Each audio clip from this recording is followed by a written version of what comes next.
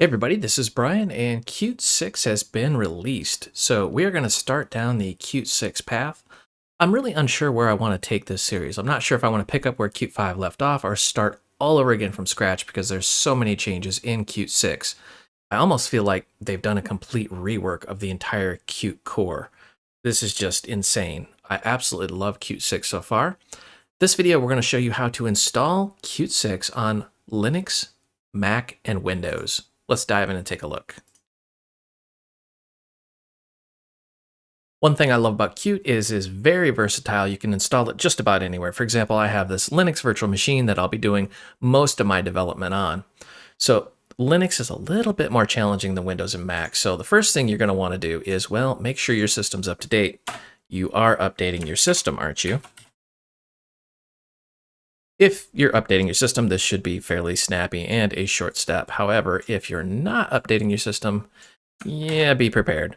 Also, let's go ahead and paste this in. We're going to install G++. I have this installed already. Feel free to use whatever compiler you want, but I'll be using G++ for my tutorials. From there, go ahead and go to Download and Try. Scroll all the way down to Downloads for Open Source Users and click Go to Open Source. Make sure you understand all of the obligations for open source. I've covered this in previous videos. It's pretty straightforward, but you have to really give Qt credit where credit's due and make sure you are following the open source licensing. From there, click Download the Qt Online Installer. Go ahead and scroll down and click Download. The online installer is, well, pretty small, so it should be a pretty snappy download, even on this little virtual machine here.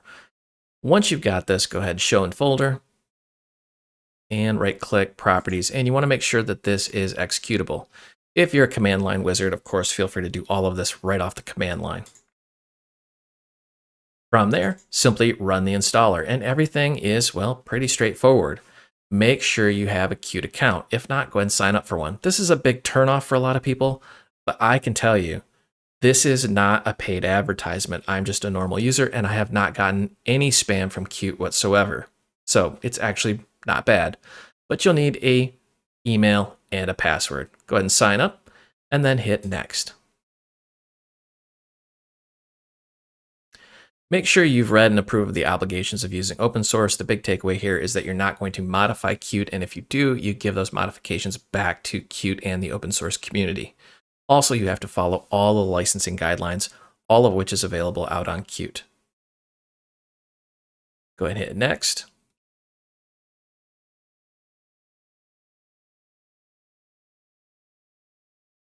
Okay. If you're feeling very generous, you can help them by allowing statistics in Qt Creator. A lot of people don't trust that, so they just go to Disable. I'm going to do Disable simply because I'm on a little virtual machine, and what I do on this virtual machine is not really what I do in real life most of the time. Now, I want a custom installation. You can definitely feel free to do the default, but I want a custom installation. So I'm going to go to Browse, and I want to put this in a special folder. From here, I'm going to tell it to go into the Qt subfolder. Hit Next.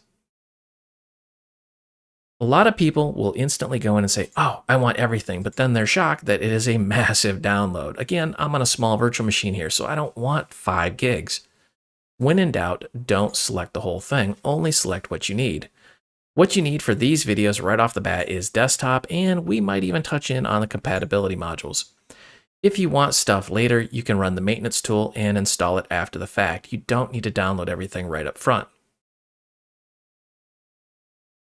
Go ahead and agree to the license agreement, and go ahead and install.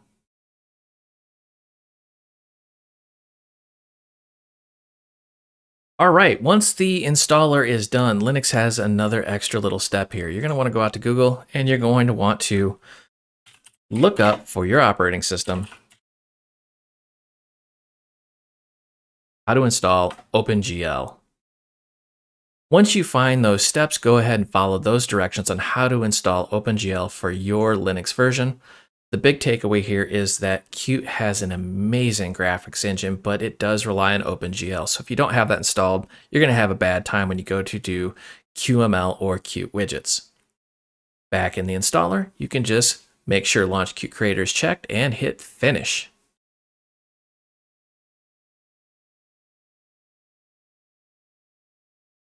Now let's say you've been happily coding away, but you find there's a feature you're missing and you want to go out and reinstall it. You don't have to reinstall all of Qt.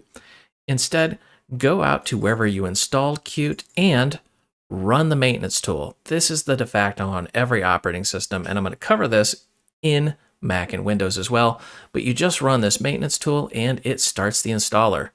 Hit Next, and then make sure you've got Add or Remove Components selected. From there, hit Next, it will download the meta information. And then you can just simply select the components that you want. Hit Next and follow the directions on the screen.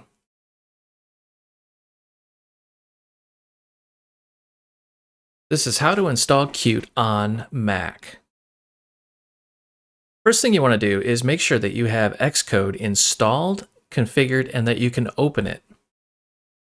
Once you get to this point, you're pretty much good to go. If you have any issues, consult Apple's documentation on how to configure Xcode. From there, you're going to download the online installer for open source and Mac. Make sure you understand and agree to all the open source license restrictions and go to download the Qt online installer. Download the installer. Once the installer's been downloaded, go ahead and open it up. You're going to want to mount the DMG file that you downloaded.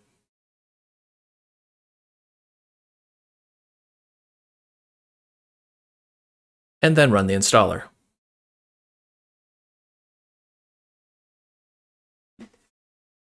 You'll need the Qt account and password. If you don't have one, go ahead and click Sign Up. The process is fairly painless, and then click Next. Make sure you have read and approve of the obligations for using open source with Qt, and click Next.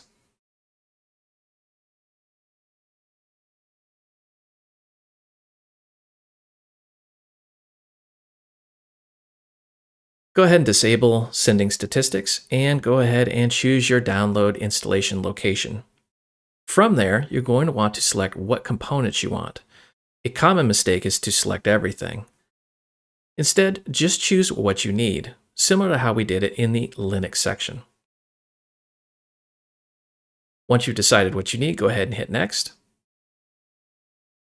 And go ahead and accept the license agreement and Next and Install. Once the installation process is finished, make sure Launch Qt Creator is checked, hit Finish. After the installation, go ahead and unmount that DMG. If there's anything that you forgot to install, you can go back out to your installation folder and run the maintenance tool. The maintenance tool will allow you to install any components that you want and even remove components you don't want. Make sure that Add Remove Components is selected and hit Next.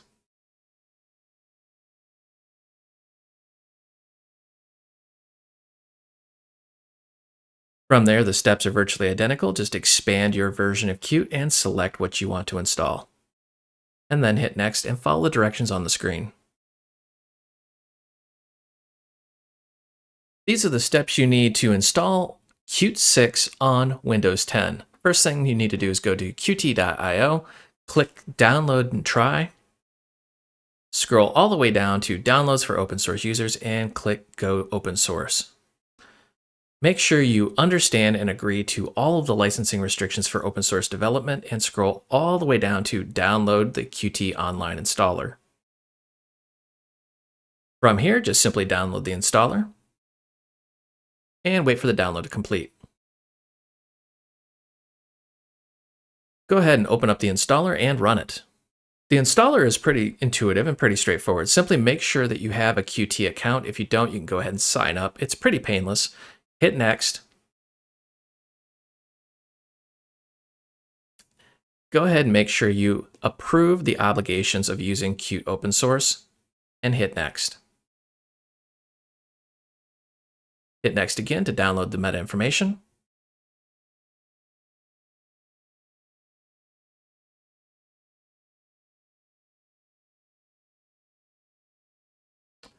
And go ahead and disable usage statistics. I want to do a custom installation. Hit next. And feel free to put Qt wherever you want it. From there, choose Qt along with Qt version 6. Common mistake is to select the entire thing, but then you're shocked by a massive download. So don't check everything. Instead, just check what you need. For example, I'm going to use MinGW 64-bit along with the Qt 5 compatibility module. If I want something else, for example, the sources, I can download those later. Everything else can be installed later. Note if you do a previous installation, there is a lot more, and it is a much bigger download. People are often shocked by how much you're downloading. Again, just install what you need. For example, MinGW 64-bit. Once you have everything that you want to download, go ahead and double check and then hit next. From there, make sure you agree to the license agreement and hit next again. Choose a shortcut name and then hit install. Once the installation has been completed, hit next, make sure that Launch Qt Creator is checked, and hit finish.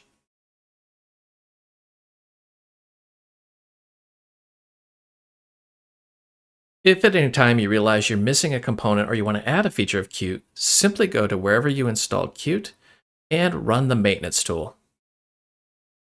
Repeat the sign-in process.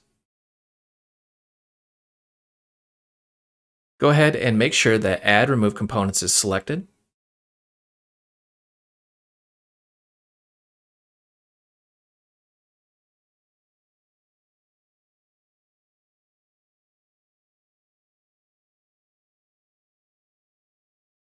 Then go ahead and expand the version of Qt you want to update and select any components you need and hit next. Follow the directions on the screen. I hope you enjoyed this video. You can find the source code out on github.com. If you need additional help, myself and thousands of other developers are hanging out in the Void Realms Facebook group. This is a large group with lots of developers, and we talk about everything technology related, not just the technology that you just watched. And if you want official training, I do develop courses out on udemy.com. This is official classroom style training. If you go out there and the course you're looking for is just simply not there, drop me a note. I'm either working on it or I will actually develop it. I will put a link down below for all three of those. And as always, help me help you. Smash that like and subscribe button. The more popular these videos become, the more I'll create and publish out on YouTube. Thank you for watching.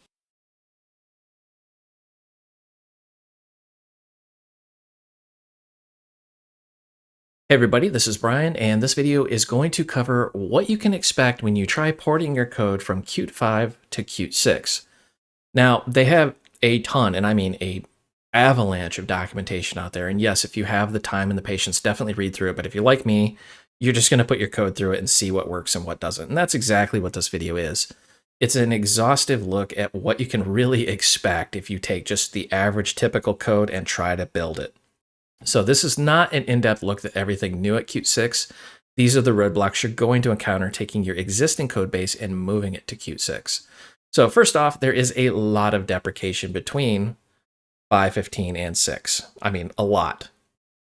They're actually really good at backwards compatibility, and I gotta really, give them a round of applause because most things just worked right out of the box.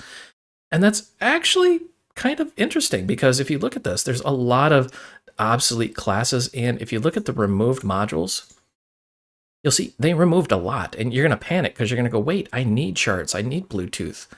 But if you go into the new modules, you see they're in there. So really, under the hood, this is, I don't want to say a complete rewrite, but they did a lot of housekeeping on this. So a monumental effort for sure, and I'm actually surprised how much code actually out of the box works as expected. So the biggest downfall for me was actually supported platforms. My virtual machine that I do my recording in was a version behind, which not a big deal. It was just a big bummer right out of the gate. And I did some videos on how to compile Qt from source and how to install it. And I actually did a whole video on how to set up a virtual machine using VirtualBox. So if your current operating system is not up to speed, you can just set up a VirtualBox and run it from there. It actually works really, really good on a virtual machine, as you're about to see. Some other major takeaways is they're moving from C++ 11 to 17. I had read a document somewhere, I don't remember where, but I read it somewhere on the internet that 17 was going to be mandatory, but actually it wasn't when I built my first Qt 6 project. The other caveat is they are switching from QMake to CMake. And if you are like me and you just love QMake, you're like, why? It's just probably because it's a royal pain for them to maintain, and CMake has become the industry standard. So CMake, once you get your head into it, really is not super hard. I'm going to pause right here and say QMake is not magically disappearing. So don't panic. You can still use QMake, but CMake is now the preferred build system. They are no longer actively developing QMake. You can still use QMake, it's just not actively being developed. So if you're starting a new project, definitely start over with CMake. So what are we doing in this specific video? Well, I'm taking all the code that I did for my Udemy tutorials. We're talking about Qt Core Beginners, Intermediate, Advanced, QML, widgets, and design patterns. I mean, this is hours and hours of code and a huge amount of code from my YouTube channel. I mean, I've got, well, there's all Python there, but I've got literally years of Qt videos out here. So I've taken all that and I've compiled it and tested it. And that's what we're going to look at in this video, is what works and what doesn't work. Quick note before we dive into the code. This is a virtual machine. It is just Linux Mint, the newest version. It is supported by Qt. There's virtually nothing installed other than Visual Studio Code. I had Python scripts running on this and Qt. So let's just crack open Qt here. And I'm going to go to About Qt Creator. This version is 4.14 based on Qt 5.15.2. Now you may be going, wait a minute, I thought we were going to talk about Qt 6. Well, we are, but I'm highlighting this for a specific reason. Qt Creator, the IDE, is usually the last thing to get updated. So you may notice things right out of the bat, like IntelliSense or some sort of script, just isn't going to work the way you would expect it to, because Qt Creator itself may still be looking for things based off Qt 5. Most things, however, were very forgiving and just worked right out of the box. Also, under Tools Options, make sure that you have Desktop Qt 6 installed. I'm using 6000 on GCC 64-bit. This is actually just straight out of the box, just worked. I actually liked it. And final note, before we dive into the code, these will be CMake projects. So if you're not used to CMake, this is the general structure here. And there is this CMake list.txt. And if you're not used to CMake, this probably looks like ancient Egyptian algebra and completely foreign to you. Basically, this little bit here sets the project name. That project name gets used over and over again. For example, right here you have this CMake project name. So really all we're doing is saying take the directory name and use it as the project name. In this case, QTCB11-3. And ironically, if you take that name and look out on GitHub, in my GitHub repositories, this would be the actual source code for the Qt 5 version. So if you want the older version of the code, you can go find it out on GitHub. I am going to re-record all of my videos starting from scratch at Qt 6, but it's going to be a massive undertaking. Whew. All right, so moving along, some other things you should be aware of is that they do have some compatibility here with Find Packages. You're looking for 6 and 5, and there is a backwards compatibility module. So if they've taken an API out, there is a module where they say it has the code, and I'll be honest with you, it's been hit or miss working for me. Sometimes it works, sometimes it doesn't. It just is what it is. Okay, the first issue I really ran into was using QVariant from QString, and let me explain a little bit here. So when we look at our code, I have the Qt 5 version of the code and the Qt 6 version of the code. So basically we're saying tester set property. So we're working with Qt property system and we're setting message to hello world. It's just a string. Makes sense, right?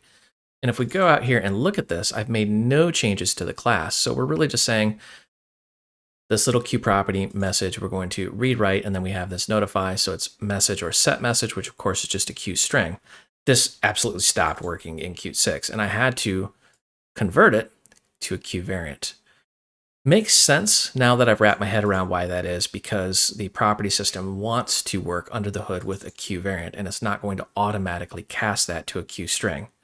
So under the hood, it's going to say Q variant to string. Some minor changes to the date time. Here I've got the 5 code, and then we've got the 6 code underneath it. So for example, in Qt 5, you'd say Qt date format system local date. That has gone the way of the dinosaur. Now you would say something like Qt date format, either ISO date, RFC, or text. Generally, what I would stick with is text, but if you need one of those others, they're there. So let's go ahead and run this and see what it looks like here. So it works as expected. You just got to be aware that if you try to use the system local date, you're going to have a bad time. It just simply won't compile.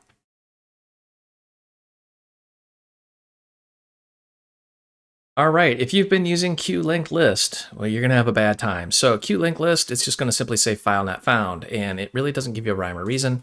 You're trying to figure out what's going on here. You're going to have to go into your CMake list and do a little bit of surgery. Don't worry, it's not super hard. You're going to add the Core 5 compatibility module, and I'm just going to do a little copy and paste action here.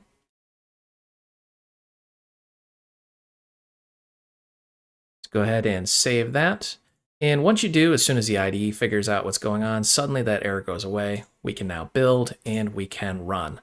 So I guess the major takeaway for this segment is when in doubt, try adding that compatibility module into your CMake and see if it just magically pops back to life. However, doing so, this is a band-aid approach, meaning don't rely on that because this module could stop being supported at any time. This is Qt's friendly way of saying, hey, we don't want you doing this anymore. We're probably not going to support it in future versions. Another major hurdle if you work with any sort of massive text processing is going to be QText codec. It's just simply file not found. So let's go ahead and go into our CMake and let's try to add the Core 5 compat and see what happens.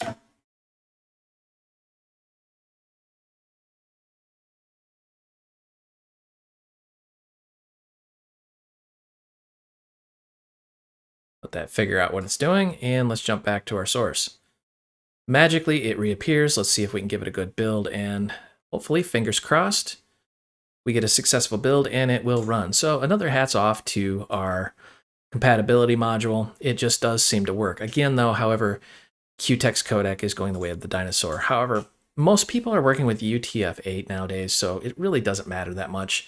And you can always use QStrings built in to UTF-8 function. I think the thing that's gotten me the most is some of the subtle changes you don't really think about. So for example, the humble QString. In Qt 5, QString append, and then we're appending an int, worked just fine. It would actually do it, and it would convert it to a character for us. However, in 6, I have to say QString append and then actually cast it. So just be aware you're going to run into those little subtle maddening issues. When in doubt, if you get some sort of weird error, try to cast it yourself. Okay, here was an odd one. I have a simple logger. When I say simple, for some newbies, it may not be super simple, but basically it's just a Q message log context or a message handler. So every time you do like a Q debug or Q info or Q warning or something like that, it's going to intercept it and do something with it, preferably like dump it to a file or something. Well, the weird thing was endl stopped working. I went, wait, what? So I put, std : endl, and I'm still getting this. Where it's just, there's no overload for it. It's just gone, so it just doesn't work anymore. Okay, super simple to fix this. Just say something like, do that, and let's go ahead and give it a build. That'll probably generate a warning, though, because I've got 2 of them in one. It was just kind of mystified me why that was suddenly an issue, but for some reason, it just doesn't like to take endl anymore. So that's probably something the compatibility module would fix, although I haven't really deep dived into it just to make sure. Let's go ahead and check this out, make sure now it is working as expected. So if you're using endl, you may have a bad time. Just kind of forewarned about that. All right, if you use pimples or depointers, pointers to implementations, you may see a subtle break in your code. This kind of just messed with me for a moment here. I had to figure out what the heck was going on. But basically, I was doing a lesson on this, and in Qt 5, this worked just fine, where we were saying QInfo, and then we had this dpointer. Well, now it is a QScope pointer, so we have to do something like this. This dpointer data, it wasn't doing it automatically, it's now a QScope pointer. Minor little change, but still it's just one of those things that'll just cause your code not to compile. Here's a minor change to QSysInfo that may make your application not compile. In the Qt 5, you could say like sys Mac version or sys Windows version. Those just simply don't exist anymore. When I say don't exist anymore, mind you, I'm running on a Linux box, so I haven't really deep dived, but under the hood, something like this may be going on where it just simply doesn't exist because I'm on Linux. But everything else just works as expected. So minor change, just keep that in mind when you're building your projects. Another minor little gotcha here I ran into was with the QXML stream reader. Basically, I had just a stream reader that was reading a very simple XML file and it just broke, and I mean completely stopped, and I had to figure out what was going on here. So stream name used to be a string. Now you have to do a stream name, which is a string view, to string. So what is a string view? If you're not familiar with this, it came in some of the later versions of Qt, but basically a QString view is a class that provides a unified view of a UTF-16 string in a read-only subset, meaning you cannot modify this thing. It's read-only. Why? Well, because it's faster and because it's safer. Now that you cannot modify it, it means your code's probably not going to crash. But just understand you now have to do the toString or it simply won't work. So far, most of these have been changes where you're like, oh, why did they do that? But you know what? There's actually some good news. So if you've worked with sockets before and you've tried connecting to the abstract socket error, it's been a royal pain in the past. So for example, I have this code for Qt 5, you have to say connect and then the socket, and then you have to do a Q overload to an abstract socket error of, and then, I mean, it just looks horrible, royal pain. That's super streamlined now. You just do this, just like a normal signal slot. So I couldn't figure out when I went to compile this why I was getting an error. It just said it didn't exist. But now you have this QTCP socket error occurred. I'm just going to connect that to my error slot and life is good. This next one is for you advanced programmers. This is the QSSL socket. There are some changes to this. So for example, in Qt 5, you used to be able to say response append and then blah, blah, blah. This was more of a QString, where a QString number, you have to do the data. When I say data, what are we talking about here? Q byte array. We now cannot just take a byte array and shove it into a string. We have to say to UTF-8 right there. Will not work unless you do that. Now, also, all the way down here. All right, we talked about the error occurred. We can now just connect to that like a normal signal slot without any overloads or anything like that. But also what I ran into was the set protocol. Suddenly TLS v1 SSL v3 does not work. I had to set it to something totally different. So just be aware of that. There are some underlying protocol changes. One thing that kind of just came out of nowhere was a small change to the Q Network Access Manager. This one kind of stumped me at first because I wasn't expecting it. And I only caught it because I was running a bunch of automated tests using a Python script. Basically, in Qt 5, you could say something like Q Network Access Manager Network Accessibility, and you could just monitor for that change. It's just simply not there anymore. I couldn't find it. So I didn't really deep dive into it because I don't use it very much. But if you're using this, well, you may have to find a different signal to backbone off of or find a different way. I did not go out and check the compatibility module. It may actually come and save the day for you, but just be aware there is some tweaking going on in the background for the Q Network Access Manager.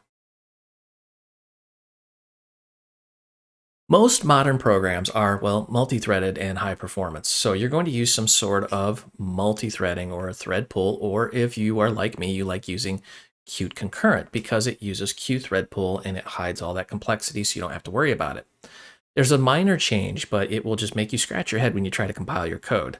So the old way of doing it is you're going to say Qt concurrent run and then the object along with the function and then the arguments. The new way is now backwards. So it is the function the object, and then the arguments, and then it just works as expected. It just, for a moment there, you're like, what? But it makes sense now because they're going from bigger to smaller. When I say bigger to smaller, they're going function, object, arguments. So if you can burn that into memory, function, object, arguments, you'll then figure out why you have all these compilation errors when you come to Qt concurrent. Another surprising one that really kind of threw me for a loop was run in an automated test, and I just kind of looked at the screen and went, huh? What in the heck is going on here? So this simple example, and maybe it wasn't the best example in the world, was a Q runnable. And inside the runnable, we're doing some basic things. And this right here is what blew up. We're saying QString sprintf, and it just completely exploded and refused to work. I was like, what? So now you have to do QString ASPrintf, and then it works. And notice minor formatting change. Once you do that, because it didn't know what the 0 was in the format, once you do that, it works just fine. It's just sprintf is gone, so you have to use ASPrintf now. Okay, unfortunately, I do have some bad news. If you use QStateMachine, it hasn't been fully moved to Qt 6 yet. And this one kind of mystified me, and I had to do some creative Googling to figure out what was going on here. So in our CMake, if I go ahead and try and build this, you're going to get this QStateMachine, no such file or directory. And try as I might, just couldn't find it. So I loaded up the actual QMake file, and I switched it from 11 to 17 and made sure it was on Qt 6 kit and all that other stuff. And then when we go to build, same issue. QStateMachine, no such file or directory. It just simply hasn't been moved to Qt 6 yet. So if you need QStateMachine, Qt 6 might not be ready just yet. Rumor has it, when I say rumor, it was out in a forum somewhere, so I don't really trust the source, but they were talking about Qt 6.0.1, so very, very soon, but of course, world events being what they are, it could be later than that. The first QML application I loaded up into Qt 6, I was just like, okay, if anything's going to break, this is what's going to break it.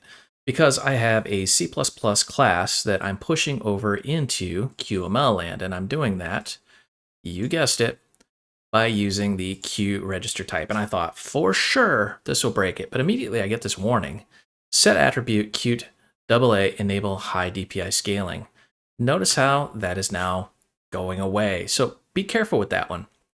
But that's actually not what broke the application. The application compiled, but then it failed to run. And this is going to be an intrinsic problem you'll have with QML. If you're doing any sort of automated compilation, it will compile just fine because the C++ code works. But when it goes to run, it'll have a hard fail. And QML just won't run. You'll get some exit code, I think of like 255 or something like that. The Achilles heel of this was that Dialogs was moved from Qt Quick Dialogs 1.3 to Qt Labs Platform 1.1 or 1.0. And you have some minor changes in the dialogues. Let me kind of scroll down and find them here. Select multiple no longer exists. Select existing no longer exists. And you now have to set a file mode, whether it's file dialog save file or open file. Once you do that, everything pretty much works as the old Qt 5 versions did. It's just kind of minor tweaking around that you got to do with some of your QML code. So if you're using dialogues, buyer beware, you're going to have to make some small changes. Another thing that got caught into the compatibility black hole is, well, regular expressions. I was using this simple validation example. When I say simple, it was really anything but. And it uses QRegExpress under the hood. And I had to change that to QRegularExpression, but that only worked after I went out and added the Core 5 compatibility. And we've kind of covered how to do this. And remember that when you add this, this is not like an instant fix. You now need to start looking for the correct way or a completely different way of doing things. So if you're working with regular expressions, just know you're probably not going to be able to use the old way of doing things. If you're using widgets, one thing that's going to come and bite you is QCloseEvent. It's pretty common practice that when the window is closing, you're going to say, hey, user, did you save your file? If not, let's go ahead and ask if you want to save it, blah, blah, blah. It just stopped working, and it wouldn't compile. So basically, it was a super easy fix. I just had to include Qt close event. But just know if you're working with Qt widgets, it's not actually included automatically anymore. You've got to include it yourself. Another one for Qt widgets is the Qt list widget item. In Qt 5, you have the item is tri-state. That doesn't exist anymore. You have to do item is auto tri-state, and it's a little confusing. So if you don't know or even have a clue what I'm talking about, let's run this and let's see. So this is a very, very simple application I did just as a demonstration that allows you to check or uncheck or have what's called a tri-state. So for example, we can say a couple new items, and let's go ahead and select these. And let's set the state to checked, and then we can say unchecked, or we could do partially. That's the tri-state where you have 3 different states. So if you try to do the old way, you're going to have a bad time, is really what I'm getting at here. When in doubt, item is tri-state is gone, and you need to do the item is auto tri-state. Another widgets was the Windows flag. It's pretty commonplace that when you load a window, you want to set whether it has a min, max button, context help, and all that fun stuff. Well, traditionally in Qt 5, I would say Qt Windows flags equals 0, and that right there came back and bit me. And I don't think that is a modification with Qt, but probably from switching from C++11 to C++17. Simple fix, you just simply don't set the value, and then you or equal it all the way through to whatever flag you currently want. Okay, a super confusing one is back in QML land, and let's go ahead and give this a good build just to show you what I mean here. So we're going to rebuild this bad boy, and it's going to just churn away, and it's going to go ahead and do its build, and we're going to get a successful build with one warning. And when we look at the warning, we get that enable high DPI scaling is deprecated. Don't really care. But when we go to run, yep, no runny. This is one of the confusing bits. And you get this main QML cannot assign object for menu bar property of type Qt quick item as a former or neither. What? What in the heck? So when we go out here, this is what I mean by it gets super, super confusing. Again, I had to switch dialogues, and we covered that in a previous section, but down here, I have all these actions. And then this is what it's complaining about. The menu bar no longer works. And I've actually gone out to the website and copy and pasted the code from the website for Qt 6.0 into here, and the menu bar just will not work. I just can't get it to work, even with a compatibility module. So I'm going to tweak around and play around with this a little bit and try to figure out what the heck is going on here. I have a sneaky suspicion it's probably some weird change I just haven't spotted yet. So if you know the answer, drop a comment below. I'd love to know what it is. Save me a few hours of figuring it out. I hope you enjoyed this video. You can find the source code out on github.com. If you need additional help, myself and thousands of other developers are hanging out in the Void Realms Facebook group.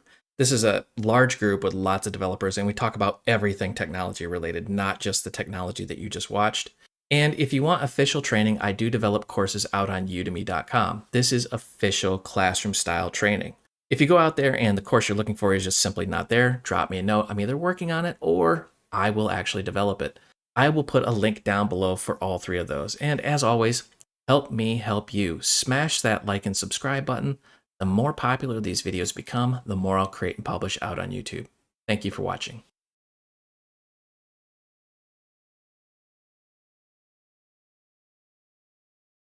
Hey everybody, it's Brian, and let's dive into learning Qt 6. This is a I'll try to keep it brief introduction into what we're doing and why, and then we'll jump ahead and do some code.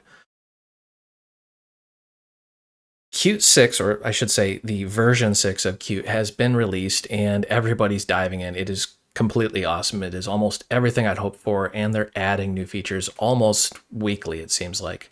That being said, if you scroll down, you see I am now doing it on a per episode basis. I'm going to try and update it fairly regularly, and the first video was installing on Linux, Mac, and Windows. That drives the other fundamental concept home is it doesn't really matter which operating system you're working on, you should be able to follow these videos just fine. Other thing I want to mention, if you go into my YouTube channel and go down to playlists, I have all the older videos, Qt, C++ programming, 224 videos, and they are old, they're ancient, but I'm still getting comments going, hey, this video is a decade old and it's still relevant. So you can really expect Qt to stand the test of time. But I'm going to stop updating that playlist and instead, man, I got a lot of playlists. I should probably prune some of these back. But I'm going to update this Qt 6 with C++. So you could expect to see this one grow. I'll no longer be updating the old one. That being said, what are we going to cover and why? Well, I put a poll out there and there was outstanding requests that we start from scratch. So we're going to be starting with the obligatory Hello World, just to walk right through the very beginning of this. And real quick before we dive in, if you're following me out on udemy.com or you signed up for one of these courses, I am in the process of re-recording all of these in Qt 6. You notice how they all say Qt 5, Qt 5, Qt 5, blah, blah, blah. All of these are going to get redone with Qt 6. Complete re-records. This is not just me changing a few little things. It's starting over from scratch and re-recording everything. I'm actually most of the way through re-recording this one right here, the Qt Core for beginners. It's been actually fun. I like a lot of the changes they've done with Qt. So without further ado, let's just dive right in. All right, before we dive in, the only assumptions we're really making is that you have Qt Creator installed. I really covered that in a previous video, and you have some fundamental C++. I don't expect you to be a guru, just know what a variable is kind of thing. Now, in case Hello World, which is what we're going to cover, is way too fundamental for you, there's this examples tab out here, and they have literally tons and tons and tons of examples baked right into Qt Creator, the IDE. So feel free to explore those. I get a lot of emails going, how do I scale an image or make a coffee machine or make a HTTP client? It's pretty much all baked right in there. So we're just going to go to projects. We're going to say new, application, Qt console application. Now, in case you're very, very new to Qt, what is a widgets application? And then what's all this stuff? So application, it's a bit misleading, but they're all applications unless you're doing a library, which is shareable code between applications. But widgets is, well, what you're looking at literally on the screen. Qt Creator is built with Qt widgets. Very cool. We are going to get there eventually, but we have to start somewhere. So we're going to do a console application. If you don't know what a console is, you should probably go to Google, but it looks like this. It's just a console you can type into. Now, in case you're wondering what Qt Quick is, well, it's their newer graphical user interface. This thing runs on everything. And its foundations, of course, is C++, which is why we're starting here at our humble little console. So let's just go to next, and then let's call this Qt6, and this is episode 3. Put it wherever you want to on your computer and hit next. Build system is a little bit confusing, especially if you're a newbie, but basically, this is how your computer knows how to take the source code and build it, compile it, into an actual application. We're going to use CMake in these videos. This is a departure from the previous videos where we've used QMake. The difference between the two is that QMake is Qt's proprietary build system. A lot of things in Qt were created because when they were created, there was no alternative, or the alternatives were just horrible. So they built their own build system. They're switching over to CMake, so we are as well. CMake has kind of become the industry standard here. We're going to hit next. And translation file, we're not going to really worry about this, but if you want to translate it into another language, you could add a translation file. Again, we're not going to worry about it right now. Now, kit selection. What is a kit? Well, a kit tells how to build, and then you have different types of build, like debug. That's for developers. It's when you want to build it, but it's got bugs in it. That's why it's called debugging. And you want to make sure that you can find those bugs and fix them very quickly. Release is what you would compile and build before you handed it to the end user.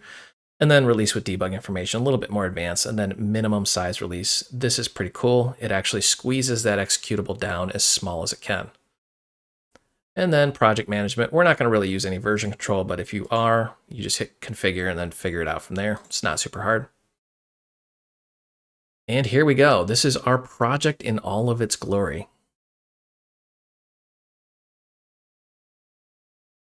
All right, we've got our application, and if you're used to normal C++, this looks a little weird at first glance. We're going to do Hello World, but we're going to do it slightly differently. So you'll notice we're including QCore application. And then we have a QCore application with A, and then some arguments here, and these arguments are passed via the main. and then we're going a.exec. So there's a couple of things happening here. First off, we're making a Qt Core application. Shocking, I know, but really what that does is it provides an event loop for the application without a user interface. And we're entering that event loop here, so we can do some sort of action. Code here. It'll execute that code, and then it'll go into the event loop, which keeps our application alive. Just kind of demonstrate that, you can build this. And assuming your kits are all set up correctly, you'll get a good build because we really haven't done anything. And then you can either run or start debugging. Start debugging is going to be a little bit slow on my virtual machine, so I'm just going to run. And it'll pop open this blank screen. Do you notice how it doesn't say return to exit? It's just running. This little cursor blinking means it's still running in the background. That's the event loop I'm talking about here. That is what keeps your application alive until you forcefully close it. Once you understand that concept, Qt is actually pretty straightforward. Let's go ahead and make Hello World the C++ way. We're going to go here, and we need to do an include. So I'm going to include IOStream, and I'm going to include string. Just in case we need it. We really don't, but just in case. We're going to go ahead and make this a function. So if you have no idea what a function is or what IOStream or string is, you really need to go back to Intro to C++ land and then pick up the series, because we're not going to cover C++. We're only going to cover Qt in this video series. We're going to sprinkle some C++ in there when we talk about fundamental concepts, but at its core, we're talking about Qt. So say do C++. In case you're wondering, there's tons and tons of playlists out on Google and YouTube. I have one myself, and there's, literally millions of them out there. So what we're going to do is we're going to read in someone's name and print it back out here. There's a billion different ways to do this. I'm just going to make it as simple as possible. I'm going to say string name. So we're just simply making a C++ string. Uh-oh, unknown type. What are you talking about here? Unknown type. Why? Why are you doing this? I know why. Because we are not using the namespace std. That's why. Now magically it works. That's one of the caveats from C++, and you can actually kind of go back and then do it this way if you really wanted to. Which way's right doesn't really matter, but point being, once you start going into the standard library, you have to kind of adopt your way of doing it, or you're going to have all these weird little errors. So we're just going to make a string, and then I'm going to say, and I'm going to do it this way just so I can really differentiate what's part of the standard library and what's part of Qt, so it just really stands out on the screen. So I'm going to say cout, which of course is the C++ way of doing standard output. And I'm going to say, please enter your full name. Actually, just please enter your name. I don't really care what your full name is, just enter a name.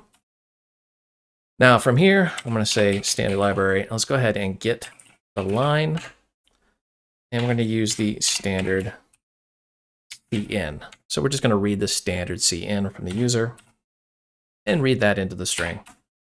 Really no magic here. It just looks kind of verbose and ugly. And I'm going to say std cout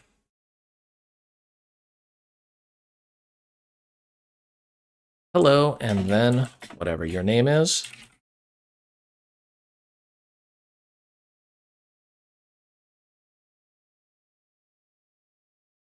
All right, so from here, we have some issues. You see how reference to overloaded function could not be resolved. What are we talking about here? Well, let's see. Did I mean to call it? Probably because I did count instead of cout. There we go. One of the issues there is just my horrible spelling, but if you get unresolved, really what that means is they are not sure what you're asking it to do. Now let's go ahead and replace this, and let's just see this work. Again, this is just the standard C++ way of doing things.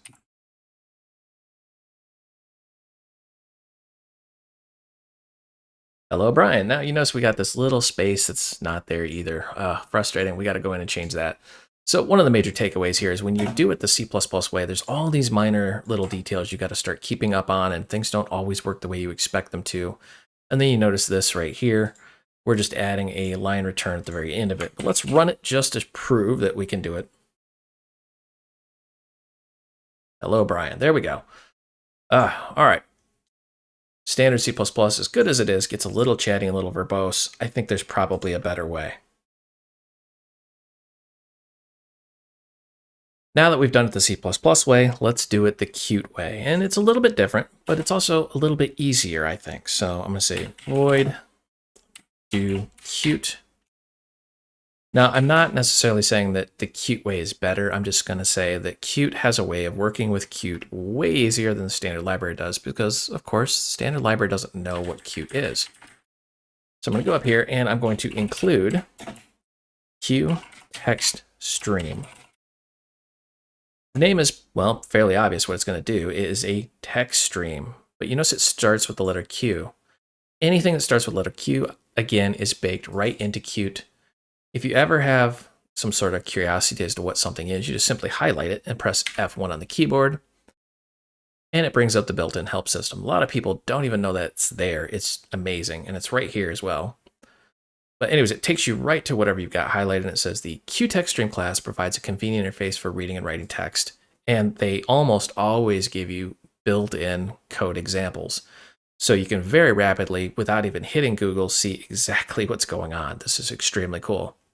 And right here where my mouse is, shows you almost exactly what we're going to do. QTextStream, stream, standard input, and there you go. I'm going to close that, and let's go down here. Let's say QTextStream, and I'm going to say QIn. We're going to do the standard input, and then let's do a QTextStream. Call this QOut. So really all we're doing is we're telling Qt to use a QTextStream and wrap the input and wrap the output. So we are using C++ in the background. Very simple, very easy. Now I'm going to say QOut, and there's a bunch of different ways to work with this, but I'm going to just keep it ridiculously simple and do something like this, just the old copy and paste. Please enter your name. And then from there, there's again, different ways we can do it, but I'm going to keep it as simple as possible. I'm going to say qin.readLine. You notice how you have read, read all, read line. There's a lot of functionality baked into this. So there's a read line. It's going to return a Q string.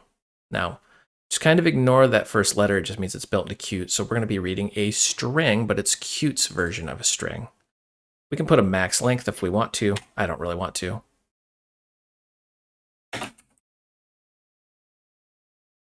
And we just say something like this. QString name equal QIn read line. So we're just reading the standard input, converting it to a QString. Very, very cool the way that works. And then we can, of course, just say QOut and just output it.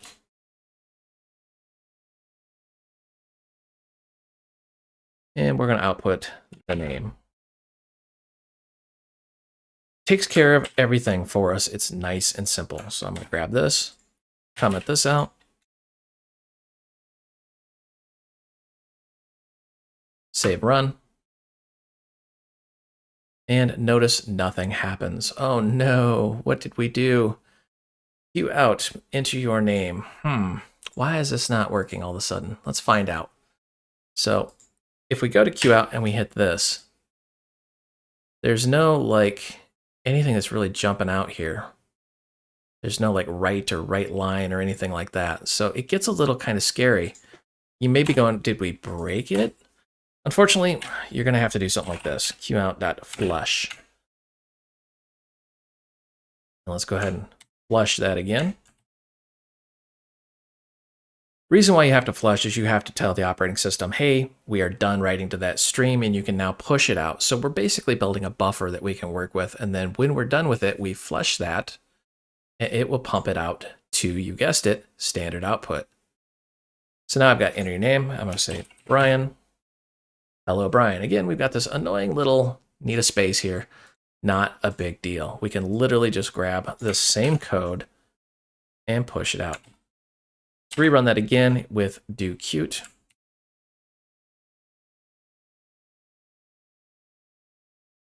Hello, Brian. See, it's actually pretty straightforward and pretty easy, and it really builds upon what you already know. So if you're familiar with C++, it's eerily familiar in Qt. So far, we've demonstrated you can do things the standard C++ way or the Qt way, but because Qt is built on C++, you can actually mix and match these, and it gets kind of nuts, but let's go ahead and demonstrate this. I'm also going to introduce something that we're going to use fairly regularly here. So I'm going to say include Qt debug. Now, you actually don't need to include this because it's built right into Qt Core application, but again, I want you to just understand what we're doing. So the Qt debug class provides an output stream, basically what we've done, for debugging information. And this is actually extremely cool. Now you can output debug information. And when I say debug information, we're not talking about hardcore C++ debug symbols. We're talking about levels of a logging. We can say a warning, critical, info, fatal, all these really cool things that we're going to cover in future videos. But just know that we can do this through basically what we've just done, and we can mix and match this with C++. This is really cool. I love this. So I'm going to say void mixed. And this is the style I tend to favor. Again, just do what works for you. Now I'm going to beg and borrow pieces of this. So I'm going to say I want our standard input using the QText stream. And now I want to say QInfo. And this is just going to spit out some information on the screen. And notice it's got many, many overloads here. I'm going to say, please enter your name. Very cool the way that works. And then I can just say, hey, you know what? I want to read that line.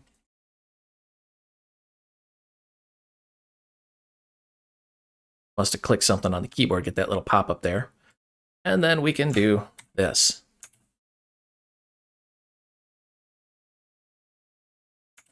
Notice I'm going to get rid of that guy, and I'm going to get rid of that guy.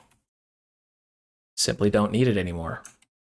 Let's grab the mixed, and let's go here.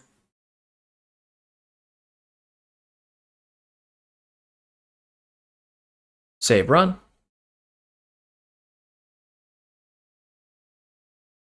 And it works. Now, there's some fundamental things you need to be aware of, especially when using mixed here. So we are reading the standard input, and QInfo is doing something magical. Now, you're maybe going, why even mess around with QDebug, QInfo, and all that? Isn't it just under the hood using the standard output? Well, yes, it is, of course, but it does something magical. See how it's got it in quotes here? So it's actually smart enough to know that this is a string, and it puts it in quotes and puts a little space there for us. This is something we're going to use over and over again. You'll see me use QDebug and QWarning and QInfo and all that fun stuff, just so we can get a peek at what's actually under the hood and what that data type actually is. There is also ways of tying this directly into logging systems. So anywhere in your application, if you use a QDebug or QInfo or so on, you can pump that out to a file or the system log. It's incredibly powerful. I hope you enjoyed this video. You can find the source code out on github.com. If you need additional help, myself and thousands of other developers are hanging out in the Void Realms Facebook group. This is a large group with lots of developers, and we talk about everything technology related, not just the technology that you just watched. And if you want official training, I do develop courses out on udemy.com. This is official classroom style training. If you go out there and the course you're looking for is just simply not there, drop me a note. I'm either working on it or I will actually develop it. I will put a link down below for all three of those. And as always, help me help you. Smash that like and subscribe button. The more popular these videos become, the more I'll create and publish out on YouTube. Thank you for watching.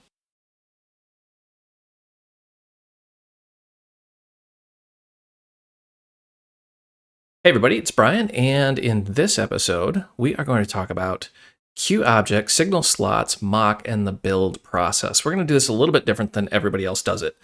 Almost every video out on the internet says QObject class. The QObject class is the base class of all Qt objects, but they don't really explain why or how any of this stuff works. So that's what we're really going to dive into. All right, so what is a QObject? Well, according to this, the QObject class is the base class of all Qt objects, and that's actually not entirely true. Most classes in Qt are QObjects, but there are template class like lists and things like that that do not inherit QObject. QString, for example, is not a QObject. So when you see this, kind of take it with a grain of salt that not everything is a QObject. Qt objects more appropriately, are the heart of the Qt object model. Now, in case you skipped that day in C++ land, what is a class? Well, it's a blueprint for an object. It's not the object itself. It's simply the blueprint. Let's say you're going to build a house. You need a blueprint. You need a plan on what you're going to build. And from that blueprint, you can build any number of houses. So that's really what a class is. We're inheriting the Qt object, which means we get all the functionality of it. So let's say we're going to build a house, but we want a house with a hot tub, right? Because hot tubs are kind of cool. So we would inherit a house and then add a hot tub onto it. And that's basically how inheritance works. A little bit more complex. We're going to cover that later. But when you look at Qt object, you see it's inherited by a lot of different classes. So the vast majority of Qt uses Qt object. And when you scroll down, the first thing they tell you is these functions are thread safe. And then you see connect and disconnect. So this is signals and slots. We're going to touch on that later in this video. And really, we're going to have an entire video on just signals and slots, but we're going to briefly touch on it.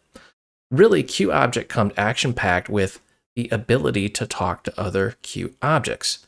Think about it like this. You have a house, you have a car. As you're pulling the car into the driveway, you want the house to automatically know the car's coming and open the garage door. You can do that kind of stuff with this. It's actually very cool. Now, signals and slots are not a Qt-centric technology. They just do it really, really well. And scrolling down, you see there's a lot of functionality baked into Qt object. We're not going to cover all of this, but just know that it can have children, automatic memory management, signals and slots, which is communicating between objects. You can move them between threads. That means you have multi-threaded applications baked right into the core of Qt, and it just gets really, really cool. And again, there are different signals and slots and things of that nature. And we're going to talk about all that in depth in another video. We're going to highlight it here. So first things first, let's go ahead and make a console application. And let's call this Qt 6. And this is episode, what are we on? 4 now, I think.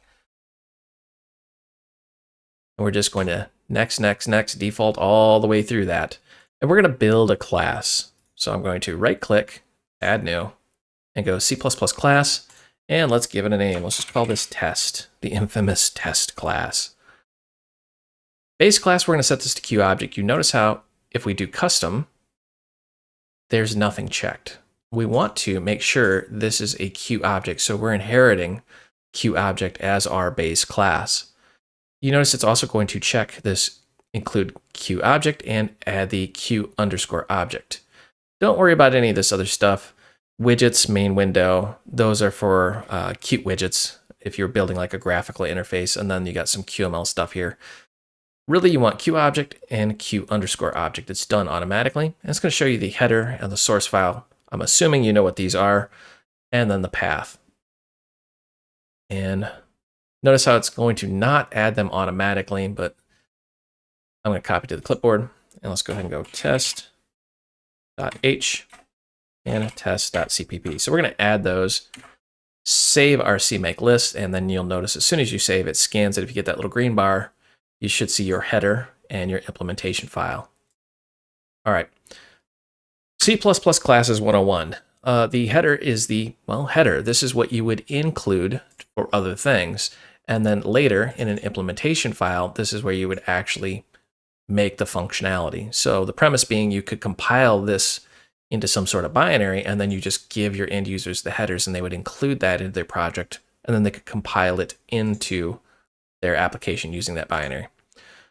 All right, so we have our include Qt object, so we are now going to make our class and inherit Qt object. And right off the bat, you see this explicit test Qt object pointer parent equal null pointer. What is this? Right here is just simply the constructor.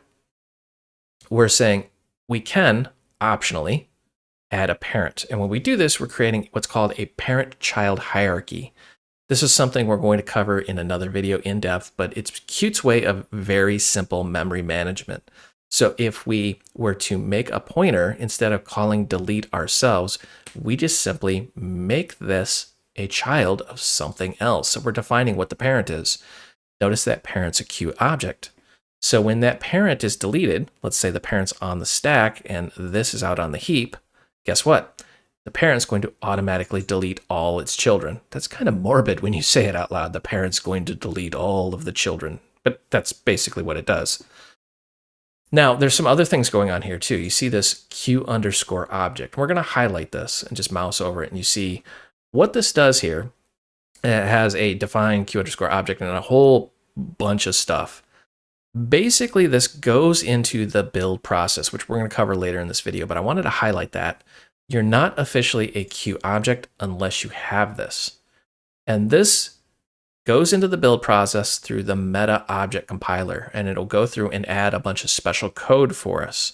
We're going to cover that later in the video as well. I just wanted to define you need to have public QObject, this macro in the private section, and at a minimum, you need to have this right here, a parent-child hierarchy. You also have signals, and you can have the public slots. Again, we're going to cover signals and slots in depth in another video, but we're going to highlight it here. This is built right into QObject. You have that communication channel between this and other QObjects baked right into QObject. You literally don't have to do anything. It's just there for you to use.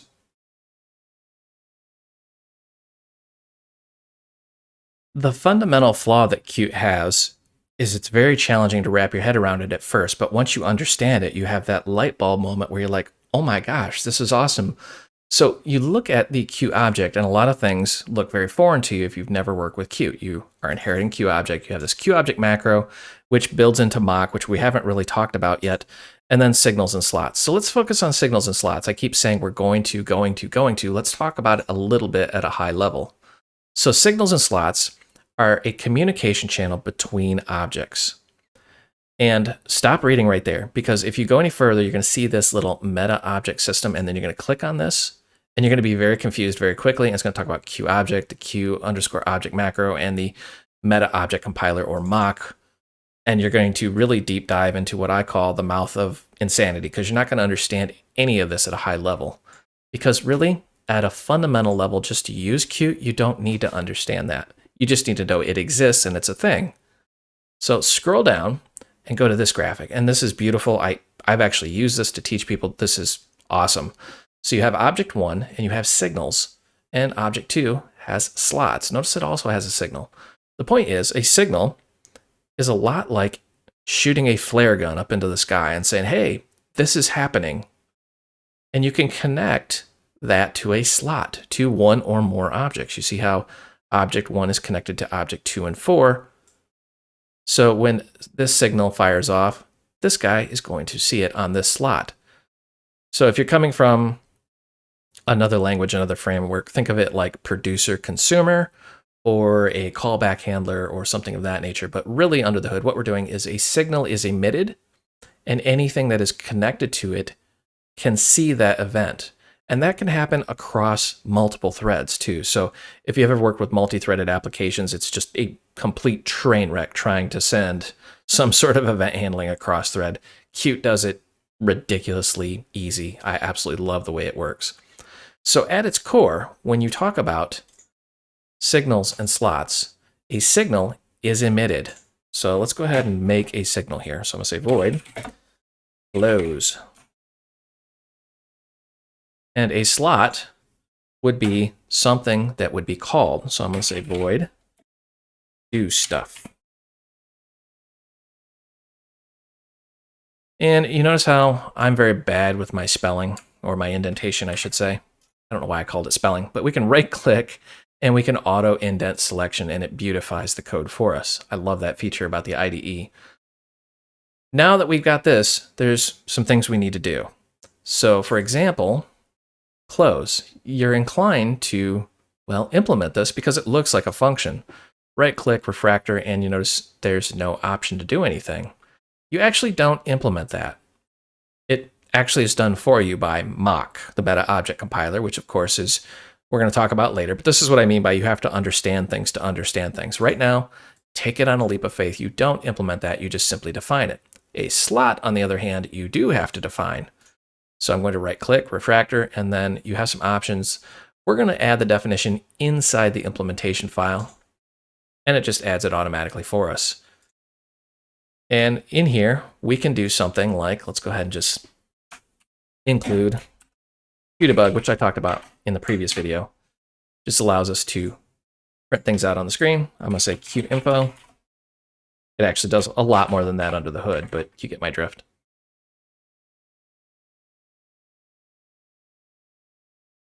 So this looks like a normal function, and it is actually a normal function. This is the beauty of signals and slots. So when you say it is a slot, and you now modified this to be a slot, you can call this like a normal function, or you can connect it to a signal and it will automatically fire off for you. This is just ridiculously cool.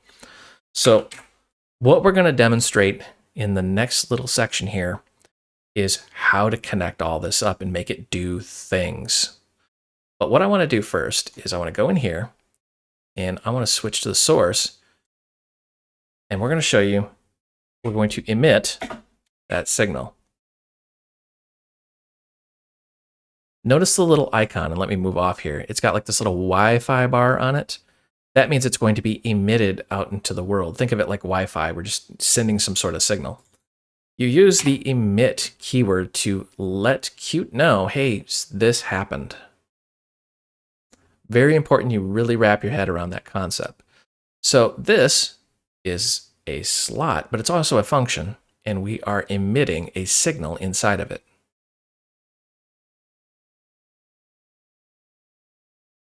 All right, quick recap. All we've done so far is we've created a class, we've defined a signal, we've defined a slot, we've implemented the slot. Let me switch over. And in our little slot, we are emitting this guy here. So let's make this do something. We're in our main here. Let's go ahead and include this, and we're going to actually close this application. So let's go ahead and include our test class. And then we can say test, just call it test.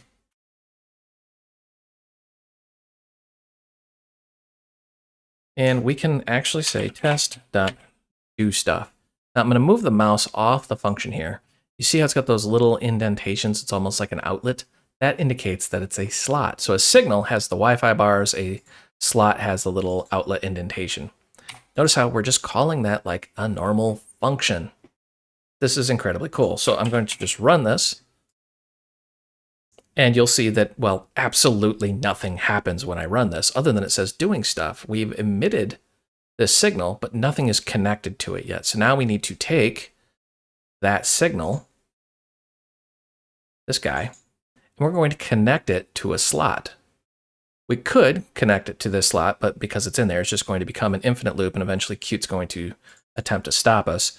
But what we're going to do is we're going to take this Q core application, this little A variable right here, which also has signals and slots, because remember, Qt object is the base class of pretty much all Qt objects. So because this is a Qt object, we can work with it.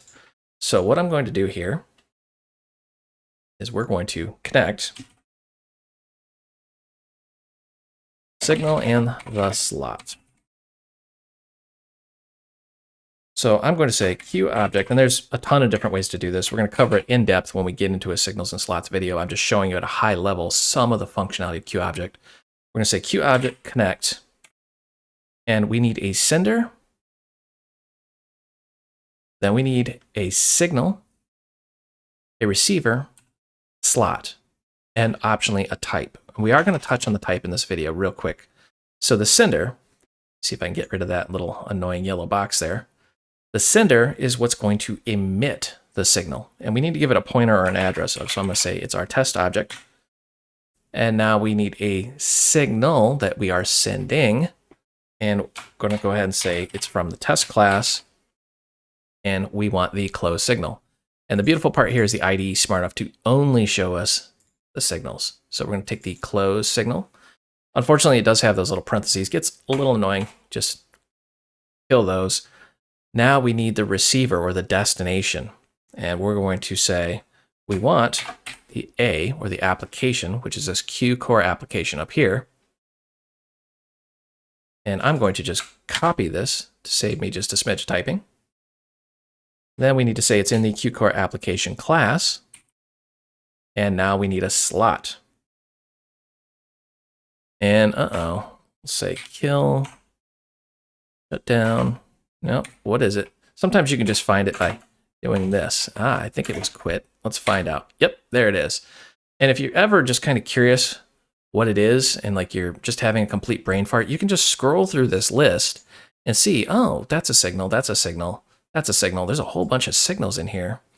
And I need something that will actually help me close this application. It's not delete later. Let's just, oh, it must be quit right here. And it's got that little slot icon. Or if you're really, really smart, you can simply select the object, press F1, it'll bring up the help system, and then you can scroll down, and the beautiful thing about the help system is it tells you the slots, quit, and then you can take it right there, ask the application to quit. Their documentation is world-class, and it actually almost annoys me when people say, but how do I? And then I just literally point them to the documentation. So what we've done here, we've said QObject, go ahead and connect up these two QObjects. So we're connecting test to our application here. We're saying when close is emitted, we're sending that signal out, we want to quit. And then we're going to call test do stuff. Remember, this is a slot, but we can call it like a function. Inside of there, if I right click this and I follow symbol under cursor, you can see we are emitting close. So when we call do stuff, we're emitting close. And because we're emitting close, Qt is going to call quit in our application. Drum roll. Prepare to be underwhelmed. It doesn't close our application. This is another confusing thing about signals and slots. There's a special way we need to do this. Normally, 99% of the time, this works just fine, but we need that little extra step here.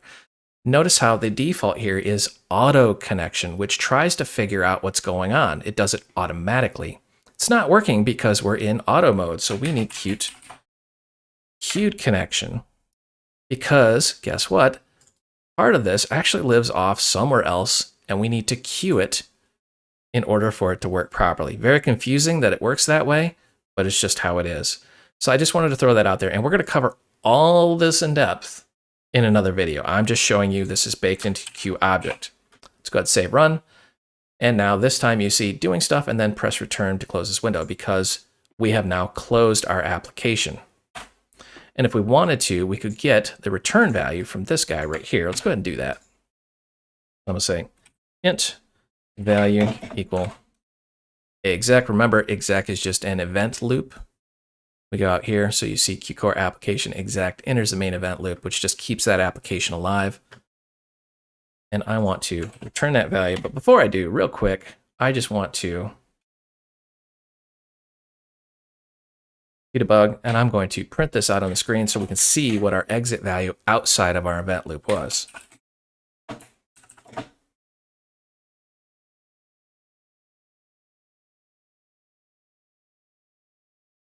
And this will show you that our application is indeed quitting, and it's doing it appropriately.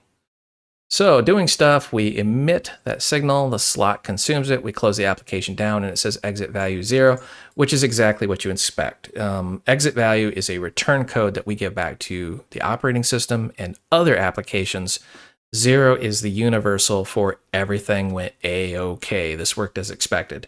If it's something other than 0, it's some sort of error code, and we would have to look at the documentation to figure out what that was.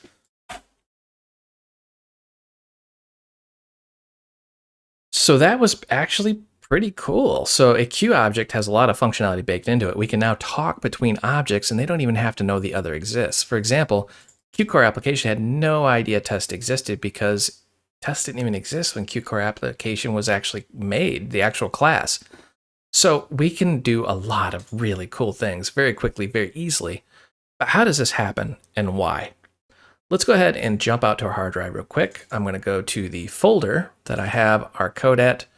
And here's our actual source code. And then here's our build directory.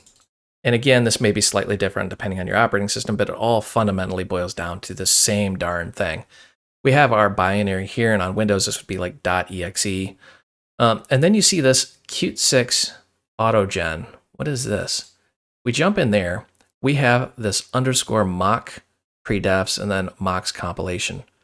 What is all this? Well, this is the meta object compiler coming in here and intercepting the build process and doing things and creating. So like if we just crack this open, see how This file is auto-generated, changes will be overwritten, but go ahead and include this guy right here.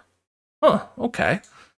Oh, there's the folder. And shockingly, there it is. So let's go ahead and open this up. And this is what mock is doing in the background. It is auto-generating this code which connects this stuff. You see, there's our test class, there is our signal, there's a slot, and it's connecting all this stuff up in the background for us, and this is how this works. Highly, highly recommend you don't even try to dive into this and figure out what it's doing. Just let Qt do its thing. But this, under the hood, is fundamentally what's going on. The meta object compiler is jumping in and creating all this for us so we don't have to. That is really, really cool. So let's go ahead and look at the standard build process here. So I'm going to probably explain this very badly because this is not a C++ class. This is me trying to explain Qt's build process. So we have our .h and .cpp files, or our source code. And let's just kind of take that on a huge leap of faith that that is our source code and that we've typed it out correctly. This would be your main file, your classes, and all that stuff. From there, what happens is the preprocessor goes in and prepares the code. I think I misspelled preprocessor, that's embarrassing. It prepares the code to be compiled. So it's not actually compiling it, it's just saying, let's go ahead and figure out what needs to happen for this to be compiled. And at this point, this is where we deviate from the standard C++ build. And Qt, I'm gonna give that the bright Qt color, comes in here, and mock, or the meta object compiler, comes in and scans your files. And it says, okay, nope, not a Q object. This is a Q object, but it's built into Qt, but I've got this guy up here. So let's go over and, oh, this is a Q object. So we need to actually convert this C++ class into a Q object, and it does all of that mock goodness in the background. And then it sees it's got the signals and slots, and it does generate all these files and all these things that I just talked about. All that magic happens in the background, and then it comes back up here. And let's go ahead and give this the pretty little build color. Then the compiler comes in and compiles, and then it comes in, and of course the linker comes in. And the linker goes ahead and it generates our binary, whether it's an executable or a library or something like that. So that, in a nutshell, is probably a very poorly explained version of what mock is actually doing. But basically, Qt is saying, hey, run mock, add the Qt goodness into it, and then finish the normal compile process. This is very simple, very elegant, but it can also be very frustrating because sometimes things happen and it blows up and you are presented with, this is where it went wrong, and you've never seen this code and you can't find it anywhere in the Qt source archives. It's because it's code generated by mock. Okay, so let's rewind real quick and let's talk about mock, or the meta object compiler. I don't want you to be an expert in this by any means, but let's just kind of rewind here. Remember when I said signals and slots, and we go back up here to ignore this little meta object system link? If we click on this, this is what's going on. So the meta object system is based on three things. The QObject class provides base class. We've talked about that. The QObject macro inside the private section of the class is used to enable meta object features such as dynamic property signals and slots. So you have to have that macro to make all that magic work. And then the meta object compiler supplies each QObject subclass, our classes, with the necessary code. So it generates that code for us in the background. And you can go on to read this, but really at its core, what Qt has done is they are avoiding, without requiring native runtime type information through the C++ compiler. So they're making their own meta object, or their own typing system. They're creating, pretty much in real time, their own data types. And this is extremely cool. And you can do a lot of really cool things with it. On top of that, we're going to talk about casting later on in other videos. They've also added features like you can perform dynamic casts using QObject cast. So now you can dynamically cast one QObject into a completely different type of QObject. This is just awesome. I love this. And of course, you have built-in memory management and all that, and then meta information on top of it, which if you're always confused, whenever you hear the word meta, think data about data. So information describing your class, and you can put it through some really, really cool situations. If you're really curious, you can really deep dive into their documentation through signal slots, the property system, and the meta object. But just know, fundamentally at a beginner's level, you don't really need to dive into all this. You just need to understand that it exists and that it is doing this in the background for you. I hope you enjoyed this video. You can find the source code out on github.com. If you need additional help, myself and thousands of other developers are hanging out in the Void Realms Facebook group. This is a large group with lots of developers, and we talk about everything technology related, not just the technology that you just watched. And if you want official training, I do develop courses out on udemy.com. This is official classroom style training. If you go out there and the course you're looking for is just simply not there, drop me a note. I'm either working on it or I will actually develop it. I will put a link down below for all three of those. And as always, help me help you. Smash that like and subscribe button. The more popular these videos become, the more I'll create and publish out on YouTube. Thank you for watching.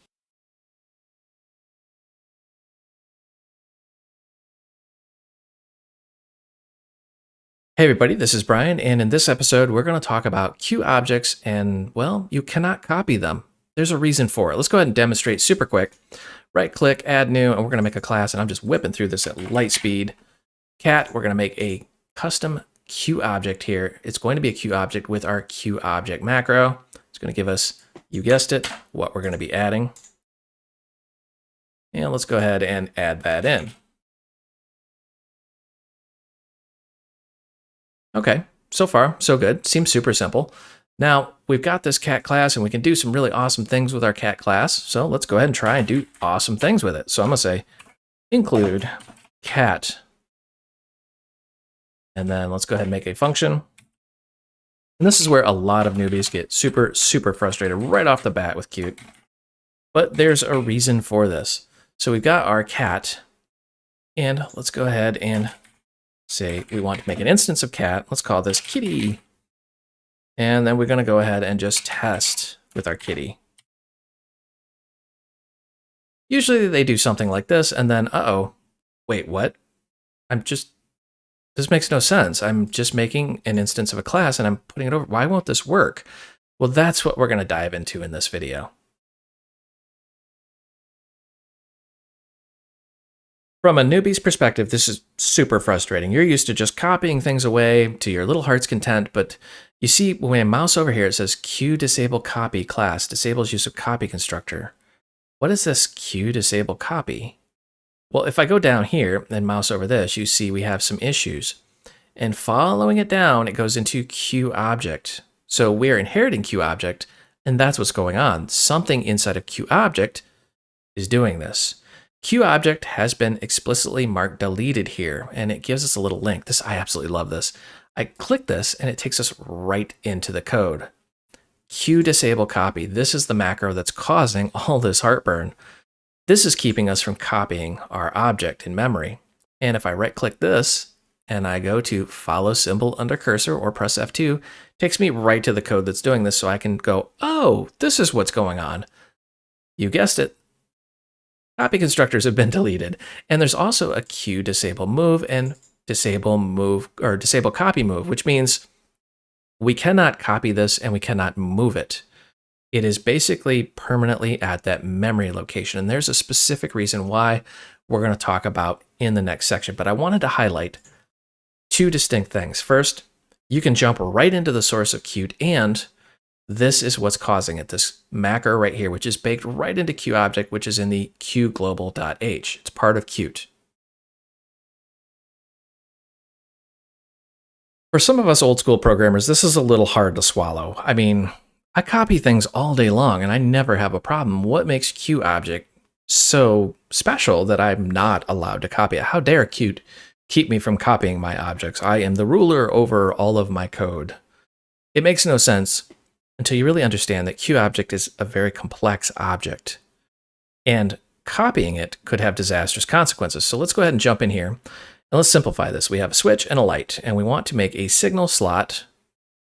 So when we flip the switch on, the light goes on. When we flip the switch off, the light goes off. You notice these are at two different memory addresses because they're two different objects. We then take this light and we go to throw it into a function that's going to copy it. But we've got the signal slot set up. Something like this is going to happen, where C++ is going to copy every aspect of that into a completely new object at a new memory address. Now you have a switch that is controlling two different lights, and we didn't mean for that to happen. And that could have disastrous consequences, especially in very large, complex applications, and it becomes a nightmare for Qt to track on the back-end code. And it makes it even worse if you were to take this guy and copy him. Because now what's going on is you've got this like this, where you have two switches. Each switch is controlling two lights, and they're all at different memory locations, and you don't know which one was which. That could be very bad. That could be disastrous if you tried to do this. Now, there are ways around this, but I wanted to drive a fundamental concept home. When we talk about Q objects, I'm going to toggle comment selection. You notice how 99% of the time when we print something out, we can say QInfo.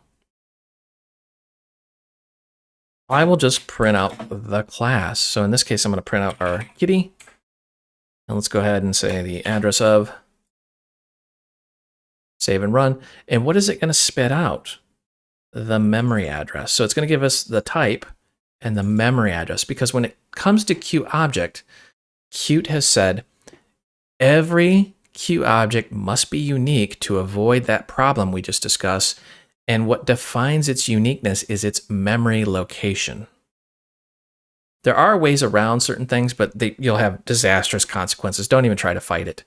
And this is the main reason why you're going to end up in this nightmare scenario where signals and slots start going berserk and everything starts going crazy in the background. And it gets even worse if you try to delete this thing later on. If you know C++, the answer to this is pretty obvious. How you get around this is simply don't copy the object. And let's go ahead and demonstrate here. So I'm going to just uncomment all this. This, of course, will create a copy. I'm going to use the address of, and I'm going to say test2.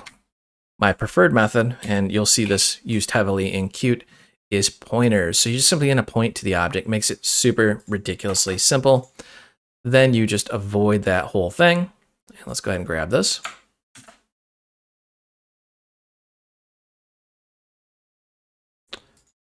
Let's go ahead and say cat and cat. Now, if I try to use it up here, you notice how it's still going to say invalid binary expression. This is why I almost always use a pointer, simply because I don't have to mess around with that every time I QInfo something out. So now we can just, you guessed it, and we can prettify these things a little bit here. So I'm going to say ptr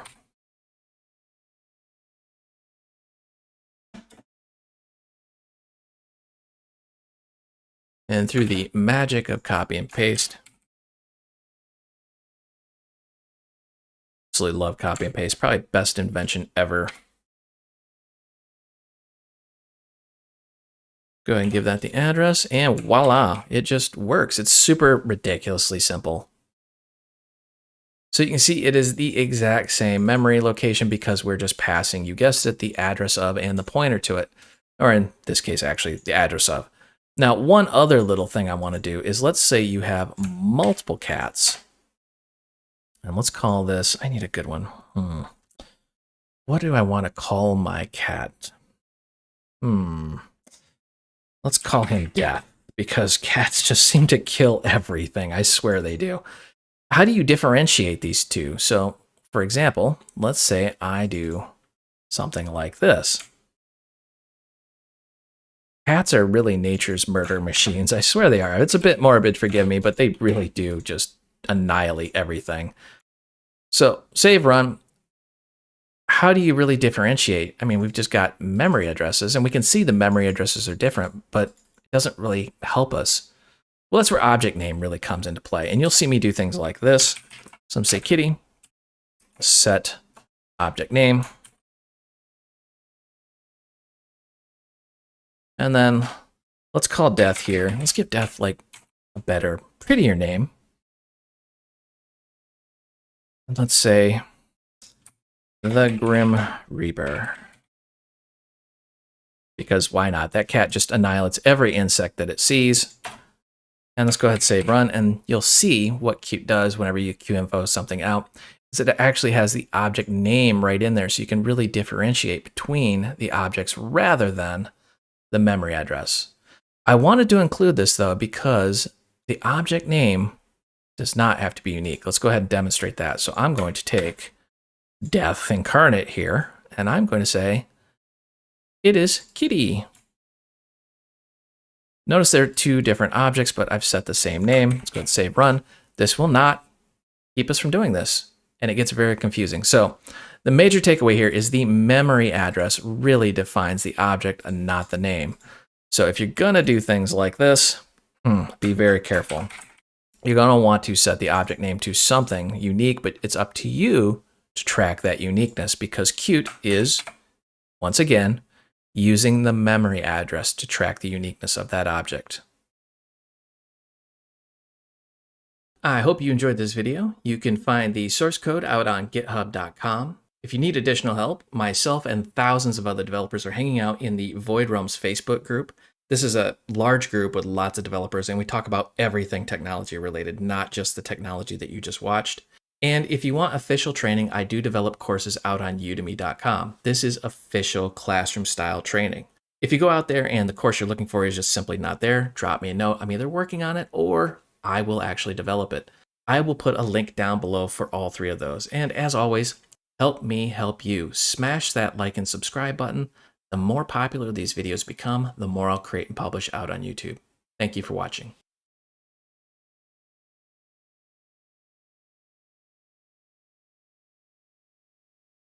Hey everybody, this is Brian, and let's continue our conversation about the QObject class. Specifically, we're talking about automated memory management, or if we click more down here, QObjects organize themselves in object trees. What does this really mean? We're talking about automatically deleting its children.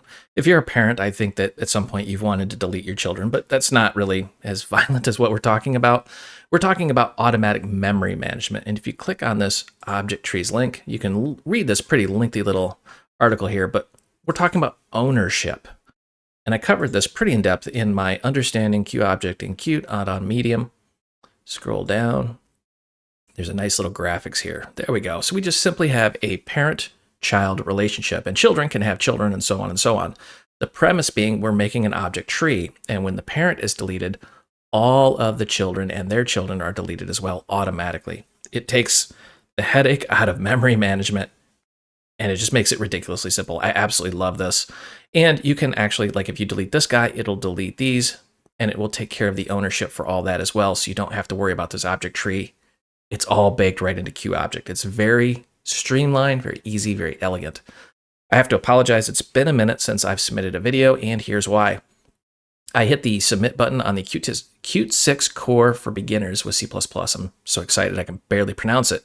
You notice this says, this course is in draft mode. It's not available yet, but hopefully, fingers crossed, in the next few days they'll approve it. And this course will be a direct replacement for, scroll down, the Q5 Core for Beginners with C++. So if you already have this course, you're going to get a free coupon as soon as they approve it. But anyways, let's dive in and let's take a look at the parent-child relationships. Okay, before we dive in, we've got a little bit of setup we need to do. First thing we're going to do is add a QTimer. So I'm going to say include QTimer. And if you don't know anything about Qt, basically what this will do is fire off some sort of event at a specific interval, or we can do what's called a single shot, which will do it one time. So we're going to go down here. There's something we need to understand before we really continue, which is Qt Core application is, well, a QObject. You can just simply hit F1 on the keyboard and you can see everything about it right here, and it is inheriting QObject. So because this is a QObject, we can use that parent-child relationship. So your very application can be the parent. Also understand that a.exec is Qt Core application exec. So if we highlight that and hit F1, what exec is doing is entering a main event loop. What does that mean exactly? So if I save this, run it, give it just a brief moment for this little virtual machine to build it, you notice how it doesn't say hit return to exit or the window doesn't disappear, it's just sitting there. That's the event loop. So we're going to include a timer to shut this down. We're doing this because we want to see the full life cycle of a Q object. So I'm going to just say Q timer, and let's call this timer, then timer dot, and we want a single shot, meaning we're going to do this exactly one time. We're going to cover Q timer in depth in a later video, but I just, for demonstration purposes, wanted to do it here. We need in milliseconds, so I'm going to do 3000 milliseconds or 3 seconds. And then notice it wants a Q object receiver and then a const char member. So what we're doing is signals and slots, something else we'll really cover in depth, but just at the moment, take a giant leap of faith that we are sending something to another Q object. So the timer is going to let the application know the time is up in 3 seconds. So we're going to say address of our application, and then let's go ahead and give it Q for application, and we need a slot. So you may be wondering what a slot is because we haven't really talked about it. So a slot is a normal function that has mock wrapped around it, so we can now use what are called signals and slots, and we can send messages back and forth between objects. We're going to cover that very, very in depth in a later video, but just understand what we're doing. So our timer, after 3 seconds, is going to let our application know it's time to quit. It will exit this event loop. So what we want to do now is grab this, and we want to just intercept this somehow. Let's say int, let's call this value equal a.exec. So what this is going to do is give us the exit code of our application. That exit code is something our application is going to return out to the operating system. So we're just simply intercepting all that. Once we got that, we can just say qinfo.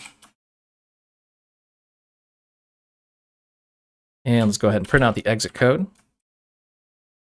This is so that we know we shut our application down gracefully.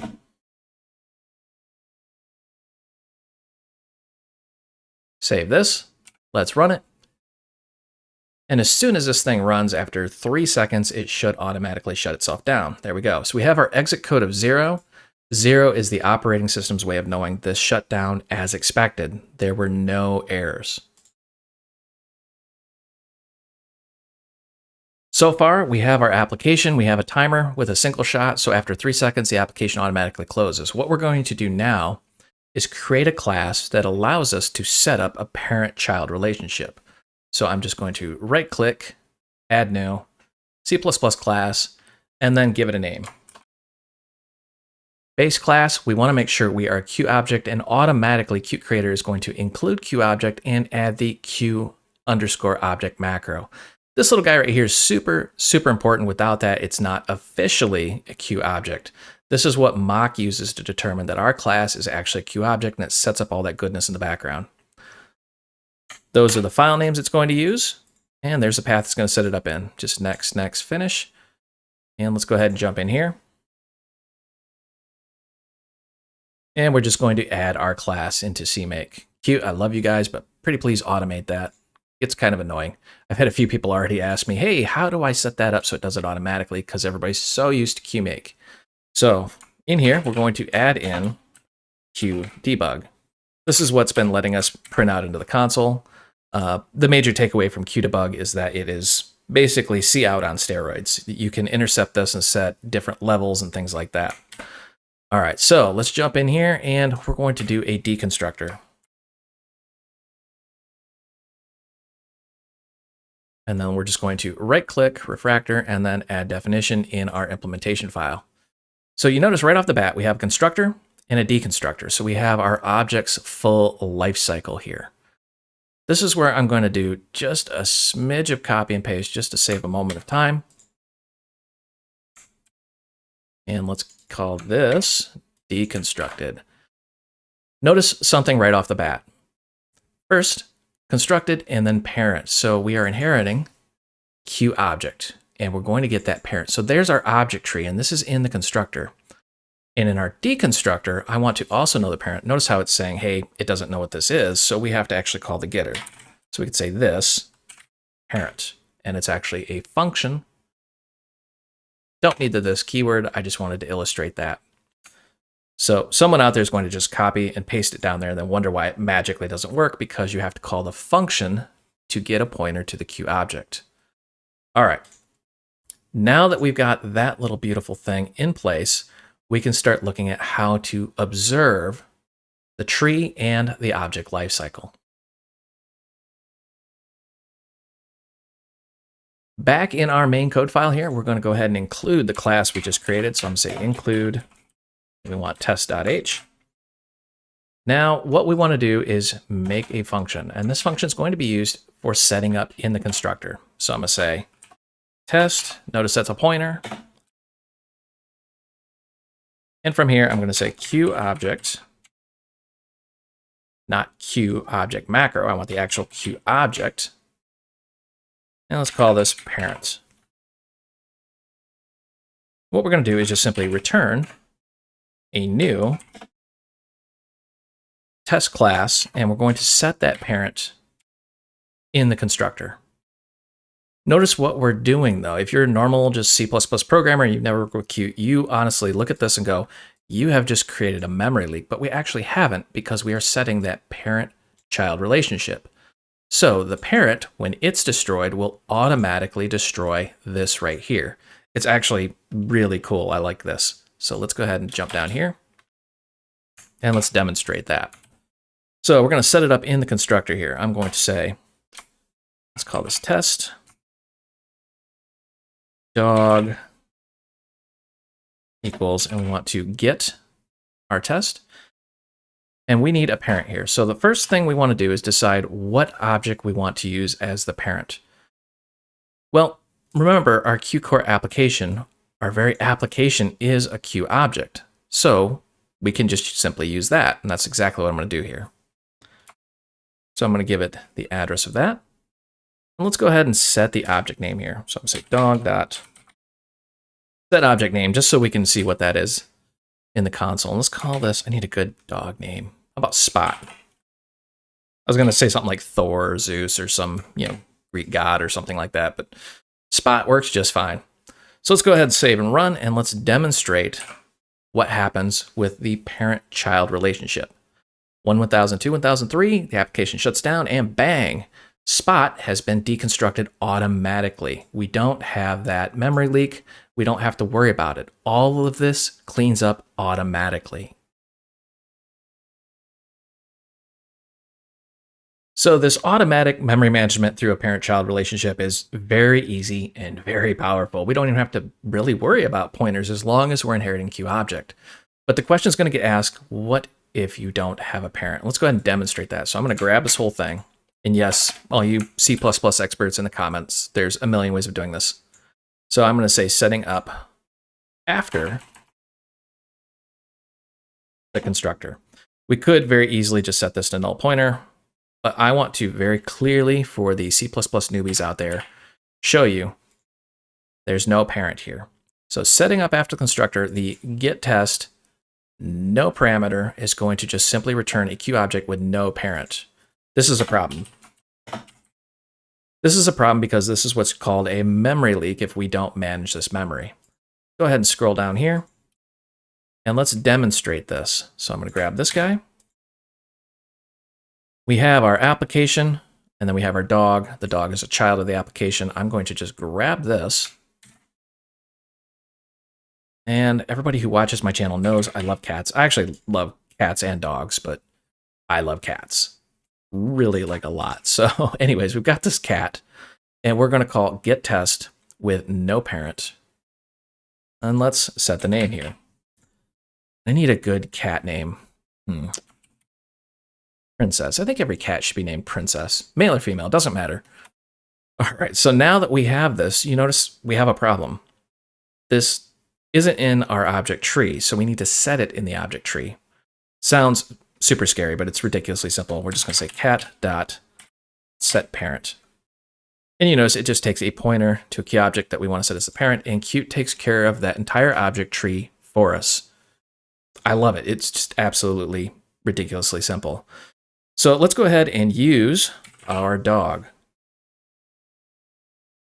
So now we have a clear object tree. We have our application. Application is the parent of the dog. The dog is the parent of the cat, which is really a weird thing now that I think about it. Let's go ahead, save and run, and let's watch all of this happen. In 3, 2, 1, boom, application shuts down. So we have constructed our dog. Its parent is the Qt Core application. We've constructed our cat. It has no parent. It's just 0, 0. And we have an exit code of 0, meaning we shut down gracefully. And then you see our dog, Spot, deconstructed. Now our cat, Princess, also automatically deconstructed. Its parent was the dog. That is extremely cool.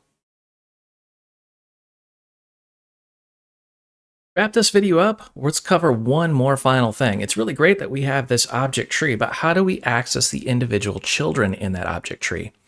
We've been using our test class. I'm just going to jump out to the implementation you see in our deconstructor. I want to know just before we deconstruct what children we have. So I'm going to jump in here and say for each, and I want QObject pointer. Let's call this child. You can call it whatever you want, but let's call this one child. And this is going to be in our children. Now you notice how there's children, find child, and find children. So these are a little bit more advanced than where we are in this video series. We're just going to call children, which is going to give us a QObject list, or a list of QObjects. Go ahead and do this, and I just want to QInfo this out. And this basically is just going to show us what children we have. So I'm going to say the current object, and then I want to know this is a child. And then let's go ahead and print out the actual child object here. Save this, let's run it. Now remember, we had our application, which had a dog, the dog had a cat. So sure enough, we can see right here, bang, Spot has a child named Princess, the cat. And there you can actually access your elements inside that list. It's ridiculously simple. And yes, you can just keep adding and adding and adding, and you can even remove them. When you actually delete one of these objects, it's automatically deleted out of this tree for you, so you don't have to worry about it. I hope you enjoyed this video. You can find the source code out on github.com. If you need additional help, myself and thousands of other developers are hanging out in the Void Realms Facebook group. This is a large group with lots of developers, and we talk about everything technology related, not just the technology that you just watched. And if you want official training, I do develop courses out on udemy.com. This is official classroom style training. If you go out there and the course you're looking for is just simply not there, drop me a note. I'm either working on it or I will actually develop it.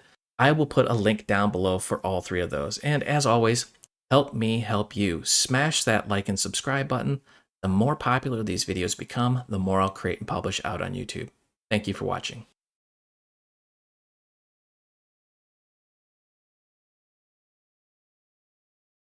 Hey everybody, it's Brian, and in this episode, we're going to talk about the algorithm QDeleteAll, which deletes all items in a range using the C++ delete operator. Now, why do we need this? For example, let's say we want to work with a list of QObjects. Remember, a QObject cannot be copied. So if we're going to put this in a container, we have to put a pointer to it in the container. Pointers, of course, come with the overhead that we manage the memory. QDeleteAll makes that super simple. Here's a great example. You can delete the entire container, and then you have to clear it out. The major caveat here is this will not remove the items, just free up that memory. For this example, I've already got some code written. We have just a simple test class as a constructor and a deconstructor. And if we switch over here, you can see we're just going to QInfo out constructed and deconstructed so we can see that object's life cycle. Let's dive in and take a look. First thing we're going to do here is get a list of pointers. So we've got that test class, and we're going to put that into a list. And because it's a QObject, we have to work with pointers. To make life super, super simple, I'm going to do a type def. If you're still new to C++, basically this allows us to make some type of alias. So I'm going to say QList,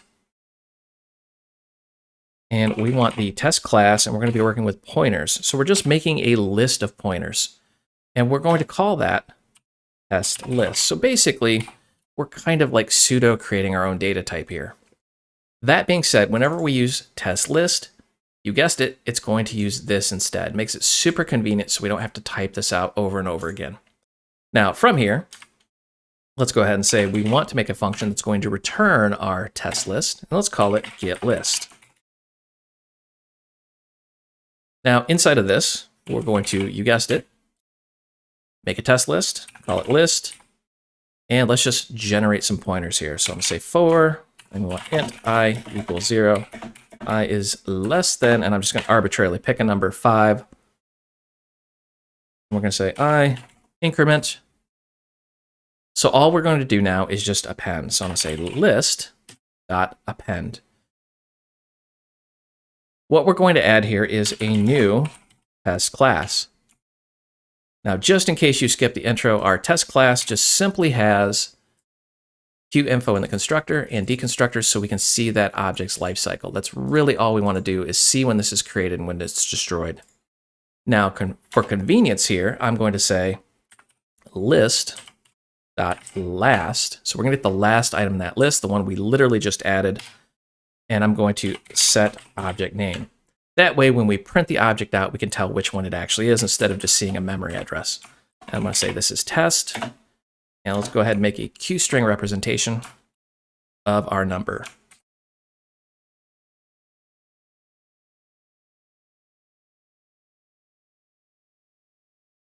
Now that we have that list, we simply need to return it.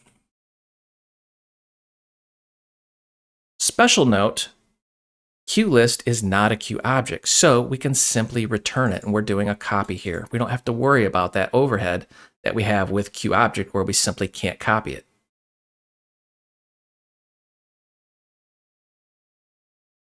Now that we're able to generate a list of test classes, we want to really conveniently display them. So I'm just going to make a simple function. We're going to display a list of pointers here. So what we're going to do is say void display, and we want our test list type def there. Let's call this list, and we're just going to use the for each keyword. We're going to say for each test pointer, let's call this item in our list. And that's just going to go through each item in the list and then allow us to, you guessed it, just print it out. Super simple. Now, we have a subtle problem here. Notice we're not testing to see if this pointer is even valid. We're just directly working with it. That could cause problems later, as we're going to demonstrate. Now that we can get a list and display it, let's see this in action. So we are going to, first things first, say test list, and we want a list here. And we're going to call our getList function, which is going to return that list. Now from here, we can go ahead and display it. So I'm just going to display our list. Notice there's a whole lot of copying going on. Generally in C++, I dislike copying, but I'm doing this for a reason, just to show you that we can copy that QList without any problems whatsoever. So let's just go ahead and demonstrate that. And there we go. So we have a problem. You see how we've got all of these constructed. And in case you're wondering what this object 00 is, that's the parent in the background. It doesn't have a parent, so this will not follow the parent-child relationship or that object tree, meaning we're not going to use Qt's built-in automatic memory management. We have a memory leak. We've got these items that are just going to exist in memory until we destroy them. You can see here where we're displaying them, but they're not being deleted. Oh, okay, this is a problem, and this is a normal C++ problem. So let's look at a possible solution. First thing we're going to do is we're going to say QInfo, and let's say we want to delete them.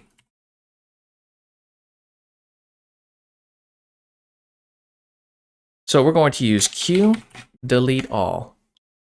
Now this is an algorithm baked right into Qt. There is a little bit of a problem here. A lot of the algorithms are being deprecated, meaning you just really shouldn't use them. Why? Because a lot of the algorithms that are in Qt didn't exist in the C++ standard library, or dare I say the C++ standard library was subpar. That being said, a lot of that is really changing. So I put a link right here. Note that the standard template library functions starting with Qt 5 are pretty much starting to be phased out, with the exception, of course, QDeleteAll. Now, there is more than likely something out there, and you can re-implement this very easily, but it's already baked into Qt, and it's ridiculously simple. So this method is going to do the entire list. Let's go ahead and just demonstrate that. Now you see we have the full object lifecycle. Our application is still running. You see this little cursor blinking, but we've demonstrated that we have, using that algorithm, destroyed those objects. But we have another issue that we have just created, and this is unfortunate. Those items are not removed from our list. So if we try to use them again, we have a different issue. We have a bad pointer, or what's called a dangling pointer, meaning that is a bad pointer, and it will, of course, crash our application. And this gets a little bit, well, insane trying to figure out what just happened. In case you're curious, this is what's going on right here. We're not testing this pointer before we use it. We're just saying, hey, I'm trusting it, and guess what? This is a bad pointer. And program goes boom. So every time you use QDeleteAll, you're going to want to clear that list. You may be asking, well, why doesn't the algorithm just do it for me? Well, there's a reason for that. You may not want that functionality, and that may introduce other issues. So you as the programmer are expected to know what to do. So once we've now cleared that list, let's go ahead, save, run, and it should run perfectly fine. Ta-da! No crash, and our objects have gone through their full life cycle. Now, there is another way. So I'm going to comment this out. And when I do QDeleteAll, you see we are at one of two. And the first one wants a container. The second one wants a forward iterator and beginning and an end. That's right. So you can do a chunk of a list if you wanted to. I'm just going to pretty much do the same thing we just did using this way. So I'm going to say lst dot, whoops, list dot begin and list dot end. So if you had special positions, you could go out and then start a custom beginning and custom ending and delete just a chunk of this list. But using this does basically the same thing as just clearing the entire container, because we're starting at the beginning and then going to the end. Let's go ahead and demonstrate that. And there you go. It's really that simple. I'd love to have a long, exhaustive conversation about this, but QDeleteAll is just, well, very simple, very easy to use. I hope you enjoyed this video. You can find the source code out on github.com. If you need additional help, myself and thousands of other developers are hanging out in the Void Realms Facebook group. This is a large group with lots of developers, and we talk about everything technology related, not just the technology that you just watched. And if you want official training, I do develop courses out on udemy.com. This is official classroom style training. If you go out there and the course you're looking for is just simply not there, drop me a note. I'm either working on it or I will actually develop it. I will put a link down below for all three of those. And as always, help me help you. Smash that like and subscribe button. The more popular these videos become, the more I'll create and publish out on YouTube. Thank you for watching.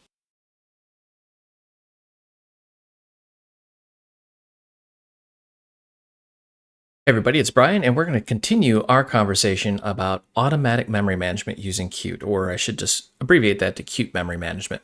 This video is going to cover two specific classes, the QScope pointer and the QShared pointer. What are these? Well, these are called smart pointers. If you don't know what a smart pointer is, remember in C++, when you use the new keyword, you create an instance of an object out on the heap, you now own that lifecycle. And yes, Qt objects do have the parent-child relationship, which automates that very cleanly, but sometimes you need a little extra, well, muscle power. You got to be able to do things. And that's where smart pointers come in. Now, things have changed over time. You may be, especially if you know C++, asking, why are you messing around with this? Why aren't you using the standard library or Boost or any of the other things out there? Well, this article written in 2009 summarizes that beautifully. This was written in '09, but it still stands the test of time. Most of this is still fairly accurate. How many smart pointers does Qt have? Well, in this article 8, and the updated documentation shows actually more, and I actually expect that to keep growing.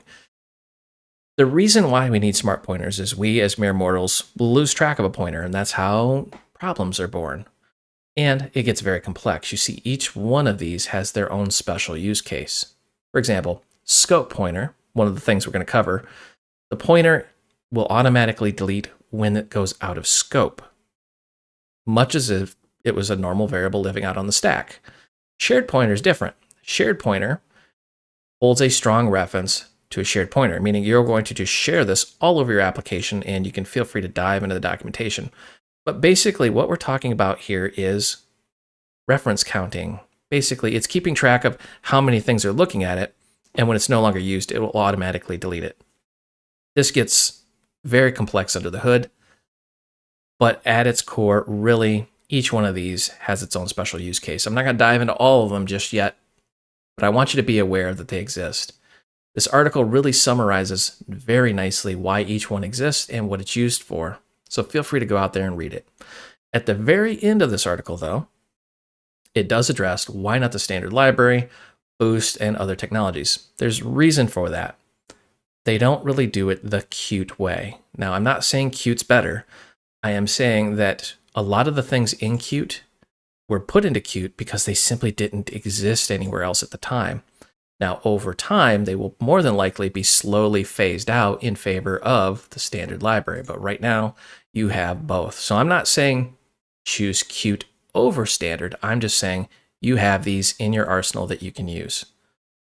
All right, let's dive in and let's take a look. So let's go ahead and test QScope pointer. So I'm going to go in here and we're just going to add the include to it.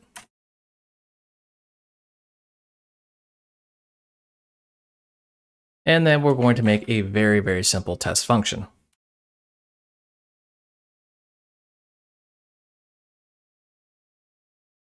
What we're going to do now is we're going to say QScope pointer. And this is a template, so we need to, of course, work with it. And we want to use the test class. Let's call this PTR. And we need to initialize it. You notice we're going to initialize it with a pointer. So I'm going to say new test. Now, in the real world, likely you would call another function which would generate this for us. And then you would just grit that pointer and then shove it right into here. All right, that being said, now we have wrapped this pointer with a QScope pointer called PTR. We can go ahead and do something with that. Now, before we actually do anything, let's modify our test class ever so slightly. So right now it does absolutely nothing. It's just got a constructor and a deconstructor. I'm going to go ahead and say void message. And we're going to make a QString. In case you've never heard of QString before, it is well, it's actually pretty amazing. We're going to cover it in depth in another video, but if you highlight it and hit F1 on the keyboard, the QString class provides a Unicode character string. That's right, Unicode, baked right into Qt. You really don't have to do anything. It's just baked right into Qt, and you have a massive amount of string processing you can do. And it's all Unicode. It's not ASCII. This is amazing. All right, so in our message, we're going to right-click, refactor, define in our implementation file. And then we're simply going to grab this. And let's go ahead and just print out the value.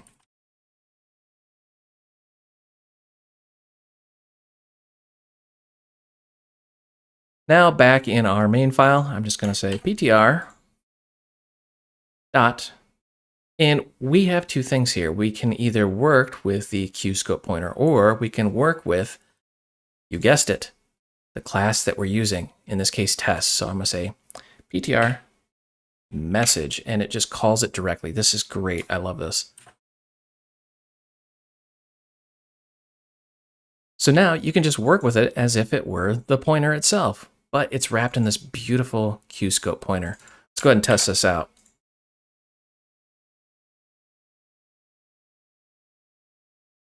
Now remember, you typically get this pointer from another function. I'm just wrapping it all into one little function for demonstration purposes.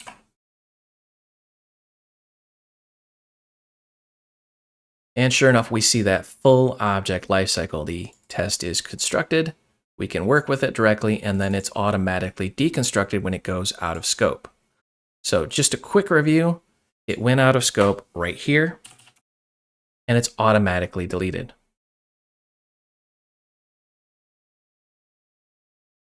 Next, we're going to take a look at QSharedPointer. Remember, this is designed for the pointer to be shared, hence the name QSharedPointer. Really, what we're going to do is we're going to create some monstrosity like this. And for newbies, this may look intimidating, but this is actually a fairly simple app. We've got our main function. We're going to create a test shared. So we're going to create a pointer in main, pass it to test shared. Then we're going to, of course, pass it to another function called step. Step is going to call a function called work multiple times, and then ultimately finish is going to get called. The problem here is that pointer should automatically delete itself, but not until we're finished. This is the beautiful part about QSharedPointer, is it keeps track of where it's all referenced and what's going on, and you can make it infinitely more complex than this. You can spread it across multiple classes and whatever you want to do. I'm just really dumbing down this example so newbies can wrap their head around this whole process here. So let's take a look. I'm going to make our function called testShared. And we are going to get a raw pointer, call this test, from our main function. And now we want to do something with that. So let's go ahead and say test shared, new test. So we're just getting that raw pointer right from our main function. We're here, we're going to here. And in here, what we need to do now is actually wrap that pointer and take ownership of it. So I'm going to say Q shared pointer. This is templated, so you have to tell it what it's working with here. Let's call this, let's give it a startling name like PTR, short for pointer. I know, I'm really horrible at picking names. You ever have one of those moments where you just stare off in space for like 5 minutes trying to pick a variable name? So I'm going to say PTR dot, and then we can just work with this directly. And we're going to say message. So we're going to send out some sort of message. And in this case, I'm just going to say starting. In case I've lost you, this message function is actually part of the test class. You can see it right here. So we're actually just working with that pointer directly, even though we just wrapped it with a QSharedPointer, and we're now tracking that reference. From here, we're going to make another function. Flipping back to our diagram, we're going to go into a function called step. So let's go ahead and say void step. And this is the confusing bit for newbies. You're not going to pass the pointer. You can certainly do that, but then rewrap it and it just becomes a nightmare. Instead, what I like to do is simply this, Q shared pointer.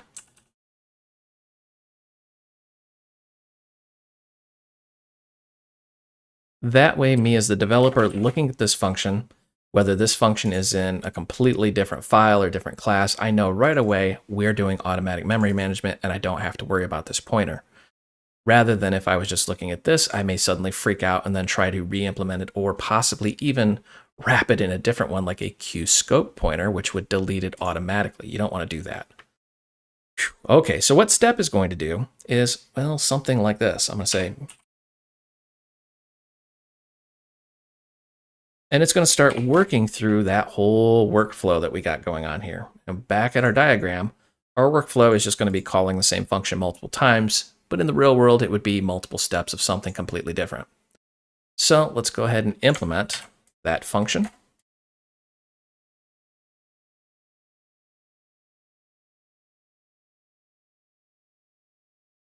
And then let's go ahead and loop. So I'm going to say for int I equals 0, I is less than 3. Go ahead and increment.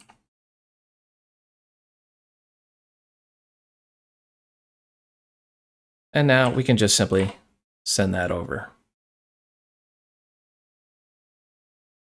Makes it ridiculously simple. And notice we can copy it. We're not passing a pointer or an address of, we can just copy it. Yes, it would be faster and more streamlined to do an address of and just pass the whole thing around. But then again, I'm trying to do things, well, the slow way just to show you that it all just magically works. All right, flipping back to our diagram, the last step in this process would be to call this finish function. And finish, of course, has the major responsibility of saying we are done and we want to kill this whole pointer thing. Now, everyone is probably just like wroth with fear going, uh-oh, what do I do? This is going to be some special call or some special thing. Well, you really don't have to. So I'm going to say finish.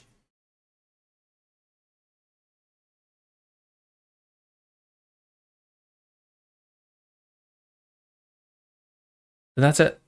Because it's doing the reference tracking for us, we don't have to worry about it. It'll all just magically work. So let's track down here. We're going to get rid of this scoped, just so we don't have clutter on the screen, and we're going to test our shared.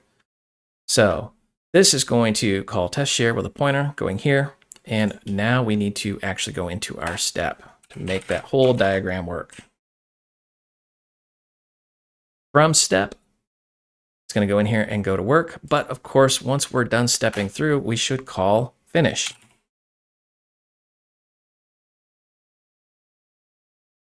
Now we have our complete workflow. Finish is going to go in here, and Qt under the hood is going to track all that for us. And everything should just come together in a beautiful little dance, and it should know when it's no longer needed. And you can see we have started, we have stepped, we are doing 3 works, we're finished, and Qt realizes, hey, it's not being used anymore. Go ahead and wipe it out. That is extremely, extremely nice. I love working with that. Now, if you want to deep dive through the documentation, you can, of course, reset that, but you would be at risk of causing a memory leak. So when in doubt, I almost always let the automatic pointer classes take care of the pointer for me.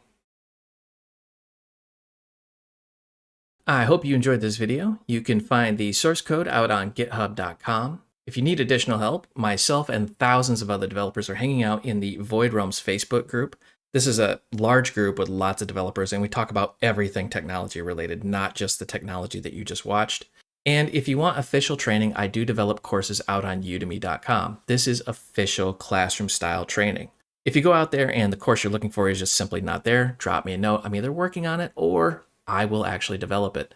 I will put a link down below for all 3 of those. And as always, help me help you. Smash that like and subscribe button. The more popular these videos become, the more I'll create and publish out on YouTube. Thank you for watching.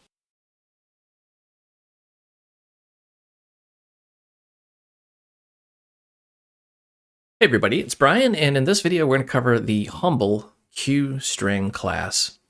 I'm actually joking when I say humble. This class is nuts. Okay, so what does this do? It's a string class that provides a Unicode character string, but unlike most string classes in other libraries and frameworks, this has pretty much everything plus the kitchen sink thrown right into it. QString is going to store a string of 16-bit QChars, which is their version, Qt's version of a character or a 16-bit Unicode character. If you don't know what a Unicode is, think of like every language, every symbol, every character you've ever seen in your life that's pretty much baked into Unicode. You have all of that power right at your fingertips. So it doesn't matter if your application is in Russian or Chinese or Korean or some offset or you want some special characters, it's all baked in.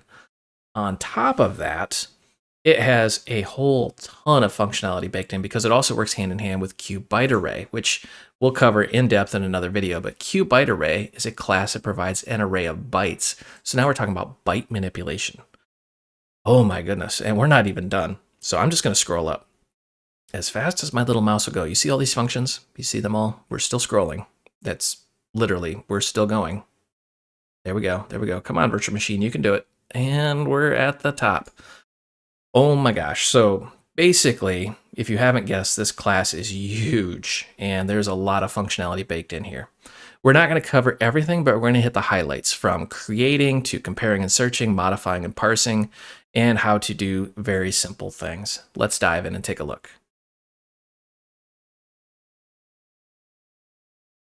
We have to start somewhere, so let's start at the beginning. How do we actually create a QString? Well, there's a couple different ways, very similar but different. So I'm going to say QString. We're going to just work with the constructor here. I'm going to say line.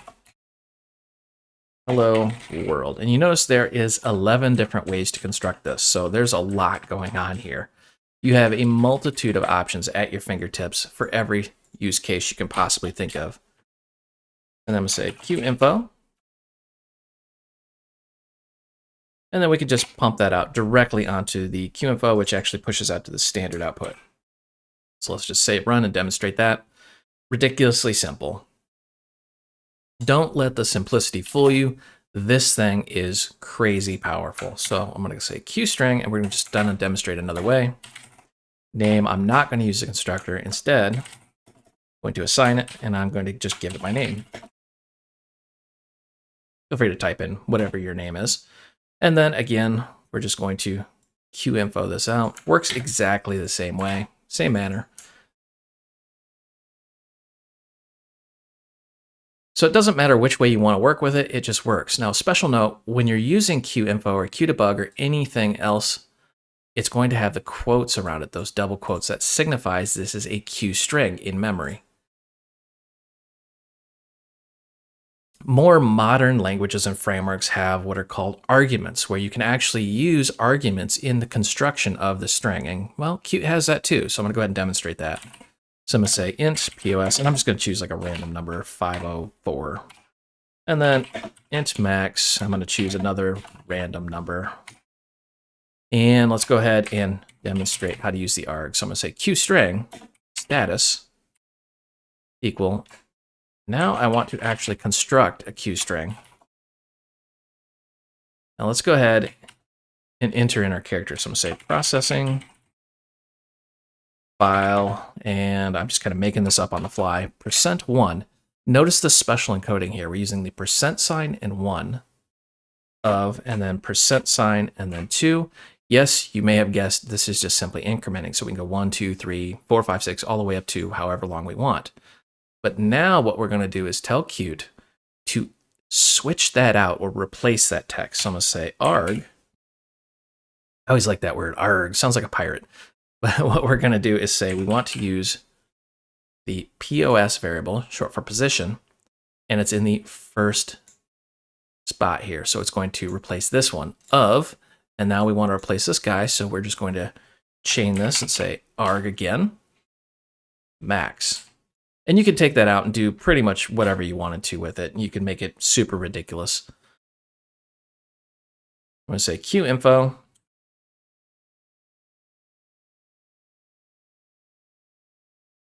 Save run, and let's go ahead and demonstrate that. Makes it just ridiculously simple to work with. One question I'm often asked, especially by newbies, is how do you get each and every individual character in a string? Now, what are we talking about here? So a string is actually a bunch of characters. So like the letter H, E, L, L, O, each one of those are individual Q characters.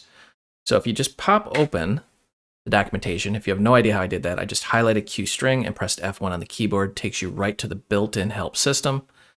You can see, as we go to more, QString stores a string of 16-bit Q chars. So each one of these under the hood is a Q char. If you click on Q chars documentation, you see this is an entire class in itself, and you can do a whole lot of manipulation. Vastly out of scope of what we're going to do in this video, but I wanted you to be aware of what we're working with, which is simply a Q char. So how do we get each and every one of those? It's actually pretty simple. So I'm going to use the humble for loop. I'm going to say for int I equals 0 because this is a 0-based index. If you've done any programming, you should be very, very familiar with 0-based. Now I'm going to reuse this guy right here for pretty much the rest of this video, just because we've got this nice little hello world. So I'm going to grab him, line, and then it's just, this is something I really love about Qt. It's very, very intuitive. We want to know the length of this. So I'm going to type len, and there you go. It's going to give us the length. There's something to be said about being super intuitive. It just really cuts down on trying to figure things out. So now that we can get each position, we want to get each character. So I'm going to say Q char. And we want to know the position at, which returns a Q char. Again, very intuitive, very easy to understand. We don't have to have a 4-hour conversation about memory offsets and all that other fun stuff. And let's just go ahead and print that out. So what this allows you to do is get every single character as a qchar, which is a 16-bit Unicode character under the hood. Let's go ahead and run and demonstrate this. And here we go. You notice that the character has a single quote. So if you're ever in console land and you see double quote, it's a Q string. Single quote is a character.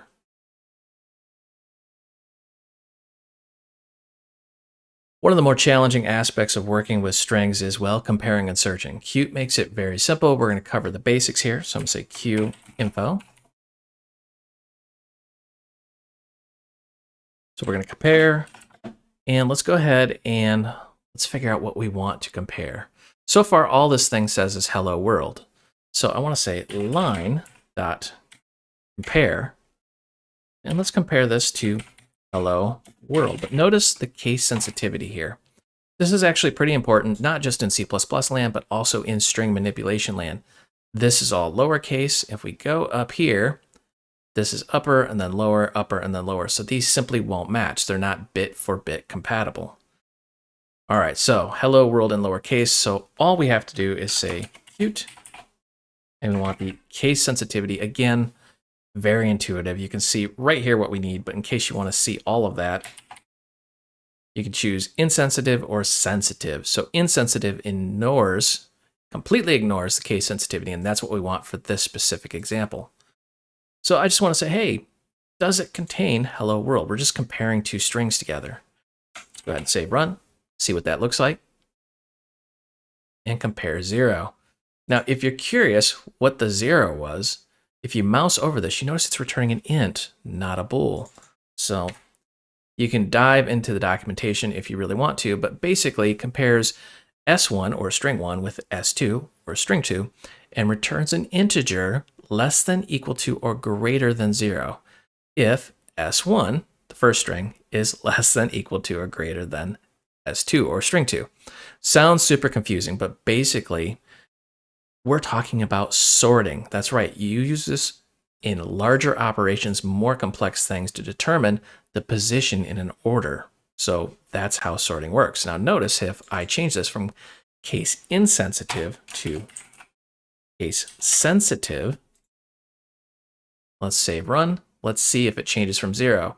Sure enough, it's now -32, meaning it is not even remotely close to what the original is. Very simple, but very complex to understand that compare is not giving you a bool, it's giving you an int when you're comparing two strings and their position relative to each other. All right, now, if that seems super confusing, don't worry. The rest of this is, well, fairly straightforward. So we're going to just copy this. And I want to see if it starts with a specific word. So I'm going to say line, and then starts with.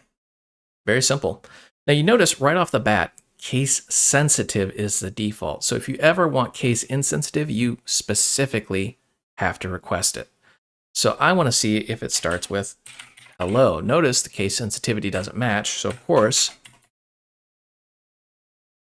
we have to go into the case sensitivity and choose case insensitive. We can abbreviate all that just by getting rid of that case sensitivity. Now let's see if it starts with the word hello. We're case insensitive. And sure enough, true. If I flip that to case sensitive, then it will be false because this is a lowercase h, not an uppercase. Let's go ahead and grab this. We're going to do virtually the same thing. I'm going to say ins, and let's go ahead and say world. And we want the ends with. Notice as we're typing in this little dialog, it's suggesting things. So we can have like an end where you can get the end iterator. You can append, you can cend, you can constant, all these things. Again, this is a huge class, so some of that stuff may not be what you want. Let's see if this ends with world. Sure enough, it does because we have that case insensitivity set. Let's just grab this. I love copy and paste. It's like the best thing in the whole world. And we're going to say contains. And we want to know if this just simply contains something. And that will actually return a bool. So a lot of people choose compare thinking it's going to tell them, and it's actually not. Compare is used for sorting. Contains is used for validation that it's actually there. So we want to see if world is in there. And I'm going to switch this to the default. And let's see what happens here. Notice how it says false, but we know that it does end with world. Again, that's that case sensitivity. I can't drive that home enough. Case sensitivity is usually the cause of why things magically stop working in your code. So when in doubt, always look at the sensitivity level and what you're actually asking Qt to do. From there, let's just find the actual position here. So I'm going to grab this, and I want to say index. So remember, a string is just, well, a list of Qt characters. So we want to know the position or the index of something. So I'm going to say line dot index of, and you can also get the last index of if you're looking for the last occurrence of something, but we're going to do index of, and then of course you got 5 options to choose from. So this gets a little confusing, but let's say we want to know where the word world is. Save run. And it is at position 6. Remember, this is a 0-based index. So 0, 1, 2, 3, 4, 5, 6, that space does count. So world starts at position 6 or index 6.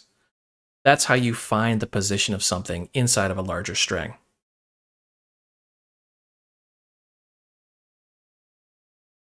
Now we're going to talk about modifying and parsing, and this can get, well, a little bit involved. So I'm going to go kind of slow at first and then really speed this up through the power of copy and paste. So let's look at what's called an escape sequence. So I'm going to say line dot append, and we're going to just add to this. And we want to add a /r/n.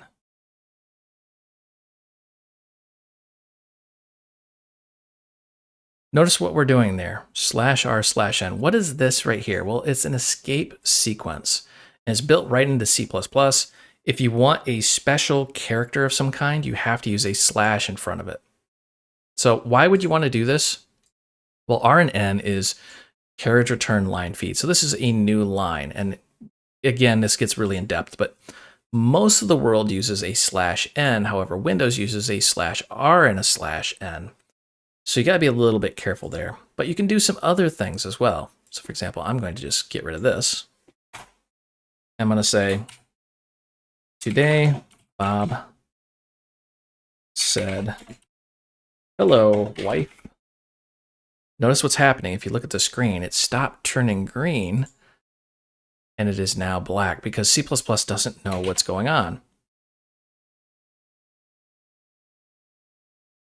Forgive my horrible spelling.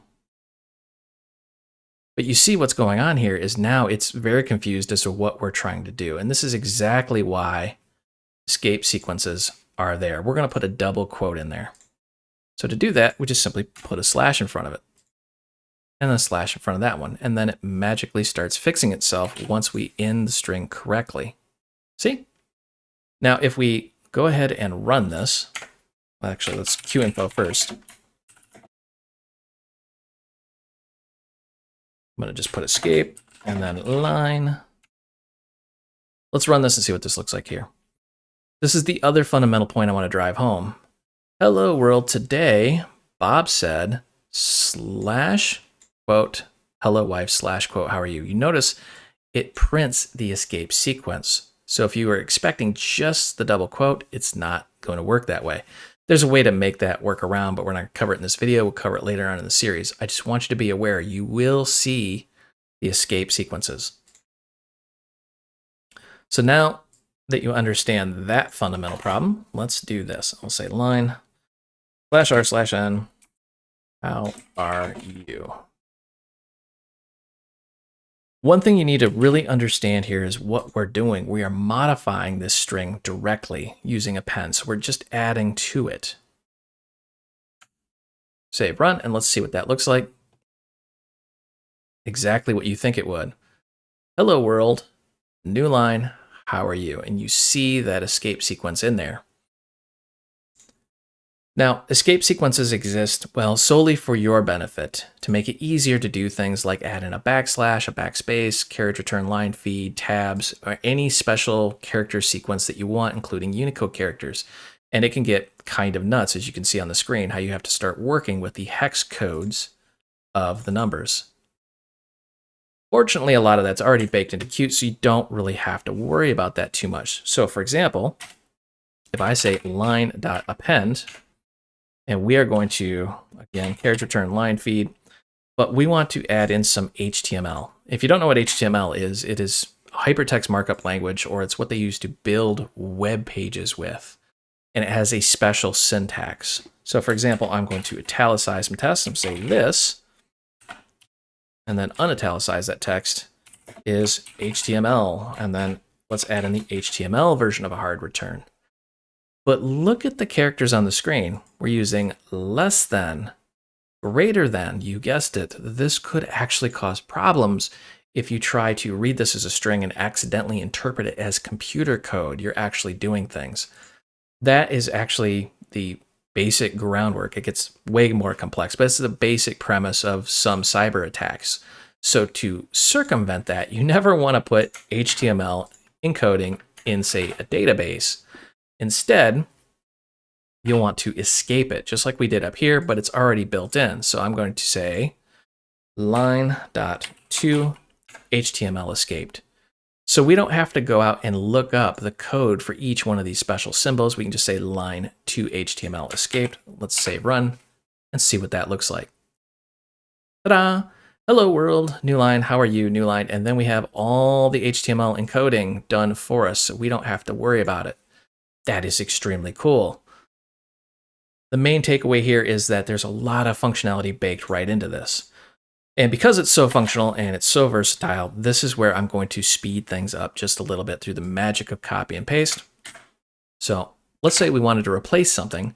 It's just line.replace, and then you can use a character or a string, doesn't matter, and just simply replace it, and it will print out the replaced character. Let's save and run just for demonstration on that. And then you see how we have replaced our question mark with this exclamation mark. And that, again, is just the tip of the iceberg. You can do things like this, where you have the uppercase, the lowercase, or the mid. Now, mid takes a little bit of explanation. Mid is shorthand for middle, so you want to get some text middle between the starting and ending points. So I just have 3 to 5. Remember, a string is a sequence of characters. So if we start at 3 and end at 5, let's see what that looks like. Mid is going to be LO world. So starting at 3, 0, 1, 2, 3, LO space WO, and we're stopping there. So that is how you would get something in between like that. It's extremely simple and extremely powerful, especially if you combine that with index of. So let's say you wanted to get to the index of world, then you would just put that index right here. Again, that is just really, really fundamental to most computer programming languages, and I'm assuming you've worked with some C++ if you're watching this video series. Now, let's look at how you would get each individual line here. So I'm going to say QString list, and we're going to cover QString list in depth later on. This is one of the problems with teaching people programming languages, especially C++, is everything kind of uses everything, so you got to touch on a little bit of everything. So we're going to take our QString and split it. Now, split will create a QString list, which is just a list of QStrings. We need to tell it what to split on. When you think of the word split, think of like splitting wood. You're going to take an axe and literally chop it. So I want to chop it at that new line character. And then I want to say for each QString item in our list. But we have a fundamental problem here. you notice what we've been using is /r/n because we've been trying to accommodate Windows on top of Linux and everything else in the world. So we're still going to have that trailing /r. Let's go ahead and demonstrate this. So I'm going to say qinfo item, and let's go ahead and say save run, and let's see what that looks like here. Okay, so now you see how we have that trailing /r here. That's not good because it's still going to put in a hard return. So what we can do is simply trim that out. And what trim does is remove white space characters. So what is a white space character? Well, spaces and returns and tabs and things of that nature. Things that don't print out on the screen is what it's going to get rid of. See, returns a string that has white space removed from the start and the end. I've just got it doing everything. Save and run, and let's see what that looks like. Now the /r's are out of there.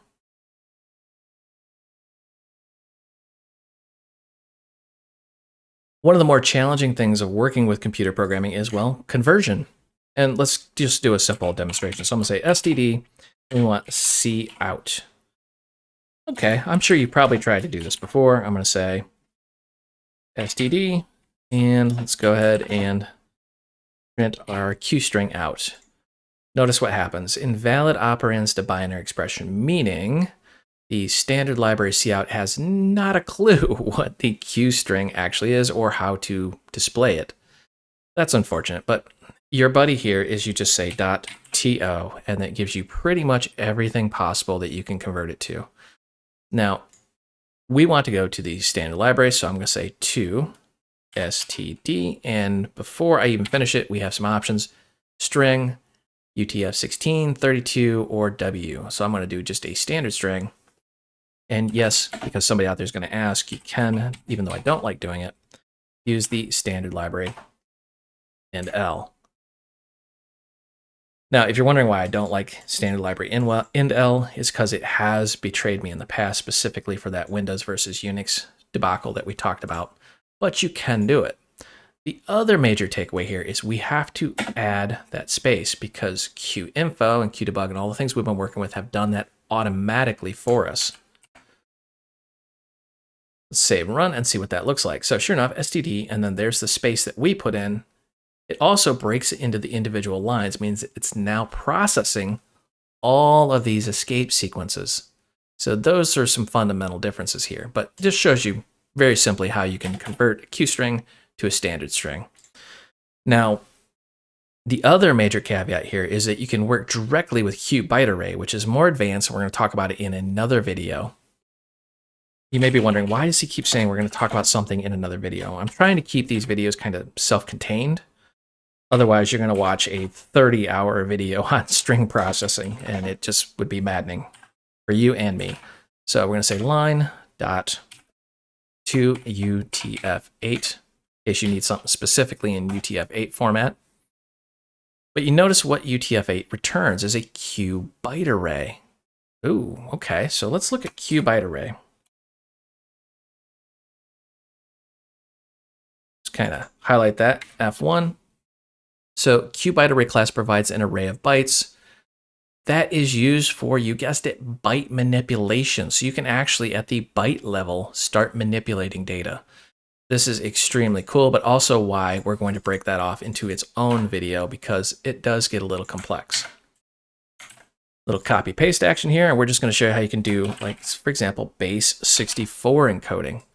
You don't need some special library. You can just say .to UTF-8.to, and now we're actually working with qbytearray, not qstring. Base 64, and then you can do the options.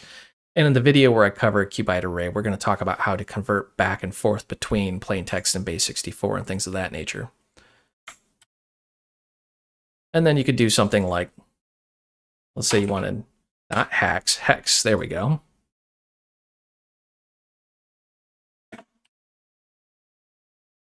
And then you can add in your char separators and all that fun stuff. So the reason why I added this in this video is people will often tell me, well, I converted a qstring to base64. And I'm like, no, you didn't. You converted a QString to a QByte array formatted in UTF-8 to a base64. Just understand what's going on there. You're jumping data types. All right, let's save, run, and see what that looks like here. And sure enough, here is our UTF-8, here is our base64 encoded, and here is our hex encoded.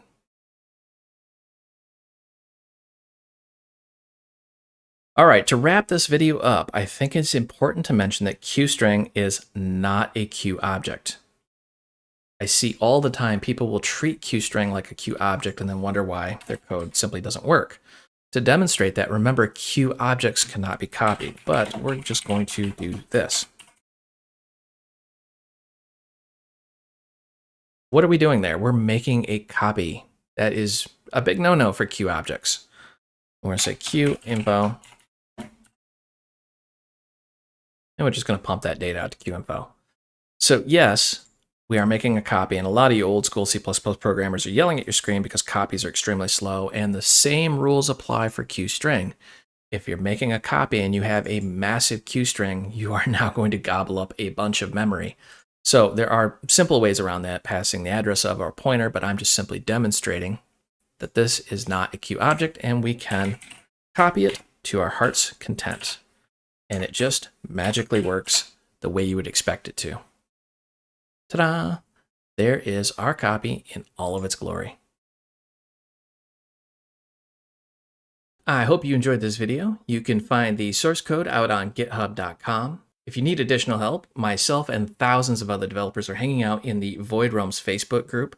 This is a large group with lots of developers, and we talk about everything technology related, not just the technology that you just watched. And if you want official training, I do develop courses out on udemy.com. This is official classroom style training. If you go out there and the course you're looking for is just simply not there, drop me a note. I'm either working on it or I will actually develop it. I will put a link down below for all three of those. And as always, help me help you. Smash that like and subscribe button. The more popular these videos become, the more I'll create and publish out on YouTube. Thank you for watching.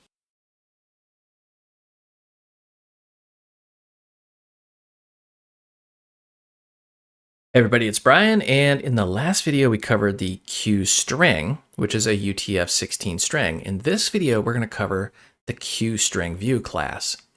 I mentioned QString because this really builds upon what we've already learned.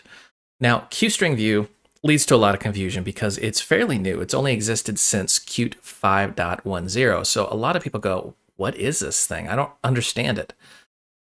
The thing I love about Qt is, well, its naming convention is very intuitive. Anything that starts with a Q denotes it's part of Qt, and then it just tells you what it does. It's a string view, meaning it views a string.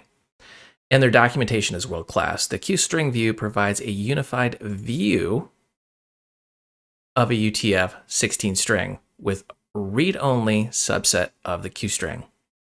What does all that mean? We can dive into the details and take a look and get a fairly lengthy explanation, but I can summarize it with this nice graphic here. So a QString is really a sequence of 0 or more, because it can be empty, of Q chars. And you can add, remove, and modify all you want, but that's the problem. You can add, remove, and modify, do anything you want to this. It's just the Wild West. You can do whatever you want. A string view, on the other hand, is designed to view that, but not modify it. And to that end, it doesn't actually own the QString or the sequence of Q chars. So it just kind of like sits over the top of it like this. And you can read the entire string, or if you wanted to, you could read just part of it. Let's dive in and take a look. The first thing I want to touch on here is copy and modification issues. I have two Q strings. We're going to use both of these, but let's just hyper-focus on one of these for now. Now remember, a Q string is something we can modify. So I'm just going to go in here and let's make a simple function. Let's call readme, or actually let's call it readName. Make it a little bit more descriptive there. Now to do this, we want to say QString name. Notice what we're doing here. We're creating a copy. So if this was a large Q string, we are now duplicating our memory and slowing our application down. Remember, copy is slow. just kind of get a magic marker and write that right on your computer screen. Copy is slow. That's part of why we use C++, because we want the speed. The other problem we have is we could do something like this. See what we're doing here? Guess what's happening? That's right. We are modifying the copy of the string. Ooh, that could be bad. Let's go ahead and say QInfo. And let's just say changed. And I'm sure if you were paying attention during C++ class, when you're talking about scope, you know exactly what is about to happen here. So we are going to call that read name. Let's call that with our first name. And then let's go ahead and pump out the original.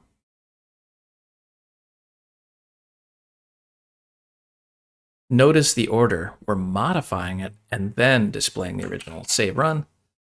Let's see what happens. All you C++ gurus know exactly what's going to happen. We changed it to Mr. Brian, but the original is still unchanged. Okay, that's because we're working with a copy. Not a big deal here, but again, a copy's slow because if this string was huge, it would take a long time. So someone else is going to inherit this code and come in here and go, I'm going to speed this up. What have we just done? Address of, okay. Address of is access of. So what we're really doing here is we're giving them full access to this variable. Now what's going to happen? If I save and run this, notice we don't get any compile errors or warnings, but now it has actually changed. So, well, yes, our little read name function now actually modifies it. That's a big no-no, and that could have some undesired consequences on your application. So that is why the string view exists, to take away all of this complexity.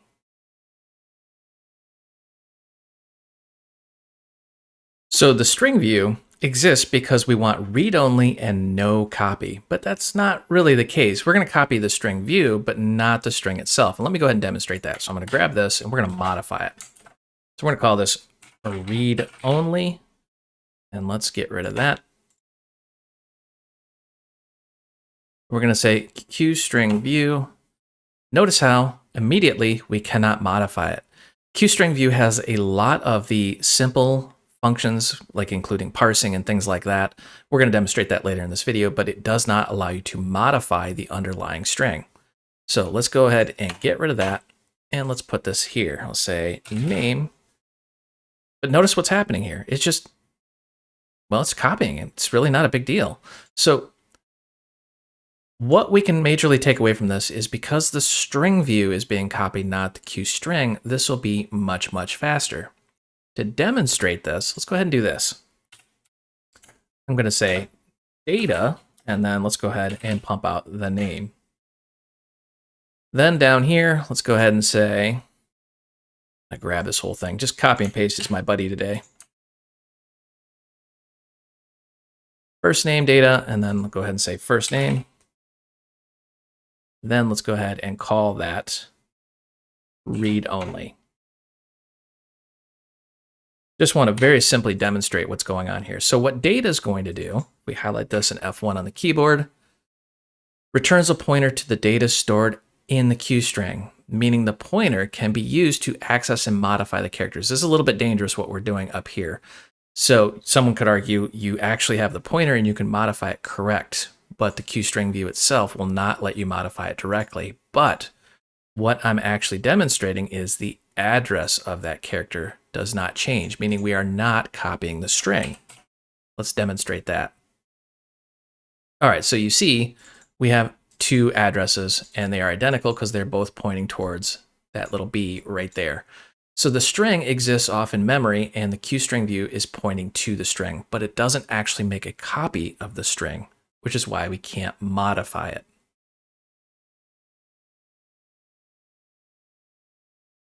So the beautiful thing about QString view is that it's fast and it's read-only, but it also has some built-in parsing very, very similar to QString. So now that you understand the API for QString, working with QString view is a breeze. Let's go ahead and demonstrate that. So I'm going to say, let's make another QString. Let's call this full name. And this is going to be our first name plus, and I'm just going to make a space. And we want the last name. I'm sure you've done something like this before, where you're just adding those in together and creating a completely new Q string. Now, what I want to do is split this apart back into first and last name. So something like this. So I'm going to say for each, I'm going to say Q string view part, and you may be going, no, wait a minute, that means that individual part is also read-only, and you're absolutely correct. Then we're going to say Q string view, and we want to get this thing from the full name. So we're using that string right here, and we're going to turn that into a view. And now we want to split this. Notice how this is returning a Q list of Q string views, meaning we have a list of read-only views. So let's go ahead and split this based off the qchar.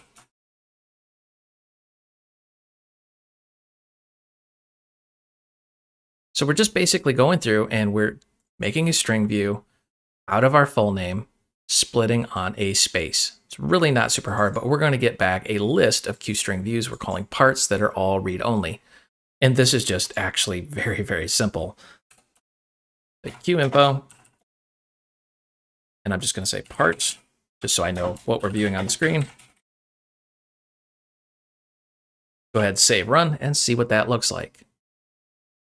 So now we have successfully split it back into its individual strings. Even though these are string views, we cannot modify them. We can read the underlying string. This is actually very, very cool. Now, from here, we can actually do something, and I'm just going to put this here. Cute, I absolutely love you guys, but data types can get a bit annoying with this. And let me just demonstrate what I mean. So I'm going to say if the part dot starts with, and I would love to just give it a string. But instead, I have to do a Q string view, Latin one string, or a qchar. So if I wanted to just say, if it started with the first name, our string up here, I can't do that. It's going to just gripe and complain. That may change in future versions, but instead I have to do a Q string view from our Q string. Not a big deal, but it's just a minor hassle, especially if you're just learning this. And we're just going to say cute, and I want case insensitive, which we talked about from the last video, which basically says it simply doesn't care. And let me fix that little misspelling right there. Now that we have this, we can just say, okay, Q info. And I just want to know that we actually detected first name. Get rid of that annoying little yellow window there. And now we're just going to call our read-only function like we've called before. And I only want part of that first name. So this is what I mean by it can get a little bit annoying here. So now I need to go QString view. Major takeaway is QString view likes to work with QString view. They haven't really added in a bunch of other features, I suspect, yet. That's probably coming. You can, of course, always inherit the QString view and make your own version of it. So now I want from the first to the third, just because why not? The major takeaway here is we have a lot of the parsing functionality from QString baked right into QString view. For example, we are splitting, we're checking to see if it starts with, we're calling a mid and getting a portion of that. It's actually very, very simple to work with once you understand the QString API. See, first name detected, and then Raya. That's not even my abbreviated name, so I would have to play with the offsets there of 1 and 3, but you understand what's going on. The major takeaway from this video is that QString view is fast. Why? Because we're not copying the string, but it's also read-only, so it helps protect you, the developer, from, well, yourself. I hope you enjoyed this video. You can find the source code out on github.com. If you need additional help, myself and thousands of other developers are hanging out in the Void Realms Facebook group. This is a large group with lots of developers, and we talk about everything technology related, not just the technology that you just watched. And if you want official training, I do develop courses out on udemy.com. This is official classroom style training. If you go out there and the course you're looking for is just simply not there, drop me a note. I'm either working on it or I will actually develop it. I will put a link down below for all three of those. And as always, help me help you. Smash that like and subscribe button. The more popular these videos become, the more I'll create and publish out on YouTube. Thank you for watching.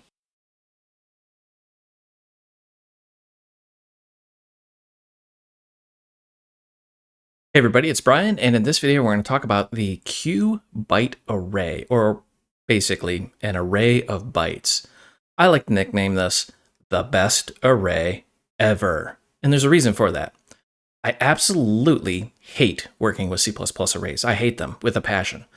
Yes, they're great, they're convenient, and for newbies these seem like you're just in God mode, but really, once you get into more advanced programming, you constantly find yourself having to resize these and do things with them, and it just becomes a royal pain. So let's dive in and take a look and see why I love the Q byte array.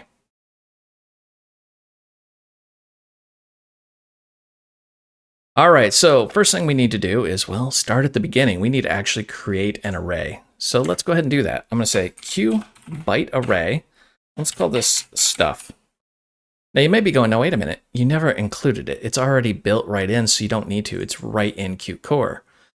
Now, before we really jump in, just remember, highlight it and hit F1. That brings up the help file. The help file is your friend if you have questions or concerns or if you get lost.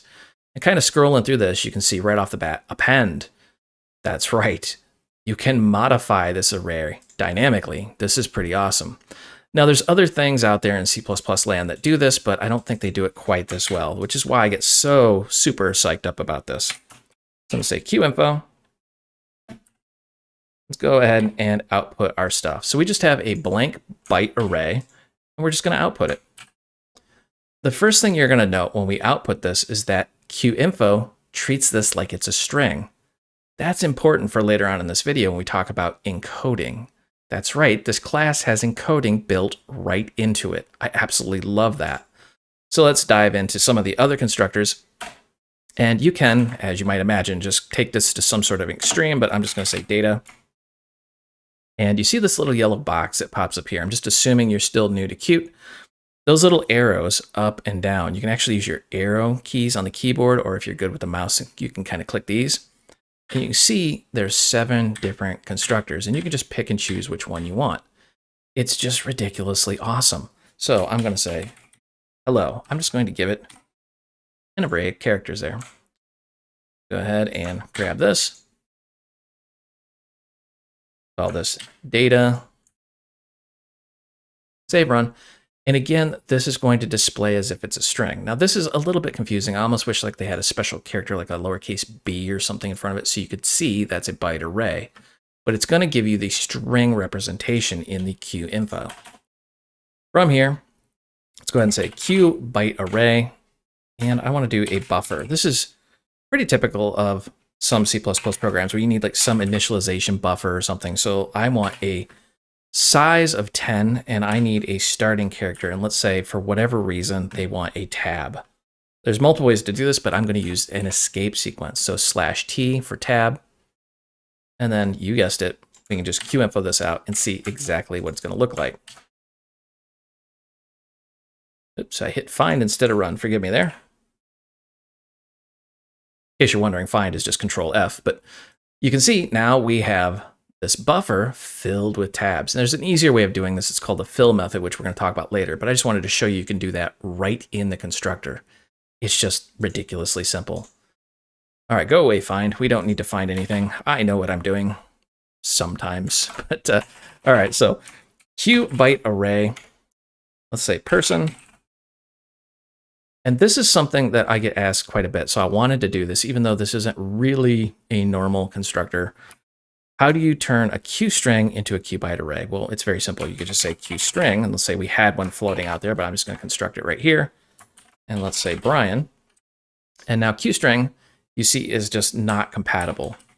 It's not baked right into the constructor. So we have to tell QString how to do this. So we say to, and then you have some options. For example, to Latin 1, to local 8-bit, to UTF-8, to whatever you want. Basically follow the help file. Again, highlighting F1 brings it right up to what you're trying to do here. and it tells you what you're trying to do and some of the impacts of it. You may want to UTF-8. I'm just going to use 2 local 8-bit, but really at the end of the day, it just works. I absolutely love this. So let's go ahead and grab this. And let's output the person. Save and run. Ta-da! It all just works. Regardless of which constructor you use, it's very, very simple. All right, let's talk about sizing the array. And this often is a very lengthy, boring C++ conversation. There's better ways of doing it, but of course you got to understand C++ to really talk about it. But Cubite array, of course, makes it ridiculously simple.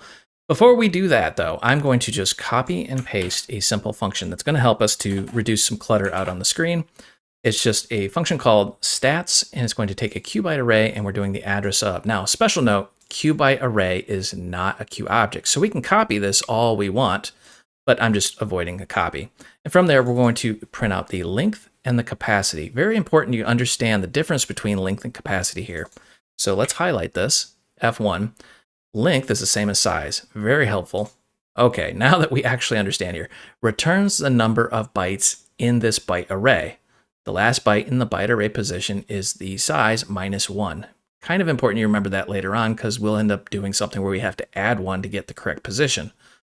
All right, so basically, size and length are interchangeable. They're the exact same thing. And the number of bytes in the array is really what it denotes. Now, capacity, this is different. So I'm going to highlight that, F1.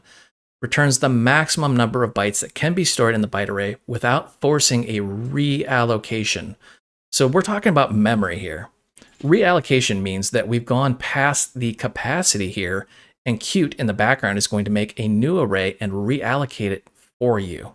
And that can be expensive in terms of memory and time.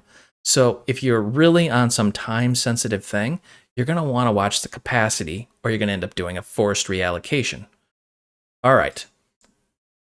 That's important because I get a lot of people that are like, hey, I stored 35 gigs of information inside a Qbyte array. Why is it taking forever to add more to it? And that's why you're forcing a reallocation.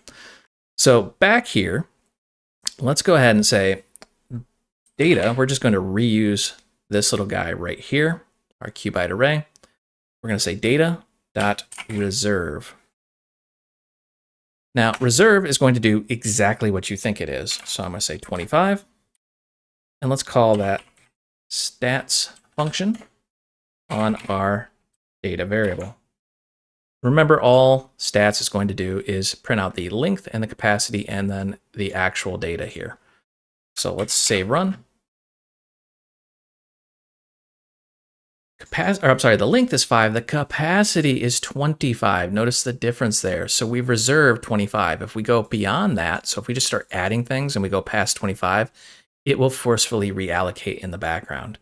Now, if you're on a beefy computer or even a virtual machine like I got, that reallocation for 25 is nothing. I mean, you're talking, it's barely even worth talking about. But anyways, if you've got tons and tons of data or you're on a low-end device, like an embedded device, that reallocation can be very expensive. So keep those in mind. So reserve is basically saying go out and reserve that memory so you don't have to reallocate. Now comes the tricky part of the conversation. I'm going to say data.resize. And notice it's got kind of the same signature. So I'm going to resize this to 10. And let's go ahead and go stats. I can type data. There we go. Save, run, and let's see what resize does to this. So now we're going to resize. The length is 10, the capacity is 25. Wait, what? What is going on here? You see what's happened is it's actually resized our array and filled in some characters there. And these are just hex 0 is basically what you're looking at. So it's hello and then a bunch of zeros.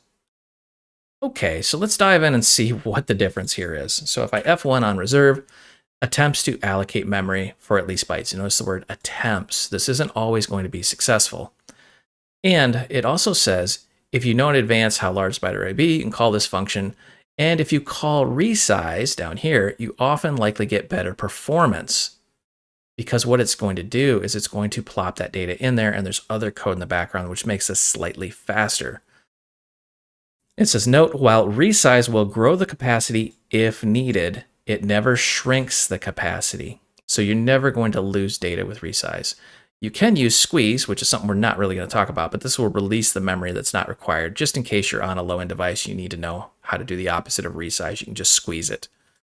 So that's really the difference. Reserve and resize. Reserve is going to allocate memory. Resize will allocate and use, but it's got better performance because it does something better under the hood. 99% of the time, you're going to want resize. So let's talk about truncating the data. Data.truncate. So this is kind of the opposite here. I'm going to say I want 8. And we're just going to print this out. So what is truncate going to do, in case you've never ever heard of truncate? Truncates the byte array at the index position. If the position is beyond the end of the array, nothing happens. And they have a nice little example here how Stockholm truncated to 5 is going to be stock. So it's exactly what you think it's going to do. You're giving it a length and it's going to chop it off right at that length. Let's run this and see what truncate looks like. You notice how the length is 8, but the capacity is still 25. So it's removing those bytes, but it hasn't changed the capacity. Very important you understand the difference there, because a lot of people go, well, I truncated it. Why didn't the memory usage change? And of course we can, if we wanted to, say data.clear.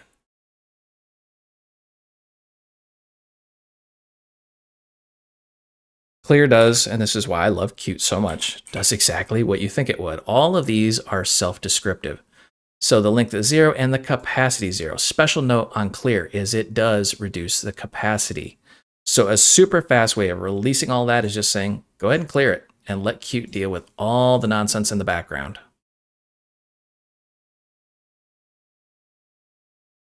Now comes the fun part. Let's modify some data. And again, this makes it just super ridiculously simple. So I'm going to say data dot, and we're going to go ahead and resize this just for clarity. I'm going to resize that to 5, and then I'm going to say data dot fill.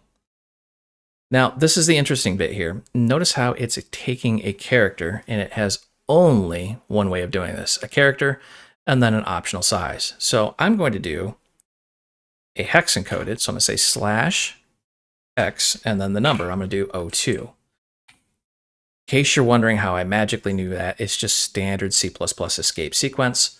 Feel free to look that up on Google. So slash x says we're going to use 02 hex encoded. Bang. Very, very simple. Now let's go ahead and see what this looks like. So stats, let's go ahead and say data. I shouldn't have said hex encoded. There's 02 in hex, basically. Or character 2. So now you see we have 02, 02, 02, 02, 02. Length is 5, capacity 16. Notice how it's automatically tried to figure out the capacity for us. And it's pretty much triple what we shoved in there. That is key to note, that this is going to grow dynamically. So if you're really, really focused on memory usage, you may fight a little bit in the background with this. All right, now that being said, there are tips and tricks, but they're more advanced than what we're talking about, how to limit that memory usage. We're going to try and cover that later on in the series. So data, let's go talk about replacing. So I'm going to say replace. Now everybody gets super excited about replace, but this doesn't really work the way you think it would. I mean, maybe I'm just thick-headed, but I'm going to say, okay, so at the index 0, so the starting index, and then the length, I want 1. This is key right here. Pay attention to what we're doing, 0 to 1. So we're basically doing 1 character, comma, and then we want to replace it with something. And I'm going to say Q byte array, and this is where everybody in the comments is going to get super mad at me. I'm going to say sweet. Now, pop quiz, what do you think this is going to do? What is this going to look like? We're going to, at 0 to 1, do a Q byte array of sweet. Well, this is more than 1, so let's dive in and see how bad this gets here. And sure enough, this is what it looks like. Did not work the way you think it would. So what it's really done here is it's put it at the 0 position, but if we count 1, 2, 3, 4 versus 1, 2, 3, 4, 5. So basically we've annihilated one of those bytes. that's why you gotta be a little bit careful with that length, because we just overwrote that. That can get a little cumbersome. So let's try that again. And let's say we want to do 99 bytes. We know there isn't even 99 bytes in here. Notice how now it just says sweet, and it hasn't changed the capacity to 99. So really what we're doing is we're saying at the starting position up until this length, go ahead and wipe out those bytes with whatever you want. So be a little bit careful with using replace. Now, that can get a little bit freaky, especially if you can't figure out why it's doing that, and which is why I wanted to really warn you about that. All right, so let's go ahead and say data dot fill, and we're just going to fill this in with, why not, an asterisk. Now let's talk about insert. So I'm gonna say data dot insert. And this does exactly what you think it would. So we're going to insert. You can kind of feel free to go through these things and find the one that works for you. Again, that doesn't have to be selected on the screen for you to use it. C++ will just magically know. But I'm going to go ahead and say at the third position, remember this is a 0-based index, I'm going to insert a qbyte array.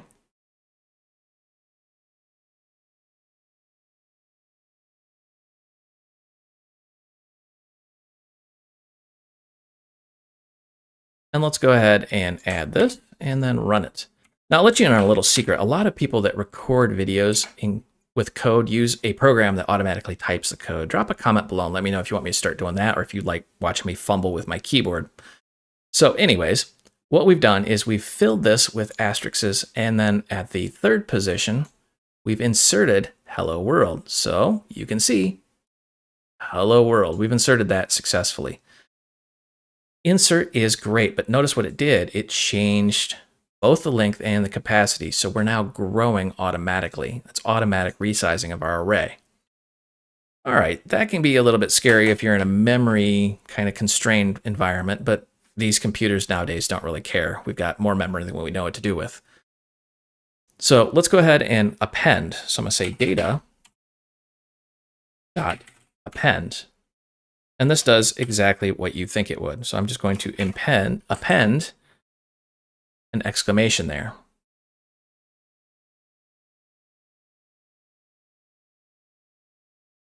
And of course, it's going to do exactly what you think. Just appended that character to the end of our byte array. Increase the length, not the capacity. Now let's see what we can do with removing. So I'm going to say data remove. Now this is a little bit challenging to wrap your head around at first because you may have lost some trust in this with replace and saw how that behaved. But it's actually pretty simple. So I'm going to say from the index to the length, let's go with 0 to 3. So I'm going to just chop off those first 3 asterisks. Is that the right word? Asterisks? Astri? I don't know. Somebody tell me what it is. We're going to get rid of those first 3 bytes. And instead of 3 of them, it's just now hello world. But notice we have these 2 here still. So it's not going to go ahead and automatically remove all of them is kind of, I guess, what I'm getting at here. So if you're looking for that, it's a different solution, but I just wanted you to be aware because I always get questions on why didn't it automatically remove them? You're talking about a starting position to a length, and that's exactly what it did. So let's talk about reading data. I mean, the whole point of this class isn't just to dump data into it. It's quite often you're going to get data from something. It's going to be in the form of a qbyte array. It's a really great, I want to call it a container for data, but it's really not a container, it's an array. So if we just save and run, let's just for clarification see what's actually in there. We have hello world and then an asterisk, and an exclamation. Okay. Makes simple sense here. Let's go ahead and say we want to know the first asterisk position. So I'm going to say int first equal data dot index of. Remember, this is a 0-based index. So it's going to give us in terms of 0 base, meaning the first one's always going to be 0. And then we want to grab this, just do a little copy and paste action. Let's call this last.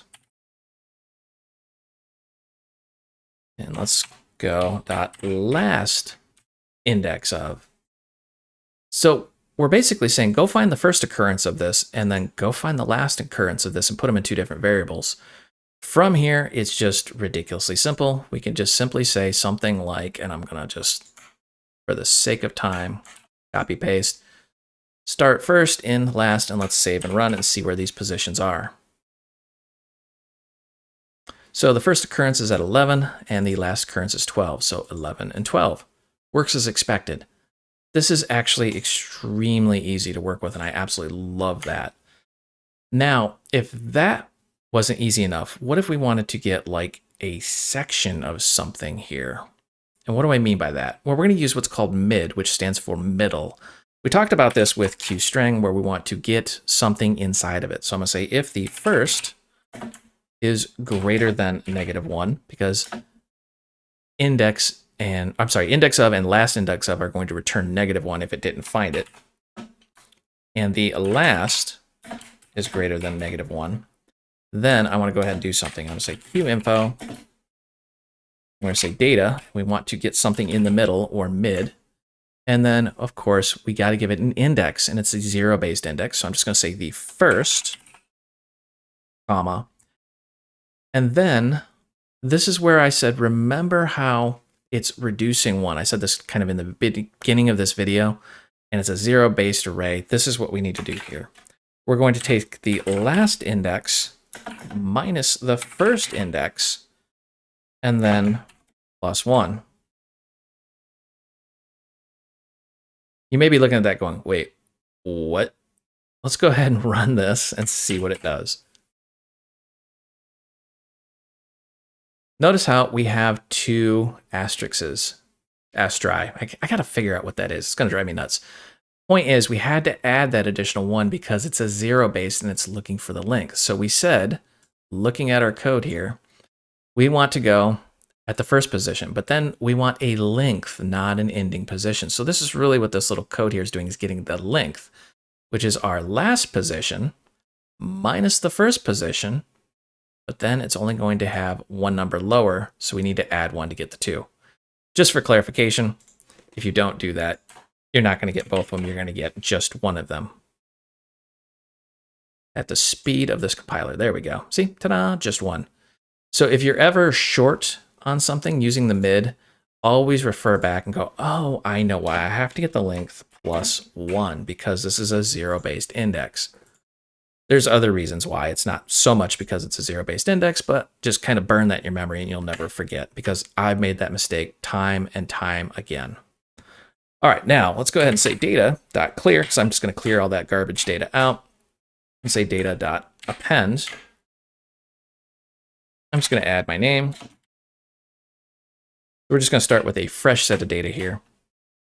And we want a nice for loop. So I'm going to say for int I equals 0, because this is a zero-based index. I is less than data. And we want the length. Notice I'm using length, not capacity, because we want to know the actual bytes that are in there. And then we're going to say I++.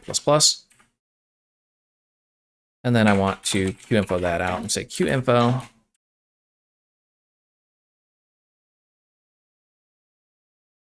data.at. So you can do data.at, or, and I love doing this, or you can do it the way you're pretty much used to if you've worked with just plain old C++. You don't have to do it the cute way of doing things. So let's go ahead and save and run.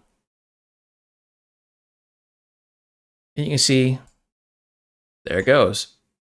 You can do at or just the normal C++ way. It doesn't really matter. Now you may be wondering, why use at all? F1 on the keyboard returns the bytes at the index of the position of the byte array. Must be a valid index. So this is actually doing range checking, but it does say C the operator. So they are virtually identical. Now that being said, older versions of Qt, I have noticed minute little differences between these two, but it was very rare if I went outside the range. When I say older, we're talking very, very older versions of Qt. So let's go ahead and do a for each, because I personally love for each. And we want to know each character in our data. So I'm going to say QInfo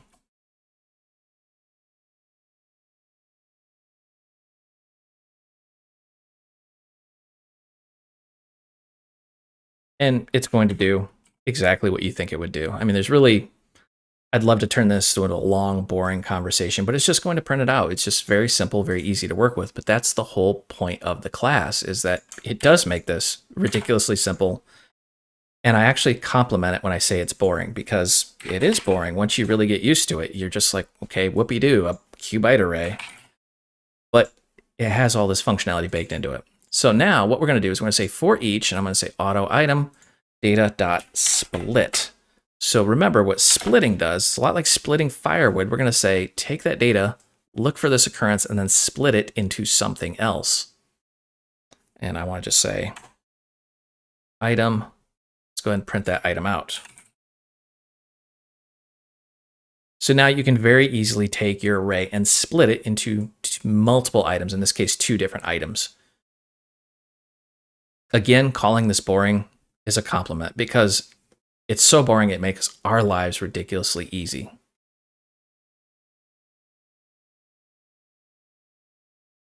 Okay, to wrap this video up, let's talk about encoding the data. And again, we're literally just scratching the tip of the iceberg on what a qbyte array can do.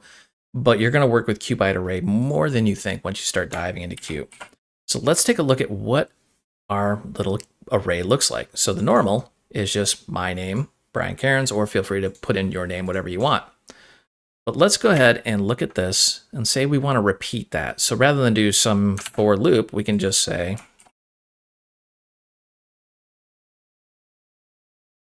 repeat, or I should say repeated. And we're going to repeat that 3 times just because we like to annoy people. And it does exactly what you think it would. Now, that seems very simplistic, and it actually is. So let's start diving into a couple more, well, a little bit more difficult to wrap your head around examples. So let's look at a common scenario. I'm going to say data.append, and we're going to add in qbyte array, and we're going to add what's called white space. And this is actually very common, where you'll have like somebody types a tab and then they hit a hard return and a line feed. But if you print this out, it's not actually a printable character, it's just white space. Then we're also going to say data.insert, and we want to insert at the first position, or the 0. We're going to say qbyte array. And I've seen people do this. They'll go, let's do that again. 1, 2, 3. There we go. I wanted to make sure I got it right, but just because, why not? Let's just do this, and then let's just add in a tab and another and another, just because people, end users, are annoying. They make mistakes. So all of this is white space. Uh-oh. So what does this actually do? Well, let's go ahead and see. So I'm going to say normal, and let's run this and see what normal now looks like. Normal is anything but normal. You see we've got this lot of spaces with some tabs, and then my name, and some tabs, and then a return line feed. How do we get all of that out of there? I don't want any of that. Well, let's rename this to trimmed.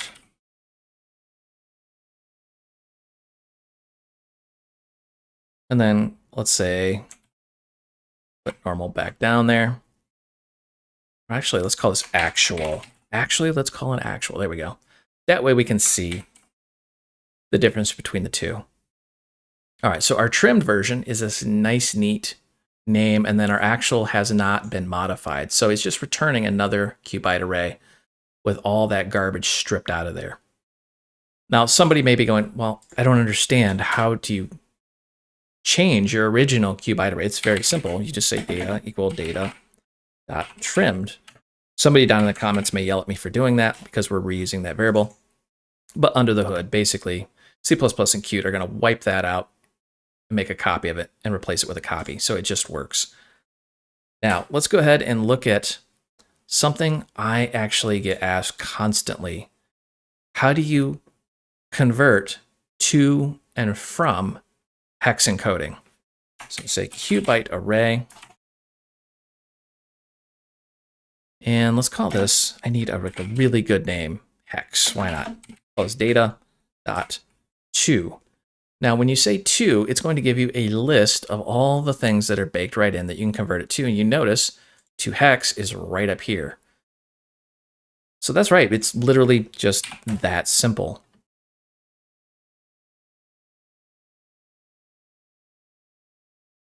Say run. Let's see what the 2 hex now looks like. There it is. There's the hex representation of that. That is really cool. Now let's actually, I love saying that. Let's actually print the actual here. That way we know that we've now modified that. Just so if somebody coming back says, wait a minute. So now that we've got this hex, how do we convert it from hex back to a normal Q byte array?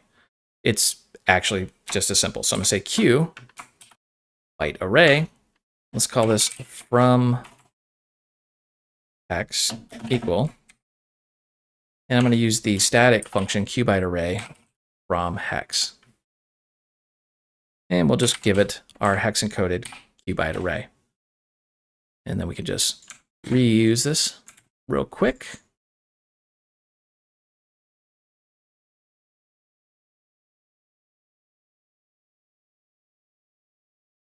Say run, and let's see what that looks like. All right, so we've switched our actual back to Brian Cairns. Here's the hex encoded, and then from hex, we have decoded it back into the plain text. Ridiculously simple, and it's baked right into the class. We can actually, if we wanted to, do the same thing, but for base 64 encoding. If you don't know what base 64 encoding is, it's a standard encoded, I want to say a standard coding way of sending data back and forth across the internet. When you send an email, usually it's base 64 encoded. So we're just going to say to base 64 and see the base 64 encoded version, and then from base 64. And again, we can just use the static. You don't have to, but you can, just because somebody out there will say, hey, you don't actually need to create an instance of the class. And let's call this from base 64. It really is that simple. I know I whipped right through that, but once you understand the pattern, again, this becomes boring, and boring is a compliment because it's that easy to work with. So from hex is the plain text, and then base 64 encoded, and then base 64 decoded is back to my name. It's just that simple. I hope you enjoyed this video. You can find the source code out on github.com. If you need additional help, myself and thousands of other developers are hanging out in the Void Realms Facebook group. This is a large group with lots of developers, and we talk about everything technology related, not just the technology that you just watched. And if you want official training, I do develop courses out on udemy.com. This is official classroom style training. If you go out there and the course you're looking for is just simply not there, drop me a note. I'm either working on it or I will actually develop it. I will put a link down below for all 3 of those. And as always, help me help you. Smash that like and subscribe button. The more popular these videos become, the more I'll create and publish out on YouTube. Thank you for watching.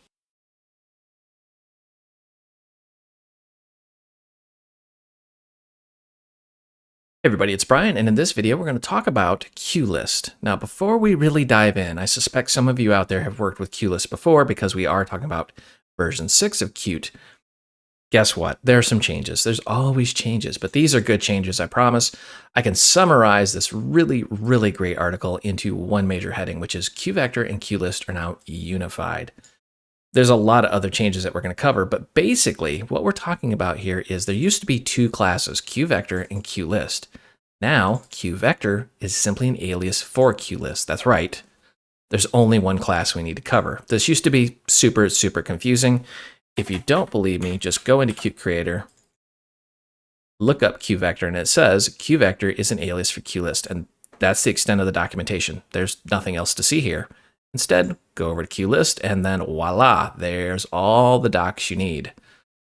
So it really simplifies the conversation. We used to have one video for QVector and one video for QList, and then the differences between the two, and then different use cases, and we don't have to talk about that anymore because it's all the same thing. So, rewinding a little bit, what is QList? It's a templated container. Templated meaning you can put pretty much anything in it. QList itself is not a queue object. So there's no signals and slots, and you can copy QList all day long and have no problems. QList and QVictor, as I've said, are the same thing. There's no more 2 GB limit. This is amazing. If you've ever hit that 2 gig limit and tried to figure out why, this is just absolutely outstanding. Everybody stand up, clap, throw your chair across the room, do whatever you need to do to rejoice. And of course, QList will auto resize itself, and it does this unapologetically. So if you've ever run into memory constraints, especially if you're starting to get up here, be aware that it will automatically manage its memory in the background. You don't have to worry about it. Speaking of memory, queue objects and queue pointers need to be cleaned up. Notice I differentiated between the two. A queue object cannot be copied. So as we've demonstrated in previous videos, putting a queue object through a template or a templated container usually ends up with you can't do it because you're trying to make a copy. So you have to work with a pointer. Pointers, of course, need to be cleaned up, and we can do that either manually or using the cute parent-child relationship or using smart pointers. Let's dive in and take a look. So let's start at the beginning. We want to create a list and add some data. To do this, I want to demonstrate a few things, but the first thing we're going to do is demonstrate that you can create a list, put data in it, and actually copy it. So I'm going to say QList, and this is a templated class, so we have to give it some sort of data type that we're going to be working with. And we're just going to say get numbers. Then, of course, we want to create a list. And let's just simply call it list. Let's go ahead and make sure that because this function is going to return a list, that we actually do return it. Just want to make sure. So what we're demonstrating here is that we can do this copy, and there's 0 penalties here. Let's go ahead and work with this now. So how do we actually get the data into the list? Well, we can use the operator. For example, we can just say list, and then we can just shift in 300, 400, and let's go ahead and put 500 in there. Makes it super convenient to put a bunch of values in rapid succession. Or if we wanted something a little bit more complex, let's just make this overly complex. I'm going to say int max equals, and you notice I have this queue random generator in our includes. Very, very simple class. We're just going to grab the global instance, and I'm going to say bounded. And what this is going to do is give me the opportunity to do a low to a high. So I'm going to say between 1, I almost said 0, between 1 and 10, we want a random maximum number, which illustrates the other point. This is not an array. There's no hard upper limit. We can just keep plopping items in there until it won't go anymore. So we don't actually know how many items we're going to put in. We're going to let this just figure it out through our random number generator. And then I'm going to say for int I equals 0. I is less than whatever random maximum we have. And then let's go ahead and increment I. And then we're going to append. So I'm going to say list.append. And you can see there's a bunch of different ways to do this, but we're just going to use this last little guy right here. It's going to figure it out for us automatically, of course. But I'm going to say, let's go ahead and just shove a random number in there. Bounded, and I'm going to do 1 to 100. So really, all that's going to do is just generate a list between 1 and 10 items, and each item is going to be between 1 and 100. Really cool that we got that, but let's make a function that actually uses this now. So we're going to say void test numbers. And I'm going to try and keep this example extremely simple, just because I'm trying not to mire the complexity of this video with the complexity that is QList. Let's go ahead and copy that. So I'm going to say get numbers. So we're just calling that function and getting a copy of that list. Now let's go ahead and print this out. So I'm going to say QInfo.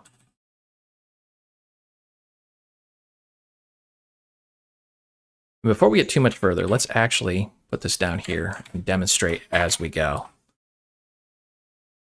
So far, all we're doing is getting the numbers and then printing it out. So there is our list. And you can see we've got 300, 400, 500, and then we've got 2 random numbers in there. And if I kill this and rerun it, you see we've got more random numbers, 5299.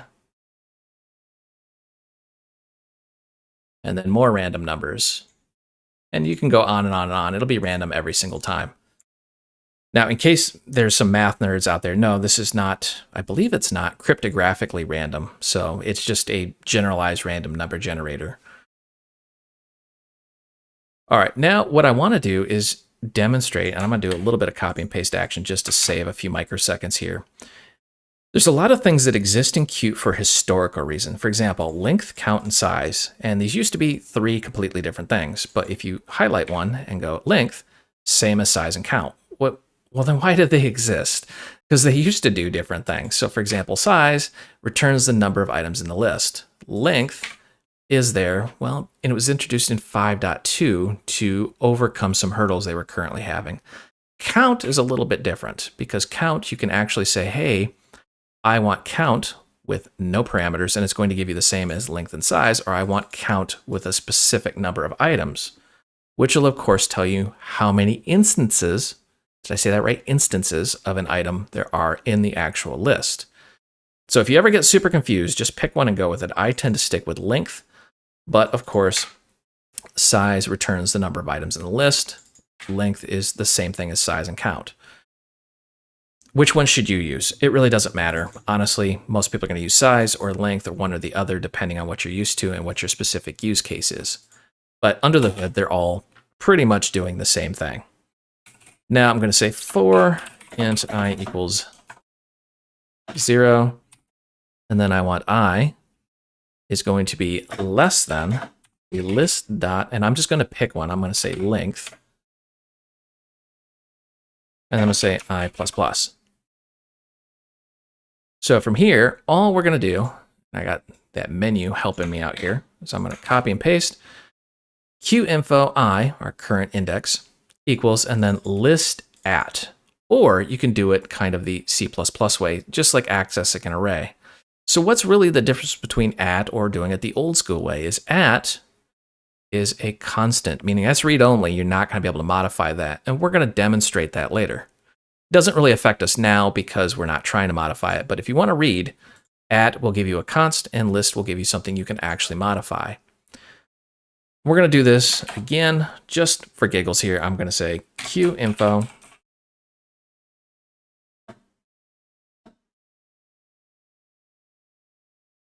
just going to break this up a little bit just to show what we can do. There's often a holy war about this, and that's why I wanted to slow down and really, really demonstrate this. I'm going to do a for each. And some people are automatically going to shout at their monitor and say, why are you doing a for each? This makes no sense. But this is the magic of a container. You can just say for each item in the container, do something. And then you can just qinfo it out in this example. Now, which way is right and which way is wrong? Should you use for or for each? Well, it really doesn't matter. Let me just run and demonstrate. There's a lot of pros and cons to using each one, but what you can see here is the for gives you the actual index, where the for each will not. You just get the item.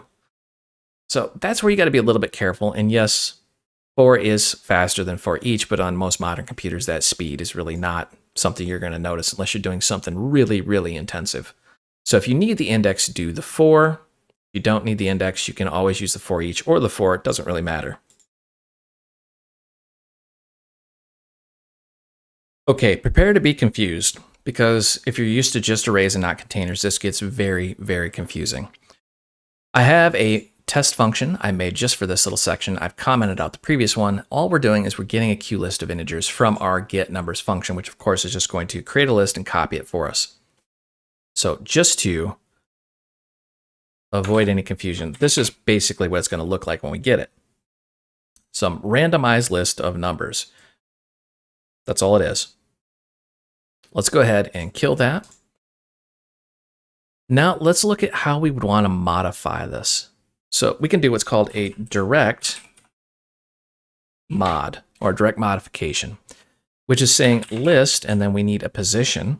I'm going to do the 0, which is the first item. And I'm going to set this to, let's go with 1000. So what we're really doing here is say, take that first one and modify it. If you try to do something like this, and I get a lot of emails saying, why won't this work? At. Well, notice it's a const reference. So this is not going to allow us to modify it. So if you try to do 0 equals 3000, you're going to get this ugly little message right here. Cannot assign a return value because the function at returns a const. Whenever you see const, it just simply means read only. That exists purely for speed. You see how we're using at in our for loop, which means it's faster because we don't have that modify. Now, when I say faster, it's not super much faster. It's still going to work. You're probably not going to notice a speed difference. But what we're able to do is directly modify the list. At will not let you modify it. Just for giggles, run it one more time. You see the first one is now 1000. Pay special note to that because we're going to move that around this list on accident. Now, when I say on accident, what I tend to see is developers will say, oh, well, the first one's 1000 and that'll never change. So I'm just going to say, always use the first one whenever they want the number 1000. Well, appending does not break that rule, but it does modify the list. So we're going to say list.append, and let's go ahead and append 99. And there's another way, which we've already covered, which you can just use the operator. 2000, and then 3000. And this is where new developers start to get a false sense of security because guess what? You're modifying this list, but the first item is still 1000 because append is just going to slap those on the very end here. Okay, that makes sense. Now comes the problem. When we start talking about inserting. Inserting is, well, almost comical. Like if you've ever seen an episode of The Three Stooges, when I think it's Moe or Larry, probably Curly knowing my luck, but one of them goes in and just slams something on the table and everything else shifts around. So we're going to do just that. We're going to say list.insert,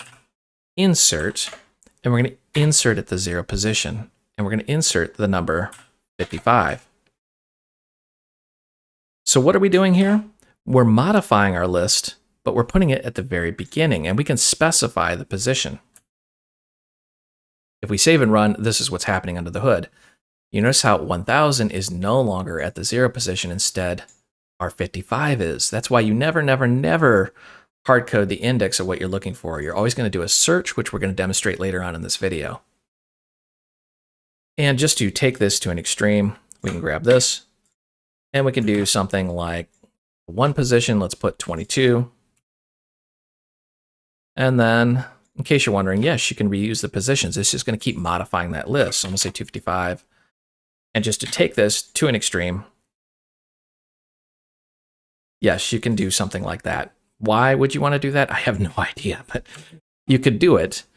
And this is what it does in memory. It just simply keeps inserting and modifying our list. So our humble little list that was maxed at 10 items is now 20 items long, and our 1000, which used to be at the 0 index, is now at position 9. So that gets a little bit scary. Now let's take a look at removing. And removing is not for the faint of the heart because this is where some memory management comes into play, and Qt will do things unapologetically. So I'm going to do the copy paste. I'm going to print that length out. I'm going to say list dot, and if you say remove, you see there's a bunch of them, and this gets super scary. So I'm going to jump down to remove at, and I want to remove at a specific position. So we're going to just remove that first one. Let's grab this and copy paste. And we're just going to show the length of this shrink over time. Now, instead of remove at, I want to remove 1. So what remove 1 does is it'll look at your list and go down till it finds the first occurrence of it. So I want to remove that first occurrence of 255. Bang, right here. Let's go ahead and modify this.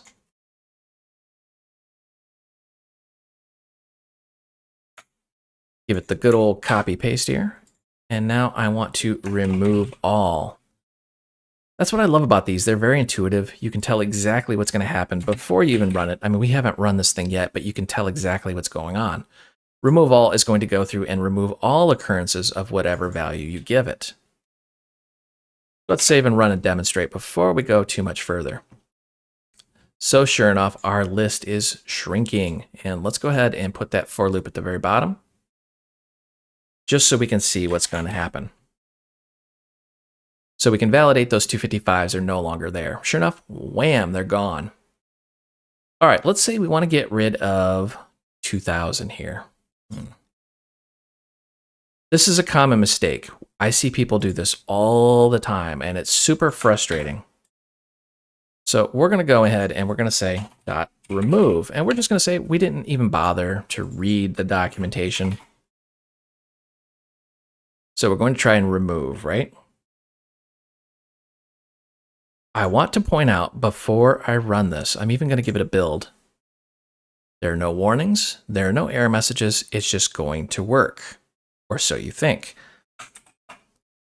Notice how you get this assert failure, and then I or someone else who's out in the internet who knows how to use Q is going to get the, wait a minute, what does this index out of range mean? Why didn't it remove it? Why am I getting an error? Always highlight it, hit F1, and you'll see what's going on. So this removes n elements from the list starting at position I. This is why this is so stinking confusing. Removes n, but n is the second one. N number of elements from the list, not the actual item starting at the position. Okay, so this wants where are we starting and how many things are you going to wipe out of here? Not an actual value. So I want to start at, let's say, 5, and I want to wipe out, let's say, up to 100. There isn't 100 things in this list, but watch. Bang. No compiler error, no warning, no nothing. It tries to run, and then it just dies with index out of range. Oh, that's frustrating. So let's scope that down a little bit to 7. So from 5 to 7, we're going to wipe out some items. And now magically it works. Did you catch what's going on here? Look at the screen. Remove 5 to 7. 0, 1, 2, 3, 4, 5, 6. So it went to the 5th position, removed them, and then modified the list around. But we didn't actually remove our 2000 like we tried to in the very beginning. To do that, we have to find the index of or search for it, which we're going to cover in the next section. But I wanted to highlight that remove will betray you time and time again. Be very mindful of what that does. It's looking for a starting index and number. When in doubt, highlight in F1. So removes n elements starting at position. All right, as we've demonstrated, the list is modified, which means the index of the individual elements change. And to really hit that home, I've made a new function called test search, which has a Q list from our getNumbers function. And we've got a special item called 999. And we're going to insert it at the first position and then append it. Now remember, with append, we don't know what the index of the last item is. So let's just go ahead and print that list out and see what this looks like. So there it is at the first position, but then it's at the 10th position. And remember, this is a variable or random length from our function. So every time we run this, it's at a different position. It was at 10, now it's at 11, now it's at 13, and so on and so on. So we can't really predict where that last one's going to be at. This is where searching comes into play. So let's go ahead and find the first occurrence of it. So I'm going to say int fpose equals, and I want our list dot index of. And index of is going to say, okay, what are you looking for? And I'm looking for our item. You can also, of course, say from where, which is a position. So you can start at a different position if you wanted to. We'll talk about that in a minute, but right now, let's just find the first occurrence. And then, of course, I want to actually print this out on the screen. So I'm just going to say QInfo, our first is at fpose. Now, if that wasn't easy enough, how do we get that last position? Remember, we're appending. We don't know where that is. I'm going to call that lpose. This is last. And is the last index of. So this is going to keep going through your list and look for the last occurrence of that item. Let's go ahead and print that out. Let's save run. And let's see what this looks like here. So first 0, last 0. Uh-oh, we have a problem in our code. Let's find out what's going on here. Ah, yes, very simple. I was the helpless victim of copy and paste. All right, let's try that again. All right, so first 0, last 5. Sure enough, ta-da, it's right there. Let's run this a few more times real quick just to prove that it is actually working. First 0, last at 11, it works. Now, that's great and all, but let's say we have multiple occurrences of this. For example, let's say I just go in here and I say insert at the, I'm just going to take a wild guess that this list is going to be big enough. That may cause problems if the random number generator really shafts us, but we're going to insert at the 3rd position. So let's run this again real quick. Notice what's going on though. We have 999, 999, and of course 999 at the very end. But we only got the first and last. How do we get that middle guy here? How do we find him? There's a little trick I'd like to show you, and it's actually not unique to me. This isn't something I invented, but let's find them all. So I'm going to say int pose for position equals, and we're going to do the list.index of. So we're going to find the first occurrence here. We want to find the first occurrence of our item. If my keyboard would help me out here. You ever get that where like your keyboard is like slightly off from where you're expecting it and then your typing just gets all jacked up? That's what's going on there. So say qinfo, and let's go ahead and we want to know where it is at. Now remember, we're already have done an index of, so we should have some sort of position. Now I'm going to get the next position. And I'm going to say pose equals list dot index of. And we want, of course, that item. And now we want to start searching at the position plus 1. Now, a do loop is just very dangerous. So we have to give it some sort of terminator here. So we're going to say while, and we want to make sure that position is greater than -1. So if you're a C++ newbie, what's happening here is we're saying get the position, display it out, try to get the next position. But of course, if it's -1, this is just not going to work. We could have done this differently and done a while loop and say while, pose is greater than -1. But I wanted to print this out at least one time. That's the confusing bit about programming, is there's a billion different ways to do that. So let's go ahead and save, and let's find every occurrence of that position. Or I should say that item. So we're at 0, at 3, and at 6. So 0, 3, and 6. And if we were to say run, of course, we are at 0, 3, and 14. So 0, 3, and 14. So this is working as expected. This is, of course, pretty fast, but the more items you have, the longer that's going to take. Now, when we say longer, we're talking usually milliseconds.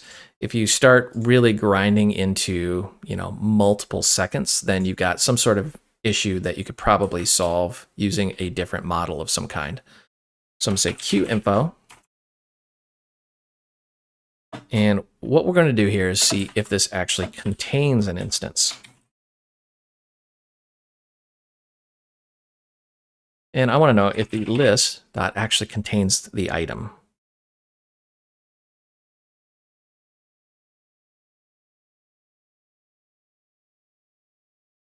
I already know that's going to return true, but of course this is a bool just to demonstrate. Of course it's in there because I know we already added it, but if you ever need it programmatically, there it is. Just simply getting a bool, whether it's in there or not. Now we can do something called, guess it, we're going to slice this. Get a slice. Man, that sounds great. I could go for a pizza right now. So QList. See, you're going to start hearing my stomach grumble if I don't stop talking about food. And I'm going to say items. And think of this, well, exactly like, I don't know why I put another equal sign in there. Think of this exactly like a giant pizza in front of you. You want to get a slice of that. So I'm going to say list dot sliced. Now, this is a little bit confusing here. What we need to do is look at this, and we want the position and the number. So I'm going to get from the first position, and I want 2 of them. And I'm going to say qinfo just to kind of demonstrate here. Let's just print out our list so we can see the entire thing. And then let's go qinfo. and I want the items or the slice that we just took here.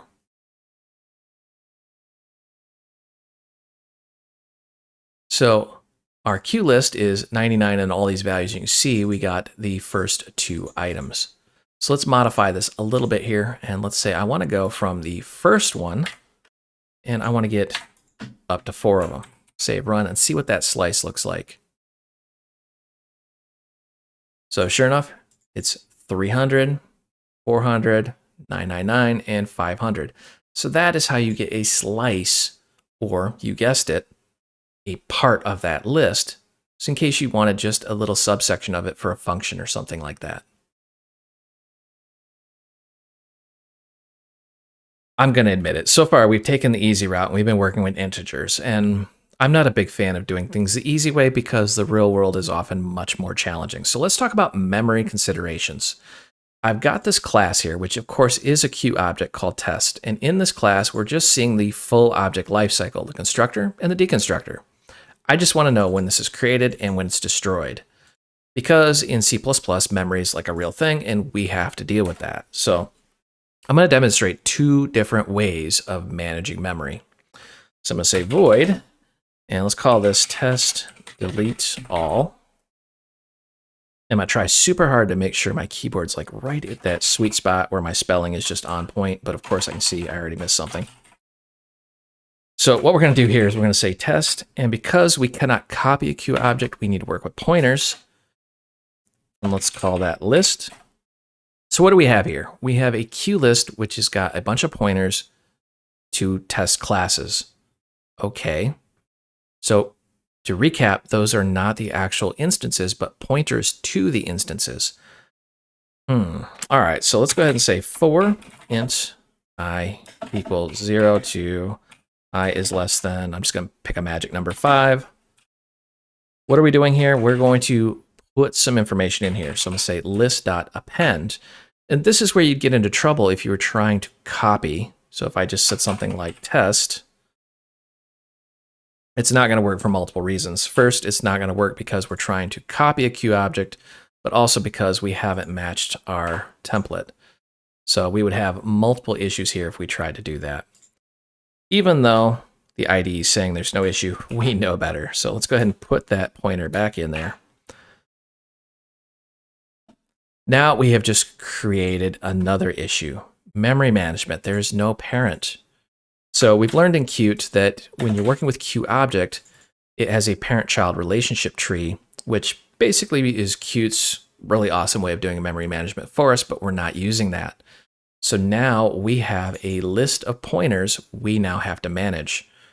Oh, that's not good, right? So you may be thinking I'm going to do some obnoxious for loop and we're going to call delete. No, there's a macro called qDeleteAll that does all of that for us. So you just give it a container and voila, it does it. The problem is with this, it doesn't remove the items. So for example, if we call this function as is, notice I'm asking for a length after we've done a delete all. You're going to see that list is not 0. See, we have constructed, we call cleanup, we've deconstructed, and we still have 5 items in that list. I'm maybe not a computer expert, but I believe that's called a dangling pointer. And if we try to access one of those things, it's going to crash our application. That's not good. So instead, we need to actually clear it out ourselves. From there, not only have we deleted all the memory, but we've also cleaned all the items out of the list so we don't have those dangling pointers. See, ta-da, 0, works as expected. Now, that is not a bad way of doing it, but it's probably not the best way of doing it. So there are many, many billions of ways of doing things, but we're going to work with smart pointers. So we're going to get rid of that, put that in there. So when I say smart pointers, we're talking about, well, things that we've already covered in previous videos, but we're going to talk about the Q shared pointer. So I'm going to say QList, and I'm going to actually type this out rather than copying and pasting, so I want you to understand the logic. We're going to say Q shared pointer. Now, yes, before we continue, you can 100% use the standard library pointers, but we're making a Qt tutorial, so I'm going to use the Qt Smart Pointer class. But definitely, if you want to use the standard library, use the standard library. That's the beauty about Qt. They don't really force you into one thing or the other. Now, notice the double arrows. This confuses people, but basically, we're using a templated class inside of a templated class, so you have to have those double pointers. It's super confusing, but if you're a C++ newbie, just understand what you're doing. Template within a template. So our standard pointer list, there we go. Or not standard pointer, shared pointer list. You see what I mean by this gets confusing fast. So we got a Q list of shared pointers, which is going to automatically manage that memory for us. Okay, let's go ahead and do a for loop here. And then let's go ahead. That almost got bad. I equals 0, I is less than 5, and then I increment. Now you may be asking yourself, what's the difference between using like a Qt share pointer versus a standard library smart pointer? Really not much, to be brutally honest, for practicality reasons. There's a lot of little nuances under the hood, but if you're in Qt, you should probably prefer the Qt way. If you're going to interrupt between Qt and other C++ libraries, use the standard library way. That's kind of my motto anyways. So we're going to make a Q shared pointer. Again, feel free to use whatever smart pointer you want. And we're just going to make a new test. Now remember, no parent. So what are we doing here? There's no parent-child relationship. We are going to use a shared pointer. So this is auto memory management.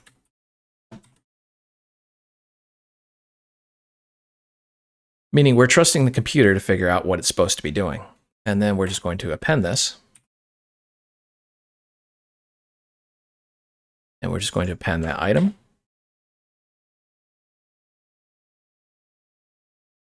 Now, I want to do things a little bit different just to show you this is actually going to work. So we're going to remove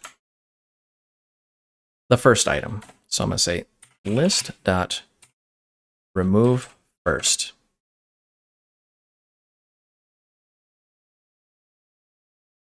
And then I'm going to just go ahead and clear it. So I'm going to say QInfo, which will just wipe out the rest of them.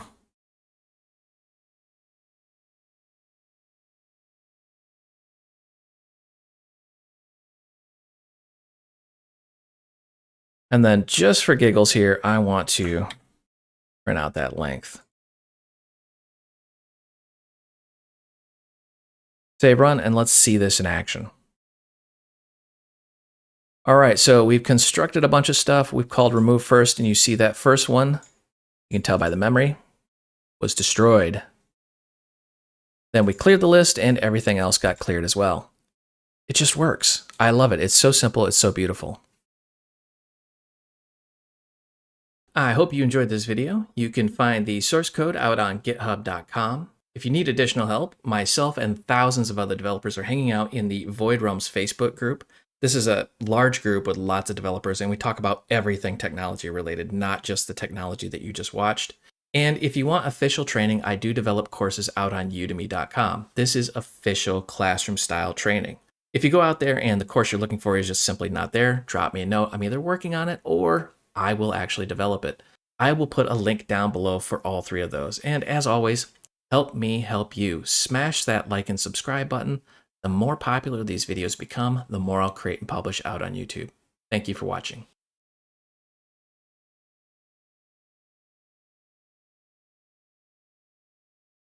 Hey everybody, it's Brian, and in this episode we're going to talk about the QMap class. This is a confusing class for many reasons, but basically the big confusion, it's a templated class, but it takes two different types, a key and a value. It forms what's called an associative array using a key-value pair. Feel free to dive into the documentation. It does get a little murky the deeper you go, but at its core, it looks something like this.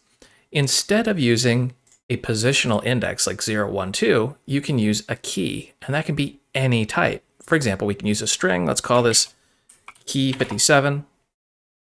Let's call this key22. Notice these don't actually have to be in any specific order. Then this one could be called cat. It simply doesn't matter. As long as you follow the same type in this example as string, that key has to be unique. That key will point, or I should say associate, with a value that is also stored. That forms the associative array. These values don't have to be unique. And guess what? This can just add and add and add all you want. It's actually extremely flexible. Let's dive in and look at a really, really basic example here. So I'm going to say QMap, and because this is templated, I have to give it what we're working with. I'm going to say QString, comma, and we want a double for a value. So the key's always first, the value is always the last one. And I'm going to call this lucky. So this is just simply our lucky numbers. And I'm going to say lucky dot. Let's go ahead and insert. And I need our key, which in this case, because our ID is awesome, it already knows the key is going to be a Q string. And then we need a value, which is a double. So let's go ahead and give it a Q string. And let's go ahead and give it a value, which in this case needs to be a double. So I'm going to say 22.5.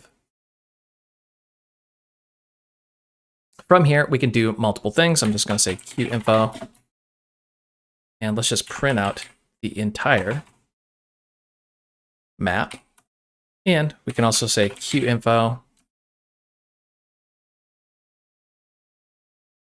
My lucky number is, and let's go ahead and access that. So I'm going to say lucky.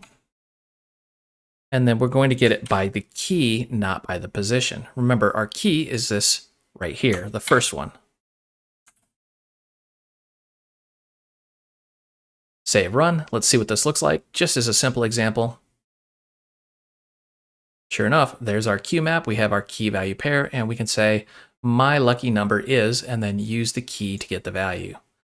Let's dive really deep into this class and see how it works.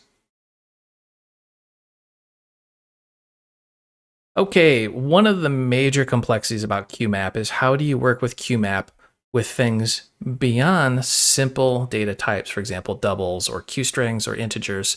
We want to work with a Q object. So I have this cat class all ready to go. This is a Q object, which of course has its own complexities, the biggest being we cannot copy this. We've talked about this in previous videos. Q objects cannot be copied. You can see, while this is not a super complex class, it's more complex than, say, an integer or a bool. It's got getters and setters and private variables and things of that nature. So let's go ahead and look at how we would create a QMap. I don't want to use simple data types because, well, it's too simple and you won't really understand QMap and how it works. So instead, let's make a type def. This is short for type definition. And basically, we're going to shorten or make an alias of the type. The type we're going to work with is a QMap, which is a template. And we need to give it a key value pair. So the key is going to be a Q string. The value, though, is going to be an instance of this cat class. Now, because we cannot copy, we can't just, you guessed it, give it a normal instance. We have to give it a pointer. So this is where the complexity jumps in. You can either use just a raw pointer and then you have to manage the memory, or you can use the standard library smart pointers, or because this is a cute video, we're going to use the Q shared pointer. This is also a templated class, and this is why this gets super confusing. So rather than retype this every single time we want to work with this map, I'm just going to use a type def and make an alias, and we're going to call this cat map. Very, very simple. I don't like making type defs, but they do serve their purpose, and I believe this is one of those reasons. All right, so let's go ahead and make a function called getCats. And getCats is going to do exactly what you think it does.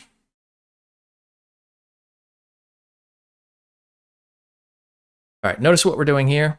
We are going to make a QMap, and we're going to return it. Now, this is the other thing that confuses people. QMap itself is not a Q object, so you can copy this all day long, but you cannot copy Q object, which we have in our values, which is why we are using a pointer. and we're using a smart pointer, so we have automatic memory management. Okay, now that you've completely slammed all that into your brain, we can move forward. To say int I equals 0. I is going to be less than 5. Let's go ahead and increment this. Now what we need to do is create our value. So I'm going to say q shared pointer. And again, you can use the standard library built-in smart pointers if you want. I'm just showing you the cute way of doing it. And this is going to be a new cat. Now, notice right off the bat, we don't have a parent-child relationship, and that's why we're wrapping this inside of a Q shared pointer. Remember the parent-child relationship for Q objects, the parent would automatically destroy the children, blah, blah, blah. I did all that in a previous video. We also covered Q shared pointer in a previous video. If you skipped it, go back, watch it. But basically, when cat is no longer needed, Q shared pointer will automatically delete it. Makes memory management dead simple. Now, we're going to take that Q shared pointer and we're going to call set age, which is actually calling our cat, not the shared pointer. That's something that's really awesome about that. So now let's go ahead and set the age, and I'm going to use our Q random generator. I want the global instance bounded. We haven't really covered this class a whole lot, but basically what it's going to do is make a random number, not a cryptographically secure number, but a random number nonetheless, between 1 and 5. So we want our cat to be between the ages of 1 and 5. Now let's go ahead and set the name. And I'm just going to say unknown, because these are just a bunch of stray unknown cats. I know, so sad. Now we need to take our value and insert it into the map. So I'm going to say cats dot, and this is where a lot of people type append and then they're shocked there's no append. This is an unordered list, so what we really need to do is say insert. And now we need a key, which is a Q string, so I'm going to say pet. And let's go ahead and expand this out and say plus Q string number, which is going to take Q string and convert an integer, in this case I, into a Q string. So we're just adding those together. And then we're going to add our smart pointer in as the value. I know that seems a little confusing, so quick recap. Pet plus a Q string representation of I is our key. So it's going to be like pet 0, pet 1, pet 2, pet 3. As long as that key is unique, it should work. And then we have our Q shared pointer, which holds a pointer to the cat, which is our value. We're doing all this so we have automatic memory management. So it seems super confusing at first, but once you get into it, it's actually pretty straightforward. Now let's go ahead and say cat map. This is where typedef really shines because we don't have to retype all that. Let's call this cats equals get cats. And if we wanted to, we can just simply qinfo this out.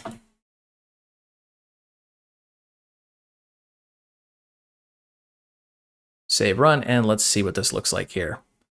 So there it is in all of its glory. You can see we have our cats are constructed, and this is the big, ugly, nasty Q map in memory of what it looks like here. And you can see we have our Q shared pointers holding the pointers to the cat classes. All right, our last section really didn't do us any favors as far as displaying a Q map. Let's rerun that just so you can see what it looks like here. Horrible. I mean, you can't even read this. So let's make a better function. Let's show how to actually display a Q map. There's multiple ways of doing it. I'm just going to show you one that's dead simple.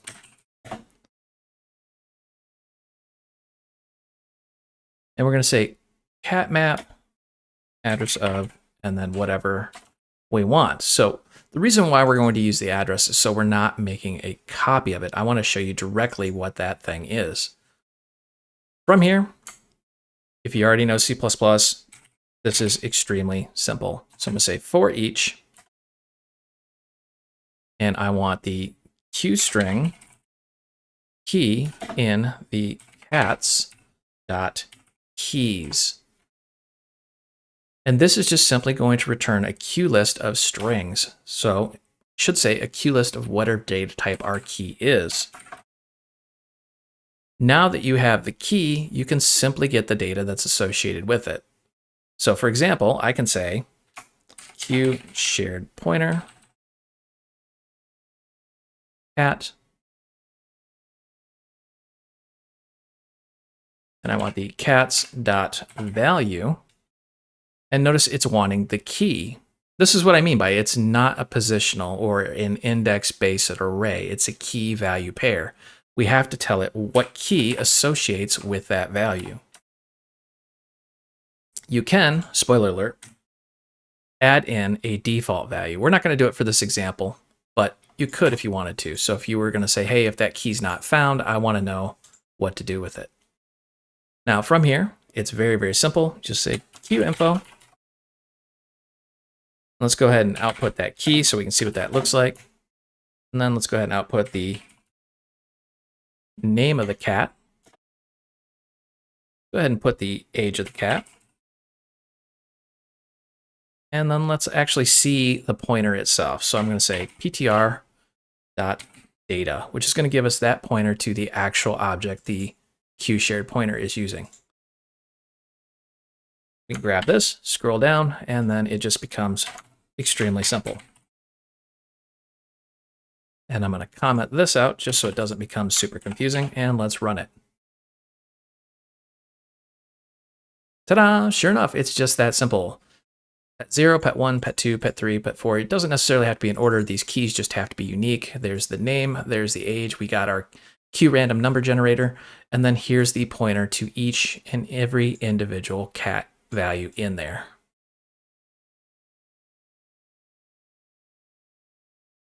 All right, so far we have created cats and we've displayed cats. Let's look at modifying an item. So this is where people are going to get very confused very fast, but we're going to try and overly simplify this. So I'm going to say void modify cat. So what we're going to do is we're going to take our cat map. You want to make sure you're using the address of or a pointer to it. That way you're modifying the actual list, not a copy. And we want the string. So we need uString key. And when I say we want the string, really what we're looking for is that key. In our case, the key is a Q string. So very important you understand what we're doing. We're going to look this item up by its key and then modify it. So let's go ahead and say if cat, actually let's call this cats. That tripped me up just a minute there. So let's call this cats dot contains. And now we want to make sure we have the actual key in there. Then let's go ahead and say QInfo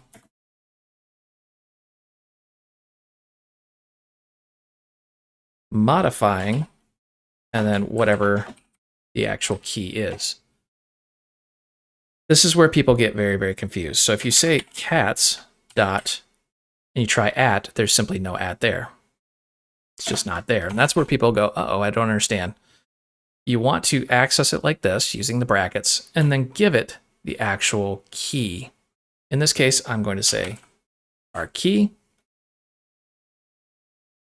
and then you can call it directly. So we're going to say set name. Notice what's happening here though. It's saying cats, whatever the key is, dot, and then we're accessing that variable directly. So we can say like set age 99. And I don't know if you caught it, but as soon as I said set age, this turned from a dot to an arrow. So the IDE is smart enough to know that we're actually working with a pointer. We can just grab this through the magic of copy and paste. And let's just do that again. So I'm going to say dot on the keyboard. And this is where people get confused. You see like clear, create, data. These are all part of the Q shared pointer, not the actual cat class. That's, again, not a complexity with the Q map, but when you start working with pointers and smart pointers and everything, it's going to get super confusing. So we're going to do set name, and notice it changed the arrow for us, and I'm going to call this Fluffy. And then we're going to go ahead and call our display on cats. See, it's really not that super hard. So back down here, let's go ahead and say modify cat, and we want our cat's map, and we want to modify the key pet2. Let's go ahead and run this and see what this looks like. Okay, so pet2 is unknown. We modify pet2, and now pet2 is Fluffy with an age of 99. And we've modified that directly in our cat class. The major takeaway from this little segment here is that you're going to access it from a key, not an index position. Now that we can modify an item, let's look at how to add an item or inserting it. So I'm going to just say, please say void, let's call this add cat.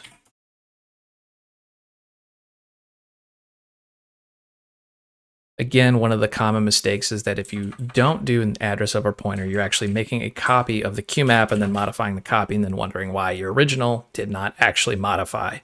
Oh boy, that's really confusing. So QInfo.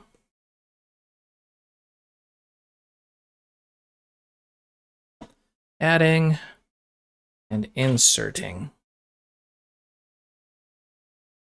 This is a little bit confusing because what's the difference between adding and inserting? Well, there really isn't one. You're not going to say inserted at position because there's really no concept of a position here. So what we're going to do now is we're going to say Q shared pointer cat, and let's call this PTR, and we want this to be a new cat. Again, we're not going to use the concept of a parent-child relationship because, well, guess what? We want the QShare pointer to manage that memory for us. And then we can just simply say ptr.setAge. And let's make this like an insanely old cat, 1,000 years old.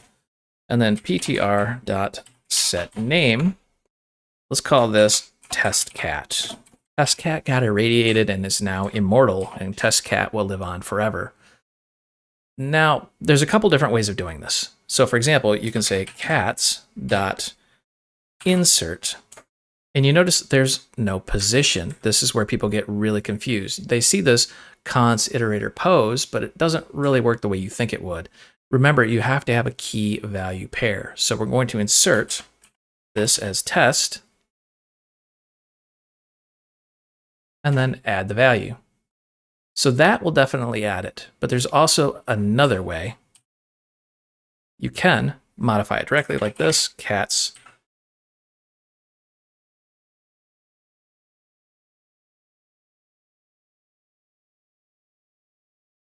And then let's go ahead and display.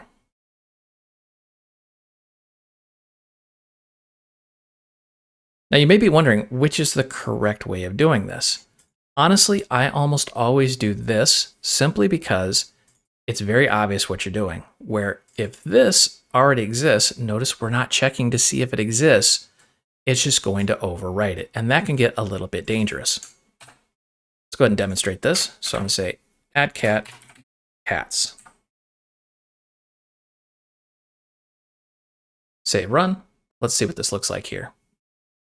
So sure enough, there is our test cat at the very end. It did add it. Now remember I said every key has to be unique. So let's go ahead and call add cats multiple times, with the major caveat being we're not checking to see if it already exists. So this is an underlying problem with our code.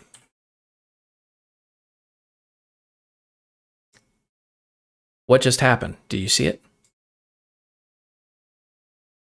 Test cat got deconstructed, meaning what we did is we reused that key, and you can tell because right here, test cat has this memory address. You don't have to memorize the whole thing, but just look at these last letters, ACE60. But now test cat is AD0B0. So this is a completely different instance, and the previous one got deconstructed simply because we reused the name. Okay, that's frustrating. Let's swap this out and go back to insert.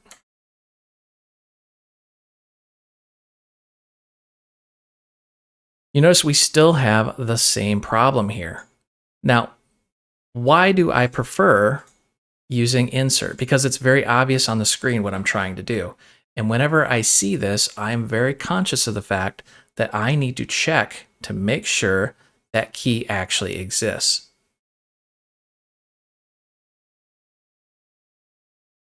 All right, so the last little segment, add cat, really showed us a problem. If we try to add this multiple times without checking for the existence of the cat, we're going to have problems. So what we need to do is learn how to search for items.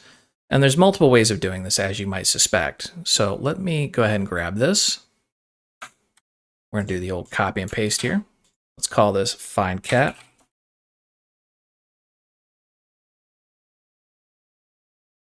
Now, I'm going to show you a couple different ways here. So first off, if you ever tried to find a cat in real life, you know just how frustrating and funny it can be. There's an entire Facebook group out there to finding cats, and it's just as messed up as you can possibly expect. So let's go ahead and say Q info. So in the spirit of that group, we're going to actually try to mess this up. We're going to say exists, and then we're going to say cats dot contains. And we're just going to give it our key and just see if this actually exists. So let's go ahead and grab that. Scroll down here. Let's do the old copy and paste.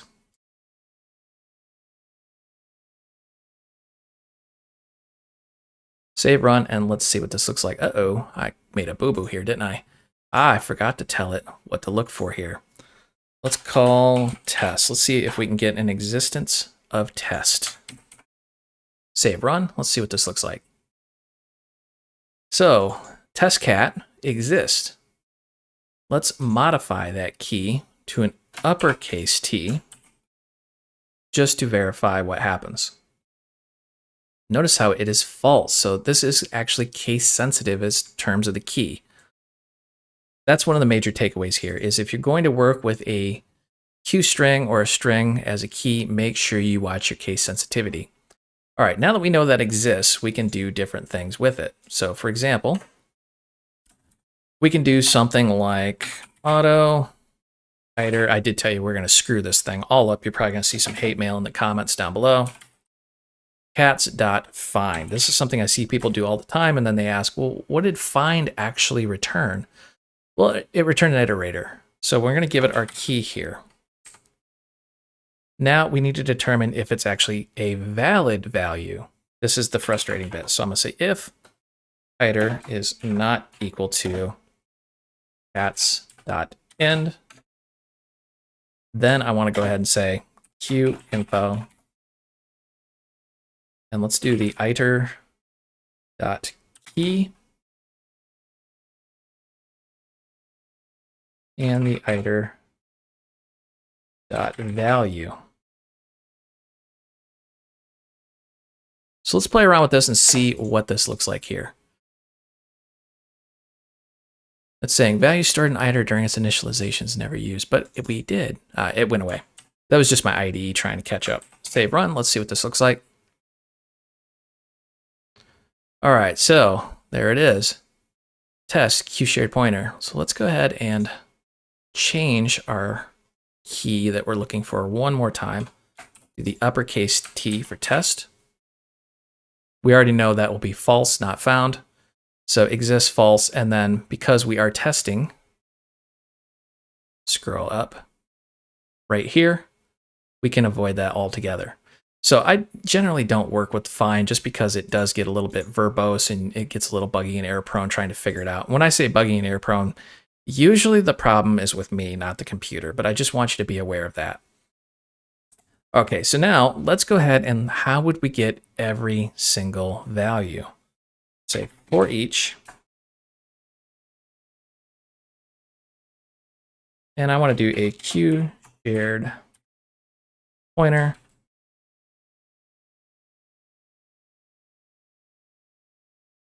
Screwed that all up, didn't I? Did say we're going to mess this up. So Q shared pointer, let's call this value, and we want the cats dot values. So values is going to return a list of all the values with no key associated with it. So if you just want to go through every single value, you don't have to figure out what the key is. This is perfect for you right here. And then you can just simply to QInfo, print that value out. Let's go ahead and run this, see what this looks like here. So exists, false, it never did our iter, and we can get all the values and find, oh, it's right there. But the major problem with this is, of course, it doesn't give us the key. Oh, that can be a bit frustrating, right? So let's just take this and change this. So we want QString, which was our key data type. Let's call this key. And instead of values, we want keys. And this is going to do exactly what you think it would. It's going to go through all of the keys. And let's go ahead and say key.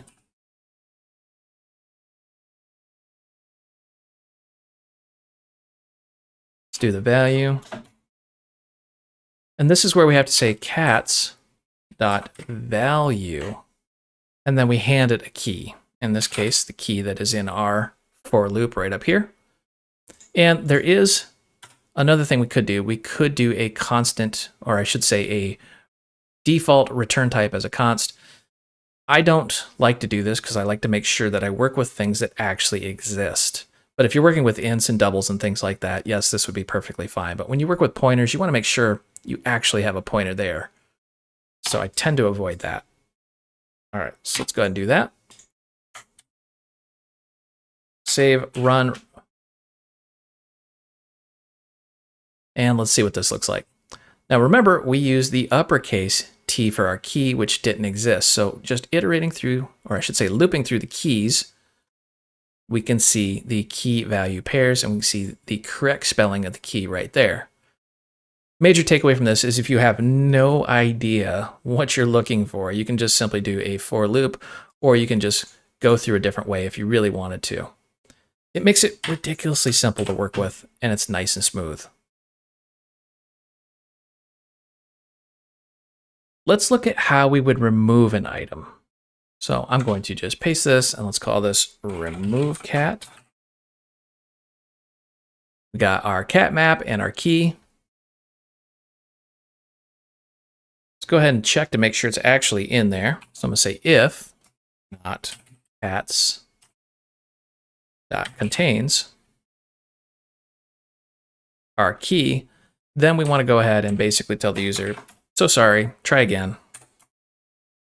Say Q warning, in case you're wondering what Q warning is, it's part of QDebug, but it's just a different way of displaying a message. On the screen, you're probably not going to notice a difference, but we're going to cover that in depth later on. In case you're really curious, it has to do with logging. We'd want different levels of notifications and logging. So we're just going to tell the user, warning, the cat was not found, and then just hit the eject button and go right out of this thing. If we've gotten this far, well, it's actually very simple. So we're going to say cats.remove, and then we just give it the key. And then let's go ahead and see what this looks like.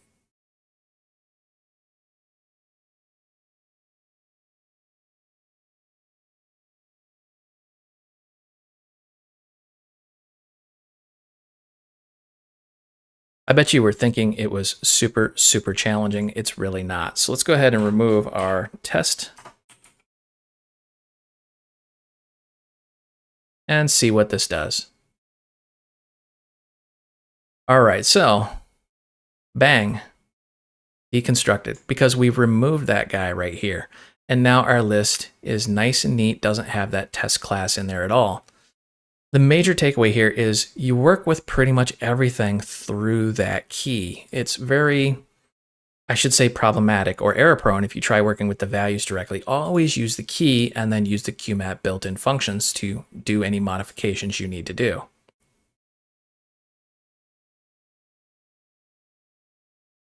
Okay, so if you're a C++ expert and you've been following along, you're probably having a miniature heart attack right now because we've been working with pointers, so we got all this stuff constructed, but where is it being destroyed? Well, this is why we've been working with a smart pointer, in this case, Q shared pointer. Again, you can use the built-in standard library, but this is a Qt tutorial, so I'm going to use the Q shared pointer. It's very, very simple. Because we're using automatic pointers, as soon as we remove an item or clear that list, let's go ahead and demonstrate that. all of that memory will be freed up automatically. You just haven't been seeing it in the background. So let's run this and demonstrate. Ta-da! As soon as we remove it from the map, QSharePointer comes in and goes, oh, it's no longer needed. The reference count's reduced to 0 and it is deconstructed.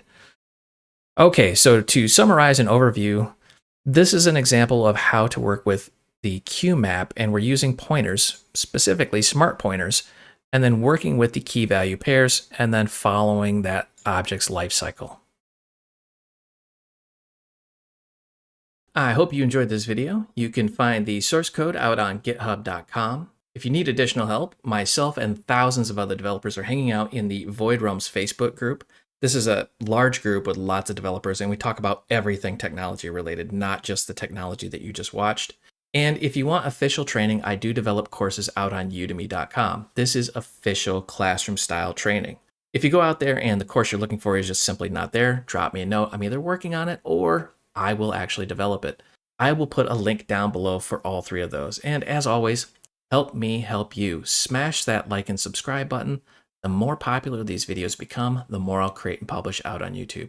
Thank you for watching.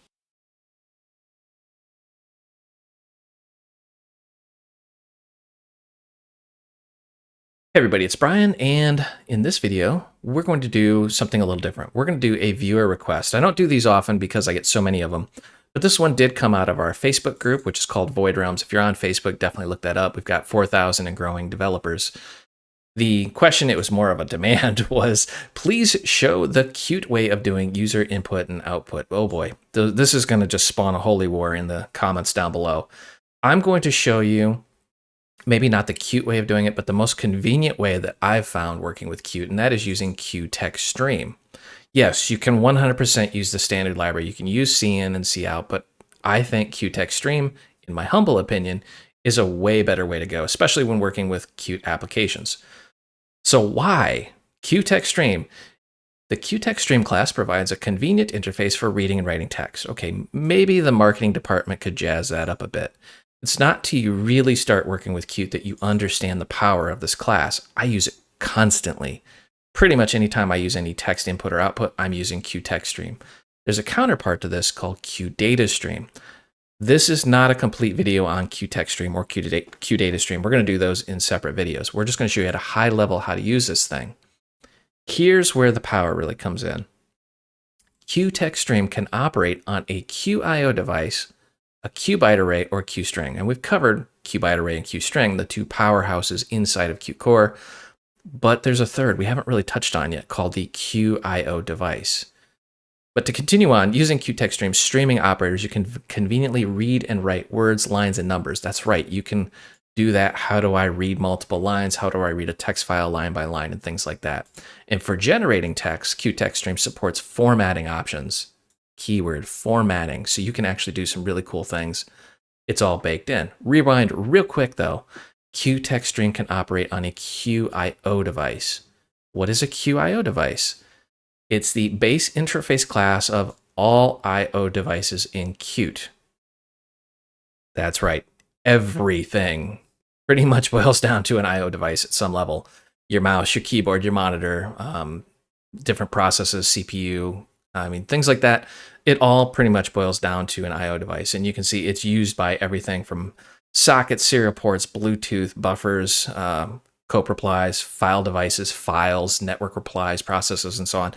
Just pretty much any type of device you want to work with at its core is going to use a QIO device, which is why I absolutely love working with QTextStream. Because it doesn't matter if it's I/O from a keyboard or I/O from a file system or from a socket, you can still use this. Let's dive in and take a look. Okay, first thing we need to do here is we're going to actually use QTextStream. So let's go ahead and include it.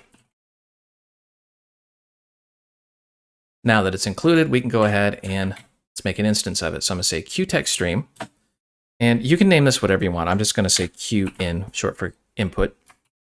And now we have some options. We can either do a QIO device.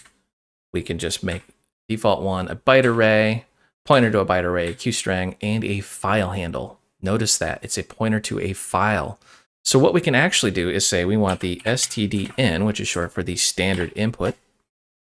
And that's right, we're just going to wrap the system's standard input right into a Q text stream. And we can take this pattern here and call this Q out.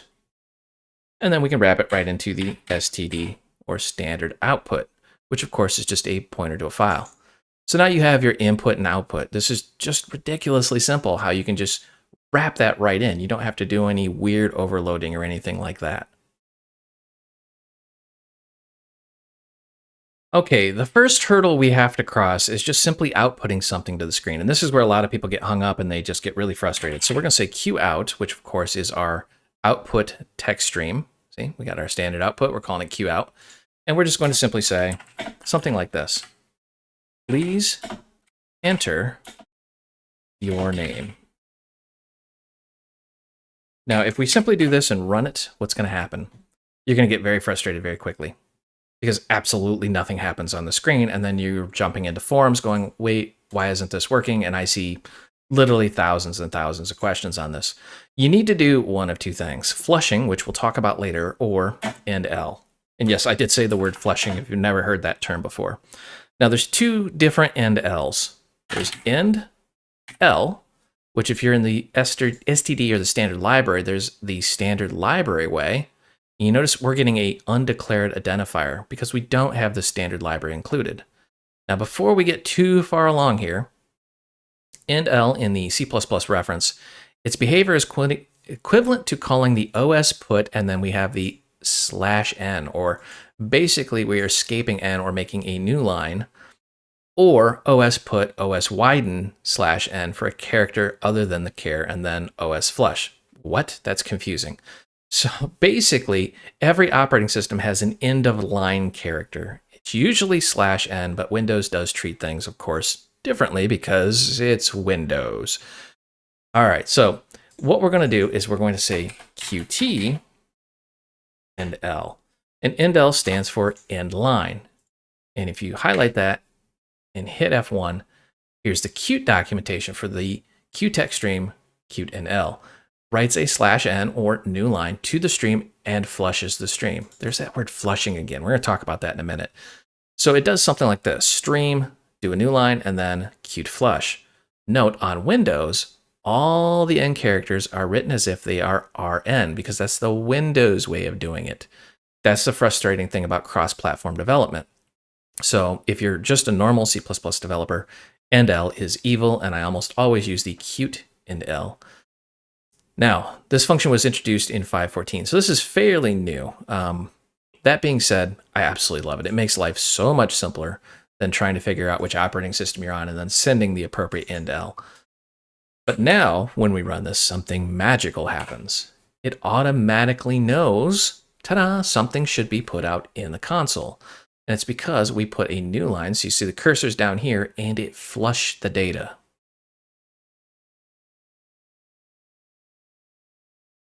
Now that we know how to output something, how do we input something? And notice I have this as reading. So what we're going to do is we're going to read, and I'm going to say qstring name.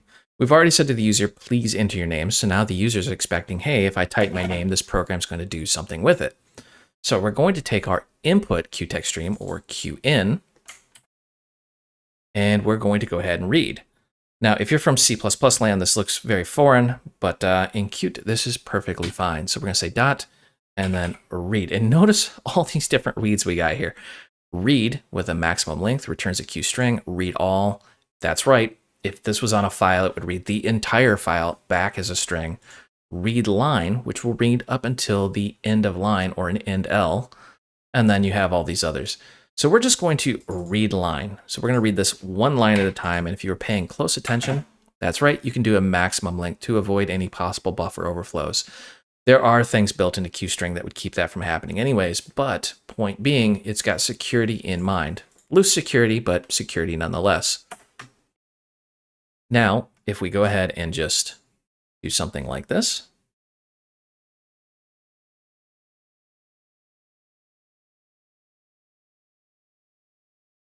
and we're just going to demonstrate that we actually are able to input and capture that information.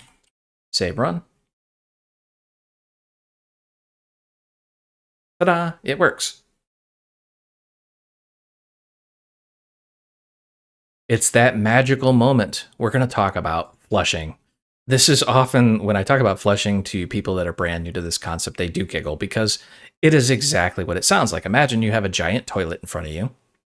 Yes, I said it. You have a giant toilet in front of you, and you're going to flush, and everything's going to go down. That's exactly what's happening. You're pumping data into this thing, and then you're just going to flush it down to where it needs to go. So we're going to grab this and do a little cut. I love copy and paste, but we're going to cut.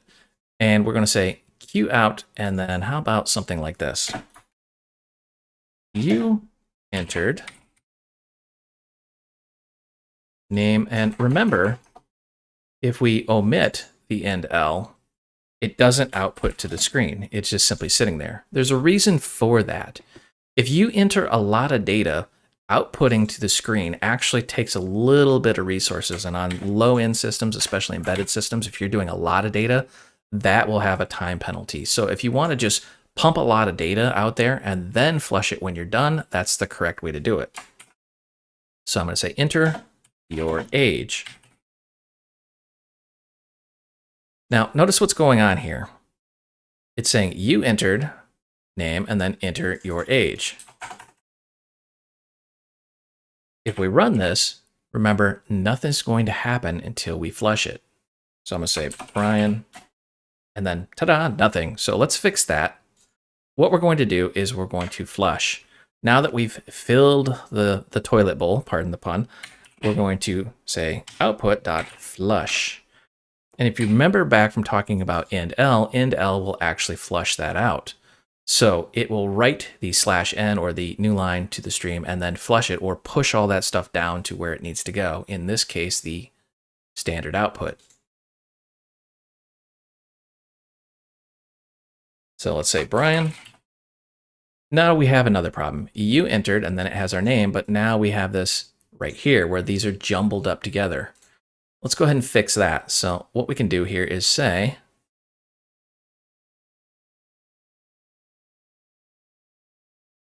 /n for new line. And if you were on Windows, you could do a/r/n or however you wanted to do it. But remember, if you use end L, it will call flush. Now, in this simple example, it's really not a big deal. We could just do end L all day long. You're not going to see a speed penalty at all. But if you're going to be writing a lot of data, I would just simply do this, and then when you're done, flush it out. Let's go ahead and put in, and if you wanted to, you could have done an end L here, but we're going to just go /n here. Now let's run this. Ta-da! Now it's going to ask for our age.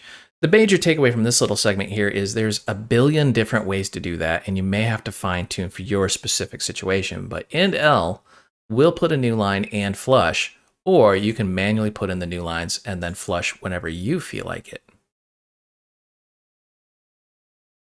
Now that we have all the generalized theory out of the way, let's give a good working example here. So we have gotten to the point where they can enter their name, and now they want to enter their age. This is the thing. We want to make sure we get a valid number. So I'm going to start with a boolean. I'm going to say bool, okay. And I get this question quite a bit too, is how do we get an int? So for example, we can say int age equals q in for input. And we want to read the line. So what we're getting back here is a q string, but of course we want to cast this into an integer. Well, it's baked right into the q string. We can say to int. And then we have this pointer to a bool. I'm just going to give it the address of our OK variable. So what it's going to do in the background is try to cast or convert that string into an integer, and it's going to tell us whether or not it succeeded. And then we can just simply say something like this. If OK, meaning if OK is true, then we can say q out, you are age years old. And we trust now that this is an valid integer because Qt was able to cast it for us. Otherwise, we could say else you have been a naughty person. You don't know how to follow directions. So let's just go ahead and grab this and say you have failed to enter a valid number. And we even give some exclamation points because as programmers, we get very upset when people do that. And then let's go ahead and flush this out. We can say QOut.flush. Different ways you could do that. You could have called endl. Let's go ahead and run this and see if this thing works. So let's go ahead and enter my name, Brian, and your age. I'm going to say I am 46. You are 46 years old. Man, I sound old when I say that. Let's go ahead and run this. And let's say my name is Brian, and I am this many years old. You have failed to enter a valid number. All right, major takeaway here is QTextStream makes it extremely simple to work with the standard input and output to the point it's almost just ridiculous, and I feel bad even making this video, but there's a lot of questions and concerns on how to use it. And endl is, well, in normal standard library C++, I consider it evil, but in Qt, they've actually kind of streamlined that a little bit better. And again, that goes back to your version of C++ and so on. But under the hood, this will flush. So if you have long-standing operations and you don't want the speed penalty of flushing, just manually enter your inlines and then flush as needed. And of course, you can work with data types. For example, QString, you can convert that to an integer very, very simply. I hope you enjoyed this video. You can find the source code out on github.com. If you need additional help, myself and thousands of other developers are hanging out in the Void Realms Facebook group. This is a large group with lots of developers, and we talk about everything technology related, not just the technology that you just watched. And if you want official training, I do develop courses out on udemy.com. This is official classroom style training. If you go out there and the course you're looking for is just simply not there, drop me a note. I'm either working on it or I will actually develop it. I will put a link down below for all three of those. And as always, help me help you. Smash that like and subscribe button. The more popular these videos become, the more I'll create and publish out on YouTube. Thank you for watching.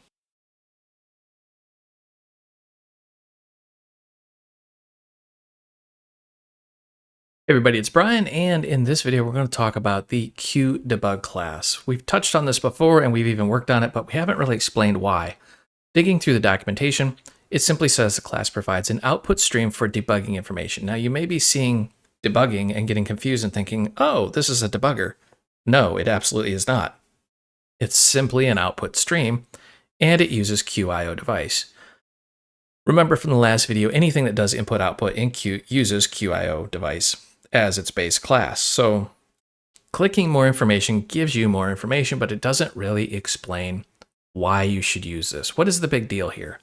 So you'll see different things like QWarning, QCritical, QFatal, but you got to kind of dig through the documentation here.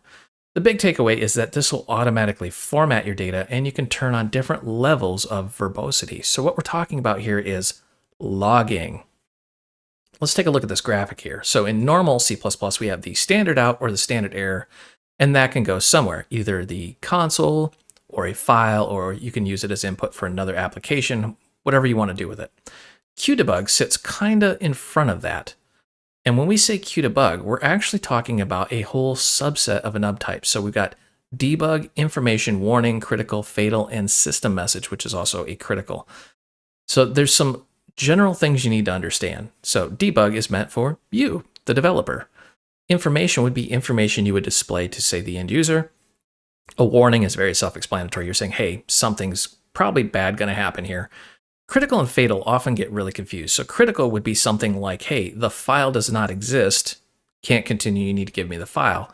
Where fatal is saying, hey, cannot divide by 0, something that would just crush your program. So you need to be a little bit careful on those two.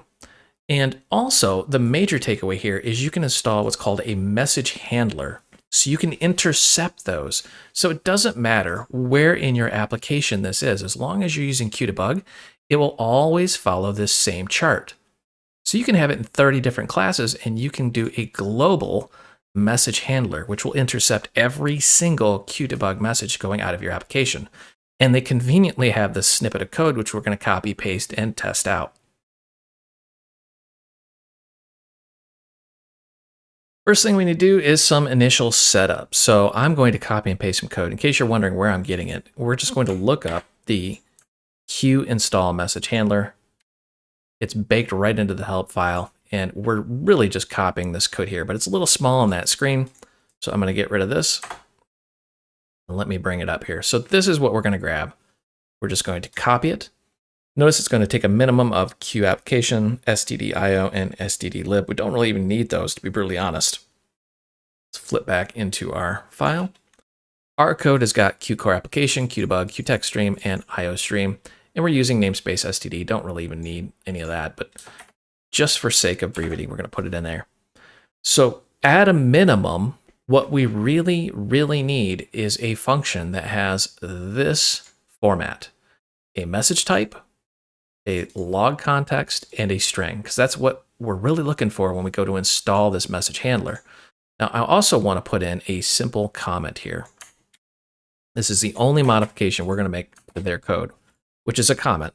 Because we can intercept this from anywhere in the app, we can log to a file or system log or whatever we want to do. So everything in the application is going to go through this function once we install a message handler. Other little snippet of plumbing that we're going to do here is we're going to go down into our main and we're just going to copy and paste some code. And if we don't like the formatting, I can just Control A, right click, refactor. Oop, sorry, actually it is auto indent selection. There we go. And this is extremely simple. We're going to take a QText stream, call it QIn, which is going to wrap around our standard input. But then notice we're using cout. We're actually using the standard library. This is just to show that we can actually do this outside of QDebug. But the moment you use the standard output, it's not going to get logged. So for example, we're standard outputting, enter a command, start, stop, test, or exit. So that's what this loop is going to do. While we're running, we're going to continually ask the user for some sort of command. Then we're going to use a QInfo uEntered. And because we're using QInfo, which is part of QDebug, it's going to be captured by this message handler. If you're ever kind of confused here, look at the different message types. It starts with Qt, and then whatever, and then MSG. So you got debug, and then info, and warning, and critical, and fatal. We've covered all those in the introductory part of this course here. So let's go ahead and look at how we would set this up. Okay, this program does absolutely nothing. What we want is for every time we use a QInfo, QDebug, or QWarning that it goes through our message handler here. But to do that, we have to install the handler. And we use a function called QInstall message handler. And notice it's looking for a Qt message handler, which is actually a type def towards a function that has this signature. So this is literally just a function pointer. I'm going to grab this. And it's that simple. You just simply give it the function name and voila, it'll work. Now I'm going to do this a little bit differently here because we are using QTextStream here to get some commands. I'm going to wrap this around and say, all right, if the command toUpper equals start, then go ahead and install the message handler.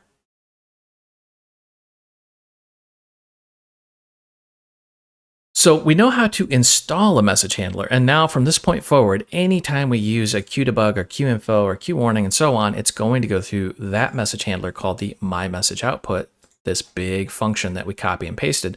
But how would we uninstall that? I mean, stop using this. So I'm going to select QInstall message handler, hit F1, and let's dig through the documentation. And it says to restore the message handler, call QInstall message handler with 0. So basically, you're just zeroing out that pointer. All right. It's very, very simple. You just do something like this. If the command toUpper equals stop, then we're going to call QInstall message handler 0. So we're just simply setting the pointer to 0. I almost wish they had a separate function called QUninstall message handler with no parameters, but it is what it is. So far, we have done setup. We've installed it. We can also uninstall it. Now we need to be able to test it. And this is where, well, things get a little bit confusing. So I'm going to slow down just a bit, and I'm going to copy and paste a function in here called test. We have QDebug, QInfo, QWarning, QCritical, and all of them just say test, and then I have QFatal commented out. Notice that. We'll talk about that when we actually run this thing at the very end, but I just wanted to highlight that it's commented out for a reason. Special note on that. Okay, so the thing about this handler here is it's going to capture everything. It's going to intercept it from anywhere in your application. Doesn't matter where it is. So it's going to pick up, and let's just scroll down here. It's going to pick up this QInfo in the main, and it's going to pick up all of this stuff in test. I've also added a class called Kitten. You'll notice it's a Q object, but it doesn't necessarily need to be one because it's going to use, you guessed it, QDebug, in this specific case, QWarning, which is going to say, I am hungry, because kittens are almost always hungry. The thing I'm really trying to drive home here is it doesn't need to be in the same file. It can be a completely separate part of the application that doesn't even know this message handler has been installed. So let's go ahead and add our kitten in here.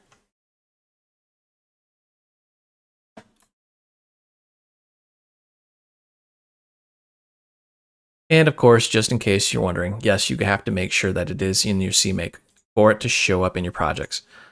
Once we've got that in there, let's go down to our test and let's just put it right here.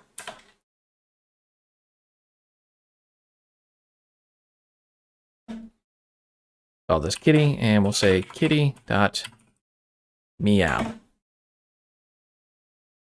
So now our test function is going to have some in there, but also we have a class, and if we just right click and go ahead and follow symbol under cursor, or you could just hit F2 on the keyboard, it's going to take you right to the function we're calling. It's going to use a QWarning. So all of that is baked right into our simple little test function. Now to wrap up our testing, what we're going to do is just say, hey, if the user enters a special command, in this case, test, we're going to call that test function up here, which has all of that in there.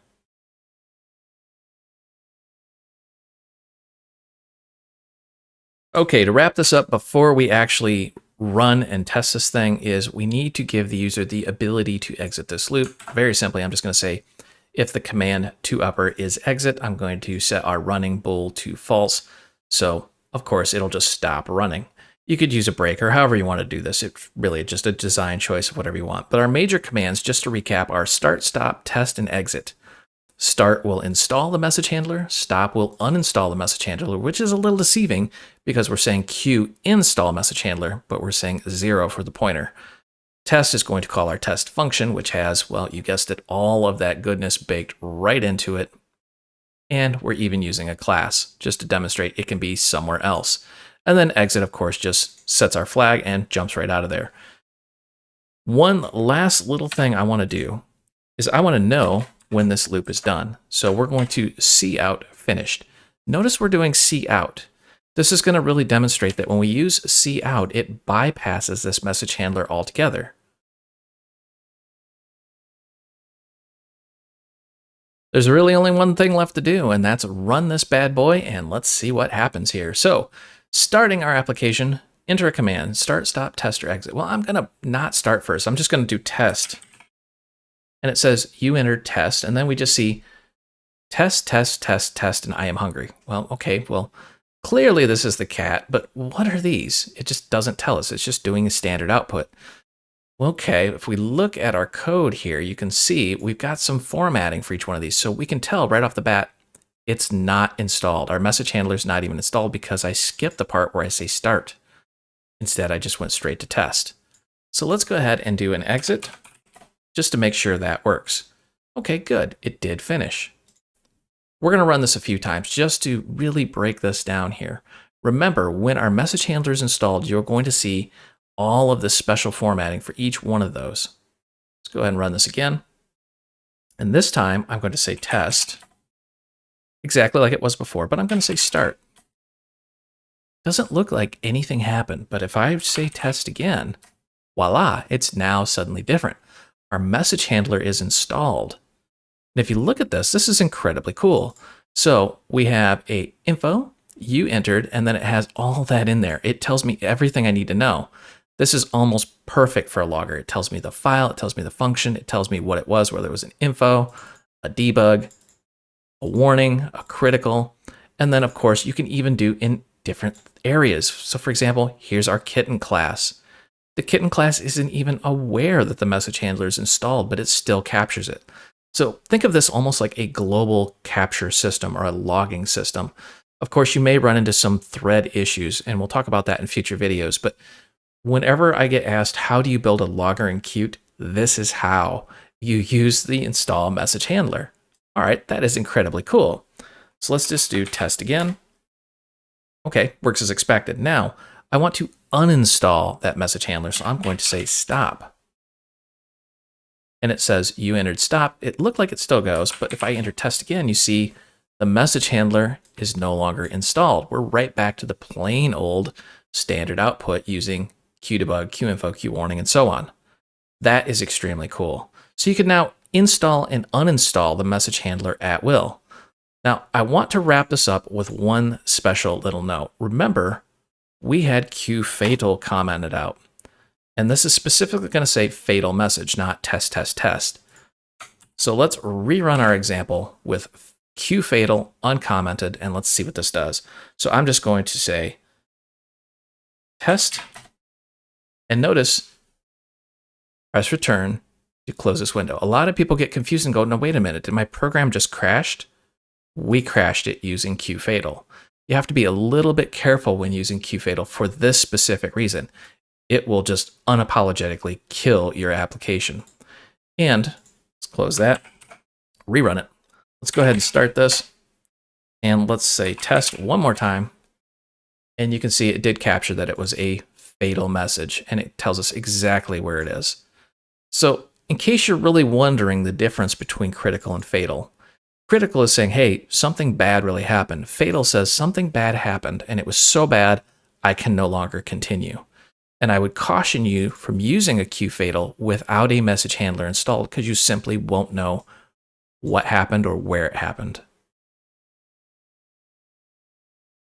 I hope you enjoyed this video. You can find the source code out on github.com. If you need additional help, myself and thousands of other developers are hanging out in the Void Realms Facebook group. This is a large group with lots of developers, and we talk about everything technology related, not just the technology that you just watched. And if you want official training, I do develop courses out on udemy.com. This is official classroom style training. If you go out there and the course you're looking for is just simply not there, drop me a note. I'm either working on it or I will actually develop it. I will put a link down below for all three of those. And as always, help me help you. Smash that like and subscribe button. The more popular these videos become, the more I'll create and publish out on YouTube. Thank you for watching.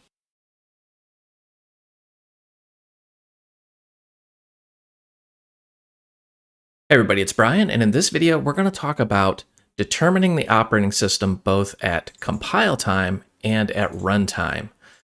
They don't really talk about this very much in depth in most classes, and I'm always mystified by this because Qt runs anywhere, and there are times where, well, you'll need to run different code depending on what operating system you're on. So let's dive in and take a look. All right, our first stop here is going to be the Qt global or the global declarations. And this gets really scary when you look at it here. So what's really happening is this is the global. This is everything that's available to every Qt application. And if you start scrolling down, not a lot of this really makes a lot of sense when you look at it. But we're going to keep going down and down until you see Q_OS. And then, you start seeing familiar names. Android, BSD4, iOS, Linux. That's right, this is all built in. For example, I'm on Linux, so if I click this, it says it's defined on Linux. That's right, these are preprocessor directives you get at compile time. So for example, if I say QoS Mac, you'll see it's deprecated, and you should not use this. This is where it gets a little confusing. There's a Mac and a Mac OS, which is defined on Mac OS, but Mac is something you shouldn't use. Short version, you're going to have to dig through the documentation to figure out your specific use case. But anything that starts with Q_OS is available for you to try to use. Now, I say try, and here's why. For example, if you're on Mac OS, Win64 is not going to be defined because it's only defined on 64-bit versions of Windows. You kind of get what's going on here. So let's take a look at some code. We've got our little compile time function here, and I'm going to do one typing it, and then the rest I'm just going to probably copy and paste just to save time. So we're going to say if def, which is short for if defined, and then we want Q_OS, and you see right there is Q_OS Linux because I'm on Linux, but Unix is also declared. That's why you got to be a little bit careful about what you're doing. And then we're going to go ahead and do an endf. And from there, it becomes ridiculously simple. I can just say q info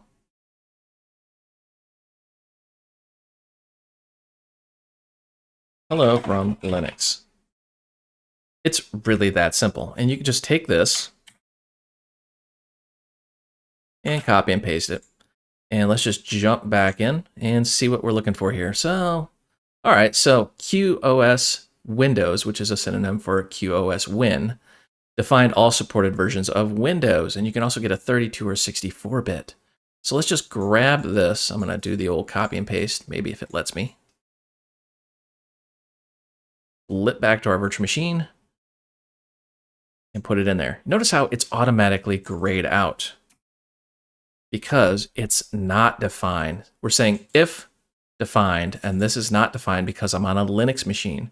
If I was on Windows, you'd see the polar opposite where this would be highlighted and this would be grayed out. You can actually take this to some extreme if you really wanted to, and I'm just going to do the magic of copy and paste here. Maybe it's time for a new mouse. This thing doesn't want to agree with me here. There we go.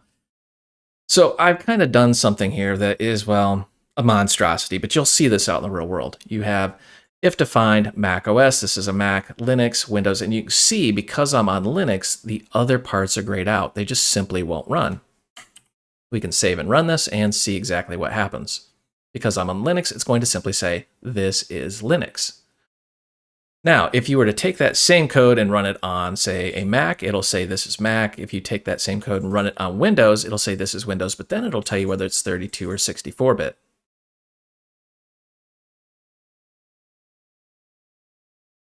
All right, sometimes you need a little bit more info, and that's where the QSysInfo class comes in. The QSysInfo class provides information about the system. I love that description because this class does exactly what it says it does. And if we scroll down, you can see there are static public members. That's right, static. You don't even have to create an instance of this. I will just for demonstration, but you don't have to. But you can get like the boot unique ID, the build ABI, CPU architecture, the current CPU architecture, kernel type, kernel version, host name, and I'm kind of flying through these. Most of these you won't actually ever really need. But this is what I love about their documentation. If you're ever curious what something is, for example, build ABI, it has more information than you'll probably ever need to know unless you're really deep diving into this for some unknown reason. So, how does this work? Well, let's take a look. I'm going to type out a little bit and then I'm just going to copy and paste just to save some time. So I'm going to say QSysInfo. Again, you don't have to make an instance, but I'm going to. Let's call this info. And I'm going to say QInfo. Let's go ahead and let's print out the pretty product name, which is basically just a human readable version. This is something you'd put in like an about box or something like that. And I'm going to say info dot pretty product name. Again, you can do this using the static. You don't have to make an instance, but it just works. So one thing you'll notice right off the bat is this is at runtime. We're not using the preprocessor symbols. So let's go ahead and run this and see what it says. Ta-da! This is Linux, and the pretty product name is Linux Mint 20. Yes, this is pretty awesome. It just works. You don't have to really do any sort of mysticism or API calls or figure out some black magic incantation at 3 in the morning. So let's just copy and paste this out just to save a smidge of time. We're going to get the pretty product name, the product type, version, machine host name. If you ever need that, this is a super simple way of getting it. Machine unique ID, again, if you ever need it, it's right there. Current CPU architecture and the build CPU architecture. And then the build ABI. Let's go ahead and save run. Again, this is probably way more information than you'll ever need about your system for most applications, but it's there if you need it. So on this virtual machine, this is Linux. The pretty product name is Linux Mint 20. Product type, Linux Mint. Product version 20, you guessed it. The pretty product name is pretty much just a beautified version of type and version. There's my machine host name. You can see this is on VirtualBox. And the unique ID in case I ever need that. Current CPU architecture is x86-64, so is the build, and the build ABI is x86-64 Little Endian-LP64. And if you have no idea what that means, of course you can dive into the help system and read all about it. I hope you enjoyed this video. You can find the source code out on github.com. If you need additional help, myself and thousands of other developers are hanging out in the Void Realms Facebook group. This is a large group with lots of developers, and we talk about everything technology related, not just the technology that you just watched. And if you want official training, I do develop courses out on udemy.com. This is official classroom style training. If you go out there and the course you're looking for is just simply not there, drop me a note. I'm either working on it or I will actually develop it. I will put a link down below for all three of those. And as always, help me help you. Smash that like and subscribe button. The more popular these videos become, the more I'll create and publish out on YouTube. Thank you for watching.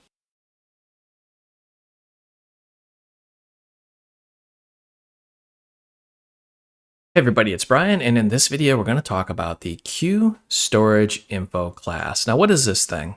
Well, it's our introduction into the file system. Doesn't matter if you're on Windows, Mac, Linux, iPhone, Android, whatever, Raspberry Pi, some weird embedded thing.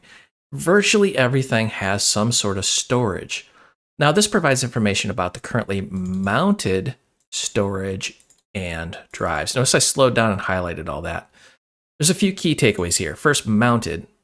What does that mean? Storage and drives. Notice it's not storage or just the word drives. They're two different things. Well, this is a Linux virtual machine, and it's actually just very basic, but it has a folder structure. These folders live in the file system.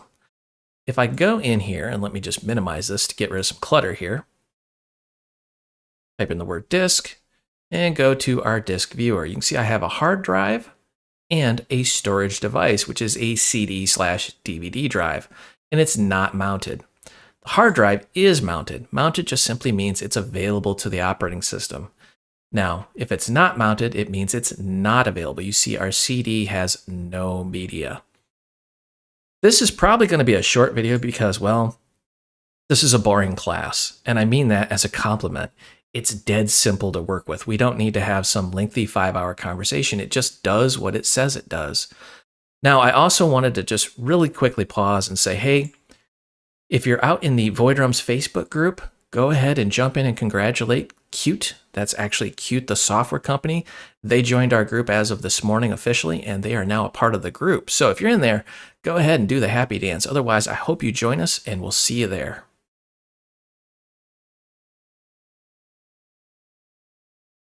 Okay, I'm just going to level with you. This video is going to be ridiculously short because this class is very, very simple. It doesn't matter what operating system you're on.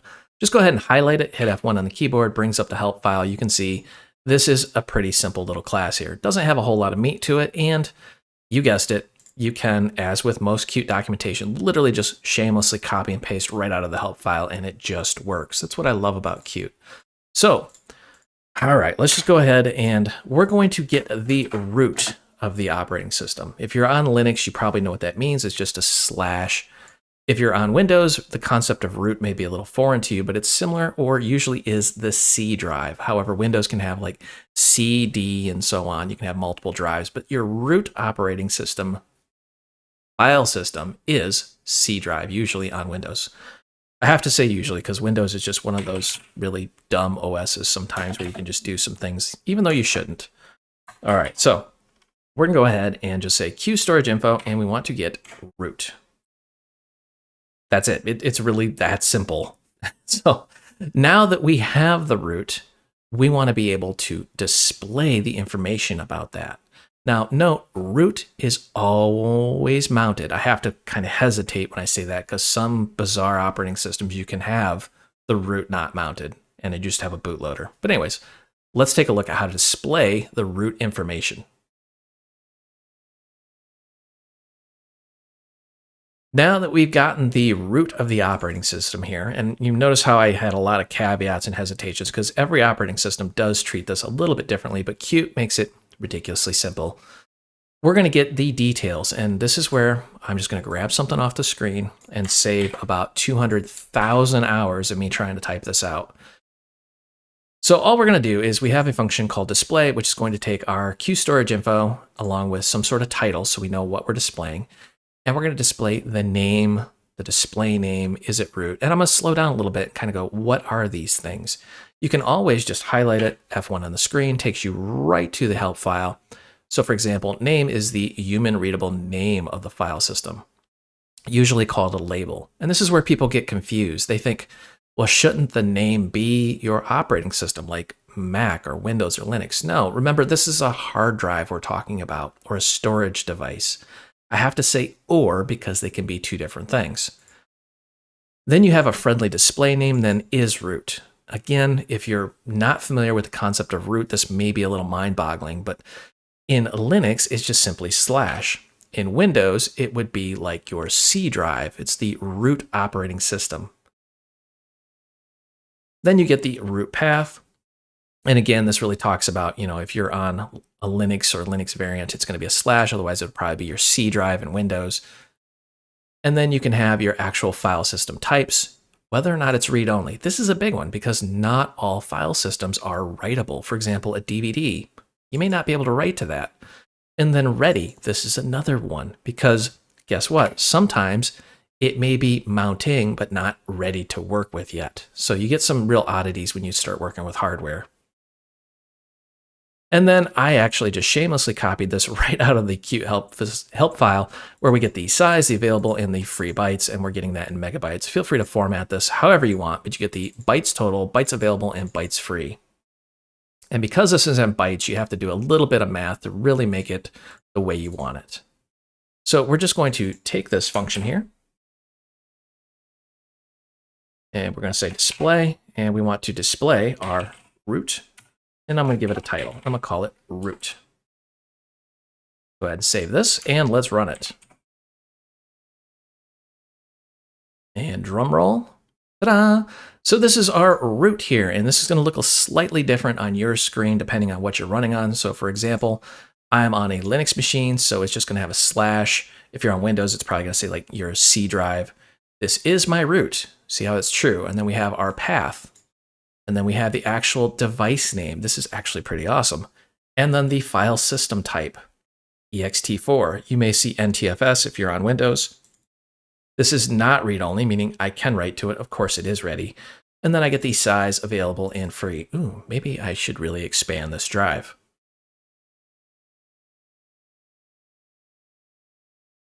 Next, we're going to get all of the mounted devices, and this is going to take a little bit of background work on my part because this virtual machine only has one hard drive. So I'm going to actually minimize Qt Creator, and I'm going to pull up VirtualBox. This is the actual hypervisor that's running this virtual machine. And I'm just going to go into Settings, and then I'm going to go to Storage. And I'm going to take this DVD here, and I'm going to put an ISO image on it. I'm just going to put Linux Mint 20.1-cinnamon.64-bit ISO. It doesn't really matter. I just want something mounted here. I'm going to put that in there, hit OK, and then go, and you'll see it mount right here. There we go. So when I go into the disk, ta-da, you should see that it is actually mounted now, and I have multiple things that I can work with here. All right, back in the IDE. Now I'm going to warn you, I've done this little section about 10 times because it's springtime here in Michigan, and I feel like I'm going to sneeze at a moment's notice, so I keep having to stop the recording and do it over again. We're just going to make a Q list of Q storage infos. I'm going to call this devices. See, I feel like I'm going to sneeze again. We're going to push forward, see if I can finish this one. And we're going to say mounted volumes. Notice the wording. This is not a device, it's a volume. And if I highlight this and hit F1, you can also see that returns a list of QStorageInfo objects that corresponds with a list of currently mounted file systems, plural. So have a little respect for what you're doing here. There are multiple operating systems. Each operating system has multiple file systems. Each file system is different. So not all the information is going to work, meaning you can expect things to act differently. Now, what Qt has done with QStorageInfo is made kind of I want to call it a high-level generic pane of glass for you to look at everything on. So I'm going to say for each, using the term generic because this is anything but. We're going to look at each device in our devices. And then I'm going to beg, borrow, and steal this guy right here.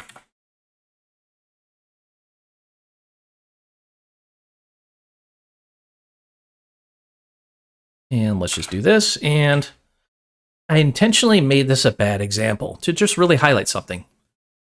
We're going to use the device name. And if I highlight this, it just says returns a human readable name of the file system, usually called label. But if you dive into the help file, you'll say, or I should say, you'll see not all file systems support this feature.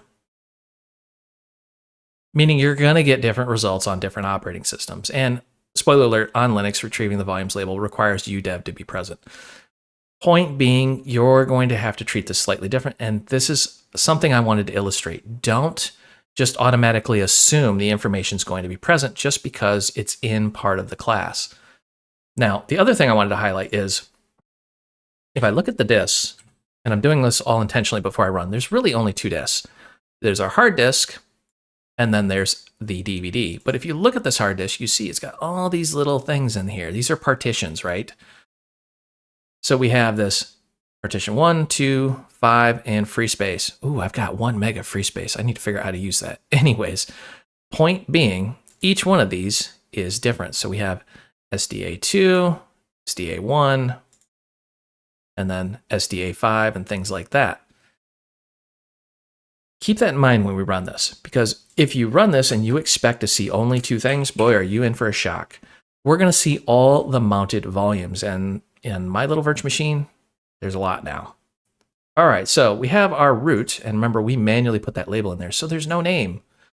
And again, no name, because I'm on Linux. You may see something different, like Windows, this may say like C drive, or, or my computer, or something like that.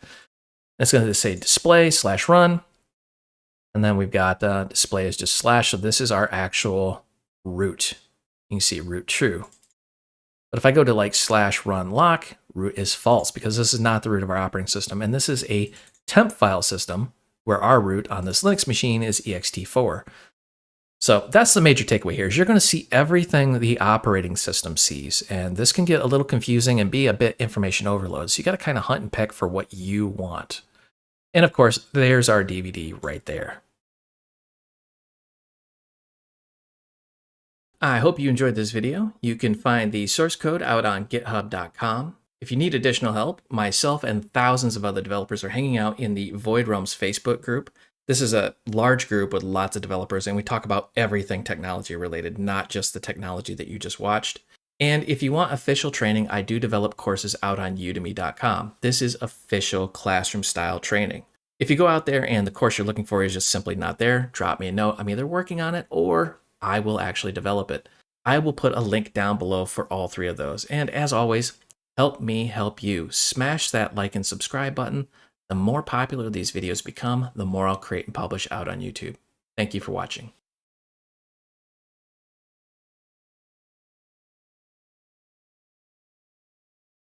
Hey everybody, it's Brian, and in this video, we're going to talk about directories, specifically qdir. Funny name, qdir. Kind of sounds like you're making fun of somebody, but remember, in Qt, everything starts with the letter Q, and then after that is a self-descriptive name of what's going on. You notice how I'm covering up the Q with the cursor, so it just says dir. We're talking about directories. We're also going to touch on file information and file information list, which you guessed it, just contains a lot of information. If we highlight qdir and hit F1, brings up the internal help system, which says the qdir class provides access to directory structures and their contents. And this is a pretty intuitive little class. There's not a whole lot of mysticism to this. It's just very straightforward. There are a couple little gotchas though. Now, speaking of directory trees, I'm assuming if you're watching this video, you have a vague concept of what a file system is and what a directory structure is and things like that. So this is my file system on a Linux box, and you can see it has folders and files, and each folder can have subfolders and other folders and files and so on and so on. That creates a directory structure or a directory tree. Quick segue, speaking of trees, this is an actual headline from my local newspaper here. Only in Michigan, snow today, flirt with 80 degrees tomorrow, and frost again later in the week. What? Yes, this is Michigan. This is where I live. I don't know why I live here, but this is where I live. Anyways, because the temperature's all over the chart, trees do this thing called a pollen attack. And I have to apologize, I'm very sensitive to pollen, and I have asthma. So when the trees do these pollen attacks, yes, when the trees attack, I'm just miserable and I have a hard time breathing. So I may have to stop the video. I may have to edit it heavily. You may actually hear me cough. And I'm coming off of COVID-19 vaccine modern era shot number 2. And I'm going to just be brutally honest with you. That shot beat me down. I was dead sick for days, and I'm still not feeling 100%. I can feel I'm losing my voice. But regardless, the show must go on. Onward to creating tutorials in the magical land of kittens and unicorns. All right, we got to start somewhere. So let's find the current folder. I've got this little function here called test current. And this is going to be a little bit confusing, but I'm going to try to explain it in a very down-to-earth language. All right, so we're going to say qinfo, and we're going to go qdir current path. Now, when you see current path, a lot of people will tell you, oh, this is where your application's installed. No, incorrect. This is your application's current directory. And yes, usually the current directory is the directory in which your application was started from, but not necessarily. This is the directory that, well, basically your application says, this is where I'm going to start from. It could be your current directory where the application is. It could be something the user supplied. It could be something the operating system supplied. All right, so you may ask, how do I find where my application is? See this Q core application dir path returns the directory that contains the application executable. So those are the subtle differences. Don't get hung up and think current path is the current path of your application. Instead, you'd want to do Q core application dir path. Like I said, super confusing, but I think we explained it pretty well. Now, if I save and run, you'll see this out on the screen here. Ta-da! The absolute path. Absolute path means it's going to start at the very root of this and build the whole path out. No hidden file names or anything like that. And this is where we're running from right here. This build qt6e. Man, maybe I should change my naming convention, but that's a very long folder. And if we wanted to, we can actually go out to the file system here and see, ta-da! There it is. There's our executable. On Windows, you're going to see a .exe, but there it is. Pretty interesting. Now, there is a different way of doing this, and I just want to, for completeness, include it here. So I'm going to say qdir, and I don't often say dir, but sometimes I think I sound like I say dir quite a bit. I actually hate the sound of my own voice, and I don't know why, but maybe it's just a me thing. We're going to say dir dot absolute path. Now, you notice how there's an absolute file path and an absolute path. What are the difference between these two here? So absolute file path, notice how it's got this give me a file name. So it's going to give you the absolute path of something inside of the directory, where absolute path will give you the absolute path of the directory itself. That's another subtle gotcha. Just wanted you to be aware of that. Let's go ahead and save, run, and see what this looks like. And they should be identical because we're basically calling the same thing two different ways. It's super easy to work with once you wrap your head around it. Remember, when you get stuck with this class, because you often will, just highlight qdir on the screen and hit F1, and you have the entire help file right at your fingertips here. Okay, anybody who's watched my previous videos know I like to take the training wheels off as fast as possible and just throw people right in the deep end, and that's exactly what we're going to do. All right, what we're going to do is we're going to list things recursively. And if you don't know what recursive means, let's just say we have a folder. We're going to start here, and we're going to list all these things. But if it's a folder, we're going to jump into it and list those things. And if we find more folders, we're going to jump in there and jump in there and just keep going and going and going until we run out of folders. That's what recursive means. All right, this is not for the faint of heart, but Qt makes it ridiculously simple. I'm going to say qdir root, and one of the constructors for a qdir is we can give it a path. So I'm going to just take the path from our parameters list, and notice recursive is automatically false. We're going to switch that later, but we're going to give it a path, and now we need to, you guessed it, make sure that exists. So I'm going to say if not root, if I could spell root, I did tell you I was having trouble breathing, exists, then we want to kindly hit the eject button. But before we do, we want to tell the user, hey, something bad happened. We say Q warning,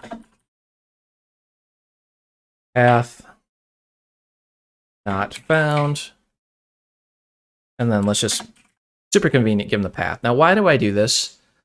Because we're passing a string, and we don't know if this thing actually exists. What if the user just hands us gibberish? Or what if somebody copies and pastes this function into their program, and they have an invalid path, and they think the problem's with the function, and the reality is the path just simply doesn't exist. So it's always good to do a little bit of defensive programming here, just to make sure we've got some good data.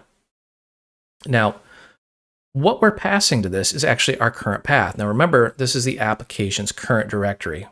That current directory may or may not exist. That's why we gotta be a little careful. Now, this is where things are gonna get really murky, really, really fast. And that's why I wanted to cover this section. If you go to the help file for QDir, and you say, I just wanna print the contents of this folder. I wanna know what folders and files are in here. And you just go, okay, scroll down. Well, let's start at the top. I don't see it. I don't see like a children or a files or a directories or anything like that. It just doesn't seem to be in there. Okay. Everything else is pretty self-explanatory, like make dir, make path, refresh, remove dir. But there's no like, give me a list of files. But then you stumble across this right here, entry info list and entry list. This is actually what we're going to be working with here. So entry list will return a Q string list, or a list of strings. Entry info list will return a list of Q file infos, or more appropriately, a Q file info list. And this is why people get just horribly confused when they start working with this. We're going to work with entry info list. And it says returns a list of Q file infos. Enter in this stuff. Q file info. Q file info is a class that provides system-independent file information, and it has pretty much anything you'd ever want to know about a file. Is it a file? Is it a folder? Is it a symbolic link? How big is it? When was it created? So on and so on. I mean, I love this class. It's amazing. Now, think of Q file info list as a Q list of Q file infos, just with a snazzy name. Oh, boy, that is confusing. All right, so let's go Q file info list. Well, let's just simply call it list, because I like simple. And we're going to say root dot, and remember, we've got the entry list, which is a Q string list. Strings are useless to us. We want an entry info list. Aha! Oh no, complexity. It wants filters. Well, I don't want a filter. I just want to list everything, but there's a problem with this. If we go into it and we say QDir filter, and we just look at the filters, you'll see, all dirs, all entries. That's exactly what I want right here. But let's just scroll down just out of curiosity. You see this no dot, and dot dot, no dot dot. What is this? This sounds like a foreign language. This is almost comical. This was so confusing to me when I first started Qt. So if you don't know what these are, it's a part of your file system. Let me explain. I'm going to open up a terminal here, and I'm just going to say print working directory. I realize some of you watching this may not be on Linux, but basically, this is the directory we're in, home root shell. Okay, so if I say change directory and I go to dot, what happens? I'm in the same directory. So dot is simply your current directory. If I say cd dot dot, what happens? Notice how the folder name changed. If I say print working directory, I'm now actually up one. I'm in the home folder instead of home root shell. So dot dot is the parent folder. So this is what I mean when no dot, we don't want the current folder, and we want no dot dot, no parent folder. Now this is why it's confusing. Why don't you want these? Think about it. If you're doing it recursively, the first thing you're going to come across is dot yourself. So you're going to go back to yourself and come into dot and come back to dot and come back. And you see how you're now making an infinite loop. And if you somehow got past that, you now have the parent folder. So now you're going to scan yourself again and then come to the dot again, and it just gets horrible. So we need to do the no dot and dot dot. And if you're still confused, just trust me on this. Just do no dot and no dot dot. Sounds like something an Ewok from Star Wars would say. But anyways, now we want to go filter, and you don't have to do filter, but I'm just putting it in there so people know where it is. And we're going to say all entries. Yes, you could say only directories or only files, but I want all of the entries. I want to know everything. Now that we have our list, we can simply work with it here. So I'm going to say for each, and of course there's different ways you could do this. View file info, and let's call this fi in our list. And this is where the beauty of copy and paste comes in here. I'm going to do a little smidge of copy and paste just to save a moment of typing here. So what we're doing is we're just printing out a bunch of these little dashes. We're going to say the name and then the file info, file name, file path, absolute file path, the birth time, which is actually when it's created. You notice we're doing a toString because that's going to be a QDate time. The last modified and the size. And then we're going to say a type and initially unknown. And then we're going to say if it is a dir, is a directory, do dir, otherwise it's a file. And there's other things like you could say, is it a symbolic link? Is it a file? And so on. When in doubt, check the help file. And then last but not least, I'm saying if recursive, our little bool right here, then go ahead and recall this function using the file info absolute file path, meaning it's going to say if it is recursive, go ahead and rescan it. And if you wanted to, you could take this a step further and say if recursive and is a directory. That way you're not trying to recursively scan a file. All right, let's go ahead and let's test this. Now, the first run, we're going to have it recursive false because false is the default here. Right here, maybe, if my mouse would cooperate. Save and run. Let's see what this looks like here. And you see, we're getting a lot of information here. Now, let's see what that looks like if we do recursive.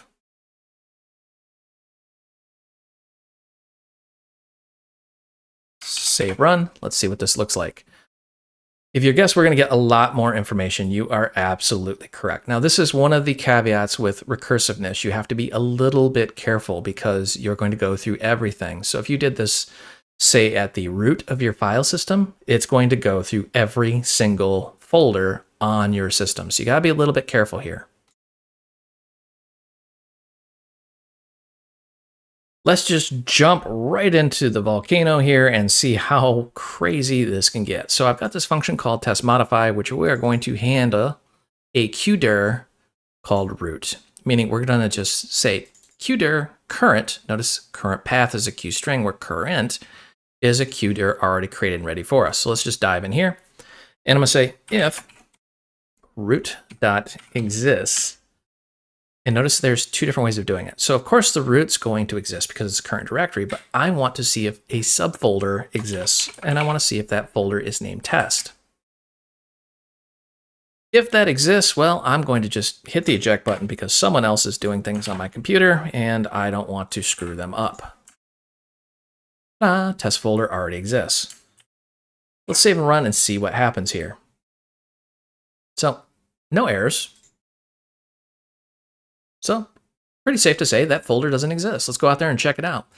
So I'm going to go to code and then right in here and ta-da, no test folder. I'm going to just minimize that for now. We're going to reference back to that folder throughout this little section here. Now we're going to make a directory. I'm going to say if root.mkdir. Notice how there's two different flavors, mkdir and mkpath. These do two totally different things. mkdir will make one and only one directory in the current folder. mkpath will make an entire directory structure. And what I mean by that, creates a directory path. The function creates all parent directories. So if you say something like test/a/b/c, so on and so forth, it will create all of that for you. But it does it very unapologetically, meaning if it screws up, it's just going to try to keep going. You gotta be a little careful using make path, but I don't want to deter you from it. We're gonna use mkdir. Now, what does MK stand for? It stands for make. If you're used to the command line, especially the Linux command line, that's exactly what it does. It's just going to make a directory. All right, now that we're in here, we're going to make a qdir, and let's call this dir.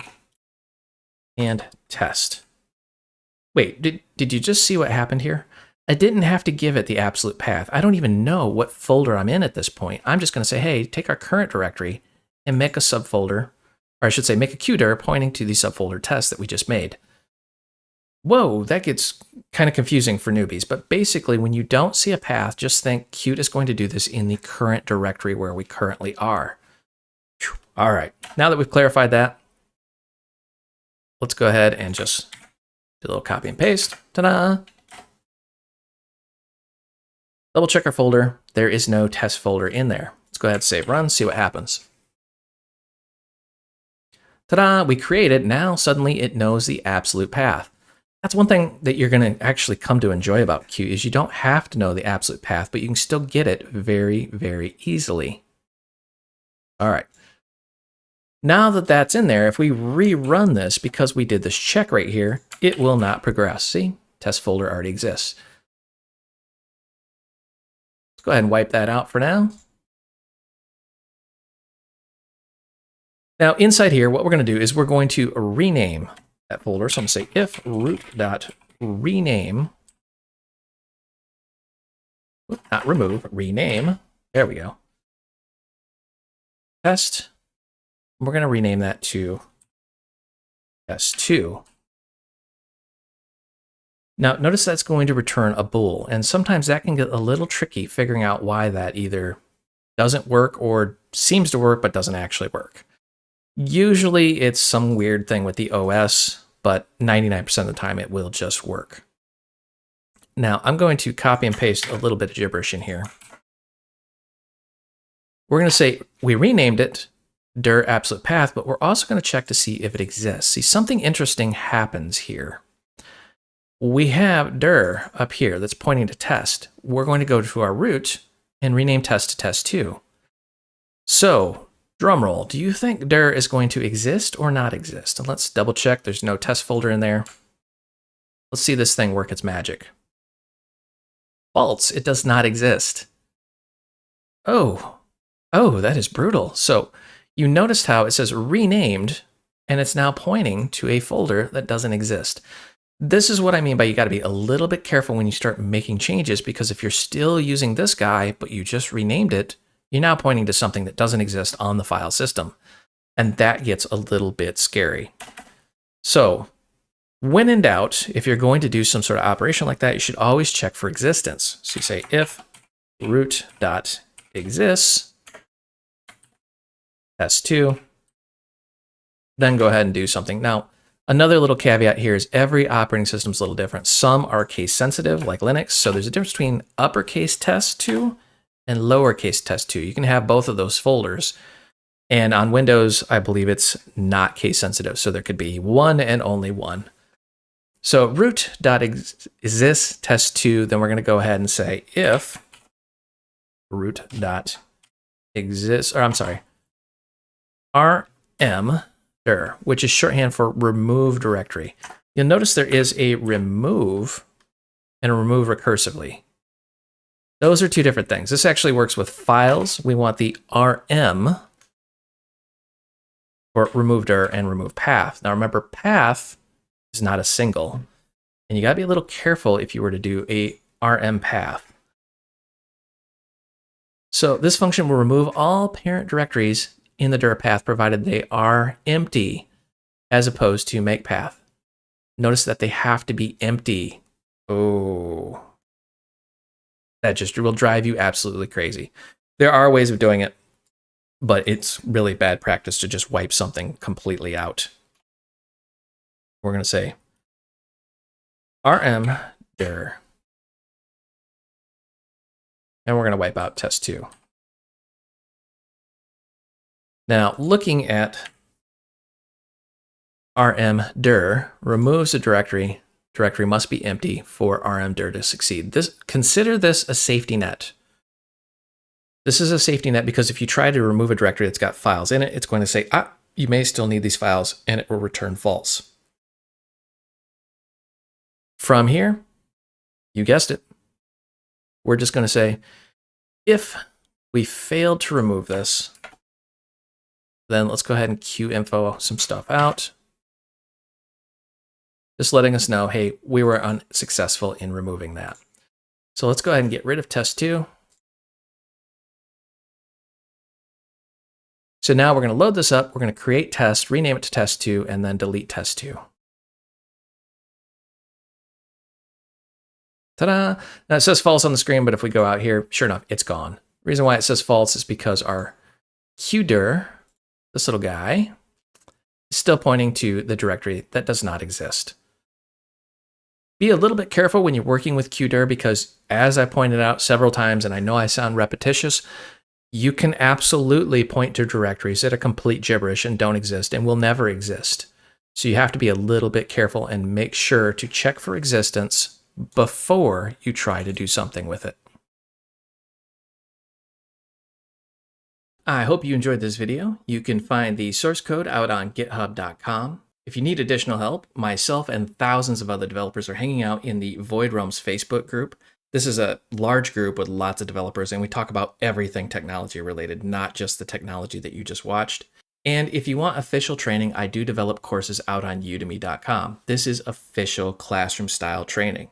If you go out there and the course you're looking for is just simply not there, drop me a note. I'm either working on it or I will actually develop it. I will put a link down below for all three of those. And as always, help me help you. Smash that like and subscribe button. The more popular these videos become, the more I'll create and publish out on YouTube. Thank you for watching.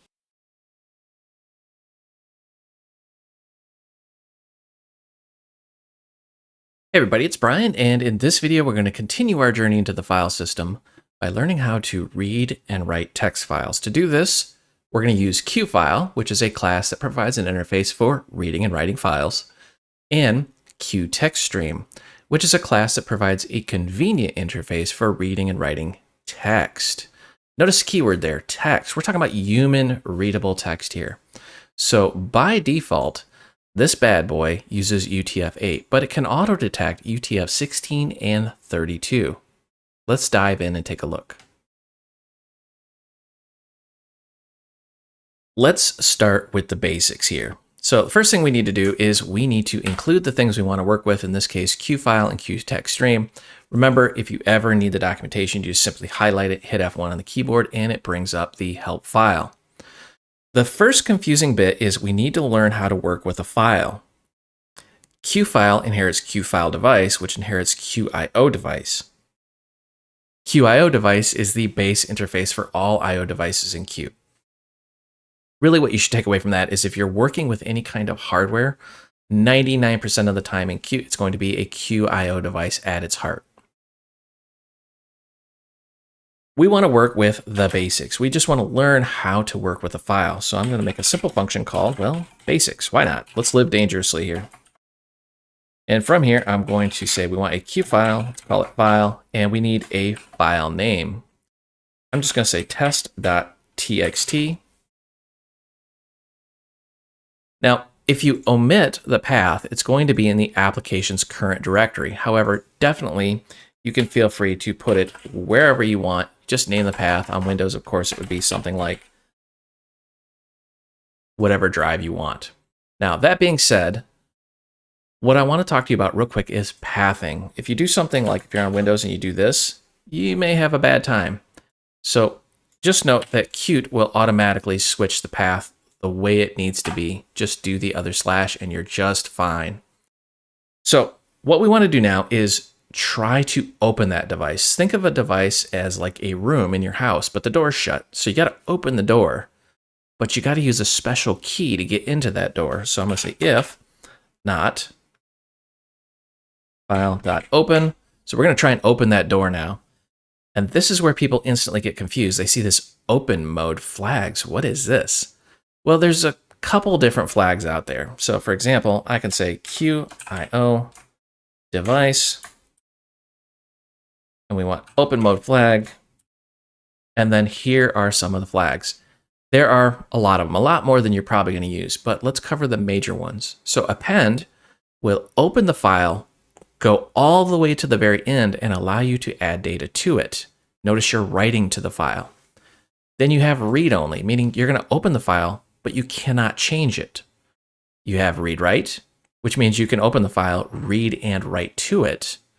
And then you have write only, meaning of course you cannot read it, you can only write it. Very confusing, but a lot of this goes down to legacy operating systems and just simply the way computers work under the hood. For this example, I'm going to do read write, meaning we're going to be able to both read and write. We can omit this open mode flag and just shorten it like that. It's actually very cool the way that works.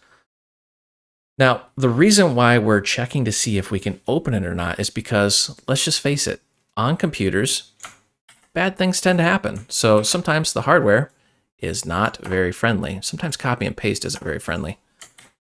So we're saying if we cannot open it, we want to know why. And we're going to say we cannot open the file, and then we want to get that error string from the file. Very cool how that works. We can just get a human readable description of what the heck just happened. From there, if we are able to successfully open the file, we can work with it. So I'm going to say writing the file. And this is where I'm going to say file.write. And you'll notice when you're working with Qfile, it's very, very basic. Because you're not really most of the time meant to work with the file directly. You should work with the stream, which is, with this video, we're going to cover a QText stream. And the next one, we're going to cover a QData stream, where you work with data instead of human readable text. Anyways, we're going to say write, and you notice we got some options here. I almost always use QByteArray. Feel free to work with whatever you need to, though. So we're going to say QByteArray, hello world. Now, normally we wouldn't do what's called a flush, but understand what's happening here. We're writing out to some device. That device is going to go at some unknown speed, depending on what the device is. We as a programmer want to ensure that all of that information is written down to the disk. So I'm going to say file.flush. Normally, you wouldn't really need to do this because you would just write and then close. And when you close, it automatically flushes for you. We'll get to that in a minute. But what flush does is it pushes the data to the disk, or to the device more appropriately, just to ensure that it gets there. Think of it, as morbid as it sounds, a lot like flushing a toilet. We're flushing it down to the disk. All right, now let's go ahead and read the file.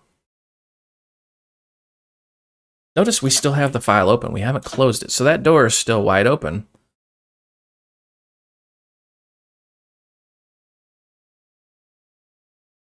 And we need to know where in this room or in this file we want to read from. So I'm going to say file.seek. Think of this like you're going through a child's room looking for their favorite toy that they were screaming because they lost. You need to go find it. So we're going to go to 0, which is the very beginning of the file. So basically we're saying go all the way back to the end. So think of it this way. You have a room, you filled that room with boxes. Now you want to go to the very other end of the room, the very beginning of where you put the very first box. And we're just going to simply say QInfo file dot, and we want to go with read all. Once we're done, of course, we're just going to simply close that. So think of it a lot like a house. You're leaving your house, you don't leave the door wide open, at least I hope you don't. You want to close that door. Really what this does is a few things. It will call flush under the hood to make sure anything we've written is flushed down to the device, and it ensures that those resources are released and sent back to the operating system, and the operating system knows that this file is not opened by the application. All right, let's go ahead and grab this, and let's plop it right in here. Save and run, and let's see this in action. All right, so we're writing the file, reading the file, and hello world. There's our file in all of its glory. Let's actually go out to the hard drive, and let's check here. All right, so there is my little project here. We should have a text file in here called test. There it is. And if we open it up, hello world. Let's go ahead and learn how to write a file using QTextStream. So I've already got a function all ready to go. It's going to return a bool, and it takes a file name. Very simple. Once you know the pattern, which we just covered in the last section, it's very easy to work with. We can literally just copy and paste. Huge fan of copy and pasting, and then modify it to our heart's desire. Now, we are going to change the mode. I'm going to say I want to write only. Why? Because that's what this function's doing. I don't want to inadvertently try to read from the file while I'm in the process of creating it. If, for whatever reason, I cannot open the file in write-only, then I want to return false, so we know this did not work. From here, what I almost always do is I make sure I close that file before I even do anything else, just so I can ensure that resource was closed. Now, I'm going to say it. It will close itself when it actually goes out of scope, but I always close it just to be sure. All right. You'd be surprised how much hate mail I get about using file close. People are like, you don't really need to do that. And I just like to do it just so I know what I've done. From here, if I've gotten to this point, I'm going to return true. All right, so if we click on this, it says calls flush. What does that mean? We talked about that in the previous section. It's going to ensure that anything that we wrote is immediately flushed down to that disk. We want to make sure that everything we write is actually written, and that's why it's baked right in there. And that's what I meant by the last section. You normally don't need to call flush. Just simply closing the file is enough to do it. From here, it's very, very simple. We're going to say Q text stream. Let's call this stream. And we need to give it an address to our file. That's it. It's really that simple. Now, you may be asking yourself, why do you even need to work with a text stream? Well, because in the basic example, we just wrote raw bytes out to the disk. It didn't take into account language differences and things like that, where QTextStream will, by default, use UTF-8. You can use 16 and 32 as well. It's actually very, very flexible and very easy to work with, as we're about to demonstrate. So I'm going to say for int I equals 0, I is less than 5. Go ahead and increment I.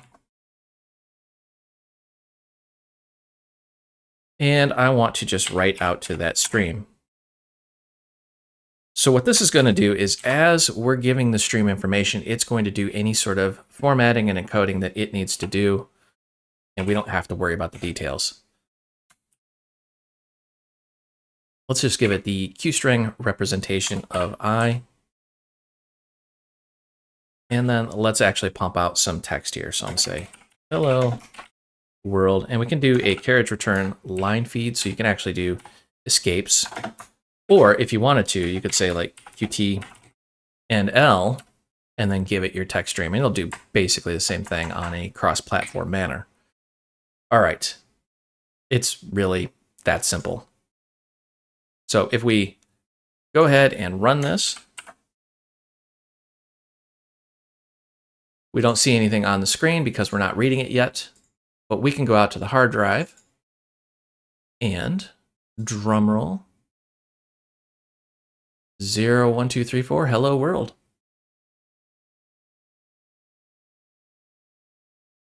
Now that we've written a file, let's go ahead and read it back. So here's our file, 0, 1, 2, 3, 4, with hello world on each line. We're just going to read that bad boy back and see what it looks like here. So again, because we already know the pattern, we can actually just grab the bulk of this, do the old copy and paste, and plop it in there. We've got our file. Let's go ahead and switch this over to a read only. Now, someone out there is going to ask, why don't you do read write on every single thing? Well, it's poor form. I mean, a function should be self-descriptive, meaning you don't want to write a file when you're reading it, so on and so forth. And also, some older operating systems would incur some sort of speed penalty for reading and writing a file at the same time. Most modern operating systems, you're not going to see that speed penalty. So to some degree, yes, it is a little bit legacy. All right, so we've got our file. We're going to open it. If we can't open it, then we're going to have some sort of error string. Now, I like to add an extra step here. So I'm going to just grab this and say, if not file dot exists, meaning I want to know, did I misspell exists? What's going on there?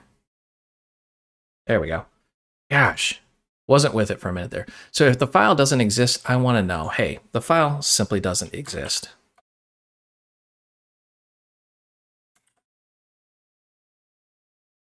I'm sure you've seen that error message before, file not found. Notice I'm using a Qt critical, so if we have any sort of logging, it's going to log it as a critical issue. So we're doing double checks here. We're checking to see if it exists, and then we're trying to open it. If we can't open it, then we got some sort of error string. Now, of course, we have our QTextStream, which has got our address of our file. But instead of writing, I'm going to blow this away, we want to read. Now, remember the structure of our file is we've written multiple lines. So we can do, if we wanted to, something like this. QString data equal stream dot read all. But you notice there's a read up to a maximum length, a read all, and a read line, and then read line into. So they're very different functions. So read will read up to a number of bytes. Read all will read the entire thing. Read line will read up to a new line. And read line into reads up to a new line, but puts it into a string. Very confusing. But if you do read all, it's exactly what it sounds like. It's going to read that entire file. So if this file is massive, you're now going to consume a lot of memory. So one of the questions we're often asked is, how do you read a file line by line? It's very, very simple. I'm just going to say while not stream dot at end. Very self-descriptive here. While the stream is not at the end, then we're going to do something here. And all we're going to do is say QString, call this line equal stream dot read line. And notice you can also do up to a maximum length just in case you have some obnoxiously huge line. And then do something with that.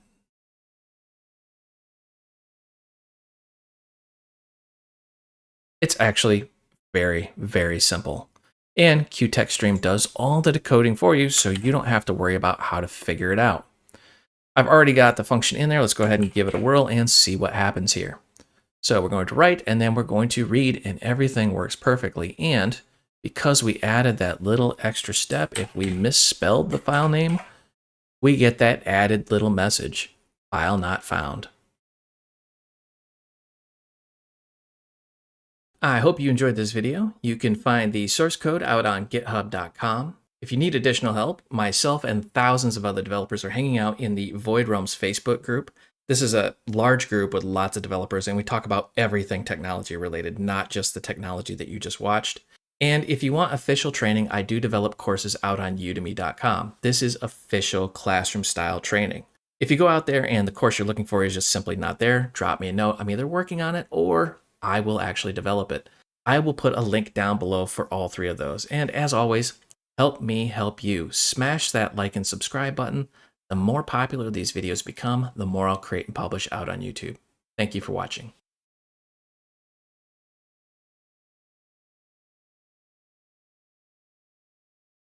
Hey everyone, this is Brian, and in this video, we are going to make a complete application using all the knowledge we've gained in this series so far.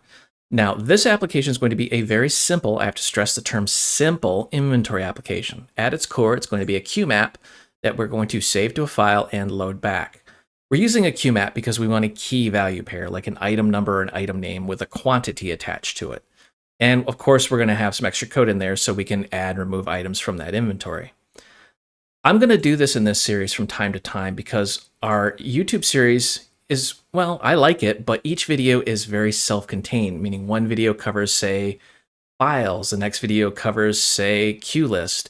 They're very self-contained, and these specific videos where we build an application takes all these parts and kind of puts them all into one, so you see how all the pieces fit together to make a complete app. So I am going to do this from time to time. I haven't really decided on like X number of videos, so it's not going to be like every 10th video or anything like that, but drop a comment below. Let me know how often you want to see these. Now, because we're still in newbie land in this series, this is going to be a command line application. But yes, as this series progresses, we're going to do QML and widget applications as well. Now, if you haven't watched these videos and you're a complete newbie when it comes to Qt, I suggest you watch these. And if you want more classroom style training, I do offer complete classes out on Udemy. Specifically, this topic would be touched on in the Qt 6 Core for Beginners with C++ and the Qt 6 Core Intermediate with C++. This video also is going to hyper focus on QDataStream, which is how we put streams of data into an I/O device, specifically a file. Let's dive in and take a look. Okay, let's start at the very beginning. I don't even have Qt Creator open. I'm going to walk through this whole thing step by step. So this is Linux Mint, but again, Qt runs anywhere. So you may be on Windows, Mac, whatever. This code will run just perfectly fine on all of those platforms. So we're going to go to Programming. We're going to open up Qt Creator. And then from here, I'm going to say New, and we're going to choose Console Application. Now I need to give it a name. Name this whatever you want, but this is going to be the name of your executable. For my purposes, because I want this to follow a specific standard out on GitHub, that's right, the code for this will be out on GitHub. I'm going to say Qt6, and we're going to say episode, and this is episode 20. Put it in whatever folder you want and hit next. We're going to use the CMake build system. I'm not going to have a translation file. Kit selection, I only have Qt6 in here. If you have an older version like Qt 5, you may run into some little issues, some little differences between 5 and 6. Remember, this series is covering Qt 6. Hit next. Not going to use any project management. And here we go. We just have a blank application. Now, I'm going to go ahead and I'm going to right-click our project, and I'm going to add new, and I want to make a class. And let's go ahead and call this inventory. This is really a design decision, and unfortunately, when it comes to design decisions, there's a million different ways you can do this. I'm putting my business logic into a class, and I'm going to make this a Q object. That way I can call it via signals and slots if I decide to make this application more complex in the future. Need to make sure this includes Q object and add the Q underscore object macro. That officially makes it a Q object. We have our header and our source. Hit next. And then just hit finish. This little guy's annoying. Qt, if you're watching, please, pretty please, make this go into cmakelist.txt automatically. But for now, inventory. See, I gotta type this out. Hit save, make sure it adds the header and the source file, and we are good to go.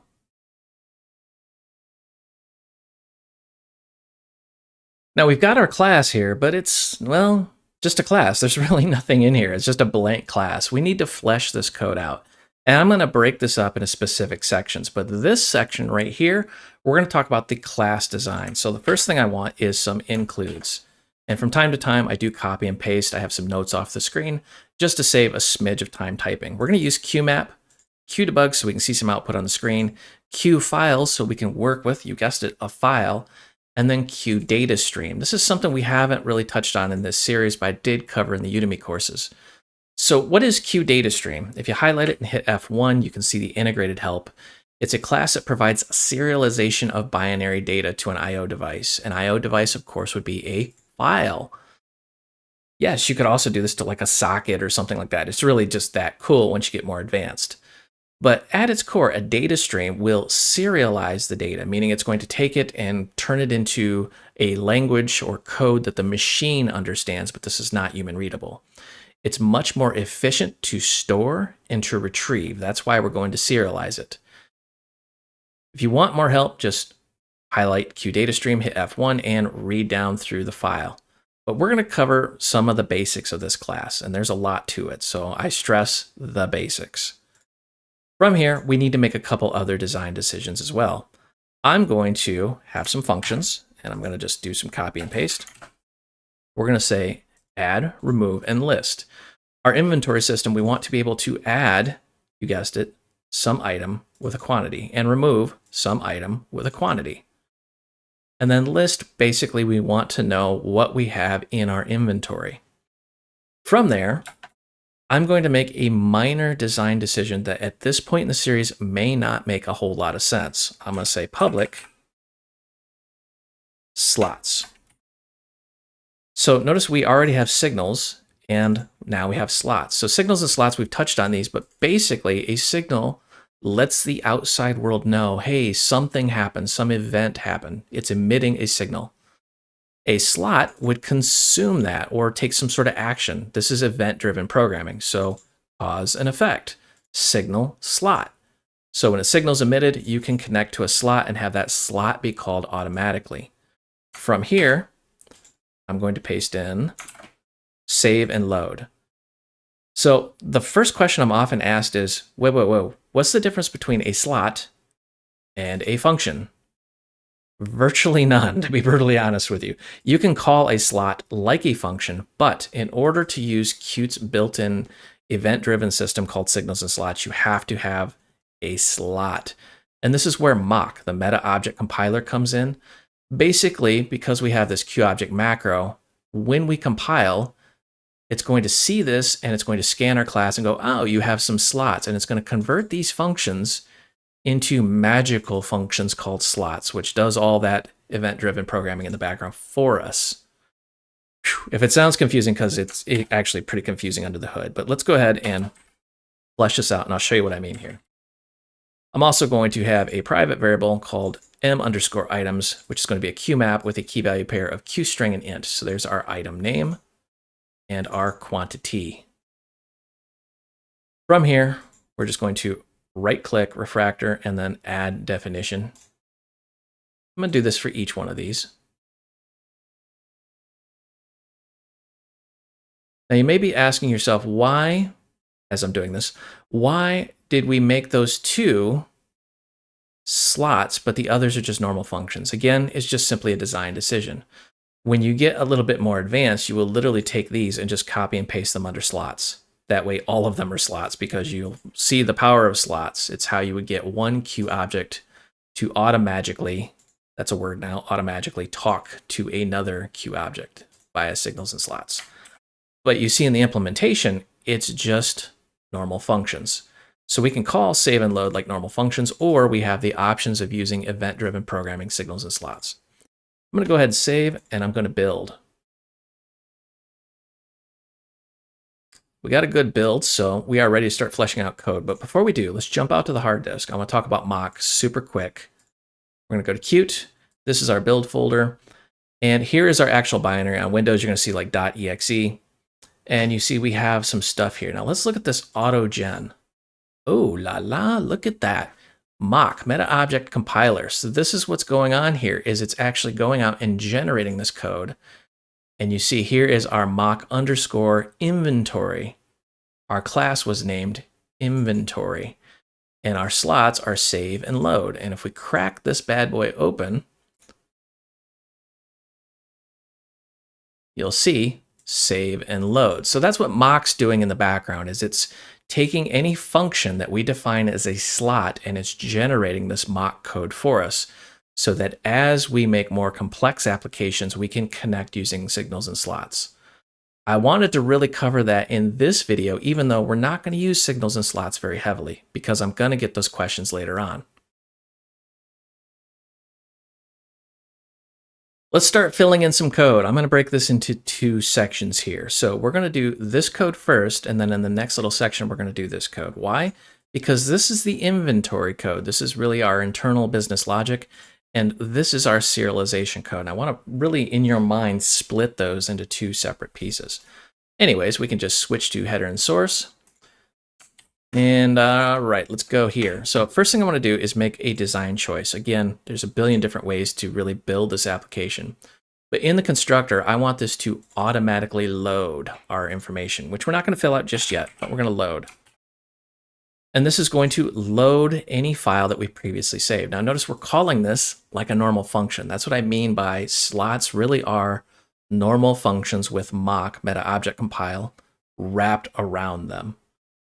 Now, from here, we need to start fleshing in some code. So when we add an item, we'll say if m_items, my horrible typing included at no extra charge. I was going to say contains. I've had this horrible, I shouldn't say horrible, it was a great gaming keyboard when I bought it, but I have just beat the hell out of this thing on different video games. So I probably need to invest in a new keyboard at some point. And my mouse is the same way. So once in a while, you'll see me actually fight with the mouse. I think it's kind of busted, to be honest with you. All right, so what we're doing here is we're saying if our map, m_items, contains the name or the key then we're going to go ahead and say, go ahead and take that item and add the quantity to it. However, if we don't already have that in our inventory, we're going to insert it. We're going to say m.items.insert, and we're going to insert a key value pair. In this case, our name and our quantity. Now, somebody out there is going to say, well, if you call insert, it will automatically do it for you. The problem is it will overwrite the quantity instead of add to it. So like if you go here, F1, it says inserts a new item. If there's already an item with the key, that item's value is replaced. So you got to be a little careful there. All right, now that we've got this, we want to do the exact opposite, which is remove. So I'm going to grab this, copy, paste, and we're going to say, if it contains our key here, then we want to do the opposite. We want to reduce it. But we've got a problem. What if they go beyond 0? So now I'm going to say if m.items.value, we want to get that value is less than 0, then we're just going to go ahead and remove it.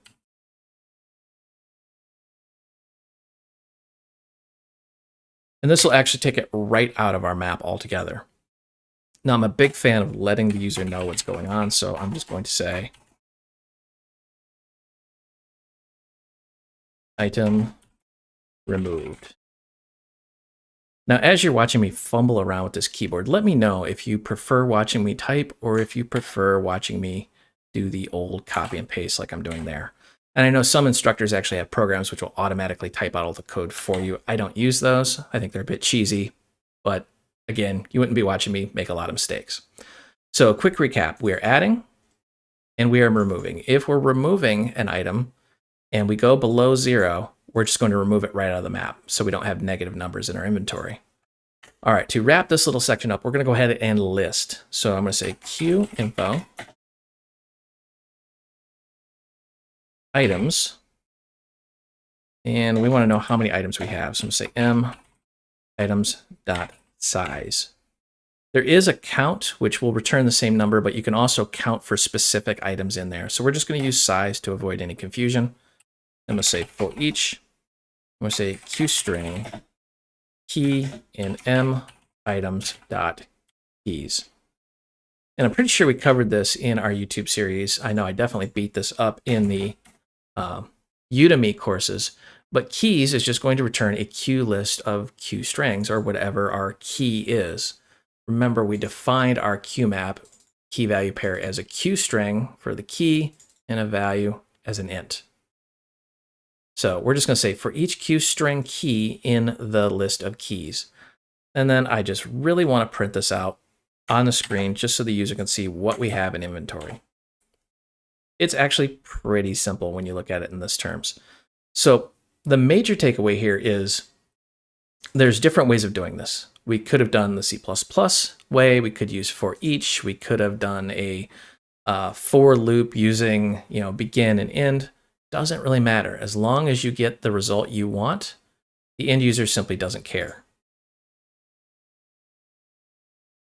Let's work on our serialization code. So we've got two functions, save and load. Save and load are pretty self-descriptive. Save is going to save to a file and load is going to load it back. So let's save it first. I'm going to say qfile, and let's call this file, and we need a name. Inventory.txt. We can name this .dat or whatever we wanted. I'm just going to name it .txt so we can just crack it open very quickly in a notepad and see what it looks like. Then I'm going to say if, and we're going to go ahead and open this file. File is not openable. Is that a word, openable? We're going to say QIO device. We want to open this in write-only mode. If we're not able to do this, well, we have some problems, and we need to tell the user, hey, no bueno, couldn't do it. So we're going to say qCritical could not save the file, and then we want to get the error string out of the qFile object. That way we can tell the user, hey, something bad happened, go deal with it. And then we're just going to hit the eject button on this and jump right out of here. Now comes the interesting bit. This is something I don't think we've really covered a whole lot. We're going to say qDataStream, and we're going to give it our file. So what this does is it opens a file But now we are going to put or serialize some data into that file. And we're going to use QDataStream to stream the data and let it encode it and decode it for us. But before we get to that point, we need to tell it how. So I'm going to say stream set version. And this is critical. A lot of people, and I'm guilty of it too, will skip this step. But we're going to explicitly say we want to work with Qt version. And you notice it goes all the way back to 1.0. We want to set a version and say this is the version we're going to work with. That way, if somebody hands us a file that was encoded with an older version or a future version, we know, hey, it's going to have a different encoding under the hood. And we're going to check for that in the load section here. But anyways, what I want to do first is I want to write the number of items to the stream. So I'm going to say int len equals m items, and we want to get that size. So I just want to know the number of items in that map. And then writing it is extremely simple. Watch this. That's it. We're just going to pump it out to the stream and let the stream deal with all of the IO, all the encoding. It can just do what it does best. And then I'm going to just give the user some sort of feedback that we're doing something. Number of items to save. I'm going to do a for each. Some people love for each, some people hate it. I've just gotten really used to doing it over the years, but there are newer, snazzier ways in C++ to do it.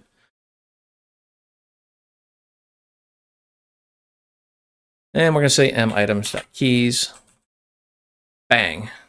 So really all we're going to do is we're going to go through each and every single little key here, and we are going to save it. So I'm going to go bang. And then let's go ahead and say stream. And we want to pump that key out to the stream. Stream, and now we want the value. So we're going to just take the key value pair and put them in there.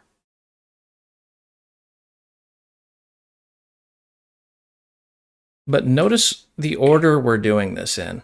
So we're putting the number of items, then we're doing key value, and we're just going to loop through that. When we load this back, the order in which we saved, we have to read it in the same order. We're going to get corrupt data, so be very mindful of that. You'll see what I mean here in just a second. So we're going to say file close and then QInfo.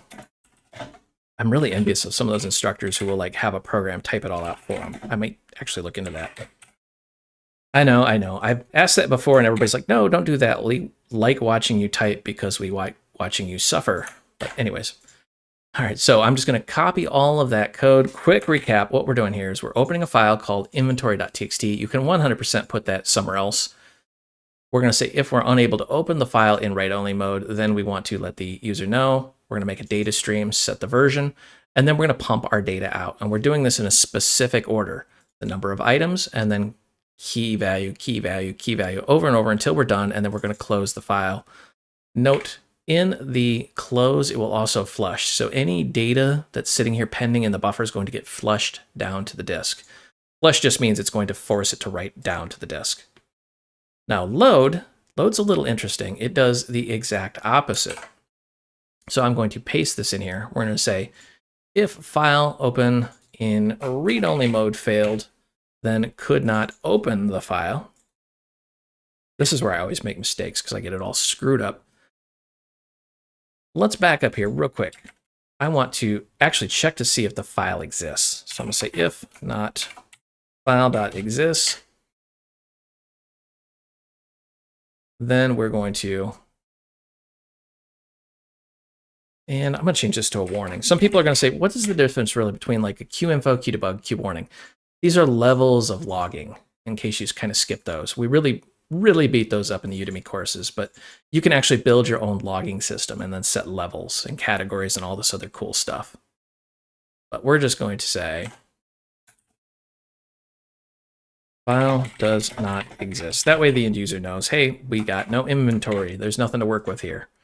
Hit the eject button. If we're unable to open it in read-only mode, hit the eject button. Now comes to the meat of it here. In our save code, we did a set version. So I'm going to grab this version and we're going to check for this. We're going to say if, get the mouse out of there.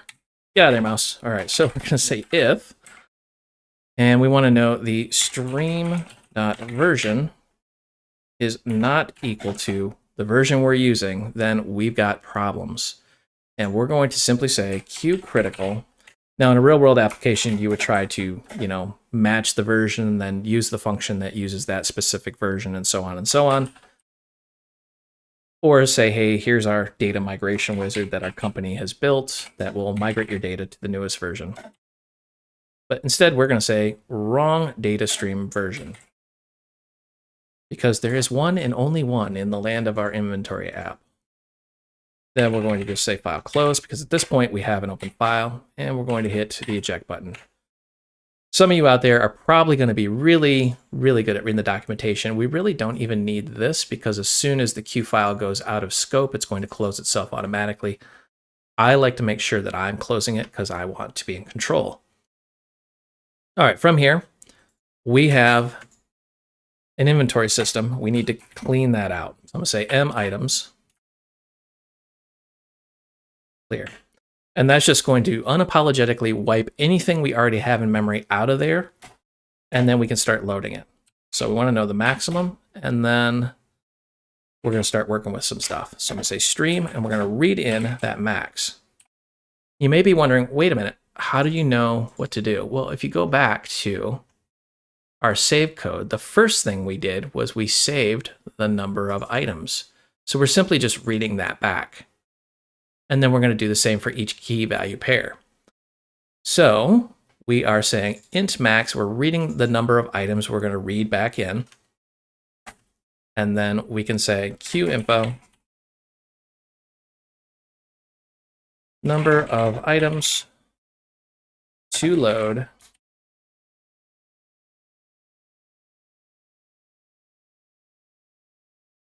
and then I'm going to just wipe this stuff out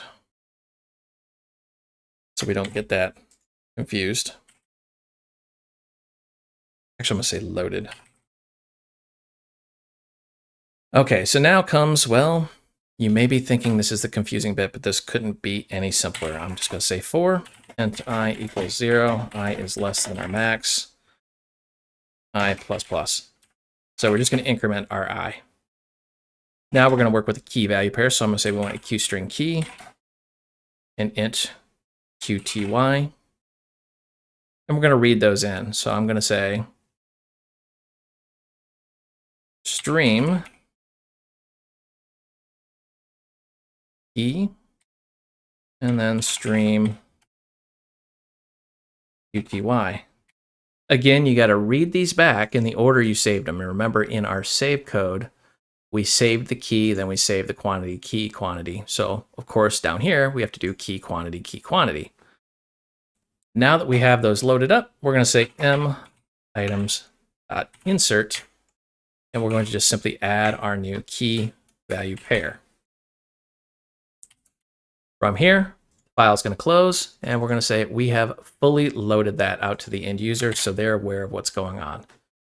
Quick double check before we move on. Let's make sure we've fleshed out every single little function. And remember, our constructor is going to call that load function we just fleshed out. So as soon as the class is constructed, it's going to go out there and try to load that file if we previously saved it. Okay, now comes the fun part. We need to flesh out our main function. This is actually the bulk of our application here. So I'm going to just copy and paste some stuff.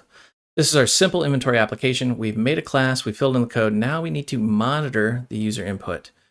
And we're going to use the QTextStream. The difference between QTextStream and QDataStream is that DataStream is non-readable, where TextStream is human readable. So this is what we're going to use to get the end user's commands. And we're, of course, going to use our inventory class that we just built. I'm going to judiciously copy and paste some code to save some time. We're going to create an instance of our inventory class. We're going to tell the user, because users are dumb, these are the things you're allowed to do. Notice some of the commands like add, remove, you have multiple items. Add space item, remove, same thing, but others are just one. So we're going to have to split those up. Just be aware of that. So I'm going to say, whoops, not QText format, QTextStream. This is why I copy and paste things, because I can't type and talk at the same time. Darn it. All right, so we're going to say stdin And what this is going to do is it's going to wrap the standard input with a QText stream. So we can use that functionality. And this is where we need to make a design decision. I'm going to loop forever, but this is really poor practice. We're just simply not there in our little tutorials. There's a better way of doing this that we're going to cover when we get a little bit more advanced. So I'm going to say QInfo. And we are going to tell the user, because users are dumb, enter a command. Probably not nice for me to say users are dumb, but you know what I mean. You all have that one user where you got to like walk them through every little thing. Now, the big problem here is because this is going to loop forever, we've got to be able to know when to stop looping. So let's go ahead and say QString. Let's call this line, and we're going to say stream.readLine. So we're going to take our text stream and we're going to read a single line. Now, from here, we need to take that line and break it up because some of these will have multiple parts. Then we're going to use what's called split. So I'm going to say QString_list. I'm going to say line split, and we're going to split on the space because that's the format we've chose. Again, design decision. We could have split on a comma or whatever we wanted to do.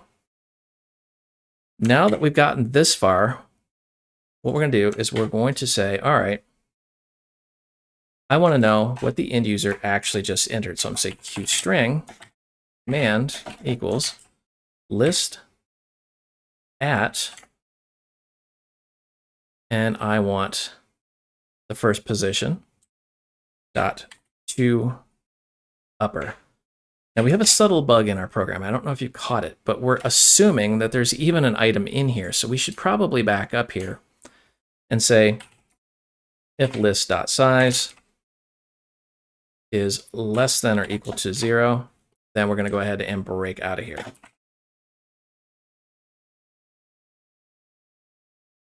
That way, if something weird happened, they entered some gibberish or our program freaked out. Remember, these are cross-platforms, so they're not going to behave exactly the same on every single platform.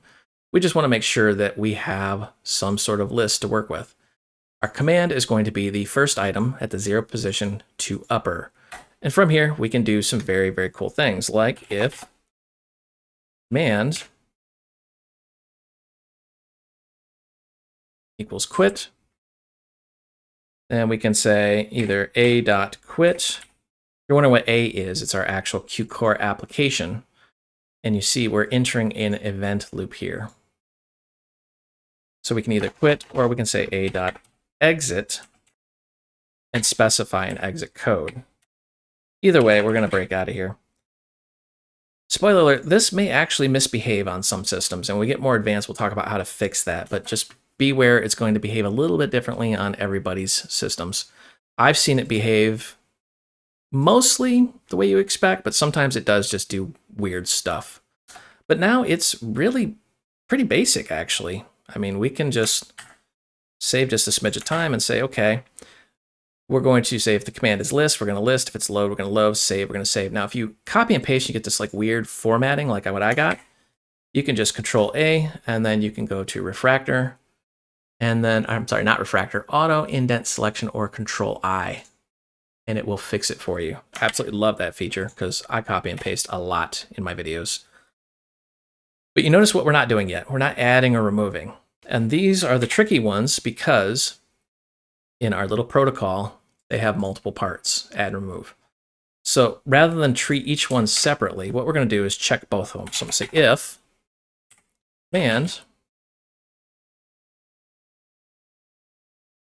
equals add or command. And this is where horrible spelling like I have will come back and haunt you. And that's why in more advanced programs, we'll actually use an enum instead of using a hard-coded string. Again, design decision based off of the knowledge we have so far.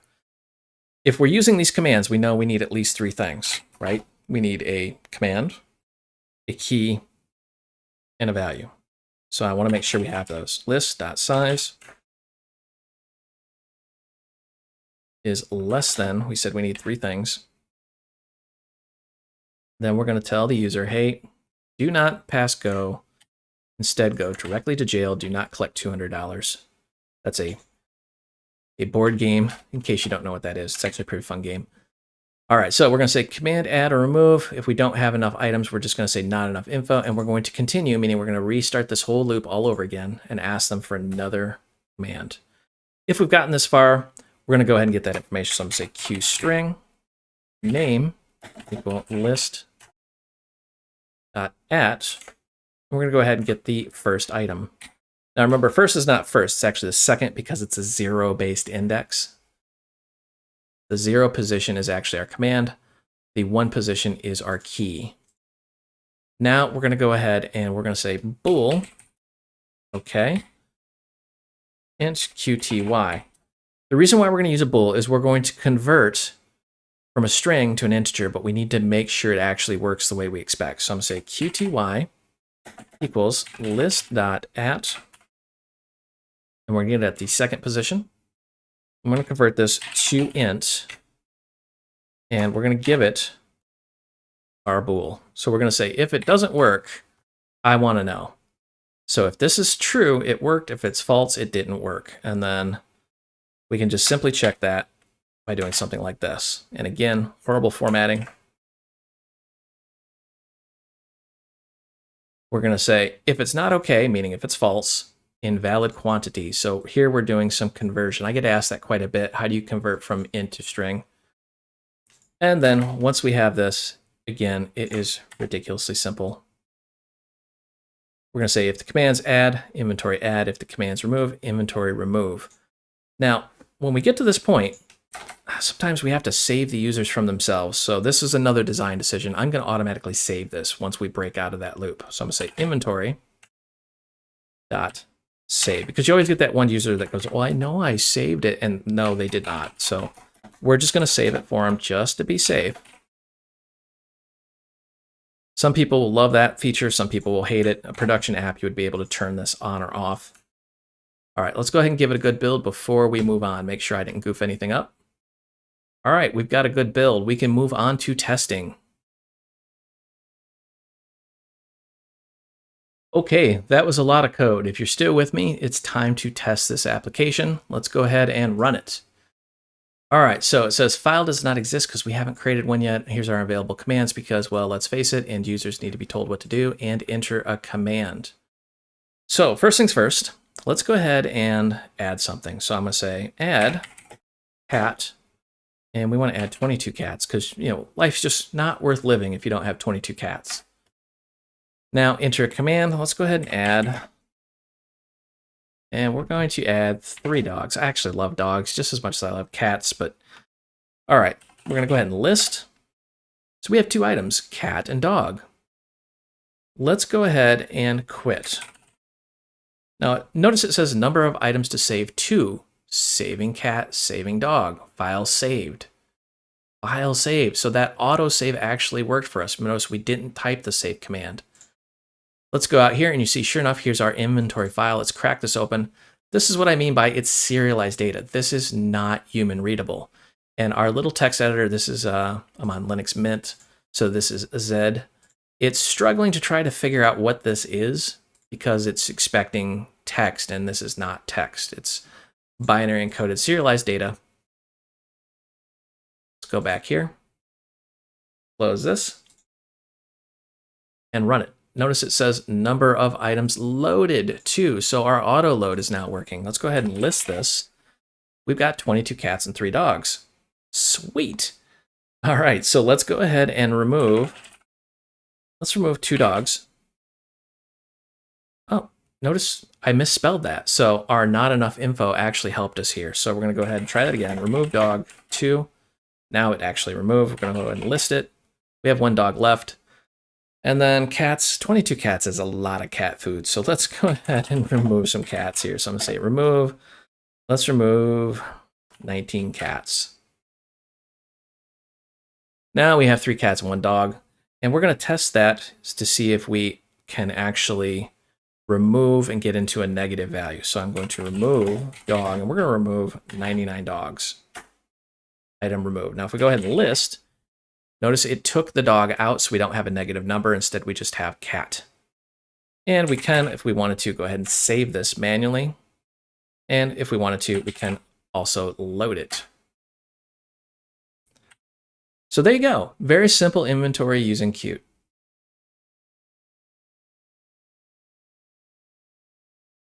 No application is complete without bugs. So we've got a pretty nasty bug in this application. Let's go ahead and fix it before we finish this video. First, I'm wondering if you know what the bug is. So take a moment, pause, and think about it. Okay, enough pausing. It's quit. So if we look at the quit command, we have a exit. Let's go ahead and look at exit. Tells the application to exit with a return code. After this function is called, the application leaves the main event loop and returns from the call to exec. Wait, what? The function returns a return code. If the event loop is not running, the function does nothing. So there's the bug right there. We're telling it to quit, but we haven't even entered into our event loop yet. So when we do this and we type the word quit, notice this cursor is still blinking. So this app is actually still running. We didn't really quit our application. Oh, all right. And to prove that, we can go into projects and then uncheck run in terminal. Say run. And you see we're now running inside of Qt Creator under the application tab, and we can type the word quit and it's still running. Ta-da. So we're going to force this to stop. That is a bug. We need to fix this. So there's a couple different ways we could do this. I'm going to go back to run in terminal so we can see it in real time. First thing I'm going to do, we really don't need the event loop. And we can play around with a.exit, but it really doesn't do anything. So let's try this really. And let's say quit. Now notice our application does stop because it says press return to close this window. So now this did actually quit, but it didn't really work the way you expect it, because if we're not in an event loop, the function does nothing. So it basically does nothing. We break and then it goes all the way down here, right? So instead, what we're going to do is we're going to return 0, assuming that everything worked good, because that's really all a.exec does. Is it takes our Qt Core application, enters an event loop, and then once it exits, it generates an integer. So we're just going to return 0. We don't even need this, to be brutally honest. So I'm just going to comment that out. And let's save and run. Try that again. Ta-da! So it's working as expected now. Now, I don't want to mislead you. There are probably tons of little bugs in this application because we're talking about this from a very simple beginner's level. We're only like 20 some odd videos into this series. So expect as we continue these videos, they're going to get more and more and more elaborate and complex, and we'll probably have more difficult bugs, to be brutally honest, but we'll go through this journey together and figure it out. If you're interested, the source code will be out on GitHub. I've been really bad about that, but I will 100% upload the code right after I upload this video. I hope you enjoyed this video. You can find the source code out on github.com. If you need additional help, myself and thousands of other developers are hanging out in the Void Realms Facebook group. This is a large group with lots of developers, and we talk about everything technology related, not just the technology that you just watched. And if you want official training, I do develop courses out on udemy.com. This is official classroom style training. If you go out there and the course you're looking for is just simply not there, drop me a note. I'm either working on it or I will actually develop it. I will put a link down below for all 3 of those. And as always, help me help you. Smash that like and subscribe button. The more popular these videos become, the more I'll create and publish out on YouTube. Thank you for watching.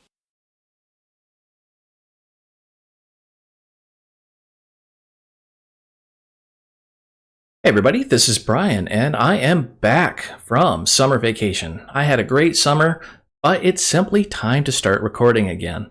So this video is going to pick up where the series left off, but we're going to jump right into the scary deep end. We're going to talk about threading. So this video is an introduction to threading. If you already understand the concept of threads and threading, use the buffer bar below to skip ahead to the section you want to see. We're going to cover what is a thread, why do we use threads, how Qt uses threads, and we're going to wrap this up with a very simple threaded example. I have to stress it's going to be a simple threaded example because threading can get very complex. And the next few videos, we're going to dive into that complexity. Let's take a look. So, what are threads? Well, prepare to be very, very confused because this is Computer Science 101. If you are a newbie computer person or a newbie programmer, you may have some questions. We're going to turn to Wikipedia and we're going to look at the simple thread in terms of computing. You can read this very straightforward, at least to me it is, document, but you're still going to be very confused. So fortunately, they have this graphic, and well, this is also confusing, but let's break it down here. So you have a program. This is what we as developers create, the actual program. Now, this is the binary that exists on the hard drive. When the operating system runs your program, it creates an instance of it in memory. So what does that really mean? Well, your program can be created and run in memory multiple times. We call those processes. So each process is a copy of your program. Now, each process or each copy of your program can have multiple threads. And this is really what we're talking about in these videos. What is a thread? Well, you notice these numbers, number 1, 2, 3, 4, where you have instructions, 1, 2, 3, 4. When you see the term instruction, think of that as like lines or blocks of code. So, for example, you could run instruction 1, instruction 2, 3, and 4 on different threads, 1, 2, 3, and 4. Now, these don't line up one for one. That's the confusing part. Just because you have instruction 2 doesn't mean it's on thread number 2. The operating system really determines where things run. So to rewind, you have a program.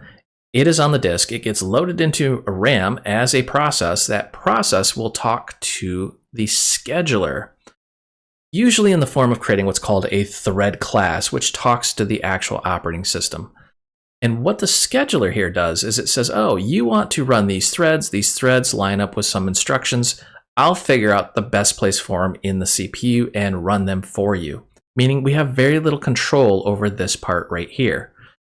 All we do as a developer is we create the instructions, decide how we want them threaded, and then ask the scheduler, pretty please thread them for us.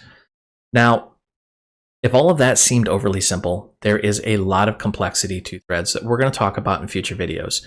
You're going to hear some very confusing terms like semaphores, mutexes, mutex lockers, things like that. Don't worry about those yet. We're going to cover those in future videos.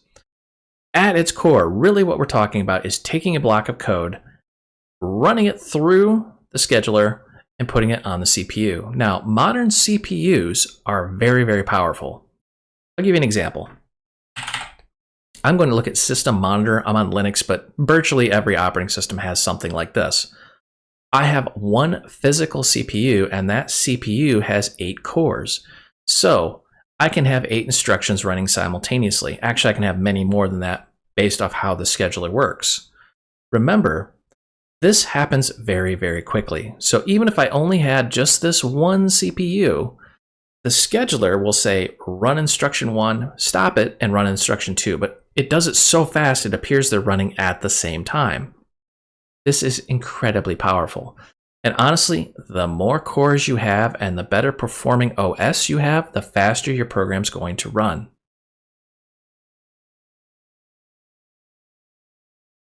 One question you may be asking is, why even use threads? This sounds super, super complicated, and it can be, to be brutally honest. Why even bother with it? Well, the answer is very simple.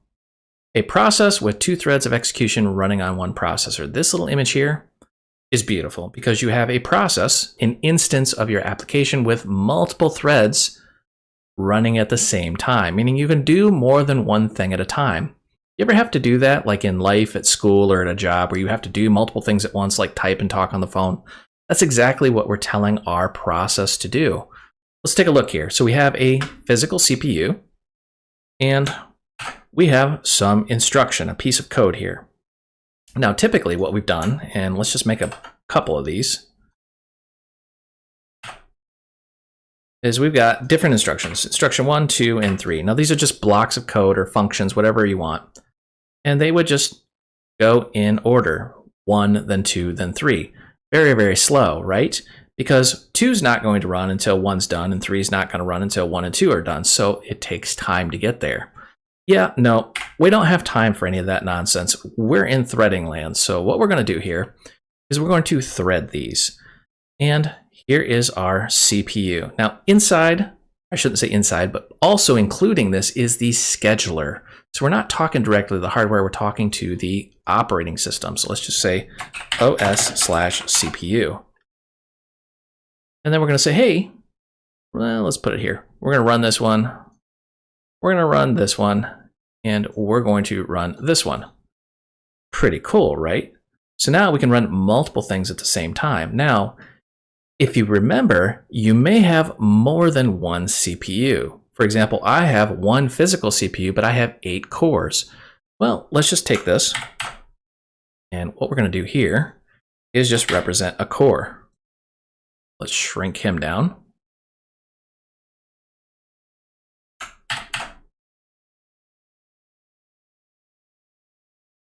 This is where the complexity gets a little bit weird. So the operating system is going to figure out the best place for these. We don't really get to say. You're not going to say run this on core 2. It just simply doesn't work that way. You just say, I want to run some instructions. I want them multi-threaded. The operating system figures out where they need to go, and it puts it on, you guessed it, the right area here. So this is a very high level of what we're talking about. You can do multiple things at once. The operating system is powerful enough to talk to the underlying hardware and figure out how to do those multiple things at once. The end result is your program can be multiple times faster, and I am not even joking. I have seen programs, once you switch to a threaded model, will go from, say, 1 to 2 minutes down to a second, or they'll go from an hour down to maybe 10 seconds. I mean, it literally, you can have that kind of speed boost if you design your applications appropriately.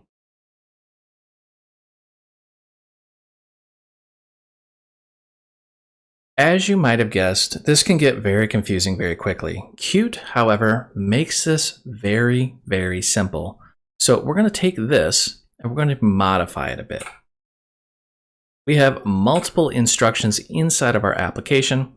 And then I'm going to take this and we're going to say this is Qt.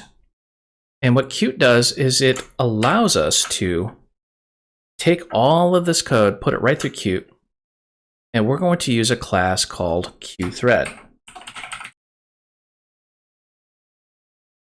Now, QThread is a bit mysterious. What does QThread really do?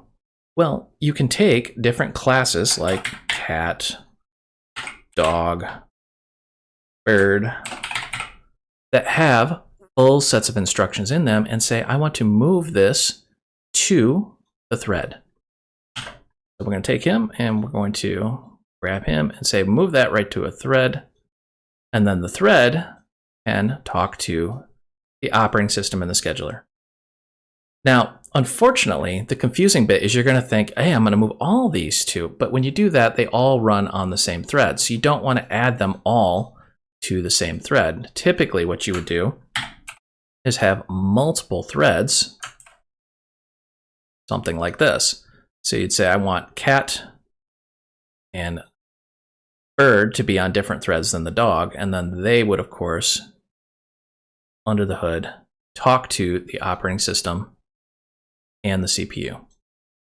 So this is really what we're going to be doing. And in this example that we're about to do, we're just going to take one class and move it to a thread and then run it in a multi-threaded fashion so you can see how it actually flows. Just bear in mind that if you don't do it like this, like if you were to just get rid of these, do something like this, what's going to happen? Well, let's say you have a cat doing, well, what cats do, and dogs doing what dogs do, and birds doing what they do. They're all going to run one at a time on the same thread. So you want to avoid this type of situation here.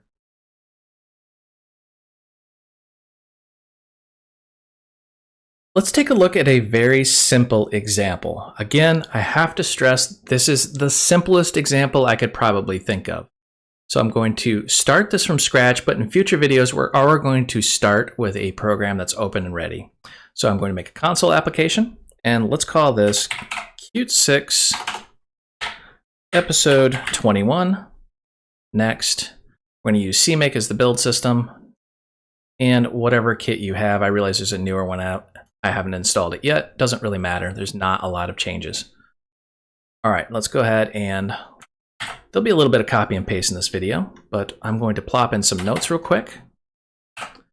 All right, so we're going to create a Q thread. We're going to move an instance of a class to it, and it cannot have a parent. It's very important that if you remember anything from this video, when you move a class to a thread, it cannot have a parent. There's a reason for that. All right, so let's go ahead and right click. I'm going to add new. We're going to make a class. We're going to call this worker. This is going to be a Q object, so it has signals and slots and all that goodness baked right into it. Next, and finish. Now we need to, of course, update CMake.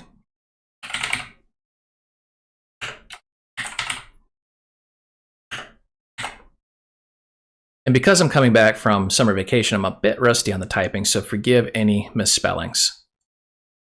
All right, now we've got our worker here. We're going to do two things right up front.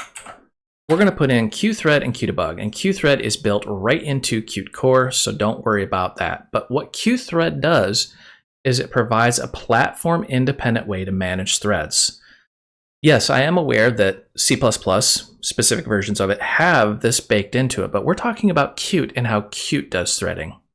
You can use the standard library thread model if you want, but obviously in this video, we're going to cover the Qt threads. So we've got our worker, and we're going to do two very specific things here. We're going to make a deconstructor and a public slot called run. The premise here is when we move our object to the thread, it's not running yet. We have to tell it to run. But the worker won't magically know when the thread starts. So we're going to connect these two with signals and slots. When the thread starts, it's going to call our run slot. So let's flesh these out real quick.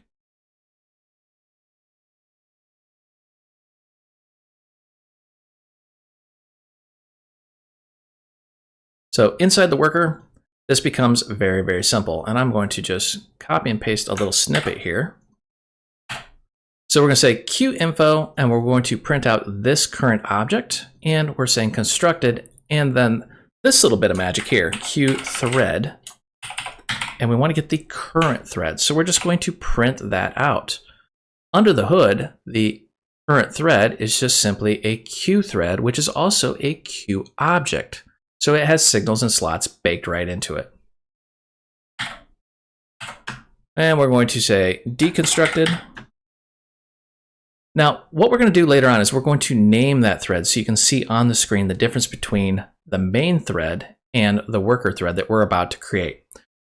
Now, in this run function, when this thread actually runs, we're going to do something a little different. I'm going to say for int I, and let's just go up to 10, and we're going to go ahead and increment I. Very simple little loop here. Now, I'm going to just grab this to save a smidge of typing, and we're going to say this working, and then we want the integer here. So let's go ahead and say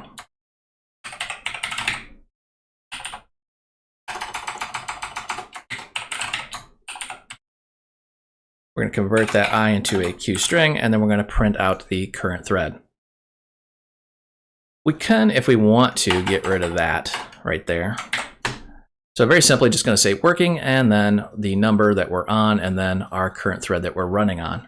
Notice I said the current thread that we're running on, because we could run this on any thread we felt like.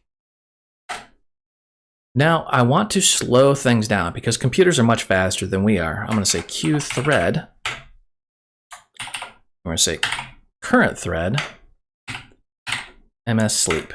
And what this is going to do is tell it to put the thread to sleep or stop executing for a certain number of milliseconds. And I'm going to say 500, which is half of a second. So it's still fairly snappy. Now I'm going to put something in here right now, but it's not going to make sense probably till towards the end of the video. I'm going to say this, delete later. What this is going to do is delete this object out of memory. But again, it's not going to make sense just yet. Let's flip over to our main here. Now, we could, if we wanted to, create our worker and run it on the main thread. And let's go ahead and demonstrate that. We're going to include QThread, QDebug, QWorker. So I'm going to just say a little bit of copy and paste action here. We are going to name our main thread. Notice we're in our main function and we're saying the current thread is main thread. Now let's go ahead and do some work here. So we're going to say QInfo starting and then our current thread. And then let's go ahead and say finished. And then in here somewhere, we're going to say doing stuff. Seems rather simple at this point, right? It is.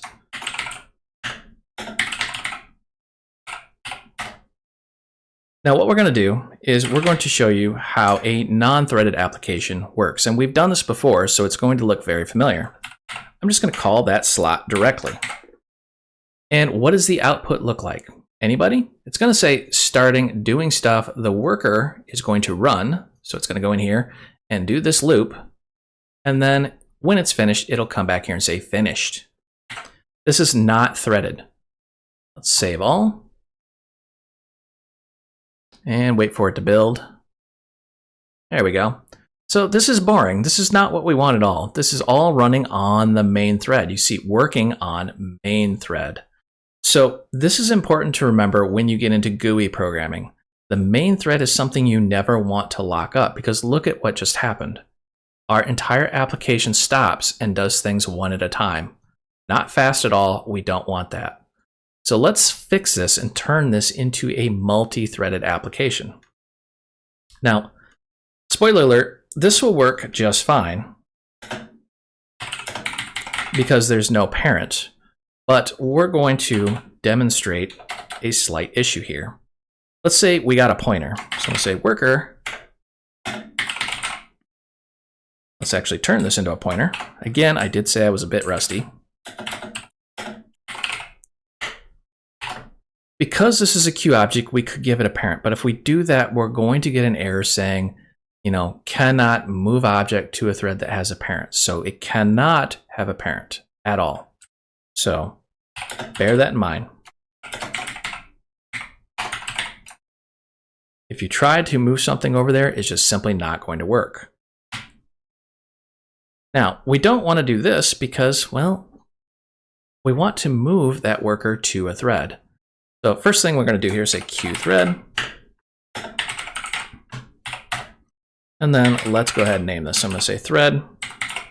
And we're going to set the object name to worker thread. Doesn't have to be named worker thread. You can call it anything you want. You can call it fuzzy kitten if you felt like it.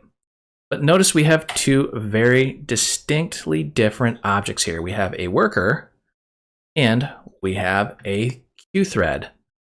And it's already saying, value store is initialized and then potential memory leak. So now this thing is freaking out, but don't worry, we're not going to have a memory leak. We're going to take this thread and this worker and we're going to smash them together. Or more appropriately, what we're going to do is we're going to say worker dot move to thread. This is the confusing bit because you'd think you'd want, like thread move object, but no, we're going to say worker move to thread, and then we define what thread we actually want to move it to. So we're just going to simply move it to that thread.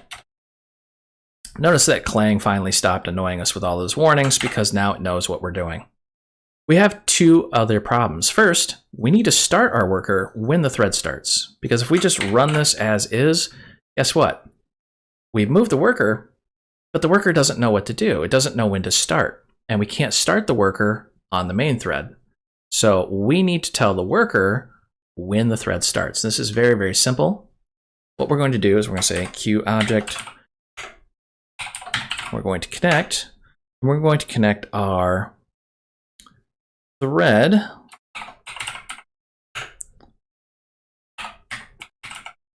I'm going to say QThread, and we want the started And we're going to connect that to our worker. And we're going to connect that to the run slot. This really is the power of Qt right here, is you have this ability to connect things and it's just going to automatically know what to do. So when the thread is started, the worker is going to call the run function, which is going to kick off, you guessed it, this little loop right here. This is going to be that, hopefully, light bulb moment, this delete later. Flip back to our main. What have we done? We've created a pointer. This is an unmanaged pointer, and we're going to have a bad time. There are multiple ways of doing this. We could use auto pointers, but a very simple way of doing it is just saying, you know what? Delete later when we're done with it. So it's just going to get rid of it altogether, and we don't have to worry about it. Again, there are better ways of doing that, and we will cover those in future videos. But right now, if you're super worried about this little example having a memory leak, just simply call this delete later, and it will schedule this object for deletion inside of Qt. All right, now the final moment of truth here. What I'm going to do is I'm going to say thread start. So we're going to start that thread up, which is going to run our worker. Let's go ahead and run this and see what it looks like. Now, it seems a little confusing at first because it says starting, doing, and then finished. Wait a minute, finished, but our worker's still going, and then the worker is finally deconstructed. So let's really illustrate this a little bit better. Notice that we are starting doing stuff on the main thread, and now we're working on the worker thread. So we've successfully moved it over to another thread, and we've deconstructed that object. I'm going to add in a little bit of code here, just to illustrate, and you don't really need it. It's just for illustration purposes. All right, so we've got doing stuff, and let's get rid of this guy here. And we're simply going to do a loop. It's almost identical code to the worker thread here.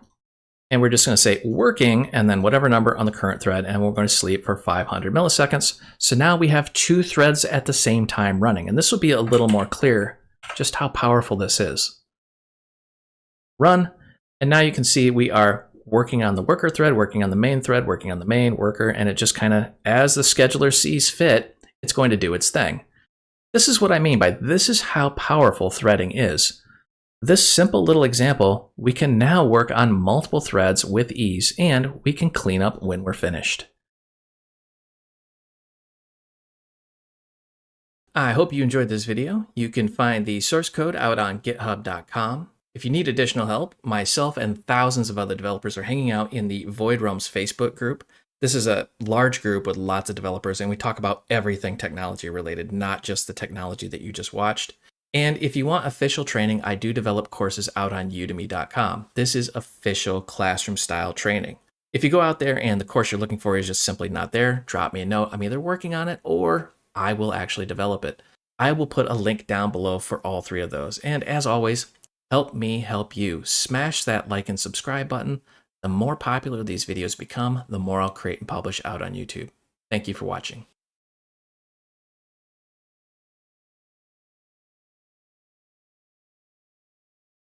Welcome back, everybody. My name is Brian, and we're going to continue on our conversation about Qt threading. In the last video, we did something like this. Well, we have an application, and we made a thread, and we put an instance of a class on that thread. That lived inside of our app. And we made a very simple threaded application.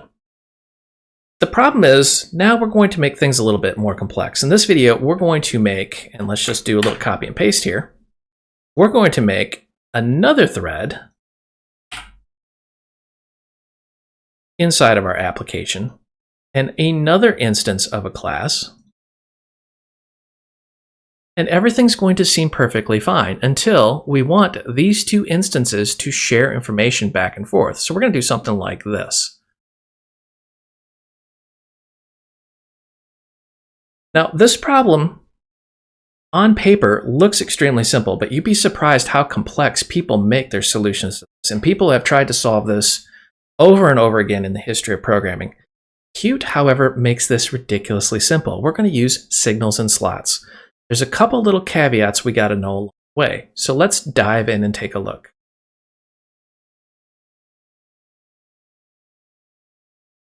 If you already know signals and slots, this section may be a little bit dull, but I promise you there are a few little things you gotta watch out for. Use the buffer bar below to skip ahead where you need to. First thing we're gonna do is we're going to add a new class. And we're gonna call this worker. And again, I do talk and type at the same time. This is not like a record over or a voice dubbing or anything like that, so please forgive any typing mistakes. We're going to include QObject and make sure we have this QObject macro. If you forgot what these do, include QObject will actually turn this into a QObject where the add Q_object macro makes sure that signals and slots work in the background. That's critical for this video because we're going to be working with signals and slots. Hit next and finish. Now again, I'm using Qt 6 with CMake, so you're going to have to go in here and do a little brain surgery on this. So I'm going to say worker. And I did have a question. Does it really matter if you have the implementation file first or the header file first? No, it really doesn't. CMake's smart enough to figure it out when it builds it. Let's go ahead and jump into our worker here. And there'll be a little bit of copy and paste action in here just for the sake of time. We're going to use QObject, QThread, QDebug, QTimer, and QRandomGenerator. Real quick review here. QThread allows us to work with different threads. QDebug allows us to output things on the screen. QTimer, well, this allows us to asynchronously use a timer. If you don't know what a timer is, count down in your head from 5 to 0. That's exactly what a timer does. It just does something, and you can do it either once or on an interval. And then random generator is, well, pretty self-explanatory. It's just going to generate a random number for us. Now there's going to be a whole boatload of copy and paste here. Brace yourself. Let's go ahead and just this and blah. That's the official term for the day, blah. So we have a worker, which is our class. We have a getter, a setter for our whether or not we're a producer. Now, if you're wondering how I got these, look down here. I have a bool called mProducer. I'll show you a little trick. Wipe those out. You can just simply highlight that, refactor, and then you can either generate a setter, a getter, or generate both, and voila. Click it, it just magically creates the code for you. I absolutely love that. Now, some other takeaways here is we have some signals. Produced, where we're going to say, hey, we produced some sort of value. Finished is going to let the other class know, hey, we're done producing. And then some slots. Notice these are public slots, which means they're available outside of our class. Yes, you can actually restrict these to public, private, protected. We've got consume. Consume is going to take the value that was emitted from the produced signal and consume it. So it's just going to take this random number we're going to generate, emit it, and then consume it on the other instance. And then we have start and quit. Start's going to be called when we start on the thread. Remember, we cannot start in our constructor. We have to wait for the thread to start us. Quit is just pretty self-explanatory. We're just going to close this object down. And we've got some private stuff here. QTimer, notice this is a pointer. If you do not make that a pointer, if you just make it like this, you're going to get this error right here. Timers cannot be started from a thread. Because when this class is created, or I should say when it's initialized, it's going to be created in memory on the main thread, and we're going to move it to the producer thread. You'll see that in the next section here. So let's just put that back as a pointer. And we've got a bool indicating whether this is a producer or a consumer. So we're going to have two instances of this worker. One is going to produce things, whereas it produce, and the other is going to consume things. So one's going to generate a number, and one's going to use that number. And we're only going to do that a certain number of times. So let's go ahead and flesh this out. Now, newbies are often surprised when they go into the signals section and they right-click and they go to refactor and nothing's there. You don't actually implement that. Go down to your slots, and we're going to right-click, consume, add definition in worker. Again, I did say if you're already familiar with Qt, this might be a little bit boring.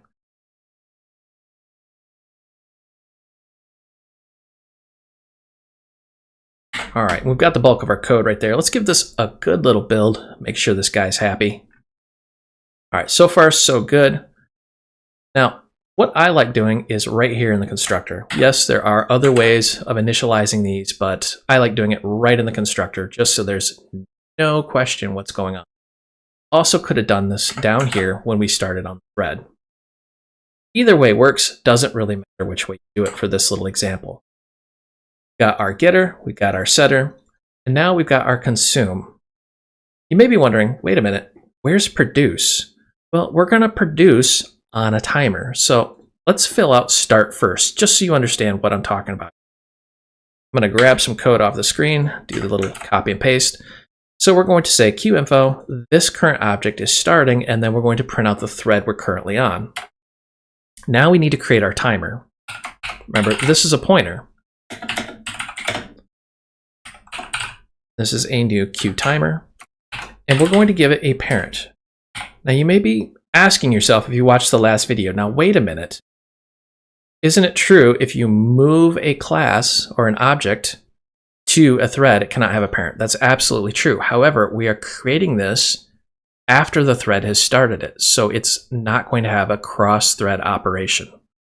Remember, if you try to just make this as a member variable like that and not a pointer, well, you're going to have a bad time, and you're going to get this error right here. Timers cannot be started from another. So that's one little gotcha you'll have to work out, is that anything that you want to create in the class, you'll have to create as a pointer and as needed. Okay, fun time. What we're going to do now is we're going to connect up our timer. So we're going to say connect. And if we look at our timer, we need something to connect it to. If you're ever curious what's going on, highlight the class, hit F1, and it brings up the help file for us. We can simply scroll down and you can see everything you need, from properties to functions, and public slots and signals. So the signal the timer is going to emit is timeout. So here is the signature right here. We need something that matches that. I'm just going to close that, and let's go back into our worker here. And do we have a timeout? We do. So let's right click this, refactor, add definition. Bang. Now it's going to be very, very simple. We're going to connect up our timer. Let's go ahead and say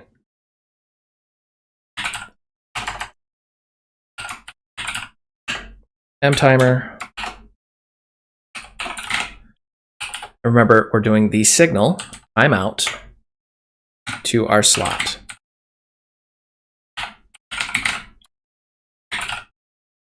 They have to have the same signature. You're going to get some sort of weird error. But basically, every time this timer fires off, it's going to call this because we've connected the signal and slot. This is all happening in the same thread. Timers in Qt are asynchronous, and asynchronous means it all happens on the same thread. We don't have to worry about any cross-thread operation there. It's actually pretty cool. Now, go back to our getter and setter. Remember, one of these is going to be a producer, one of them is going to be a consumer. We're using this little bool here. So let's go down here, and we want to go ahead and say if we are a producer, then we're going to, well, produce something. Grab him. Just going to put some text on the screen just so we know what's going on. We're going to say we are starting the timer. And we're going to take our timer, and let's go ahead and configure it first. We're going to say timer, set interval. And we're going to do this every second. We have to give it in milliseconds, so it's 1,000 milliseconds is 1 second. Then we're going to go ahead and start our timer.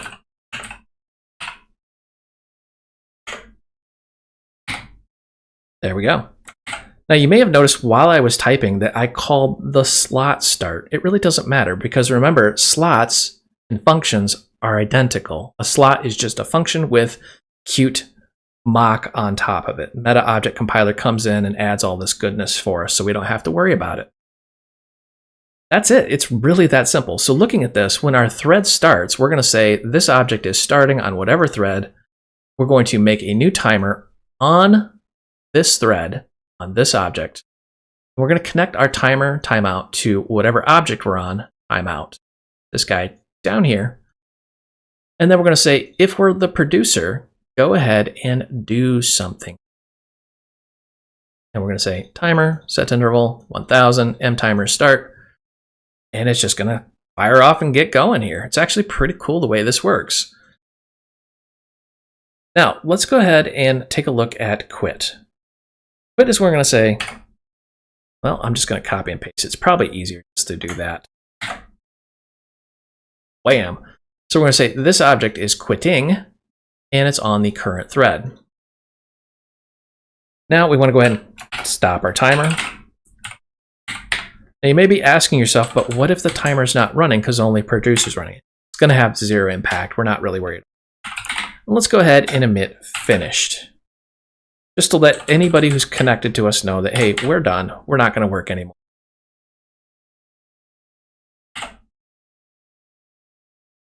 Consumer, let's just switch modes here and say we're the consumer now, not the producer, and we want to consume that number. Actually, this example is going to be very minimal.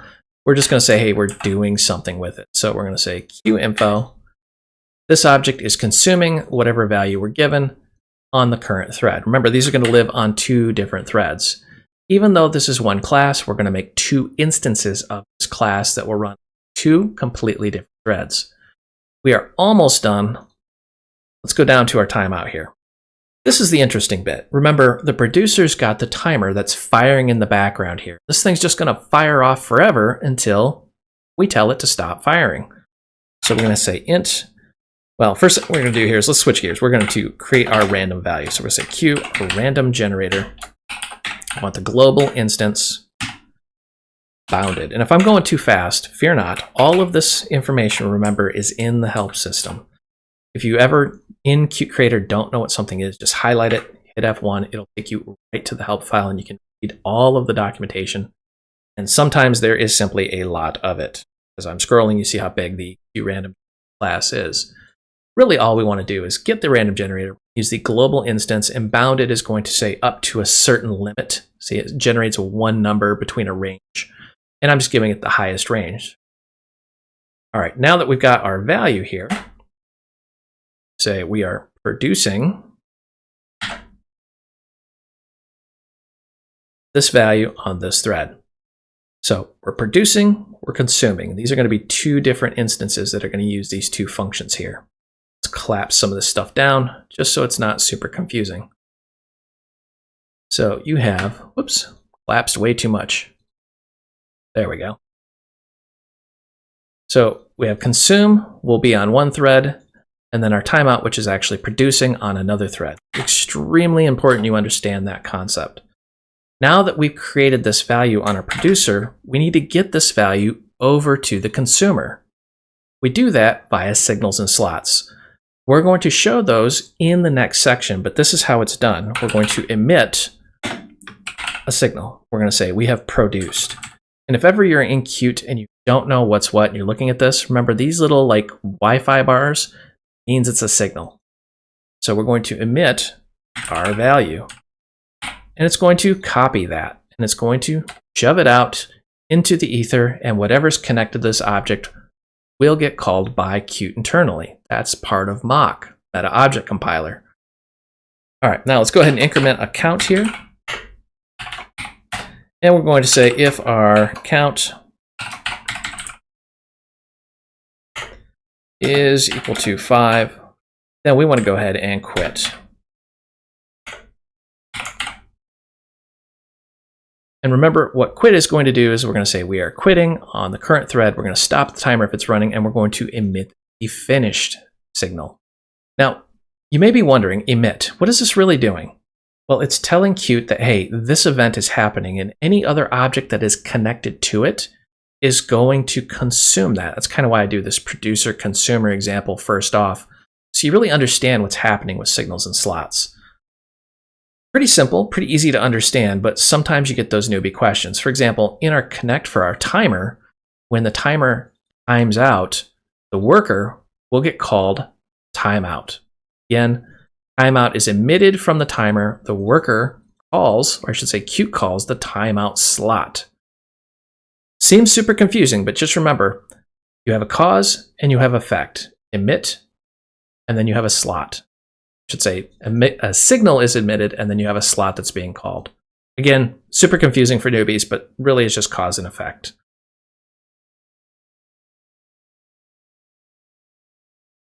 Okay, just in case you skipped ahead, what we're going to do now is we're going to take this worker class that we just created, we're going to make 2 instances. One's going to be a producer, one's going to be a consumer. We do that via a getter and setter, or I should say the setter more appropriately here. So let's go ahead and I'm going to slow way down this area simply because this is the meat of the tutorial here. So let's jump up here and we're going to make 2 threads. Q thread, and let's call this P thread. This is going to be the producer thread, and then Q thread, and this is C thread, and this is the consumer thread. Remember, we have 2 different threads, but now we need to make 2 instances of our worker class. Let's call this producer, and then worker consumer. At this point, you may be asking, wait a minute, do these need to be pointers? Really, they don't, because it's all going to be handled on the stack, and C++ internally will handle that memory for us. You can make them pointers if you want, but then you will have to manage that memory. Now, what I want to do is we want to move these objects, the 2 instances, to their appropriate threads. So I'm going to say producer, move to thread, and we're going to move this to our, you guessed it, P thread.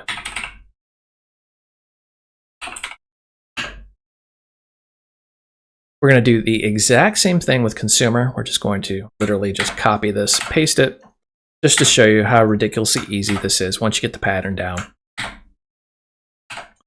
So producer is going to the P thread, consumer is going to the C thread.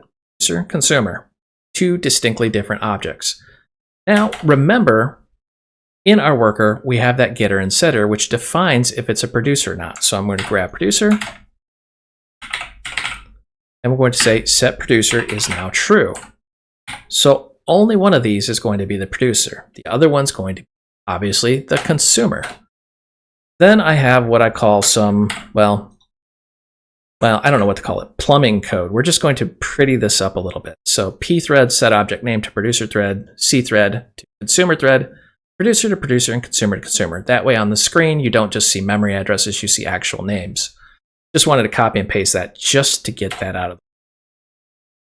Normally, I absolutely hate typing QObject connect, but I'm going to do it just because you really need to understand what's going on here. So we're going to say QObject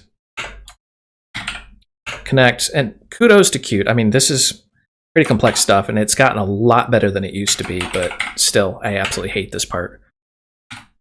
There's arguably probably not an easier way to do this other than auto connect, which we will talk about in future tutorials. So what we're going to do is we're going to take our producer thread and we're going to say Q thread, and we want to get the started signal. Remember, you can always highlight, hit F1, and then go through the help file and figure out what's going on here. It's got public slots, it's got signals, started and finished. So we're grabbing started, and we're just going to kick off this thread. We're going to say, close that. When the producer thread is started, what we want to do, probably already guess what we're going to do here, is we're going to take that producer, and we are going to start that.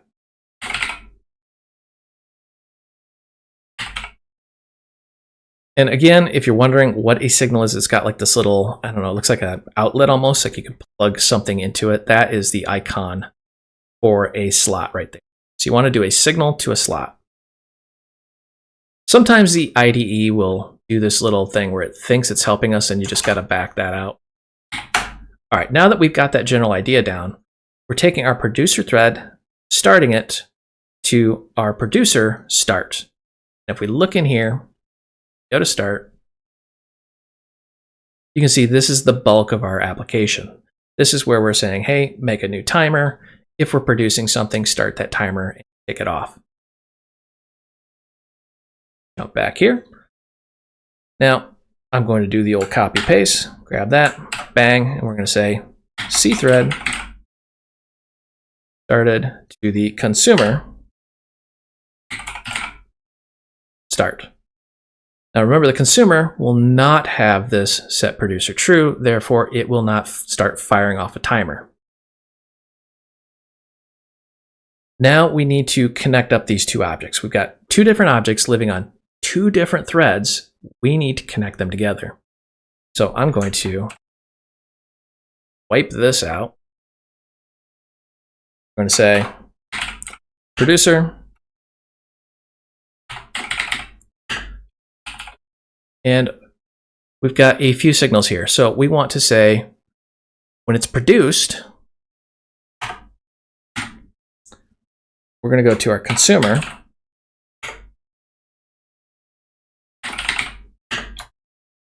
And we want to go ahead and consume that. See, there is our little slot for consume. We can tell by the icon. Again, the IDE is trying its best. Sometimes it acts like Internet Explorer, but I love it to death. There we go. So now we're saying producers produce, consumer is going to consume, and then let's go ahead and grab this. One more, we're going to say the producer is finished.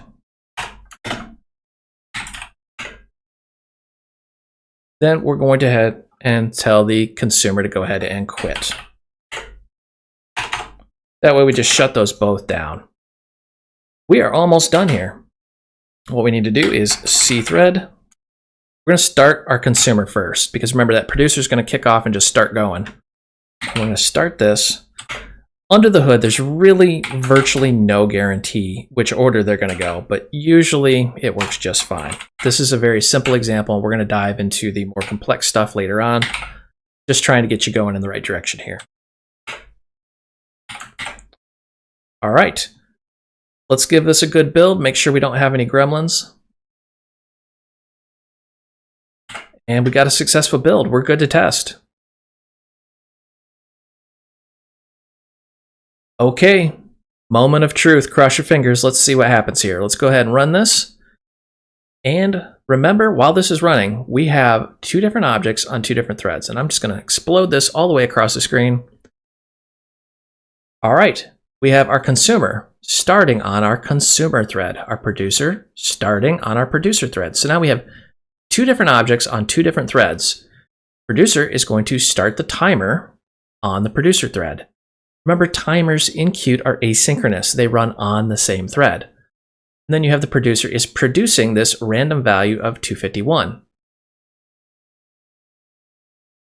Consumer is now consuming that value of 251. So now you have two different objects on two different threads that are now communicating. And it's doing that via signals and slots. This couldn't get any simpler. Please do not reinvent the wheel. Don't make some crazy memory shared allocation thing. Don't do that. Use signals and slots. That's what this is designed for. And you can see it just works perfectly. You have this delicate dance of the producer consumer over and over and over until we hit our max. Then the producer says, you know what, I'm done, quitting. It sends that signal over to the consumer who says, okay, I'm also quitting. And they're both just finished. This is absolutely awesome, and I love it. One major takeaway, just in case you're coming from Qt 5 and you're watching this video as a review, you'll notice something. When I do this connection code, I'm using the auto connect.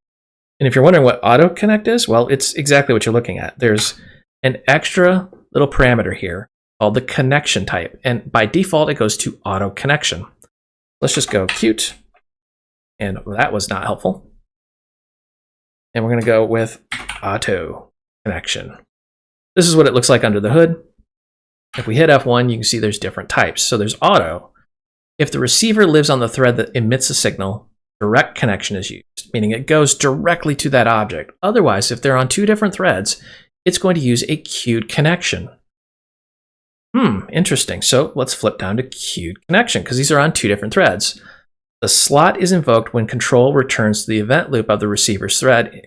The slot is executed in the receiver's thread. Wait, what?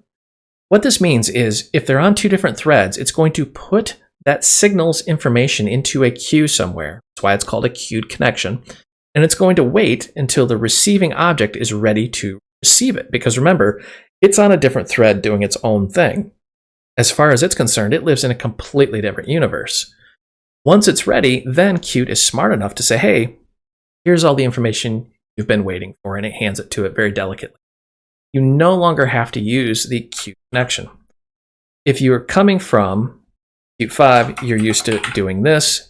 If you had a cross-thread operation, and anything that was cross-thread would have to be a Qt connection because it would more than likely just not work without it. But starting with Qt 6, you can use the auto connection and it works just fine, as you can see here.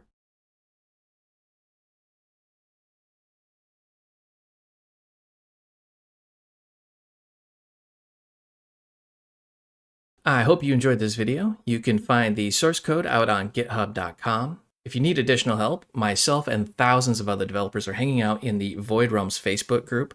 This is a large group with lots of developers, and we talk about everything technology related, not just the technology that you just watched.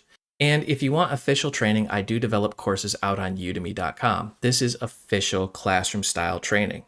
If you go out there and the course you're looking for is just simply not there, drop me a note. I'm either working on it or I will actually develop it. I will put a link down below for all three of those. And as always, help me help you. Smash that like and subscribe button. The more popular these videos become, the more I'll create and publish out on YouTube. Thank you for watching.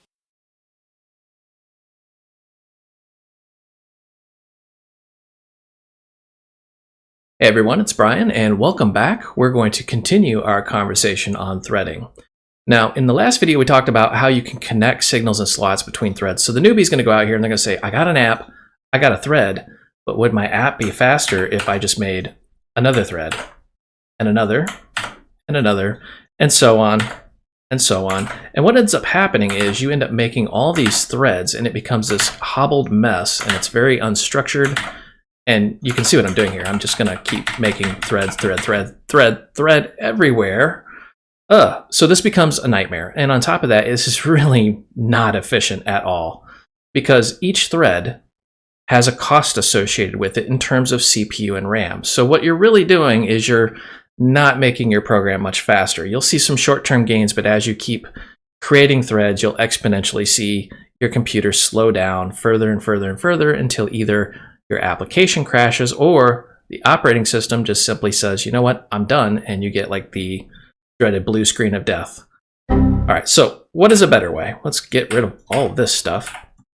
This video, we're going to talk about what's called a thread pool, which is exactly what it sounds like, but it takes a little bit of description here. So let's go ahead and move him off to the side. We've got our app, and we've got this little guy, and let's give him a different color. And this is our pool. Now, what does that really mean? Think of the pool as a manager class of threads. And I'm going to, if I can figure out how to get him, bring forward. There we go. Got this little thread here, and I'm going to grab another. Now, you notice a pattern. I'm starting to create threads, another and another and another, but it's going to stop at a certain limit. And usually this limit is tied to the number of cores in your machine. But you notice what I'm not doing. I'm not making tons of these.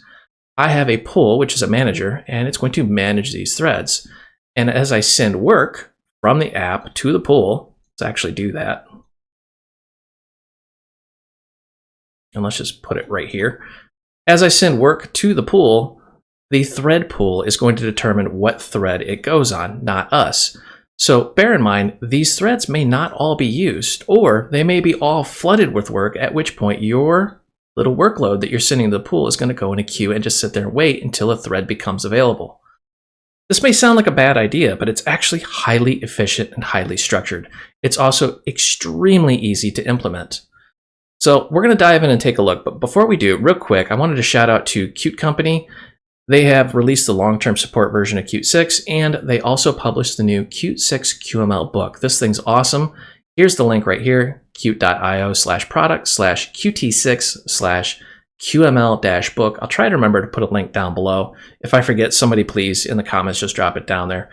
And if you're looking for more structured kind of learning, I do have courses out on Udemy. Just search for Qt6, or you can search for my name, Brian Cairns, and you'll see all my Qt 6 courses out there.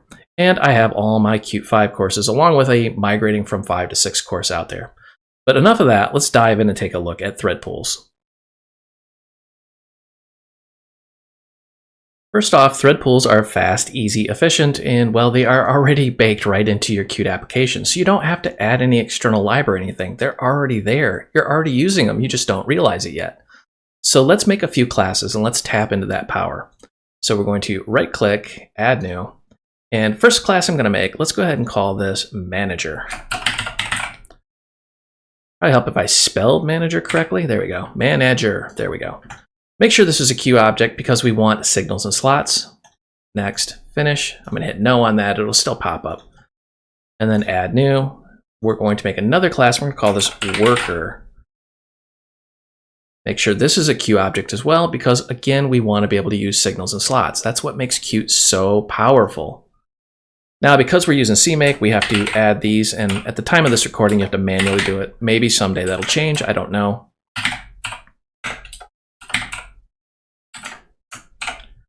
All right, once they're in there, make sure they are loaded into the IDE properly.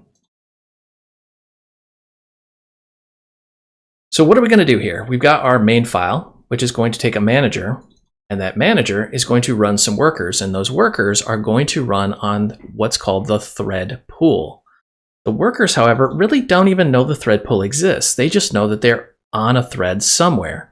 So let's start with the simplest one. We're going to do the manager. And we're going to flip over here. And what the manager is going to do is, well, manage things. And I'm going to do a little bit of copy and paste because this code's pretty rudimentary and I think you got it by now.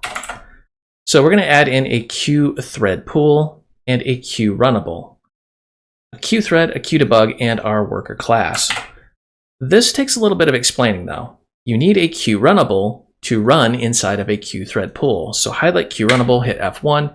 And you'll see the queue runnable class is the base class for all runnable objects. When you see the word runnable, it means it's going to run inside the thread pool. Now, you should also note that this is not a queue object. That's right. I want to just say that one more time. When you look at this, notice what it is not. It is not a queue object, meaning runnable itself does not have signals and slots. This often confuses people because they will create an object using queueRunnable, throw it in a thread pool, and then they can't talk to it. So to get around that, we have our worker, which is a queue object, and we're going to turn this into a runnable. Doing that is extremely simple, and let me bring up the header file here in my notes. We're going to plop that in. We're going to do qdebug queueRunnable queueThread. So we're going to say public queueRunnable. Now simply right click on queueRunnable and refactor, insert virtual function of base class, and we want to go ahead and make sure that the queueRunnable run is selected. Notice this is a virtual void, so this is just simply an interface. If you don't know what an interface is, it's a contract between objects, or I should say a contract between classes that says they will have certain properties methods available. So the queueRunnable is an interface to the thread pool saying it will have a run function in there. And because it's virtual, we have to implement that. Ta-da! Now we got this. We can go to refactor. Oh, it might already be in there. Let's find out. Oh, it's already in there for us. So what does this really do? Well, two things. First, run is what's going to be called by the thread pool. Remember, the manager is what we're going to do to work with that. So let's focus on the manager real quick. And I realize I'm flipping back and forth and that might get a little bit annoying, but trust me, this is ridiculously simple. So we're going to just, through the magic of copy and paste, boom. We're going to have a signal from the manager called work, which is going to tell the worker to do something. This is really not the correct way of doing it. So I'm just going to put a note in there. Not the best way.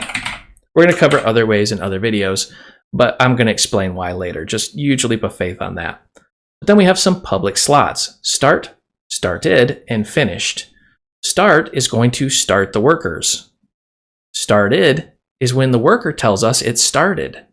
Finished is when the worker tells us it's finished. That's right. We have some communication back from that worker now. We have that via signals and slots because we are implementing both queueObject and queueRunnable, or I should say we're inheriting queueObject and implementing queueRunnable. It's super confusing, I know. That's one of the caveats of C++ is that you can have multiple inheritance. All right, so we're just going to add the definitions here.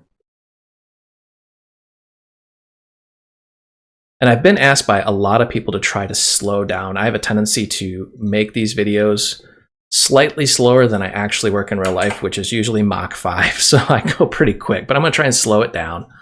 Again, use the buffer bar below for anything that you want to just skip through. So, recap, we have a signal, work, we're going to tell workers to do things. It's not the best way to do that. And then we have slots, Start, meaning we're going to start some workers, started, the workers started, and finished, meaning the workers are finished. Whew. All right, that's a mouthful. All right, let's flip in here and let's take a look at our code. We just want to be able to say, you know what? We created something. We created our manager. Now start, this is where things get a little bit interesting here. I'm going to say for, and we're just going to make one worker for now, just one.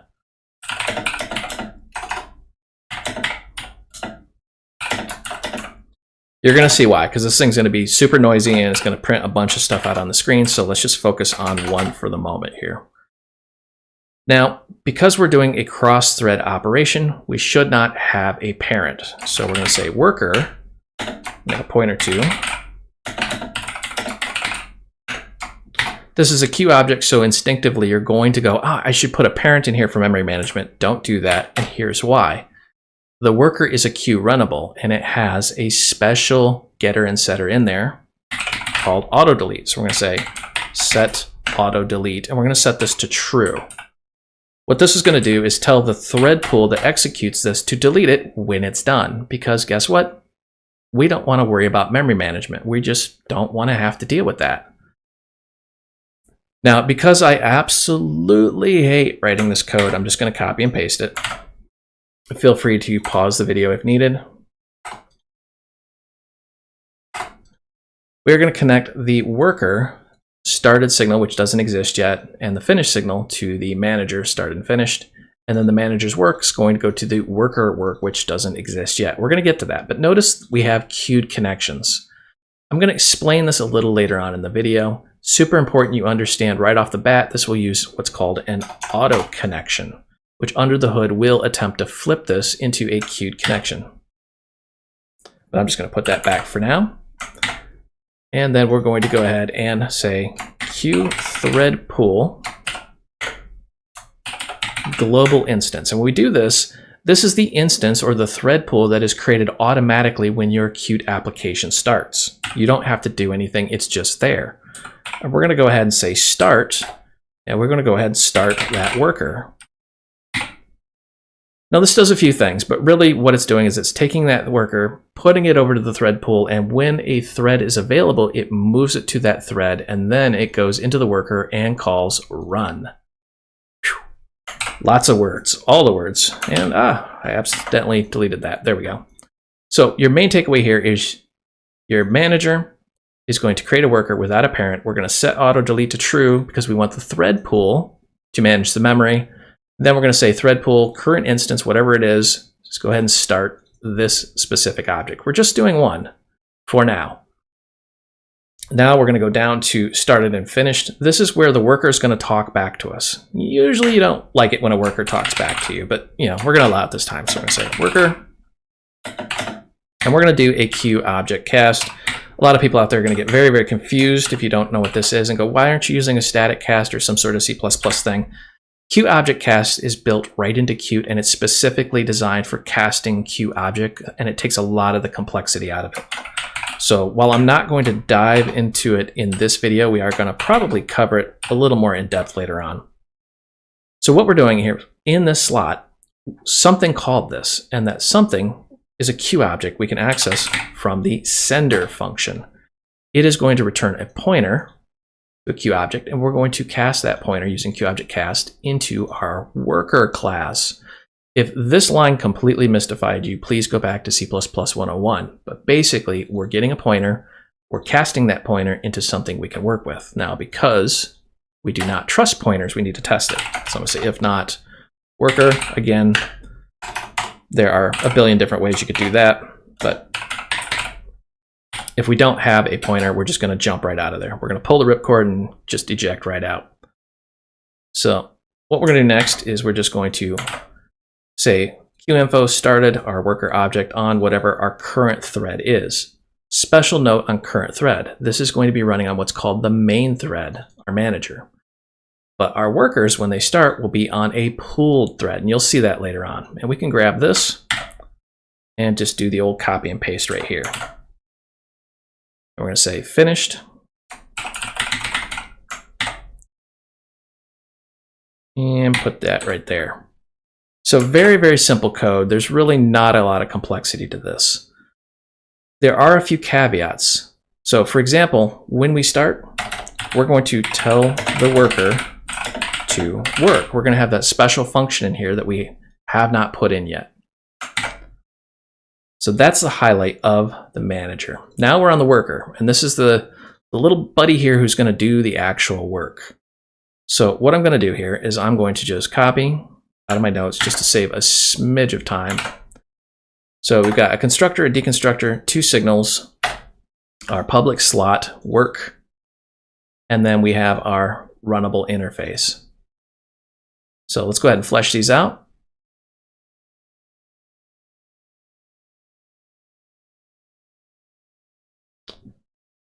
Oh, dope, those are signals. See, I get tripped up even sometimes too. I just get so focused on what I'm doing here. In case you're wondering, no, you can't implement a signal. That's what Qt does under the hood with mock. So anyways, we've got a few things going on here. Very, very simple class. We have our constructor. So I'm just going to say this was created. And then we're going to say this was destroyed. In case you're wondering how I can just magically do that, I'm copying and pasting from my notes off the screen here. And we're going to say work. Special note to this line right here. We're going to play around with this later on, but just remember this work function or this work slot. Now run, this is where we actually start in the thread pool. So I'm going to say starting.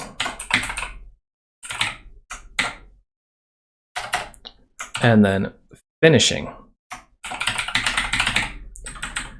And I'm going to put a little note here. Starting in the thread. Finishing in the thread. And what I mean by this is when this is done right here, this little line, that thread is going to check our worker because it's a queue runnable, and it's going to see if that auto delete flag is set to true, like we did in our manager, set auto delete true. And if it's true, it's going to wipe out this object and then free that thread up for the next worker or the next queue runnable that gets pushed onto it. So while we're in here, we can do some actual work. So I'm going to say emit started. And right here, we're going to emit finished. Wow, I cannot type today. What is going on here with my keyboard? How embarrassing. Okay, there we go. So we're emitting started, we're emitting finished. Sometimes when I slow down, it just does not help my horrible typing. So what we're doing here is we're telling any object that's connected to us, in this case the manager, that we are starting, and then finished, and then we're going to do some work in between. And this is where you can just do anything. I'm just going to simulate we're doing some sort of computation or work or something. I'm going to say I is less than 5. I'm going to go ahead and increment I. And now let's go ahead and say, this is what I mean by this program's going to be really chatty. Queue thread, and we want the current thread ms sleep. And what this is going to do is put the thread to sleep for a number of milliseconds. Now, in the background, we won't see that because this will be running on another thread. But this thread literally goes to sleep and does nothing. It's like your niece or your nephew or your son or daughter. When they go to sleep, they do nothing. So for 1 second, which is an eternity in computer time, this is going to do absolutely nothing but sit there, just simulating some sort of work. If you look at the structure of this program, it's actually fairly simple. We're just printing a bunch of garbage out on the screen, but we're going to show it's created, when it's destroyed. We're going to be able to call this slot from another class. Remember, special attention to this, it's going to cause issues. And run is when this is started on the thread pool. And all of this and anything you call in here runs on that thread, which is what we're going to demonstrate really quickly. All right, let's jump back into our manager. Suddenly all these connections really start working because we've got everything in there. But I want to highlight the worker is connected to the manager, and we're connecting started to started. So when the worker starts, it's going to tell the manager it started. When the worker's finished, it's going to tell the manager it's finished. And we're doing something backwards here. We're saying the manager work is going to connect to the worker work. So what does that really mean here? manager has a signal called work. And I said this is not the best way. You're going to see why in just a second. And the worker has that slot work, which really does nothing but prints work out on the screen. See, right here. All right, is your brain full yet? Because this seems like it's overly cumbersome. We're going to wrap this up really quickly, and we're going to go down to our main, and let's start filling this out here. So what do we need to do first off? Well, we need two things. We need QThread and our manager. We need QThread because I want to rename that main thread so we can see the difference on the screen. And we're going to say set object name, because yes, this is a Q object. We're going to go ahead and set that name, main thread, so we can see what's going on. Then we're going to say manager. I feel like I should have named the class Karen instead of worker, so the manager's telling Karen what to do. You know that internet meme joke, the Karens. Whoa. I got thinking about memes and I couldn't concentrate there. Sorry about that. And we're going to go ahead and start. Now, somebody out there is going to say, now, wait a minute. I see that little icon right there, which means this is a slot. Why are you calling this as a function? Well, that's the beauty of Qt. You can call it both ways. You can call it as a normal function, or you can call it via signals and slots. It simply doesn't matter. All right, let's give this a good build. Make sure we don't have any little gremlins laying around in our code. All right, we've got a successful build. Let's go ahead and give this a test. Let's go ahead and test this. Go ahead and say run. And let's see what we got here. I'm just going to expand that out. All right, we've got our full life cycle of a single worker right now. We have created the manager on our main thread. We've created the worker on the main thread. Then we're starting the worker, and notice suddenly it is on a thread pool. So we got our Q thread pool thread. Say that 5 times real fast. There's the memory address, and it's just simply named thread pooled. You notice that little pooled right there tells you that it is in the thread pool. So this is a thread that Qt made for us. We don't have to worry about it. Now we've started the worker on the main thread, meaning what we're doing is we're starting it, and now it's coming back and telling us, hey, we have started. And let's go ahead and show what I mean by that. So we're in the manager. We're going to say thread pool, global instance, start worker. And in the worker, it's going to go ahead and, when we're ready, run, and it's going to say starting. And let's flip back here. Starting, and this is on the pooled thread. Then we're going to emit started, and remember in the manager we have our signal slots. This can get really confusing for newbies, but when the worker is emitting started, the manager started slot will get called. And that's exactly what's going on here. Started is being called back in the manager on our main thread. Yes, that's right. So now we can have communication between that object, even though it lives on a thread pool in another thread. This is extremely cool stuff. So we can see it started, and we can see when it was finished. We also see it was destroyed and finished-ing. Finished-ing. I don't even think that is a word. I'm going to have to fix that. It's going to bother me. Let's go in here and fix that really quick. Finish, where is that? Worker. Sometimes we just like creating words. Finished-ing. Man, I hope somebody caught that. Finish-ing. There we go. Finished-ing. Man, just making a whole new language. Anyways, back to this.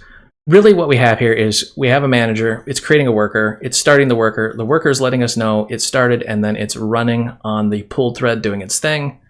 And then we've got this annoying finished-ing. I can't believe I typed that.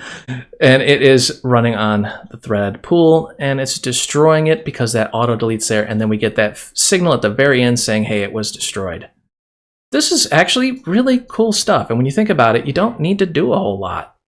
At a high level, really, you just need a Q object that implements the Q runnable interface, which is as simple as just including it, adding it, right-clicking, and then going to refactor, and then insert virtual functions of base class and adding in the run. It's really ridiculously simple.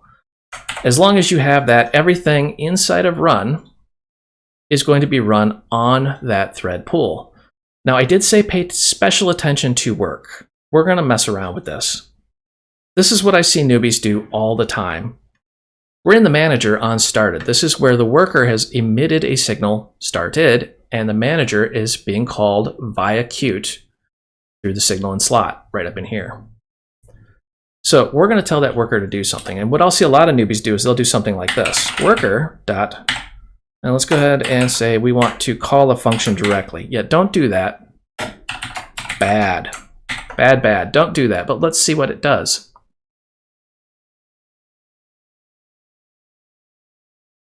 All right, right away, I can see the problem. I hope you do as well.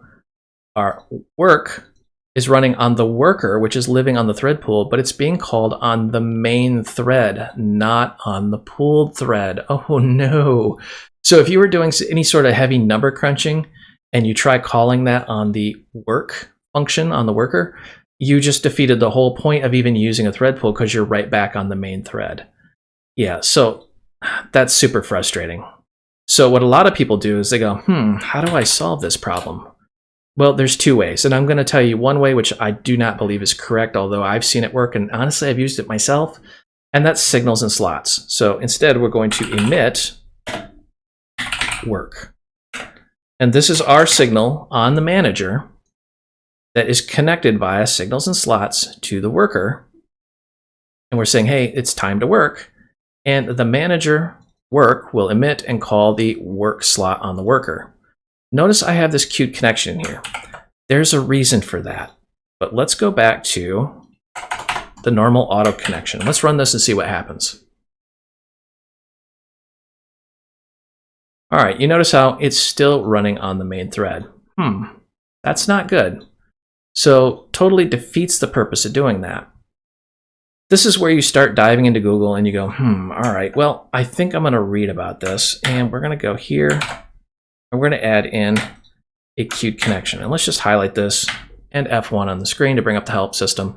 So auto connection, this is where Qt tries to figure out if it's on the same thread or not. And if it's on the same thread, it does a direct connection.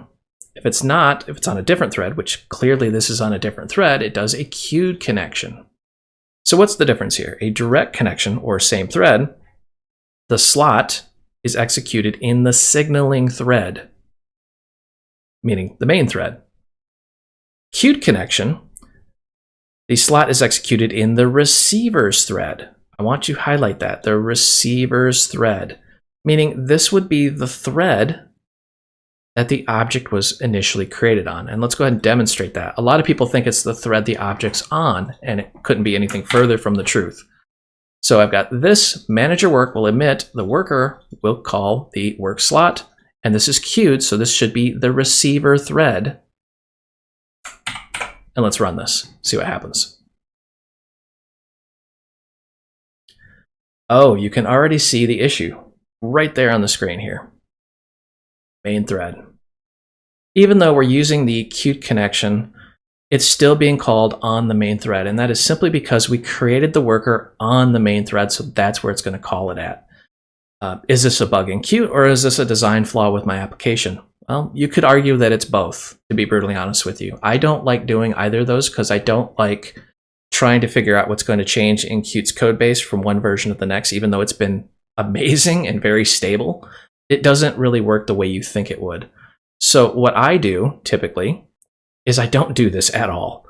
What I will do is I will close that, and I will not do either of those. I will simply run my application, but when I do, I give this worker everything that it needs for its entire existence when I start it. And anything that it needs should not get outside stimuli unless it's getting that stimuli from something that was created in this run function on the actual thread that it's living on. So I hate to give you that bad news, but that's one of the little caveats of using a thread pool is you will get into some weird cross-thread operations where you're scratching your head trying to figure this out.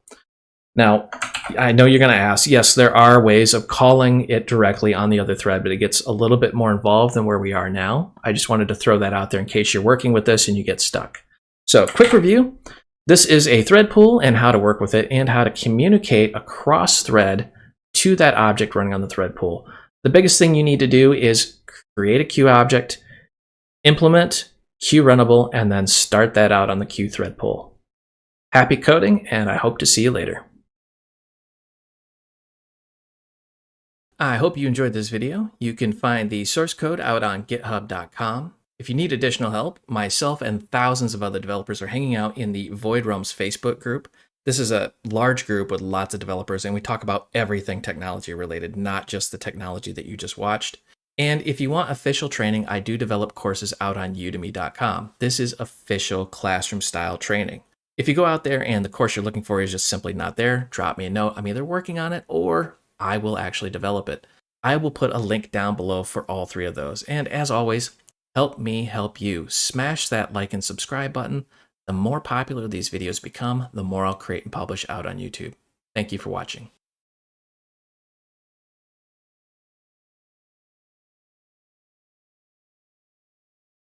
Hey everyone, welcome back. My name is Brian, and in this video, we're going to talk about Qt Concurrent.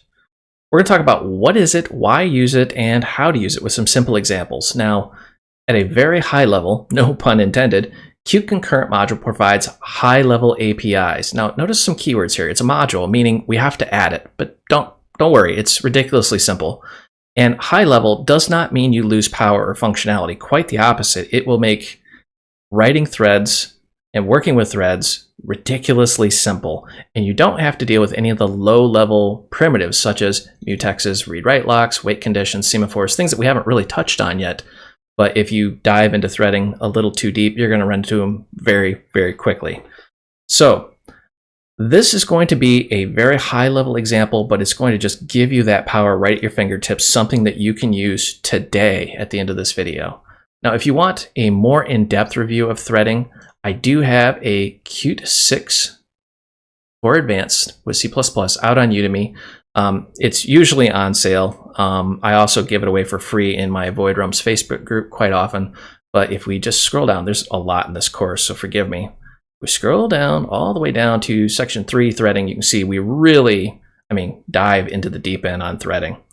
But that's the beauty of Qt Concurrent, is you don't have to know all that complexity. You can write high-performance multi-threaded applications today. So let's dive in and take a look.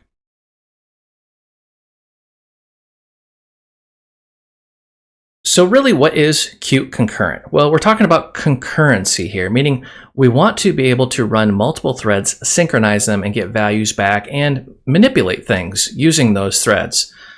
Concurrency is a very complex topic, and I've probably just explained it very poorly. That's how complex it is. But Qt Concurrent is honestly just one of the most beautiful things that I have seen, and I'm not even joking. That being said, it has some functions in here. For example, map, which applies a function, notice the keyword here, function, to every item in a container. Meaning you could have like a function that says add 10, and it'll go through every item and say a list and modify it in place. That is awesome.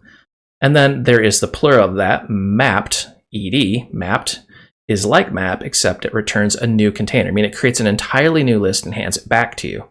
And then there's reduced, which is like mapped, except for the modified results are reduced or folded into a single result, meaning it's going to make a computation and fold everything into one result.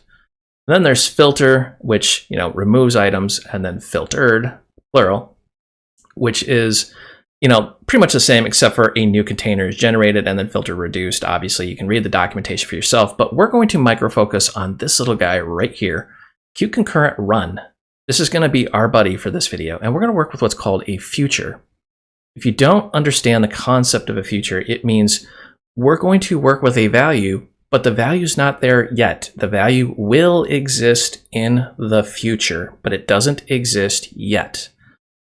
So this gets really confusing, but there's a lot of power to it. There's a future iterator, a future watcher, a future synchronizer, and a promise. And you can dive into the documentation if you want. We are going to cover some of these in this series, but at a high level, understand what we can do with the future. We can monitor the status, we can wait for it to finish, and we can even track its progress. Those are all advanced things. Pretty sweet. All right, so let's look at this slide right here. Concurrent is a module. Now, what do we mean by that? When we flip back to the documentation and scroll up, first thing it says, the Qt Concurrent module. Wait, what? what is a module? Well, Qt is, well, big. It's massive. So it's not all one thing. It's a bunch of libraries. So you've got Qt Core, which we've been working with, but there's also like network, concurrent, test, and there's others, of course. We're going to focus just on concurrent. Now, because this is a module, we have to add this. And if you're still scratching your head going, I don't understand what a module is. A module is like an external library. It's a separate file altogether, be it a DLL, a library, or what is it called on Mac? Somebody tell me down in the comments. I think it's called a framework or something like that. I always forget what that's called. I just call it a library on Mac. But anyways, it's separate. It comes with Qt. You don't have to install anything extra, but we have to tell the compiler and the linker what's going on here. So we'll just have to add that in CMake. It's ridiculously simple. Don't stress about it.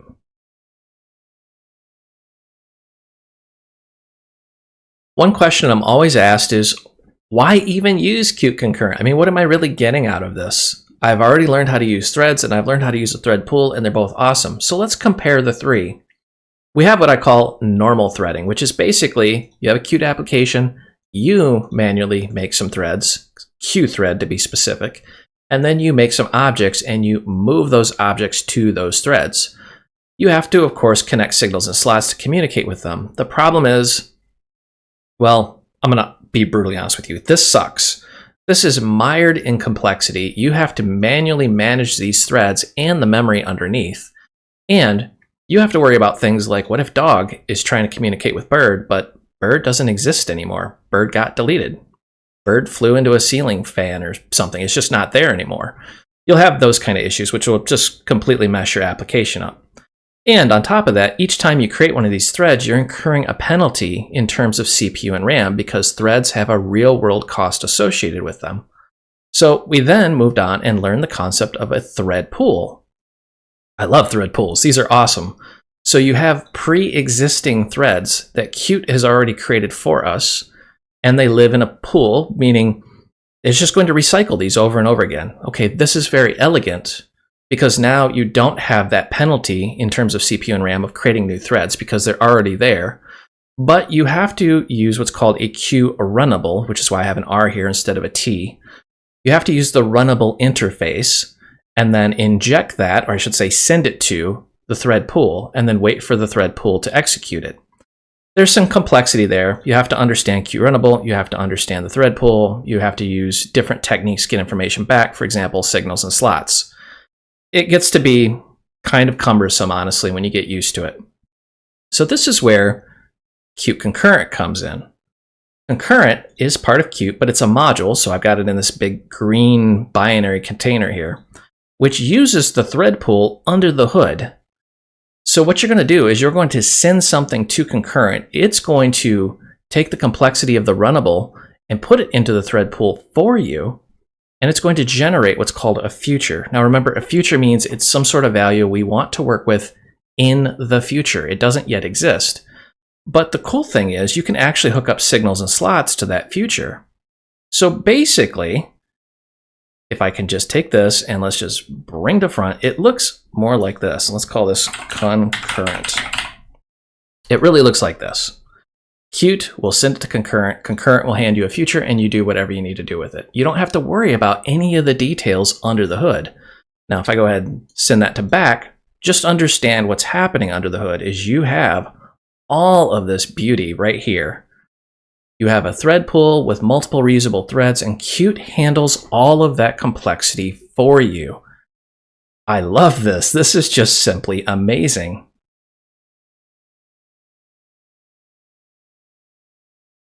Okay, I'm a huge fan of showing every single step, so I will try to go through this quickly because I don't want to waste your time, but we are going to open up Qt Creator, and I'm going to show you how to add the Qt Concurrent module into your project. So we're going to make a new project, we're going to make a console application, and let's call this Qt 6 episode 24. Man, we are flying through these episodes. The big takeaway here is make sure you're using CMake as the build system. You can still use QMake, but remember, they're not really developing that anymore, so they're going to favor CMake in the future, so we will as well, and this video is going to follow CMake. Now, I'm not an expert at CMake, so bear with me on this. Kit selection, as long as you're using Qt 6 or higher, you're good. All right, what we have before us here is just a standard Qt CMake project, and I'm going to give it a good build just to make sure we have a happy little program. Once you see this little green bar, we got a solid build, meaning this thing is now runnable. Let's open up cmakelist.txt. Again, I am not a CMake expert, but this is ridiculously simple. They even have what you need in the documentation, but I will summarize for you. We need to modify these two find packages and this target link libraries. So we're going to tell it to go out and find concurrent. And as long as you spell that correctly, and everybody who watches my videos know I am a horrible speller. I actually have very terrible eyesight, but as long as you spell it correctly, it should work. Now what I like to do is take this where it says Qt version. I like to plop that in there as well. That way there's really no questions in CMake's mind on what we're trying to do here. But notice we're adding core and concurrent, core and concurrent, core and concurrent. This is just very simple and straightforward. Make sure you save this file and give it a good build. This may just take a microsecond longer to build, but the end result, you should get this right here. And if you don't, you can go into the compile output down here and figure out what happened. That being said, we saw the linker, linked everything, and it is just exit normally. So we are good to go. To give this a real test though, and I mean a real test, what we're going to do is I'm going to just plop in some includes through the old copy and paste. We're going to put in qdebug, qRandomGenerator, does exactly what it sounds like. It's just going to generate a random value for us.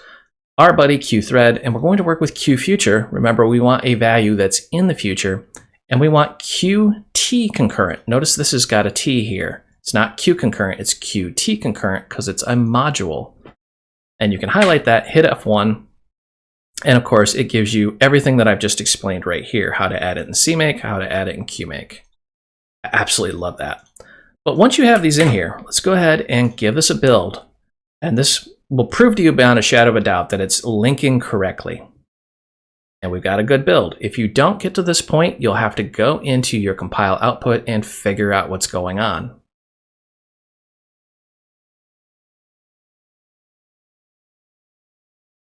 First thing we need to do here is, well, let's make some test functions. But before we do, I'm going to say, I'm going to plop in some code here so I can see what we're doing. So we're saying starting and finished. And then right here in between, to do thread, because we want to work with some awesome threading. Now the power of Qt concurrent is we don't have to work with those low-level primitives. We can just say, hey, Qt concurrent, I want to thread something, go do this. So I'm going to write a very complex function. Please pay attention. I was going to say void test. Oh, I don't think I could write any more of that. But really what I'm doing here is I'm saying, okay, this simple little function, we're going to take this function and push it out to Qt concurrent. So I'm just going to grab him and let's go here.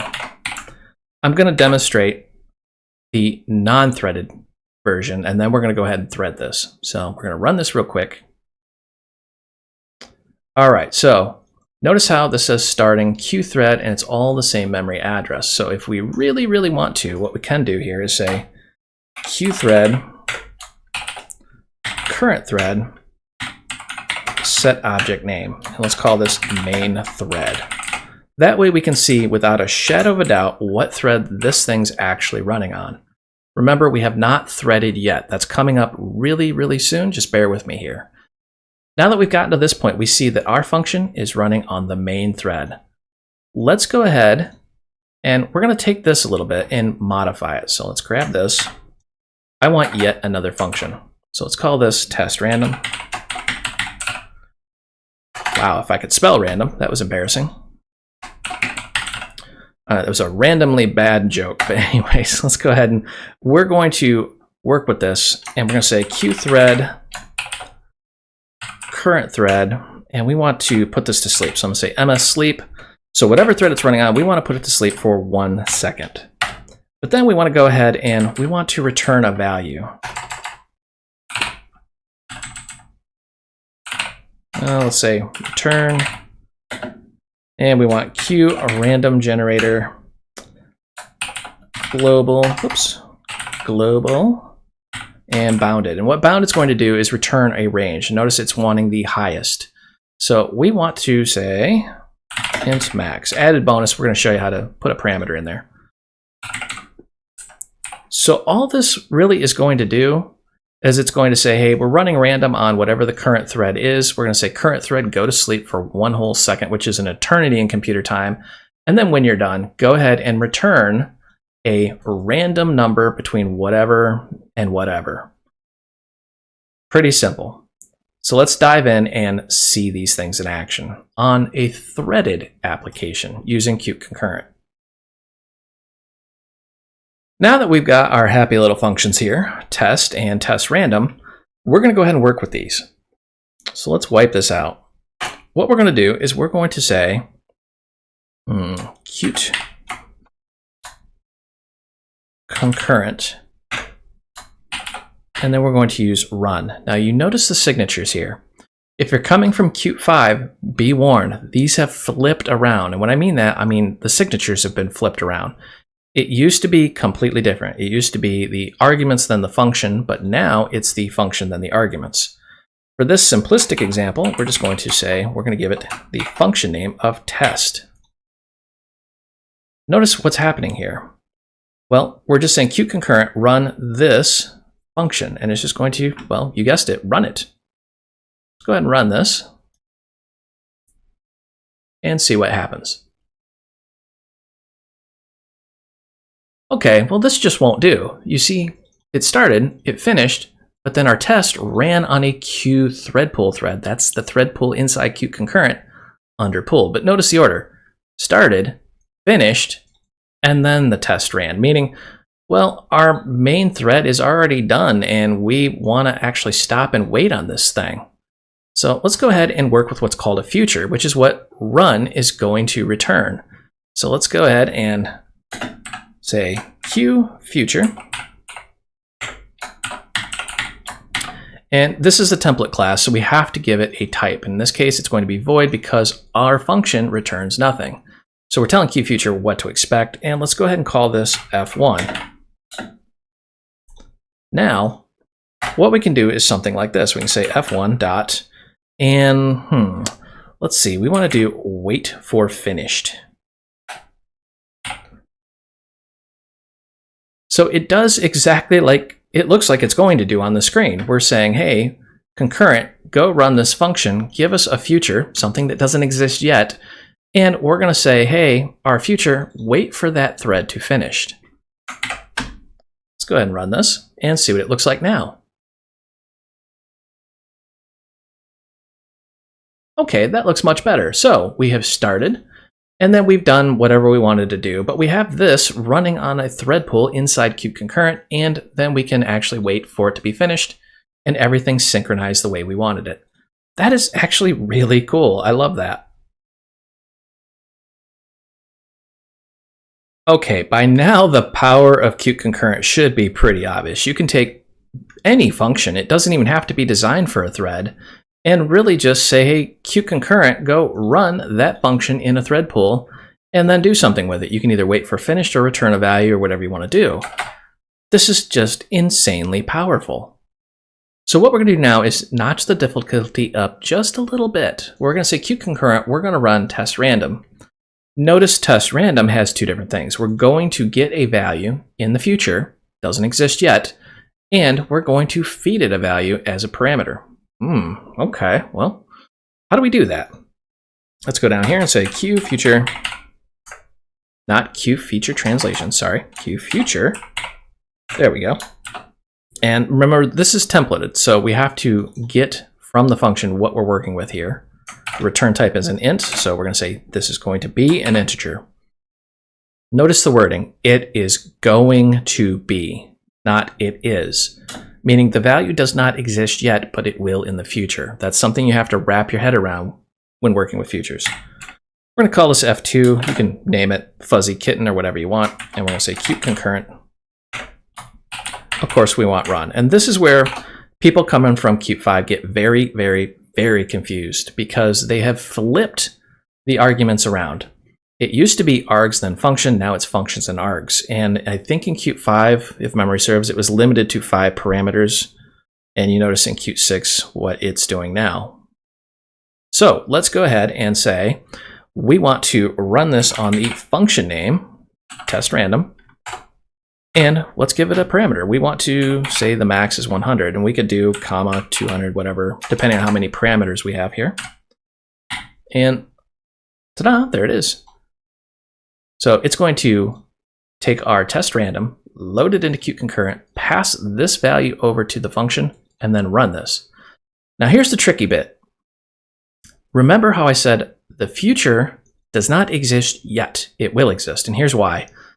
As this is running, this is going to run off to Threadland out in Qt Concurrent, and it's going to do its thing. But in our code, we're saying QThread, current thread, sleep. So it's going to put that thread on the thread pool to sleep for 1 second. And we can change that to longer. Then it will return that value. And that 1 second in computer time is an eternity. So what we need to do is tell our program we need that value. So we're going to go ahead and say QInfo, and we want to just say random. So our random value is, and let's go ahead and say f2 dot, and we need some way of telling this we want this. Well, we want the result, and you notice how there are different ones. There's result, result at, and this takes an index position, and result count. That's right, this can actually return multiple results. A little bit more complex than where we are now. And you can get a list of the results if you're returning multiple. So this is extremely cool, but we just want the one. So we're going to get the result. Of course, this is templated, so it's going to have our return type. And we're going to say, ta-da! We want this result. Now, if we hit F1, returns the first result in the future. If the result is not immediately available, this function will block and wait. Burn that into your brain, meaning we are now synchronizing these two threads, and we're saying we are going to stop our program and wait for that thread to finish. Meaning we don't have to call wait for finished, it's already in there. So let's go ahead and run this and see it in action. All right, did you notice the pause? We're going to run that again here in a second, but let's step through this. It's starting. And then test is on our thread pooled, random is on our thread pooled, and then we have our random result and then finished. That went a little fast, so what we're going to do here is we're going to kick this out to 5 seconds, which is forever and ever in computer time. So 5 seconds, let's go ahead and run this at the speed of my compiler. There we go. So starting test random, and now it's sitting there waiting because that thread is asleep and we are waiting for that result. Finally, it kicks back. The random was 86. And then our beautiful finish back on our main thread. The major takeaway here is Qt Concurrent is insanely powerful and yet very simple to work with. You can be a complete newbie and you can get this running today without even understanding how threads work. I hope you enjoyed this video. You can find the source code out on github.com. If you need additional help, myself and thousands of other developers are hanging out in the Void Realms Facebook group. This is a large group with lots of developers, and we talk about everything technology related, not just the technology that you just watched. And if you want official training, I do develop courses out on udemy.com. This is official classroom style training. If you go out there and the course you're looking for is just simply not there, drop me a note. I'm either working on it or I will actually develop it. I will put a link down below for all three of those. And as always, help me help you. Smash that like and subscribe button. The more popular these videos become, the more I'll create and publish out on YouTube. Thank you for watching.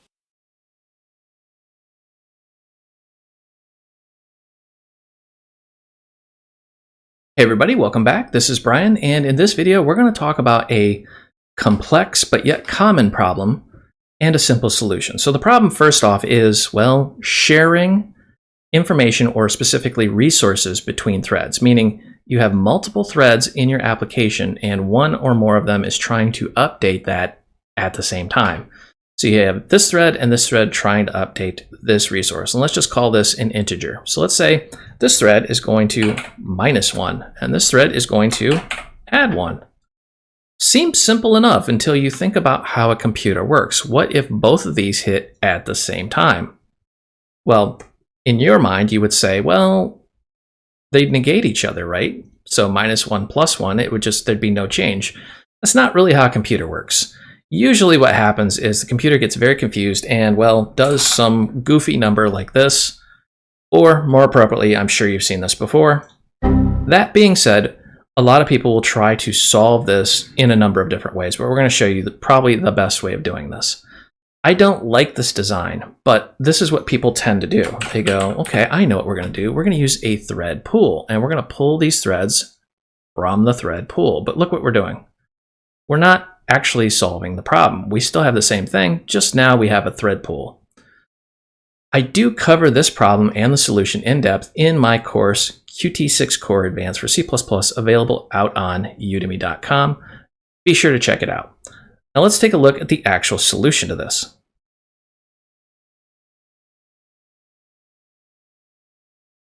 So how do we solve this? Looking at this problem, we have a pool with multiple threads and we want to update this value, or I should say this variable. This shared resource unfortunately needs something in between. So just having these threads hit it directly is a lot like having a stoplight that is not lit. And as you can guess, bad things usually happen. So we need to put something between these. So let's go ahead and grab this, and we're going to use what's called a mutex. Or specifically in Qt terms, it's a QMutex. We're going to use a QMutex locker. And what this does is it acts as a stoplight between the threads trying to update this variable. That way, they know whether, well, just to illustrate the point, they can go or they have to wait. And basically, it makes them go one at a time. This sounds counterintuitive because you're going to think, well, wait a minute, I thought the point of multiple threads was to be able to do multiple things at once. That is true. Unfortunately, if you try to update the shared resource multiple times at the same time, you're going to get corrupt data. So you need this stoplight, if you will, to kind of act as like a gatekeeper to determine which thread can actually update this. Let's go ahead and take a look at how we would implement this.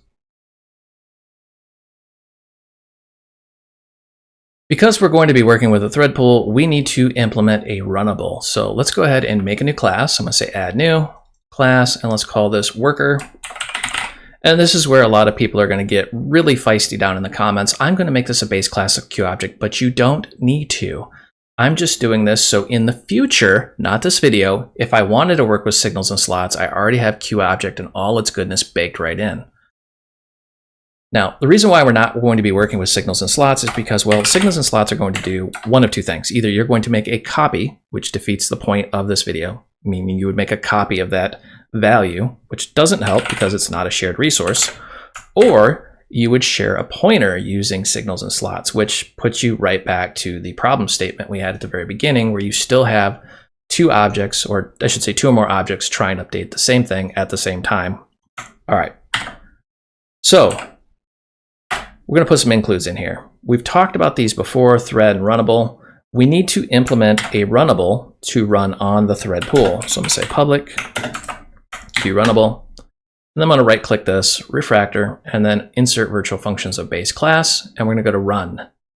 We've done this before, so I'm kind of whipping right through this. And that's going to implement our QRunnable interface, allowing us to run on a thread pool. Now we're going to start talking about mutex and mutex locker, and let me explain. So we're going to say private, and we want our shared resource, and this is going to be a pointer to some variable. So we're going to say mcount. And then we need our mutex, which is also going to be a pointer. So what a mutex does is it acts like that stoplight, and it's going to tell the thread, hey, can you use it, or do you have to sit and wait your turn? Kind of serializes everything. And if we just highlight QMutex and hit F1, it takes us to the mutex class. And you can see down here, we have lock, try lock, and unlock. So really what this thing does, it will lock the shared resource, and say the thread and only this thread can update it, and then unlock it, allowing other threads to go through. And you can go down here and read all about it. It's actually a fairly simple little class, and it's fairly elegant. The problem is you have to remember to unlock, otherwise all your threads will just sit and wait. And here's an example. You'll have a function, you'll say mutex lock, do something, mutex unlock. But if you forget to do that, you're in a bad place, which is why mutex locker exists. And the mutex locker is just simply a convenience class that simplifies locking and unlocking. And there's a little example here. Same thing I just said, mutex lock and unlock, or you can simplify this by saying mutex locker, and then when this goes out of scope, it automatically unlocks. Think of that like a smart pointer, but for mutexes, and we're going to cover that here in just a second. So we're going to make setters for these. I'm going to generate a setter. In case I went a little too fast there, we're going to do the same thing here. We're going to say our mutex. We're just going to mouse over it, right-click, refactor, and you can generate a setter. Puts that code in there for us. So before we go to run in our code that we haven't implemented yet in main, we're going to need to set those. So in here is our problem statement, run.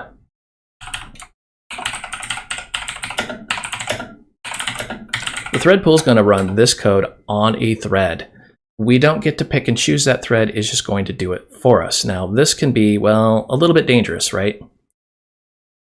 Now what I want to do here is say for, and we're just going to make some simple code. We'll say for int I equals 0, I is less than 10, and I go ahead and increment. Again, this is going to be very, very simple code. This is the problem, and I want you to pay attention. Remember, we're running on a thread. Say int value equals, and we're going to dereference that pointer. And this is where people in the comments are going to say, well, you shouldn't do it this way, you should do it that way. I'm keeping this ridiculously simple so that even a C++ newbie can figure this out. So what are we doing here? Well, we're making an integer called value, and we're saying it's going to equal whatever the value is at that location that's being pointed to. So we're dereferencing that, putting it in there, and then we're going to increment. Now here comes the problem.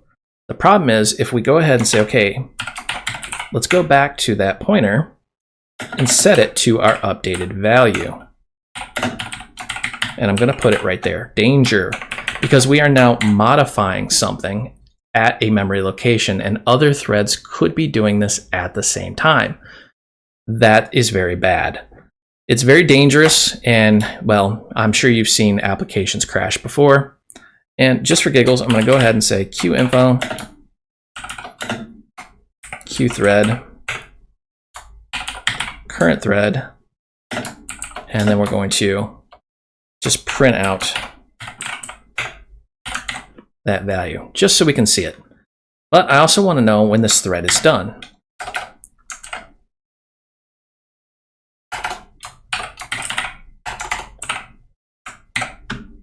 All right, now how do we fix this? We've talked about mutex and mutex locker. So you're inclined to go in and use a mutex, which we already have down here via our setter, and use it. And you can absolutely do this. You can say something like mutex.lock. The problem is when you do this and you forget to unlock, meaning it's going to just stop and none of the other threads are going to be able to access anything beyond this point. So that's bad. We don't want to do that. So instead, we're going to use a qmutex locker, the convenience class, and we're going to call this locker. Thank you, Qt Creator, for helping me type locker. There we go. I'm sure that's happened to everybody. And we're going to give it our mutex. So what happens now is it's going to lock. And then when it goes out of scope, it's going to magically unlock for us. The key here is scope. Pay attention to scope. So when does this actually go out of scope? Well, we've created it in this for loop, so every iteration of this loop, it's going to go out of scope. You could move this up here if you wanted to, but there's really no need. Usually when you lock something, you want to keep it locked for the shortest amount of time as possible. That way other threads can go in there and access it. So basically, We're going to lock and unlock this every time this for loop goes through on every single thread. Again, there'll probably be a huge debate down in the comments.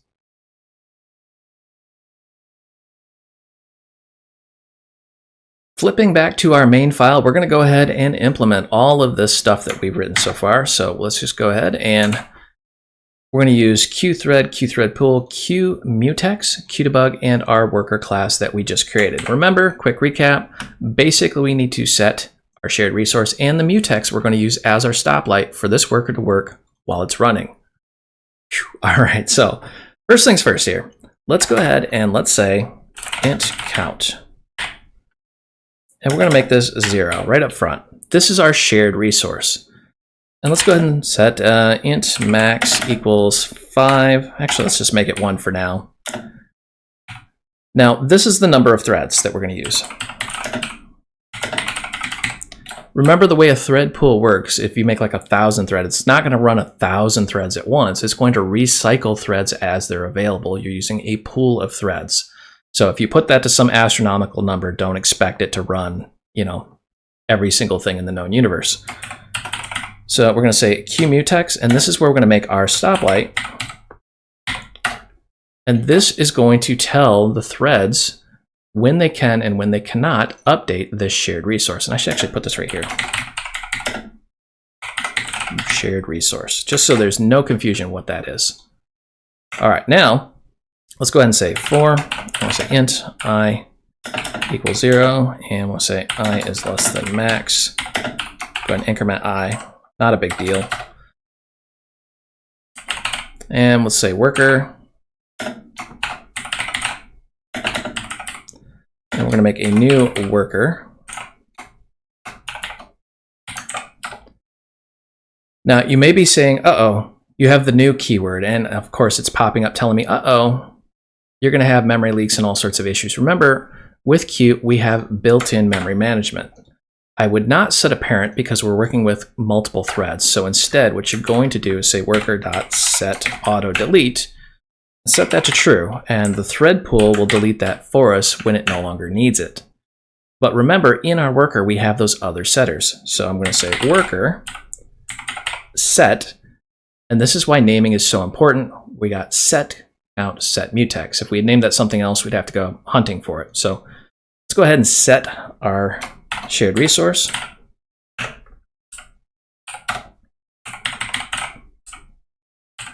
And we're going to set our mutex, which our QMutex locker is going to work with under the hood.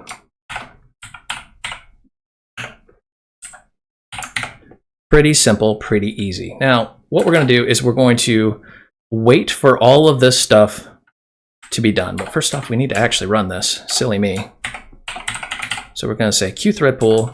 Let's go ahead and fire off this on the global instance. We covered this in the previous video in case you're going, wait, what is he doing? Basically, we're taking that instance of the QRunnable, putting it out on the global instance of our current thread pool and say, run that.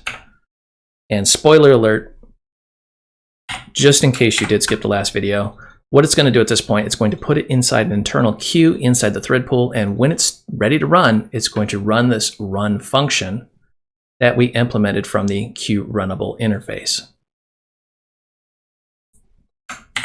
All right, almost done. Basically, what we're going to do now is we are going to wait for all of this to get done. We're going to throw a bunch of stuff out in the pool, and I'm just going to say, you know what? I want to wait for everything to be completed.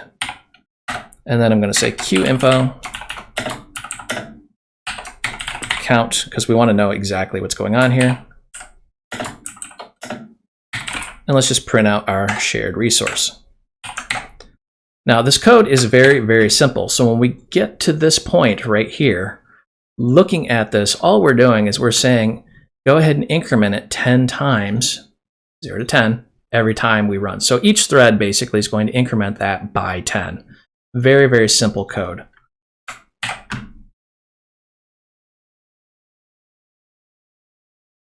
Okay, quick recap before we continue. We have a thread pool with multiple threads that we do not directly control. Qt controls these based off your computer settings, and each one of these threads is going to be trying to update a shared resource. Now, this can cause all sorts of issues, But we have a mutex, or more appropriately, a QMutex in between them that acts as a stoplight telling each thread when they can or cannot update that shared resource. All right, let's take a look at the code here. First example, we're just going to have one thread just to show you what it looks like when there's no contention here. It's going to be very simple. Yep, boom, thread runs and it's going to increment it by 10. So every time the thread runs, it's going to increment it by 10. Let's go ahead and do 5. Should have absolutely no problems. So what's going on here is this thing's going incredibly fast, but every time it goes through it, it's going to lock this and then unlock it when it goes out of scope. Now, you can, if you wanted to, do this manually using a QMutex. We already have that in here. So let's say mutex.lock. And this is going to block our current thread until it can lock. So you gotta be kind of careful there. And then you can unlock that guy. Now this is going to act slightly different on everybody else's computers, so just kind of keep that in the back of your head that operating systems do vary. So don't expect it to behave exactly like this, but the major takeaway here is because you have this mutex or this stoplight here, you are not going to run into any sort of crashes or issues. I tend to favor QMutex Locker. That way I can just set it and forget it. I don't have to remember to unlock it. Now let's take this example and just kind of make it ridiculous. I'm going to say 5,000 threads. This computer, there's no way in heck it could do 5,000 continuous threads. I mean, let's just go to System Info. You can see I'm on a very, very small virtual machine. And if I just go to our system monitor, you can see I only have 1, 2, 3, 4 virtual CPUs. So this thing's not going to be able to run 5,000 threads concurrently. It's just not going to happen. So this is the beauty of the thread pool. You can do this and it'll queue things up, and as those threads in the thread pool become available, it will synchronize them, run them, and everything just works. So the end result is it runs multi-threaded, it runs pooled, and it does not crash, and we can have a shared resource. I hope you enjoyed this video. You can find the source code out on github.com. If you need additional help, myself and thousands of other developers are hanging out in the Void Realms Facebook group. This is a large group with lots of developers, and we talk about everything technology related, not just the technology that you just watched. And if you want official training, I do develop courses out on udemy.com. This is official classroom style training. If you go out there and the course you're looking for is just simply not there, drop me a note. I'm either working on it or I will actually develop it.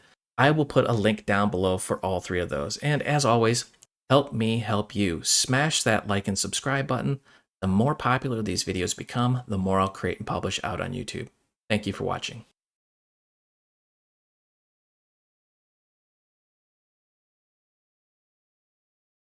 Hey everyone, welcome back. This is Brian, and in this video we're going to recap all the different ways we can do threading in Qt, and we're going to compare them. We're going to go over the pros and cons of each one.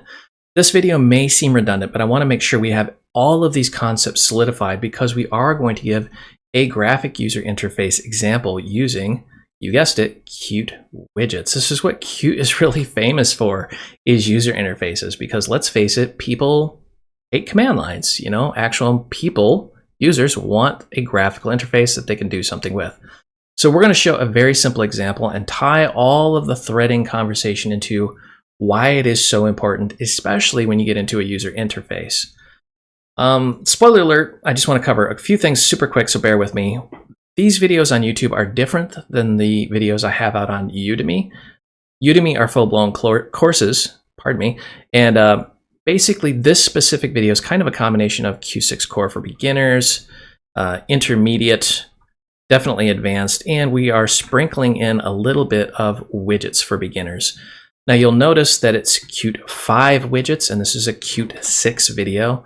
I have not yet re-recorded widgets or QML for Qt 6, but fear not, there's minimal changes. I actually went through thousands of lines of code, and for the most part, widgets and QML are very backwards compatible with Qt 5, so you can still sign up for those courses and have minimal problems.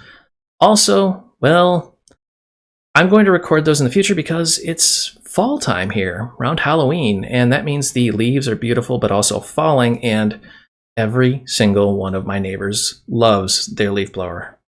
I mean, really loves their leaf blower. That's all I hear for about 2 weeks straight. So I don't do any professional grade recording in the fall because I'm sorry, you're going to hear leaf blowers in the background. Tried to remove them, but I can still hear them. So bear with me. Anyways, let's dive and take a look at different threading models and how we can get through this. Okay, because this is a recap video, we're going to start at the very beginning. I'm going to say new console application. We're going to do this with our testing. This is going to be Qt 6, and this is episode 26. I'm going to hit next. I'm going to make sure our build system is CMake because this is a Qt 6 project. Again, doesn't matter. You really could do QMake, but we're going to be using CMake just in the future. And just next. Make sure you have whatever kit you want as long as it's Qt 6 or higher. And ta-da! There is our application in all of its glory. Just going to paste in some notes here. Again, we're testing different ways of threading, pros and cons, and we're going to end this with a graphic user interface example. So first thing we need to do is we need to go in here and we are going to make a class that we're going to work with. And we're going to call this, well, appropriately, worker. You can call it whatever you want, but I'm going to call it worker. Important thing, make sure it's a Q object and it has the Q object macro because we're going to be working with signals and slots. Next, finish. And let's pop in here. And we have to do a little bit of surgery on CMake list. So first thing we need to do is actually add the files that we just generated. So I'm going to say worker, and we want the implementation file along with the header file. We're not done yet. Notice how we have core. We're also going to work with concurrent in this video. Remember, Qt concurrent, which I started at the very beginning when we talked about threading, is probably the most simplest yet advanced high-level way of doing threading. We're going to cover that in this video, so we have to add it. So we're going to just simply say concurrent. So we're saying core and concurrent are both required, and we're going to tell CMake to go out and find those. Going to do the same thing down here, and we are going to beg, borrow, and steal using copy and paste. And voila, save, and as long as you get this nice, beautiful green bar down there, you're good to go. All of these little issues should clear right up, and if you're super paranoid like me, you can just open up the file and hit build just to make sure that CMake is functioning properly. Now that we've gotten to this point, well, we can start working on the actual code. So I'm going to go in here, I'm going to paste some includes. Again, in case you're wondering how that magically happened, I have notes off the side of the screen here, so I could just copy and paste as needed to save a little bit of time. All right, let's go in here. We're going to say worker. My horrible spelling included at no extra charge. There we go. We're going to make the deconstructor. Now we have signals. So we're going to add in a signal called finished. Now remember, we don't implement a signal. This is specifically for Qt. Qt is going to implement that using mock later. So if you right click this and go to refractor, you'll see there's no way to implement it. Now what we want to do is we want to implement a runnable, and let's go through our includes real quick. We've got QObject, QThread, QRunnable, QDebug, QEvent loop, something which is new. This is a way of actually stopping a thread, but still handling event loops. We're going to demonstrate that here in a second, meaning we can pause that thread, or I should say lock it up, but at the same time still get signals and slots. It's actually very cool. We're going to use QScope pointer because we want memory management and a QTimer. So we're going to implement our runnable. We're going to do that by just going here. Say we want to implement the public part of runnable. Right click runnable, go to refractor, and insert virtual functions of base class. If I went too fast, public, QRunnable, right click this, refractor, insert virtual functions of base class. Then you want to make sure that we are going to implement run and hit OK. And it's going to add this little guy here. You can actually get rid of that if you don't want it. That way you don't have that ugly comment there. Now we're almost done with the header file here. We're going to say public slots. And we're going to say void work. Now we need to actually implement things. So I'm going to right click work, refractor, and add definition in our implementation file. You can see run is already in there for us in all of its glory. And let's go ahead and implement our deconstructor. So far, this is actually fairly simple. This class really isn't going to do a whole lot. But what we are going to do is print out some things on the screen. Again, the joys of working on the command line. It's very screen intensive. And here I want to do something a little different. We're going to say q underscore func info. This little guy right here is awesome. It will print out on the screen all of the function info. Basically, it'll tell us the file, the line number, and all that fun stuff. So we know exactly where we are in our code. And then we're just going to say qthread, current thread. Just print out whatever thread we're currently running on. The thing I love about using this qfuncinfo is we can now just copy and paste that everywhere, and it tells us exactly where we are in our code. All right, quick recap. We have our constructor. We have our deconstructor. We just simply want to see when this is constructed, when it's deconstructed. We have run. Run is part of the runnable back here. And this is used specifically for thread pools, but we can call it directly, so we're going to do that. This is where the bulk of our work is going to happen. But before we do that, let's skip down to work. And this is where we would do something.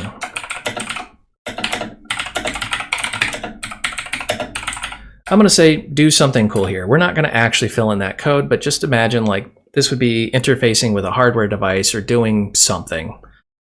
And then when we're done doing whatever we're doing, we're going to emit that finished slot. I should say finished signal. Sorry, I misspoke there. Now, emit is a special keyword in Qt, which is saying, hey, go out to signal land and emit that. And then anything that's connected to it will say, oh, something happened. Finish was emitted, and we need to use whatever slot is connected. All right, back up and run. This is where the heavy lifting is going to take place here. I'm going to grab this. And this is where we need to slow down a little bit for this section. What we're going to do is we're going to implement an event loop. Now this takes a little bit of explaining, so I'm going to explain as we go. I'm just going to say we are starting the loop. Now when we say a loop, we're not actually going to loop repetitively. This isn't like a for loop or a do loop. This is strictly inside of the event system inside of Qt. So we're going to say Q scoped pointer, meaning we're doing memory management now. And we're going to say Q event loop. Don't get hung up on the details. There's a billion different ways of doing this. I'm just showing you what I call the lazy person's guide to doing this, because I absolutely hate memory management. I would rather the computer do it for me. So all we're doing here is we're making a scoped pointer using an event loop. Now notice this is a scoped pointer. So when this function is done running, QScope pointer is going to automatically delete that for us. We are also going to make a timer. There's a few reasons why we're doing pointers here. Well, the first one is we are going to use this class in a thread, and if it is already existing, it simply won't work. You're going to get a cross-thread operation. And what do I mean by that? If I go into the header and say something like this, private QTimer,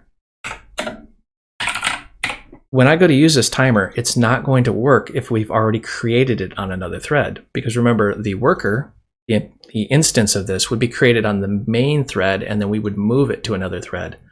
But when it's created, the timer would be created with it. So that is why when you're working with threads, you want to create things, pointers, as needed. That way they're created in the thread which they actually need to be running on. All right. Whew.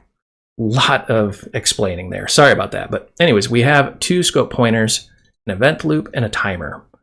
So the timer is going to, well, do what timers do, which is at a specific interval, it's going to do something. So I'm going to say timer dot set. I am the victim of my own horrible spelling. There we go. Timer dot set interval. And we're going to set this to 2 seconds, which is an eternity in computer time. And now what we're going to do is we're going to do some connect code. And I hate typing connect code, so bear with me. There's probably not an easier way of doing this unless we do auto connections, which we'll cover later, but it just is what it is for the time being. So we're going to say QTimer, timeout.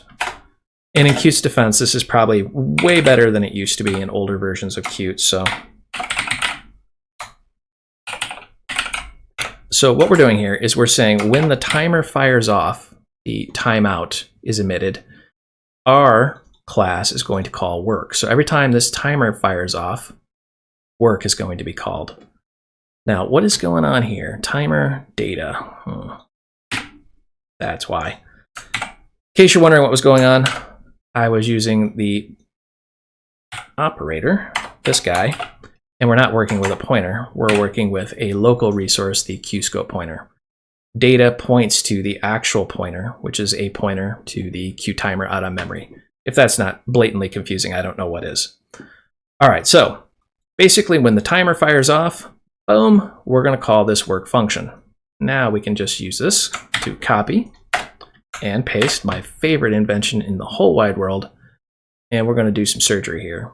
We're going to say this, meaning this instance, and we're going to say worker finished.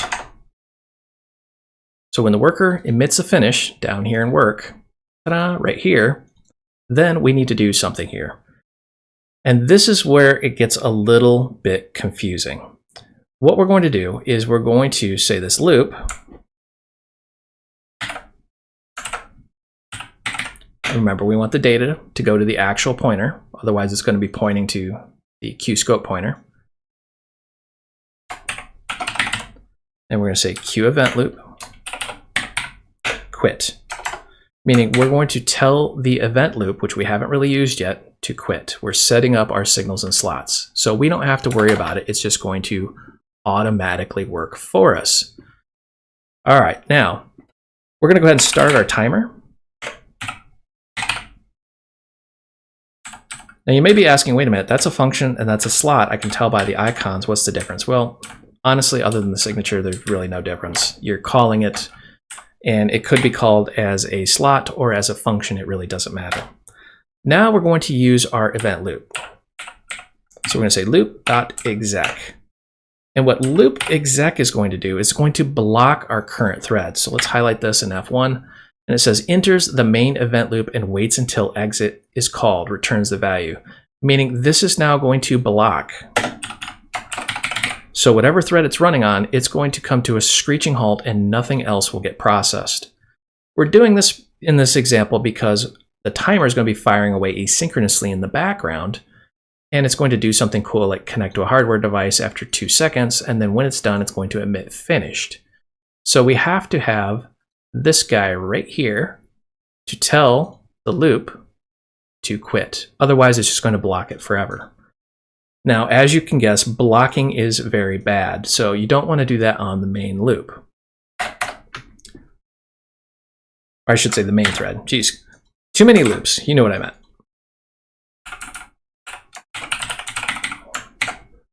All right. Now that we've got this, let's go ahead and give the class a good build. All right, now I realize this class is super confusing. Quick recap here. This is a Q object, so we can work with signals and slots. It's implementing runnable, so we have to have the run function. This is called in a thread pool, but we can also use it out of a thread pool just as a normal function, or even as, well, however we want. Then we have a public slot called work. Inside of this worker, we're going to monitor the constructor, the deconstructor, and then we've implemented run. This is just going to start a loop and a timer. The timer is going to fire off every 2 seconds, but we're really only going to use that one time if you're paying attention here, because what's going to happen is when it emits finished, our class emits finished, our event loop is going to quit. So we're going to stop blocking. Speaking of the event loop, what this does, it basically runs a loop in the background, and that loop really blocks our thread. You have to be very careful. And it says, generally speaking, no user interaction can take place before calling exec. As a special case, modal widgets like QMessageBox can be used calling exec.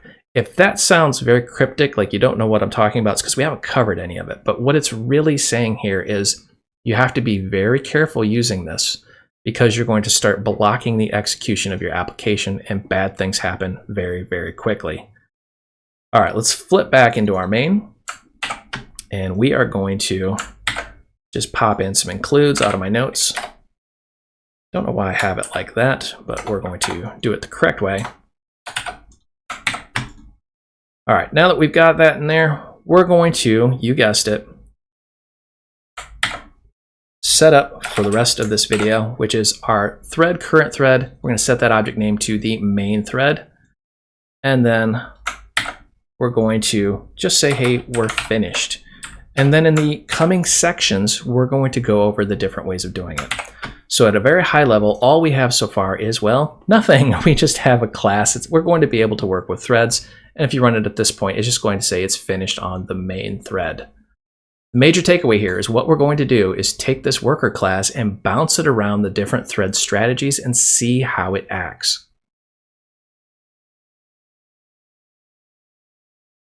All right, to start off with, let's run this in the main thread. You may be going, now wait a minute, I thought this was a video on threading. Yes, I'm going to show you what people do wrong. That way you can avoid doing it yourself, because trust me, I've done it many, many times. First thing we're going to do here is we're going to make a function called test main. And in here, we're just going to slap in, hey, we're going to be testing this in our main. And we're going to plop it between here so we can see it actually run. All right, back up here. Let's go ahead and get this going. I'm going to say worker, and let's call this worker. Notice right off the bat what we're doing here. We have a pointer, and well, I need the new keyword for it to actually be a pointer. This means we have some memory management we have to deal with. Otherwise, we're going to have a memory leak. And you can see, yep, now I was kind of waiting on the IDE to catch up. Yep, it's saying, you know, potential memory leak, blah, blah, blah. So we are now in memory land, and we have to be very mindful of that. And we're going to say worker. And we're just going to call run. You may be going, now isn't run part of QRunnable? It is, but we can still call it directly because it's just simply a function. And then worker dot delete later. There's a bunch of different ways you could have done this. You could have just deleted it directly, but we're going to tell Qt to garbage collect that by using the delete later function. And let's go ahead and say QInfo.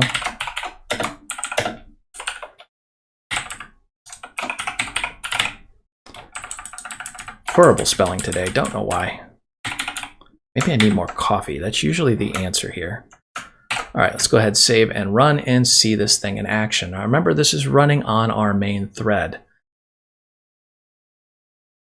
All right, so what we've got here, testing on main, our worker with its memory address. You can see there's the constructor running on main thread. Then we have our worker run running on the main thread. This is bad because remember, that little event loop's running in the background, and that will have a ripple effect through our application because everything is running in the main thread, and it will lock that up. So if you see here, it says work is called on the main thread and then finished and then testing finished, blah, blah, blah. And then our deconstructor is finally called, meaning that was garbage collected. But let me really demonstrate what I mean here. Let's set this out to some astronomical value. Yikes, that's a long time to wait. So we're going to save and let's rerun this and see this. Now you can see what I mean here. It's starting, but nothing else has happened because that event loop has locked up our main thread. And if we wanted to wait that full minute, then you'd see everything pop out. But let's go ahead and close that and let's dial that time back to 5 seconds. 5 seconds, even when I'm recording, I feel like that's an eternity. But we're just going to sit here for 5 seconds. So how are you doing? I'm doing fairly well. Ah, there it goes. You see what I mean, though? This is all running on the main thread, and we blocked the execution of that main thread, meaning our entire application came to a screeching halt until that timer fired off. So you got to be a little bit careful when using the main thread to run your code. Major takeaway here is if you're going to run on the main thread, don't do anything processor intensive or that's going to really lock up your application, like using a Q event loop. But you noticed even though we were blocking it, because we're using the Q event loop, we can still get the signals and slots. Point in case, when the timer fired off after 5 seconds, it emitted finished, and because we had that connected via signals and slots, we were able to, you guessed it, quit that event loop.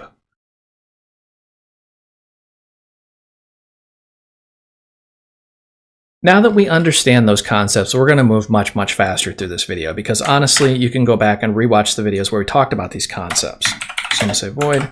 We're going to say test thread. And as the name would allude to, we are going to run this on a thread.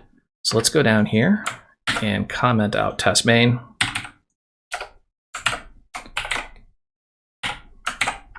And this is where copy and paste becomes my best friend in the whole wide world. So what we're going to do here is we are going to plop in some code.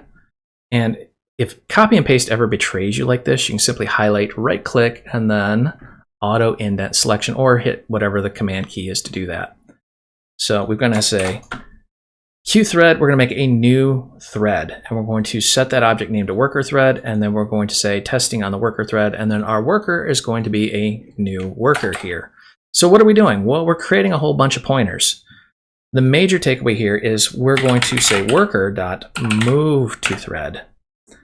You may be asking yourself, why are you making a pointer to QThread? Well, look at where it is. It's inside of a function. So if we were to just make this on the stack, aka not a pointer, as soon as this goes out of scope, it's going to kill that thread altogether. It's going to say, you know, try to execute on a thread that was destroyed. So you're going to have a very bad time very, very quickly. So we're going to move to thread. And we're going to move it to the thread that we created. Again, the major thing is we're saying whatever object we want, move to thread. One thing we're not going to cover is actually using inheritance inside of a thread. I don't do that because I've seen people make some custom thread class and then wonder why their application blows up later. So don't do that. Use move to thread, which is the way it was intended. All right, so from here, we're just going to copy and paste a whole boatload of connections. And if you're lazy like me, you can format it manually. There we go. So we've got connect, and we're connecting our thread started to our worker run. So we're just calling that run function, basically. We're saying worker, when it's finished, the worker is going to call delete later. Wait, what? So that means the worker is going to queue itself up with Qt, saying, hey, go ahead and delete me later. I'm not needed anymore. We're going to do the same thing with the thread. When the thread says, hey, I'm finished, we're going to delete later, meaning we're queuing those up for garbage collection.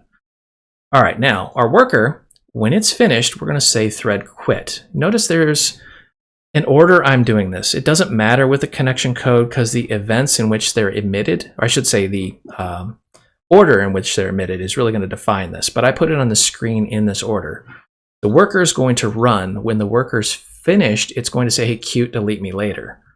Now, when the worker's finished, it's going to say the thread needs to quit, which is going to tell the thread internally to go ahead and shut down. The thread eventually is going to emit a finished, and then we're telling, hey, when the thread's finished, go ahead and queue that up for garbage collection as well. This is what I mean by, connection code can get very cumbersome, not just in typing it, but just figuring out what in the heck is going on here.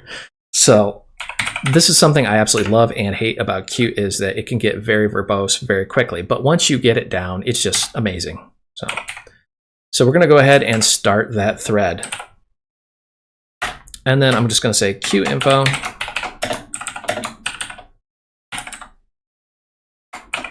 So what are the pros and cons of this before we actually run this? Well, the pros are it's now going to be threaded. It's not going to run in the main.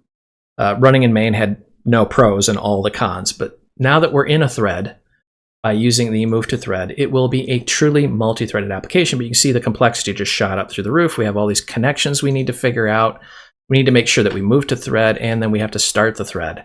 And on top of that, we have all this memory management we now have to keep track of, like delete later. But now it is truly multi-threaded, and it should run with no problems. So let's just watch it as it goes. And boom, it's done. The main takeaway here is, okay, the worker was created in the main thread. And then you see tested and finished in the main thread, meaning the main thread's now done. Main thread's off doing other things, while now our worker is happily running on our worker thread. And all of the work is being done on the worker thread. Pay special attention to which thread it's actually on. Now, at the very end here, you're going to say the worker did the work, the worker's finished, and then finally the deconstructor's called, meaning everything worked exactly the way we wanted it to. This is good, but it's not great. Remember, we made this as a Q runnable so we can work with a thread pool. Now, in the last section, at the very end, we touched on how this is a queue runnable. Now, what does that really get us here? It means we don't have to worry about all the complexity of threading. We're going to tell Qt to do it for us. That has a price tag, though, as you're about to see. So I'm going to say void test pool. And let's just go ahead and comment this out. And we're going to go ahead and run that on our thread pool. So what do I mean by it has a price tag to it? Well, let's look at the pros and cons as I'm typing this out. And unfortunately, I can't really type and talk at the same time, so bear with me here. But basically, the thread pool has a pool of threads, which we can use, but it's limited in the number of threads that'll run concurrently because your computer is limited. So that's one of the cons. But the pro is it has a much more elegant memory design, and it's much, much more efficient. So we get that. We also have this little guy here, set auto delete, meaning we can tell the thread pool to deal with the memory management for us. We also don't have to screw around with all those signals and slots anymore because we're going to say, hey, Q thread pool, go ahead and you can either make your own thread pool or you can make a global instance, or I should say access the global instance, and we're going to just go ahead and throw this runnable out there. Say, hey, you go deal with this, Q. I've got other things to do. I've got coffee to drink and I've got YouTube videos to watch. So this looks on the surface amazing because our complexity just went way down, but we've gained the awesomeness that is multi-threading. Now, what do you think is going to happen here? Do you think this is going to run perfectly? No, remember there is a con, and we're about to see what that con is. We're going to run this really, really fast. No pun intended because it's a threaded application. All right, so you can see right off the bat here, main thread. Boom, worker was created on the main thread. Testing finished, main thread now thinks it's done. The worker was run on the threaded pool. This is the thread inside the thread pool. And then it's starting on the thread pool, and then it's working on the main thread, and then, wait, what? Did you catch that? Worker work is running on the main thread, even though this is running in a thread pool. What the heck is going on here? So to finish this up, it's finishing on the thread pool, and then it's deconstructing on the thread pool. But why is work being called on the main thread? This is one of the complexities of multi-threading. So let's jump into our worker and figure out what's going on. So looking at this, what is actually calling this? Well, our timer set interval. So when that timer fires off, timer timeout, it's calling work. Remember, the timer is asynchronous, not actually threaded. So the timer is going to do that wherever Qt's going to tell it to do it. And in this case, Qt is telling it to fire that off on the main thread. But this is the thing that's going to be doing all the number crunching that we don't want to lock our application up for. So this is where you have to really dive into the documentation and understand the connection type. By default, it's the auto connection type. If you're going cross-thread, you want a queued connection, which is what auto connection is supposed to do. In this case, auto connection is betraying us. We want a direct connection. And feel free to just highlight that and jump into the documentation. Direct connection, the slot is invoked immediately when the signal is emitted. The slot is executed in the signaling thread, meaning we're not going to bounce back and forth between threads. Where a queued connection, well, this would return control of the event loop. The slot is executed in the receiver's thread. So we want it in the same thread, so we want the direct connection. Let's try that again and see if it actually works this time.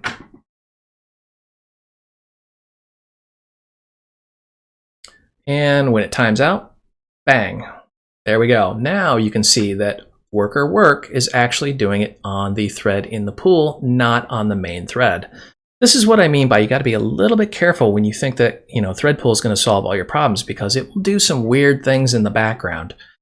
Just bear in mind that if you're going to start working with, pointers out in your run function, you're going to want to make sure that those signals and slots are firing off in the same thread. Yes, you may have actually wondered, no, wait a minute, does that mean the event loop is running on the main thread? Yes, it is. You have to be very careful with this. So just to kind of proof of concept here, let's just flip both of these over to direct connection just to make sure this still works as advertised. And when it times out, bang, Now everything works the way you would expect it to work. So our worker is created in the main thread. Our main thread is done and it thinks it's ready to go off and do other things. And all of the actual work is now truly being done on the thread pool.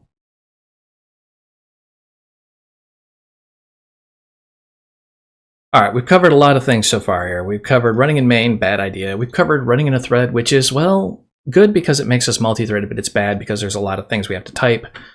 Thread pools are awesome, but of course now you have to deal with all these weird memory issues. What we're going to cover now is Qt Concurrent. Now remember, this is a high-level API, one API to rule them all, but it does all the threading for us. And to that end, we have to treat it a little bit differently here. We can't just call test concurrent directly like this, because then what are we doing? We're really running this in the main thread. So what we need to do here is say Qt concurrent run, and then tell it what function to actually run. If you can't get to that point, remember you need your include, and in your CMake list, you also have to include concurrent, and it has to have all of that in there or it just won't work. And when we're running, it's basically going to take this entire function, wrap it inside a runnable, and throw it out on a thread pool. At least that's how I imagine it happens under the hood. I honestly don't know for sure, but logic would say that's how it's working. One of these days, I'm going to get out to the source code and check it out, just to make sure I'm saying that accurately, because that's the awesome thing about Qt is you can look at the source code. And in case you're wondering, just go out to Google and type in Qt source code, and there it is. All right, so we're going to call this worker. If I can spell worker. You'll notice right off the bat, this is a scope pointer, meaning, wait a minute, as soon as this goes out of scope, it's going to delete this. That's absolutely right. This is what I mean by you have to treat this a little bit differently. Now we can use smart pointers and use a multi-threaded design and a thread pool all combined into one, and we don't have to worry about any of the things. But because this is working at a higher level, we also lose what's called granularity, meaning we can't really control all the nitty-gritty of things. We just trust Qt to make it happen. And let's go ahead and say testing.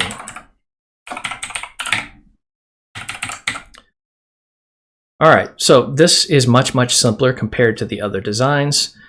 The big takeaway here is, well, this entire function will be run on a thread, and now we can work with scope directly. We don't have to worry about delete later and all that other fun stuff. Let's go ahead and run this using Qt concurrent run and see what happens here. And after 5 seconds, bang.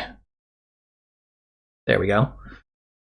So main thread, and then testing, and then our worker is made on the thread pooled. This is Qt concurrent throwing it out on a thread pool. Worker's running on the thread pool, starting on the thread pool, work is done on the thread pool, finished on the thread pool, and then you see where it says testing.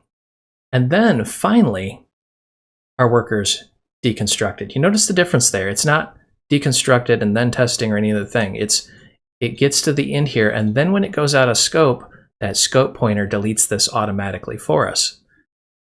All right, so quick recap here. We've got run on main, run on a thread, pool, and Qt concurrent. Which one is right? Which one is the best? Well, there really isn't a best. That's why all of these methods exist. However, I tend to lean towards using Qt concurrent because, as you can see, compared to the others, it takes a lot of the complexity and guesswork out of this. It's simply very elegant and very easy to use.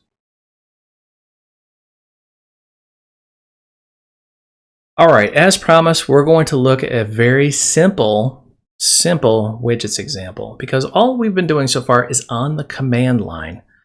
But understand there's a reason why. When you're looking at the command line, you're like, whoopee-doo, it's a threaded application. It all looks the same. But if we go to New Project and say Qt Widgets, you're going to notice all these other things. And don't worry, we're going to cover these in future videos. So don't get overwhelmed with questions. But we're going to say Qt Widgets. And then let's just call this test CMake. Notice how it's not much different. Until you get to this screen, there's a main window, a widget, and a dialog. I'm just going to make it as a dialog so it's much simpler. It's going to give us a header, a source file, a form file, which is actually just XML under the hood, and we want to generate that form. And then the rest is pretty much the same. And let's look at the structure of this real quick here.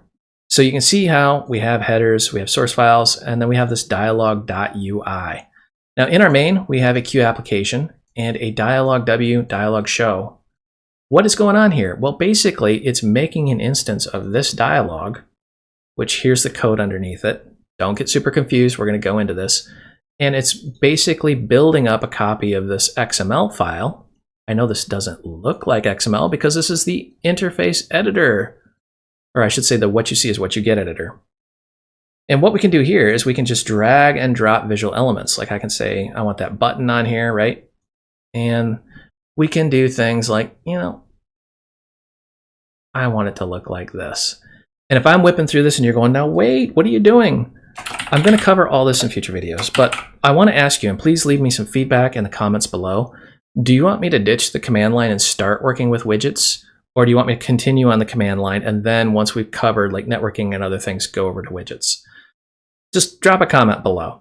But everything that I'm covering, and I hate shameless advertising, so forgive me, but it's out on Udemy under the, where is it? Qt 5 Widgets for Beginners covers way, way, way more than you'd ever want to know about widgets just for starting off. But all we've done is we've dragged and dropped a button in here. Now, if we close this, I want to show you here. It opens it back up and it puts it all just beautifully. If I go to edit, you can see the XML properties under here. We're making a Q push button and then we can do things with it. So we're going to go back into our dialog, highlight our button, and then we're going to go to slot down here. And then we're going to say when the button is clicked, hit OK. And then we can do things with it. And it's actually really, really cool. And you notice how what's going on here is it's adding it in to our dialog. So I'm going to say include Q thread. And I'm going to show you why threading is super important in a user interface application here. Because let's just say we were to do something user, or I should say work intensive here.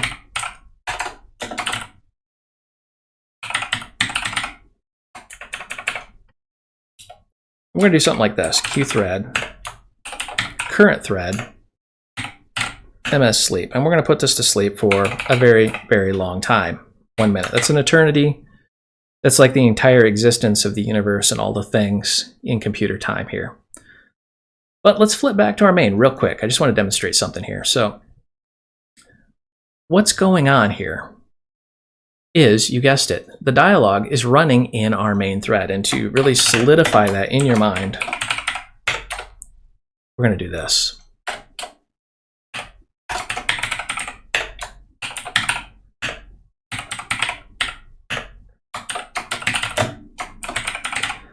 This is the one thing that I really don't like about widgets programming is, well, all of your user interface runs in, you guessed it, the main thread.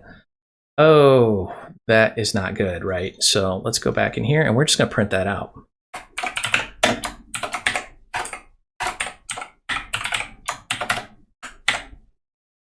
Now, again, don't get caught up in the complexity of what is all of this stuff, and pretty please explain all this. We're going to get to it, just not in this video.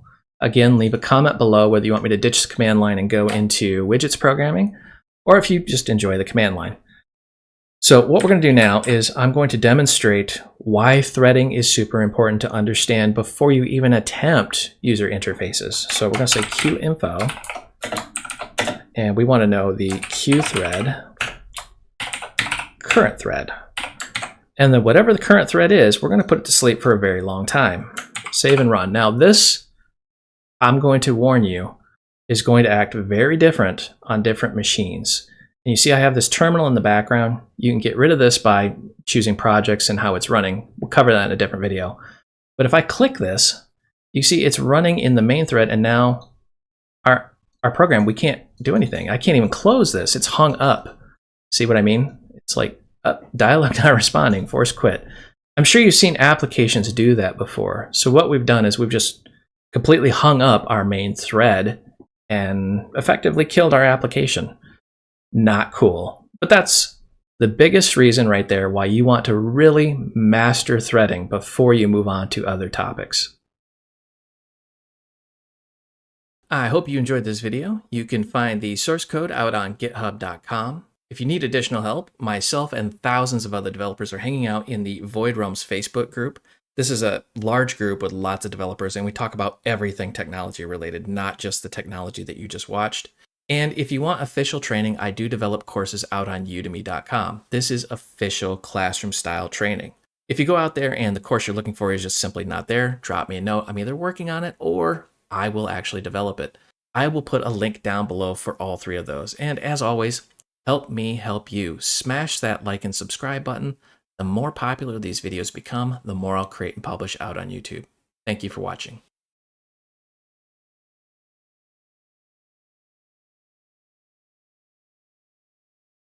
Hey everyone, this is Brian. Welcome back. In this video, we're going to cover the differences between widgets and QML. If you don't know what widgets or QML is, well, it's the graphic user interface built into Qt. You have two choices, widgets or QML, and it's a hard choice. I want to really solidify this graphic in your mind before we move forward. You have Qt, you have your logic, and you have your interface. These are three distinctly different things. Notice I didn't say QML or widgets. They're interchangeable as long as you follow this software design. This is Software Development 101. Keep your logic and your user interface separate. These orange arrows signify signals and slots. So you talk to your interface and your logic via signals and slots. You talk from your logic to Qt via signals and slots. This is what we've been really beating up over the last 20 some odd videos. But once you understand this, you can make the core of your application and keep your user interface separate and switch it out as you need to. It's actually really powerful. Now, because I hate clickbait, you're probably wondering, well, if there's two of these, which one should I choose? I'm going to give you the answer right now. It depends on what you're trying to do. Widgets is really, really strong for desktop and native looking applications where QML runs virtually anywhere. It can be running on your cell phone, your desktop, the International Space Station, wherever you want it to run, it will run there. It's actually really cool. Now, before we continue, I want to make a special note. I do have some courses out there for QML for beginners and widgets for beginners, but you'll notice it's Qt 5 and Qt 5. If you're following this software design of keeping your logic and your user interface separate, you understand now that your changes to your applications are minimal, meaning I am going to do a complete re-record of both QML for beginners and widgets for beginners in Qt 6, but these courses will fundamentally just run in Qt 6 now, even though they're Qt 5. So if you're hesitant, just go ahead and dive in. If you sign up for these courses, I'm going to give you a free coupon when I get around to re-recording them anyways. Special note, there is an additional one out here just in case you get stuck. It's migrating to Qt 6, where I took literally all of the code I have ever written in Qt and ran it through automated testing, and then did some manual checks to see what changed between 5 and 6. Really, really powerful course if you get stuck. So back to the initial question, widgets versus QML. Which one should you choose and why? Let's dive in and take a look. Let's start off simple. What is Qt widgets? Well, if you go to Google and simply type in Qt widgets, you'll see there's a whole ton of documentation. Doesn't really matter if you pull it up for 5 or 6 or whatever the version of Qt is, you'll see that you're very underwhelmed. We're talking about user interfaces, but they don't really give you a whole lot of information other than this. And it's a little bit confusing. So before you dive into any of this, we're going to show you some examples of widgets applications. Understand that Qt widgets is really designed for a classic desktop style user interface, meaning desktop applications. These would be thick client installs. Think of things like Microsoft Office, or, well, let's just take a look. Qt Creator, for example, is built with Qt widgets. You've been using this all along and not even known it. It's really that powerful. If you want something that has a really strong native look and feel, widgets is the way to go.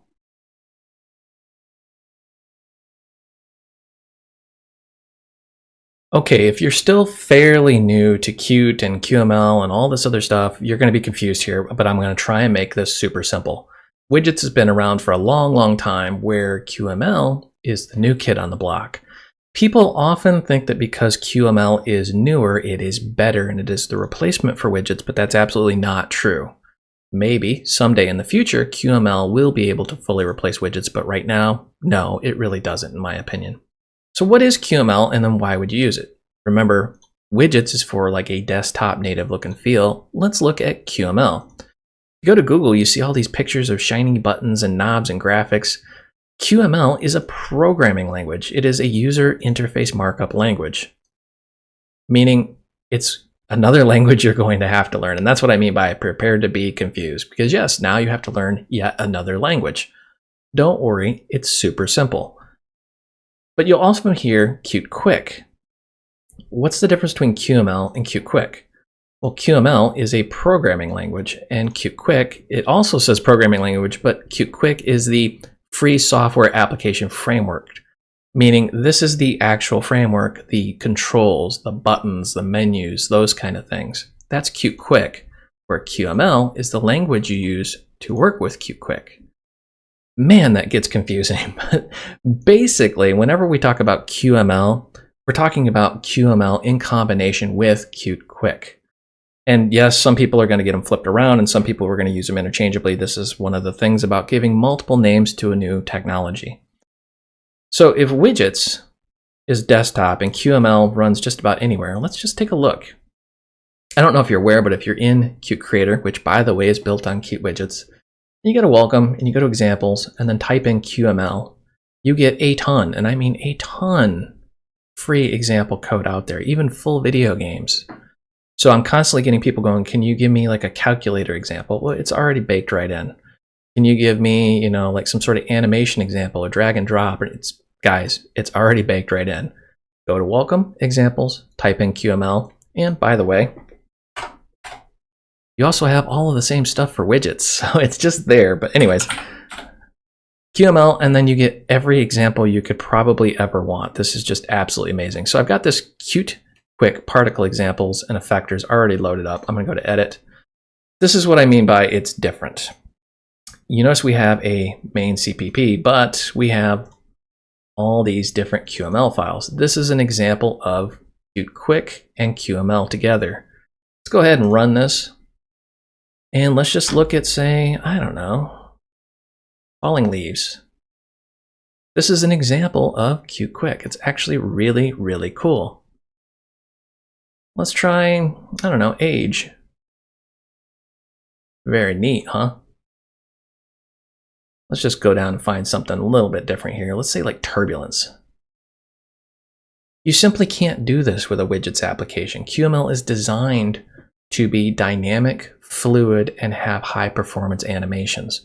They're simply designed to do two different functions.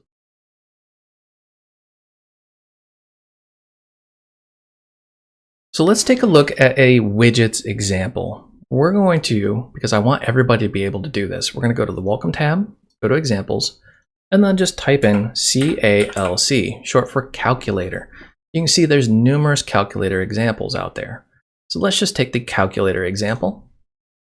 And I don't know if you caught it, but in the background, it flipped over to the actual configuration, meaning it's loaded the source code for you. And it gives us some documentation on the example. Feel free to read it at your leisure, but you notice right off the bat, this is C++. This is what I mean by widgets really is native. Select whatever kit you want to use, hit configure.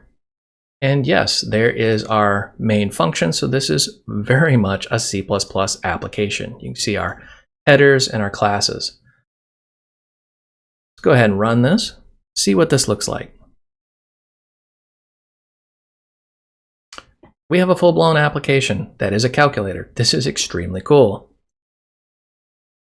3 times 3 equals 9. Now, you may be going, wait a minute, I don't understand. Isn't there supposed to be like a what you see is what you get editor, and why is design grayed out? Well, absolutely. That's the beauty of this, is you can do it multiple ways. So you see you have a calculator, and this calculator, we are making buttons dynamically. You can also do a what you see is what you get editor, something like we can go add new, and let's go into Qt, and we're going to go to a designer form class. And I want to do, say, let's say a dialogue without buttons. Here we go. Next. And we're just going to call this dialogue. Next. And finish. We're not going to get too deep into this, but here's the what you see is what you get editor. So what I'm trying to impress on you is you can do it two different ways. You can either do it dynamically in code, or you can drag and drop, and then you can do things like do layouts. Very, very cool technology, and it's very simple to work with. It also integrates directly in with C++, so you can say like right click on a button and go to slot, and then go to the clicked slot. And then boom, you're in C++ land. Now remember, you should always separate your user interface from your application logic.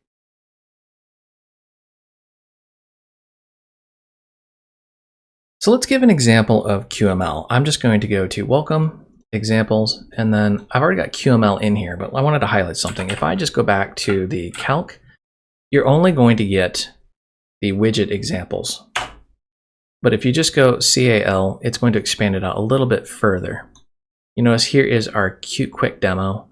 If you wanted to, you could start with QML and then CAL. That's just a little quick tip if you start hunting and pecking through the examples and can't find what you're looking for here. We're going to open this up and you can see right off the bat, we have this beautiful user interface. It has like this torn paper edge and this nice little keypad. This is what I mean by QML is meant to be graphically beautiful and can run just about anywhere. This looks like it could run on a cell phone, and actually it could. That's why you would design in QML and Qt Quick. All right, so I'm going to go ahead and build. I've already got my kit set up and everything. This is something I wanted to highlight. A lot of people think that, oh, QML must be better. No, actually, a QML application is a C++ application. You're just using a Qt Quick view and loading a QML file. When it says QRC:/ whatever, that means it's just simply in a resource. You can see here's our resource, and then here's all the files. Here's the actual file in question. We open that up, this is QML, and it looks kind of intense, and it is really. But it's also very easy to follow. You can see we're talking about a rectangle, and then it has this very nice syntax. Okay, so this rectangle has functions inside of it. This is one of the things I really don't care about for QML, is that it's so stinking easy to put your logic in with your interface, and that's where a lot of people will shoot themselves in the foot. We'll touch on that later when I talk about the pros and cons. But understand that, well, this is really meant to be a beautiful application. However, if I say like 3 times 3, you notice how it says undefined. This is what I mean by QML being newer doesn't necessarily mean it better. It's, you know, even in the example, we're getting some weird errors, but we still get the right answer.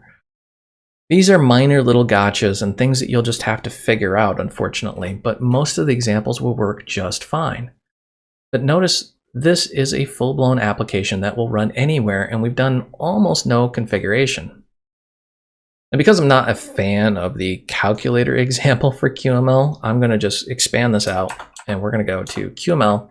Again, we're in welcome, examples, and then QML, and we have a bunch of them in here. So we're just going to pick one at random, and may the odds forever be in our favor. Let's just say drag and drop. Or do you want clocks? Let's go with drag and drop. So drag and drop is a fairly complex user interface task, but they have a full-blown example that makes this easy. We're going to configure our project. And then let's go ahead and run this. And let's say I want to do a grid view. Pretty cool, huh? You can go to tiles. Pretty neat. Now, the thing I want to really impress here is that you got to play around with these a little bit to really get a feel for how they work. Because sometimes, I'll admit it, I don't actually read the documentation. I just load up the code and see what happens. But imagine trying to do this with like a widgets application. You're going to be there all day trying to figure that out. And it makes it nice and fluid and beautiful.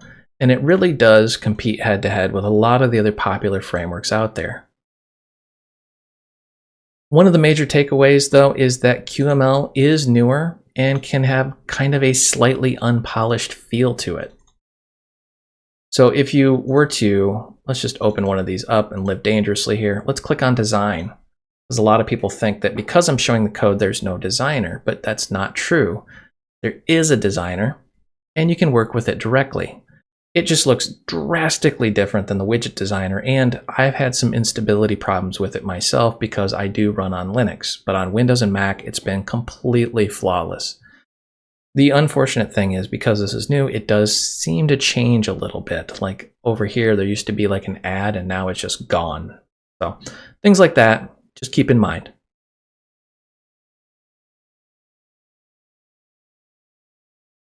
So let's go over the pros and cons of Qt widgets. Let's start with the pros. It's fast. I mean, really fast. It's C++. What did you expect? It has a very native look and feel. Now, that's not always 1000% true. You may find odd things like when Windows comes out with some new feature, Qt is kind of slow to adopt that, but it's the nature of Qt. It runs anywhere, so it's gonna have kind of a slow pace to it. It has very easy C++ integration. You could see right when we were doing the example, it was right in C++ land. The interface itself is just almost seamless with C++. And it uses signals and slots, so everything just in our mind works. It takes very little brain power to wrap your head around how widgets actually functions. For the cons, well, it feels a little dated. I mean, widgets has been around for a long, long time, and everybody knows what a desktop application looks like. It's not always perfect. Like I mentioned, if, say Windows or Mac comes out with some new user interface feature, you might have to do some creative Googling to figure out how to do that feature in Qt widgets. And it's hard to animate. It's not really designed to do that. This is meant for thick applications.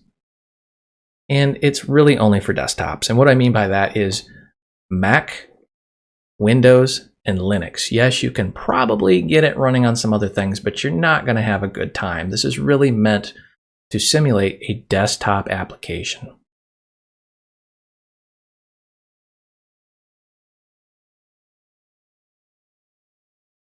Now let's take a look at QML and Qt Quick in terms of pros and cons. Well, it's fast.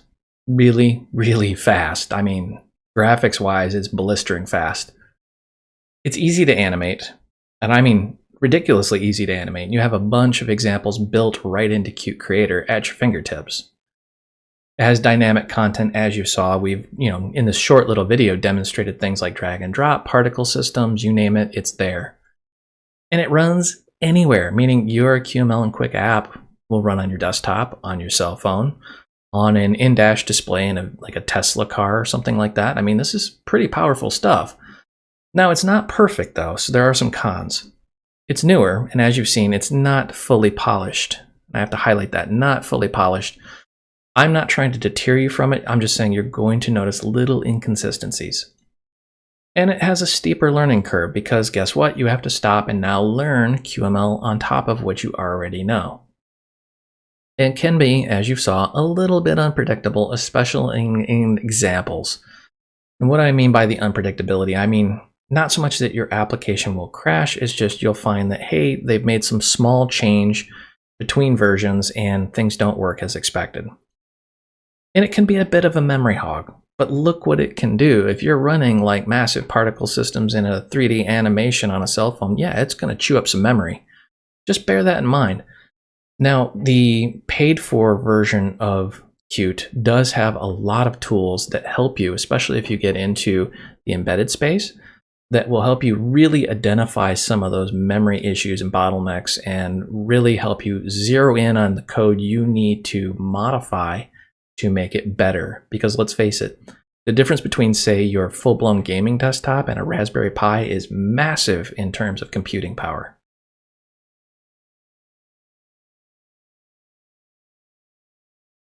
Now, if you're like me, you don't like making decisions because you're worried that you're going to make the wrong decision and later on you're going to pay some penalty for it. So let's go back to the Qt Quick demo of the calculator here.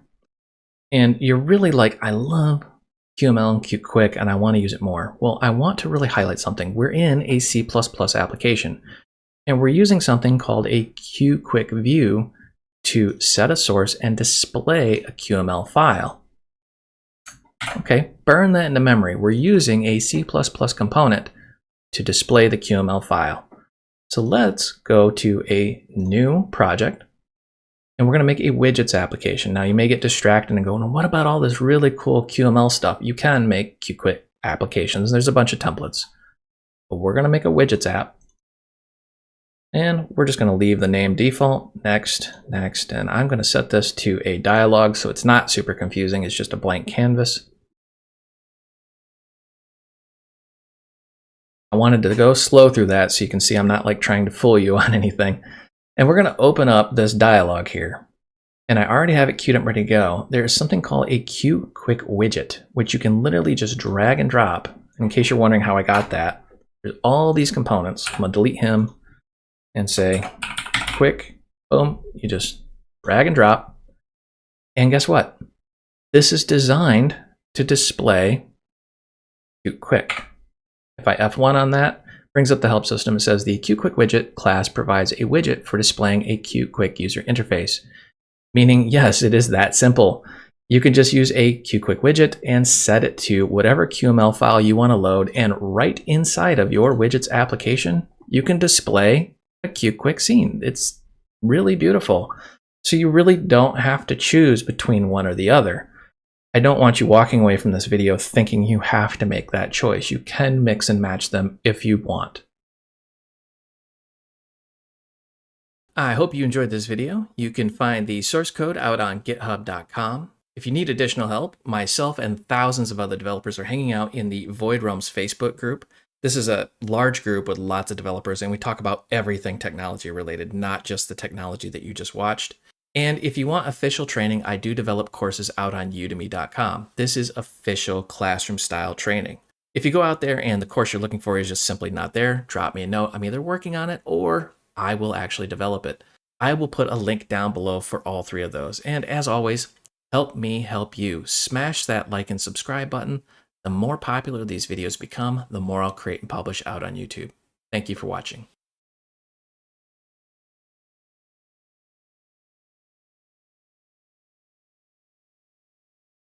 Hey everybody, welcome back. This is Brian. So this video, we're going to start down programming with a graphical interface. Notice I didn't say widgets. There's a reason for that. I'll cover that in just a second. But this specific video is going to be this widgets application. And don't panic if you're on Windows or Mac. Yes, this program will run on Windows, Mac, or Linux. I'm currently on Linux. It doesn't matter where you compile and run this. It'll just work. We're going to cover some core concepts in this video. First, the basics of, well, you guessed it, a widget application.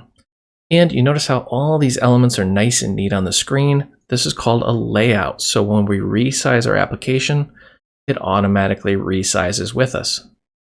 And we've got some interaction. For example, I can key in an age here, hit calculate, boom. And we can calculate an age in cat years. Or I can select, say, dog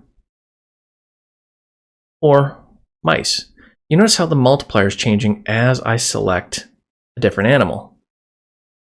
So we've got some instant feedback based off what the user's clicking here.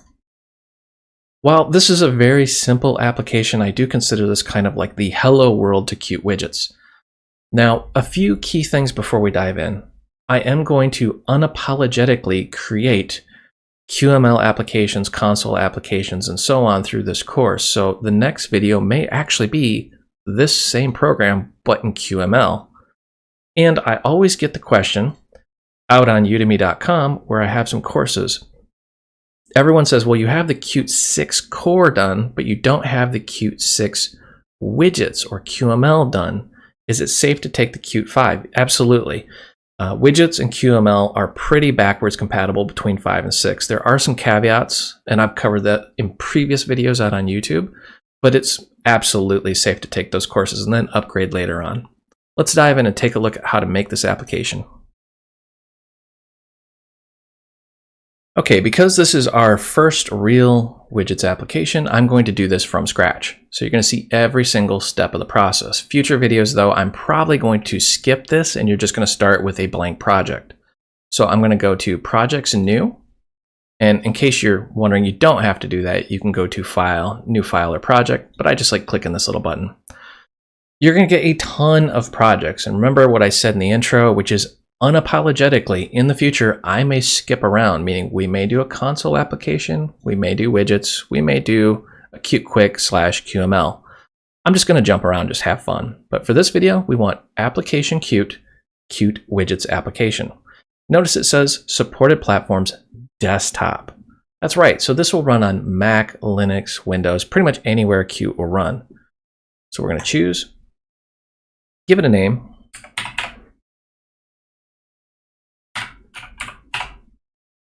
And hit next. And you notice I'm going kind of slow here. Build system, I'm going to use CMake.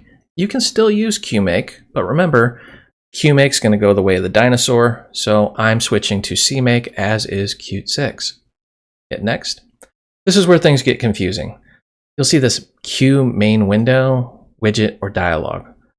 Well, basically, let's talk about these real quick. So a main window would be like, well, Qt Creator in the background, a giant main window, where a widget is pretty much anything, like these individual little buttons down here. We don't want any of that. We want a simple dialog, which is, well, this little dialog you see on the screen actually is under the hood. So we want to go with QDialog. It's going to generate a header and a source file. We want to make sure we generate that form as well. It's going to be dialog.ui. And this is an XML file. Hit next. Don't care about translating this app. And then choose the kit that's right for you. You may have multiple kits, and you can even select multiple kits. I'm just going to go with what works for me. Just make sure it's a modern version of Qt. And hit finish. All right, now, when you get to this point, I would highly recommend you build and then you run. And if you have a problem running this thing, usually it's because you don't have OpenGL installed. So make sure OpenGL is installed, but you're going to get this giant dialog. We're going to fix that. You also see you got this terminal in the background. To do that, or I should say to fix that, you can go to Projects, Run, and then Run in Terminal, uncheck that, and you will no longer get that annoying little dialog in the background, or that I should say that command line. If you want the output, you can definitely have it, but I'm just going to uncheck it just for the sake of this video. All right, so let's look at our project here. We've got an interesting structure. We've got our main file with our main function, and we're just going to make our application, which is going to do its event loop, something we've talked about in console land. But now we're doing a dialog show. That's actually showing this dialog. Ta-da! It looks pretty big, so let's scale this down. And then let's figure out how this thing works. So I'm going to scale that down. This is the what you see is what you get editor, or the Qt Design Editor. Let's go back to edit, and you can see how it is a XML file under the hood. Now we also have this header and this implementation file. What's going on here? When we look at our main file, we're making a dialog from dialog H. Ta-da! This guy. And under the hood, what's really going on here is Qt's smart enough to realize that this XML file equates to this header file and the source file. So those three files come together to make our application beautiful. So let's go ahead and let's set up our interface. We're going to explain the coding in the next part here, but right now let's just focus on this interface. Now we have all of these little widgets that we can choose from. There's a lot of them. And if you don't want to like hunt and peck through here, because it can get just kind of confusing, you can actually type them. So let's go ahead and I'm going to look for a label, and I'm just going to drag a label on. It's just drag and drop. Now I'm going to look for what's called a line edit. If you're coming from like .NET or something, this is like a text box. See? Very simple, very easy to work with. You can just drag it around. Now, I want a few of these, so I can either continue dragging or dropping, or I can just do what I call the old copy and paste.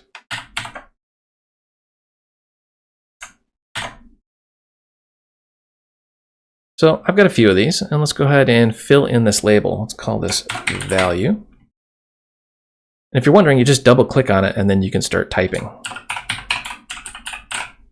Multiplier. And double click, and let's call this result. If you don't like the whole double click thing, you can just select it and then go down over here to our properties. And then you can just either hunt and peck, which I don't like, or you can actually filter it. text is what's going on, so we could say, ta-da, text.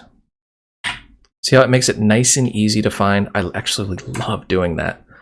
But you can see each widget has a ton, and I mean a ton of properties. So this little inspector here gives you a lot of information. And of course, it's depending on what you have selected. And you have this guy over here, which tells you, hey, this is what you have selected. So just a simple way of navigating here. So we're going to grab all of those. You notice how it highlights them all here. We could have done the same thing. Just press Shift and click, and now we've got them. And I'm going to copy and paste that using Control-C, Control-V. And we want type. Now remember, we want a drop-down, or what's called a combo box. And you can absolutely hunt and peck for it in here. I don't like the hunt and peck method, so I'll just say combo box. Drag and drop. And you can scale that out.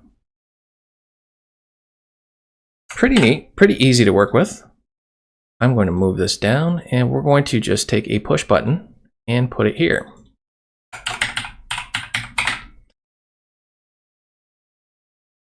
Now I'm going to name these. So I'm going to highlight each widget and name it appropriately. So this is going to be CMB, and let's call this type. And you can name them whatever you want. It doesn't really matter. You can even leave it line edit 1, 2, and 3. But I'm going to say LE, and let's call this value. And then LE multiplier. And then LE result. Again, the object name is really whatever you want it to be, but this is how you're going to access that widget. Push button. I'm going to call this BTN calculate. Now, if you're an accountant, I'll give you a stupid accounting joke. It's I will calculator. Anyways, I won't quit my day job. So let's look at how we would set this into a layout. Because right now, if we were to expand and contract this, move it around, nothing really happens. And we can actually do what's called clipping, which is really bad. We don't want to do that. So we're going to highlight what we want, or we could have done the shift click method over here. And we're going to put it into a layout. And that's where this little toolbar up here comes in handy. The icons are pretty self-descriptive, but we have the horizontal, vertical, splitters, we'll talk about in another video, and then the grid. So I'm just going to go ahead and go to the grid, and when you click it, it automatically puts it in there. And as that layout resizes, it resizes all the widgets inside of it. Pretty cool, huh? Now you notice how I have the dialog itself selected. You can tell by these little handles off the edge. I'm going to select that, and I'm going to do the vertical. So it's going to take it and just put it vertically. Pretty neat, huh? Now, I don't like that button taking the entire space. So we're going to put a spacer in here, and I'm going to show you how to break a layout. So if we take the spacer and we try to put it in here, that blue line shows us where it's going to go, and it doesn't really work the way you'd expect. So we're going to select our dialog, and we're going to click this little break layout, which just does exactly that. It breaks the layout. We can then just drag and drop, move those around, highlight these guys, and we're going to put these next to each other horizontally. Now we can select our form and do vertical, and it works the way we expect it to. From here, everything just works. It's actually pretty stinking cool. I love this.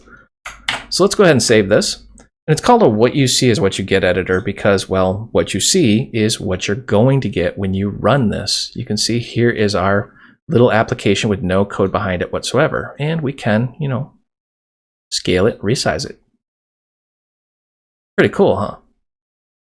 Let's flip into code land and let's start banging out the code.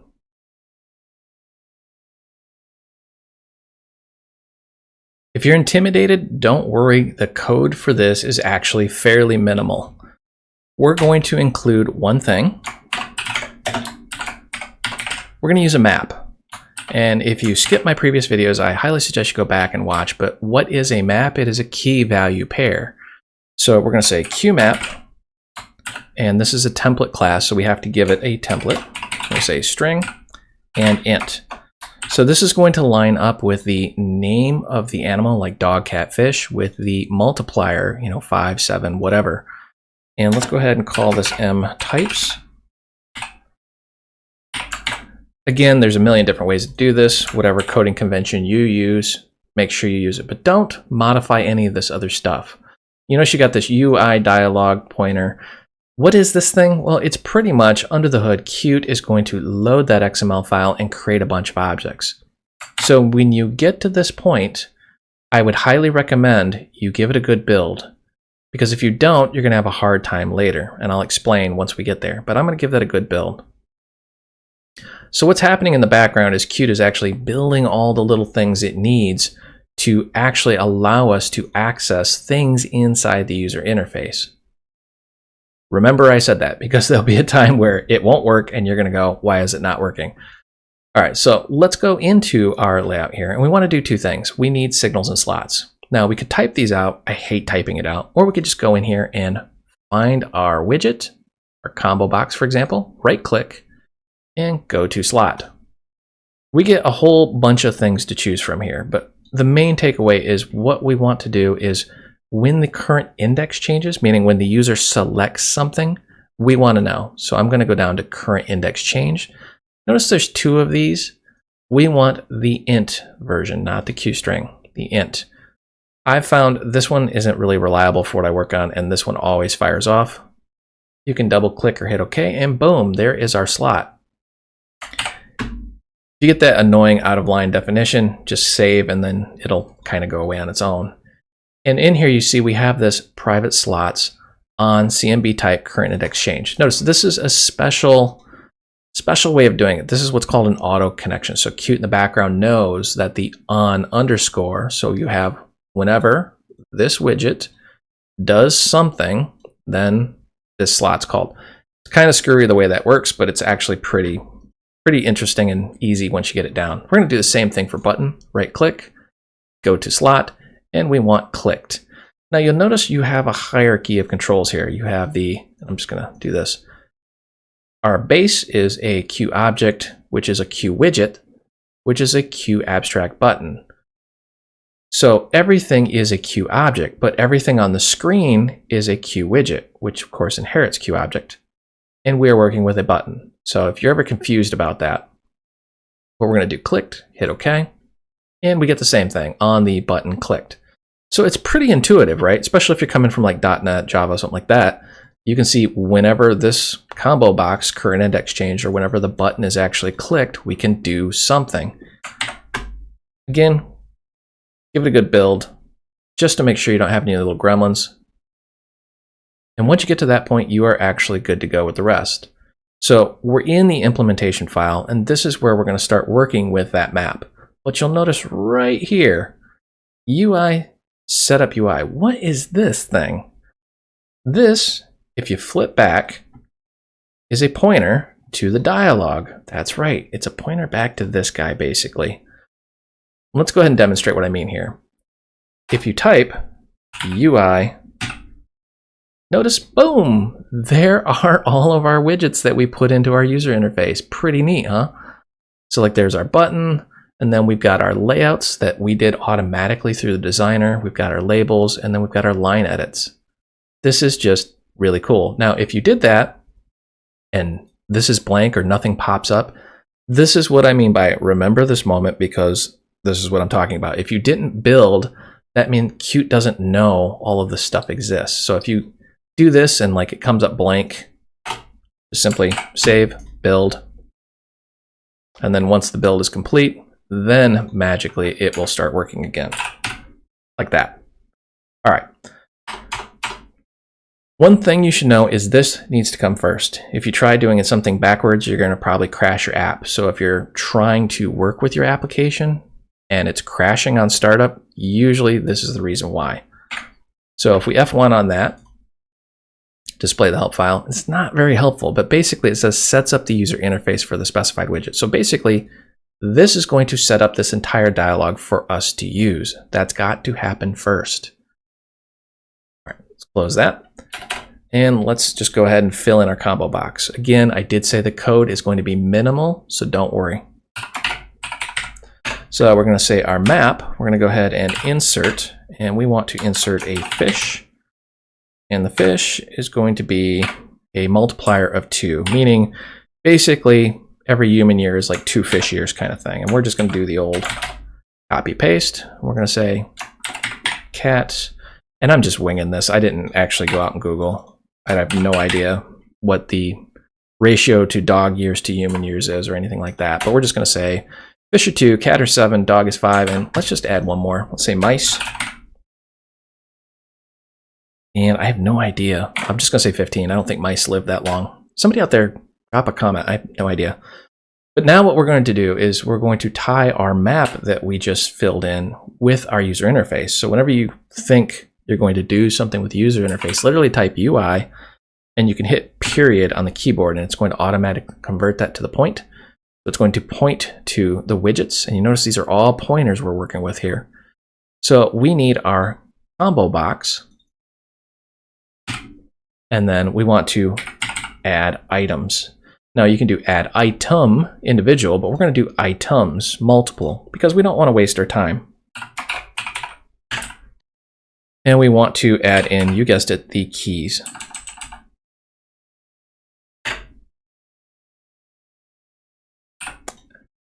And that should take care of the casting for us automatically.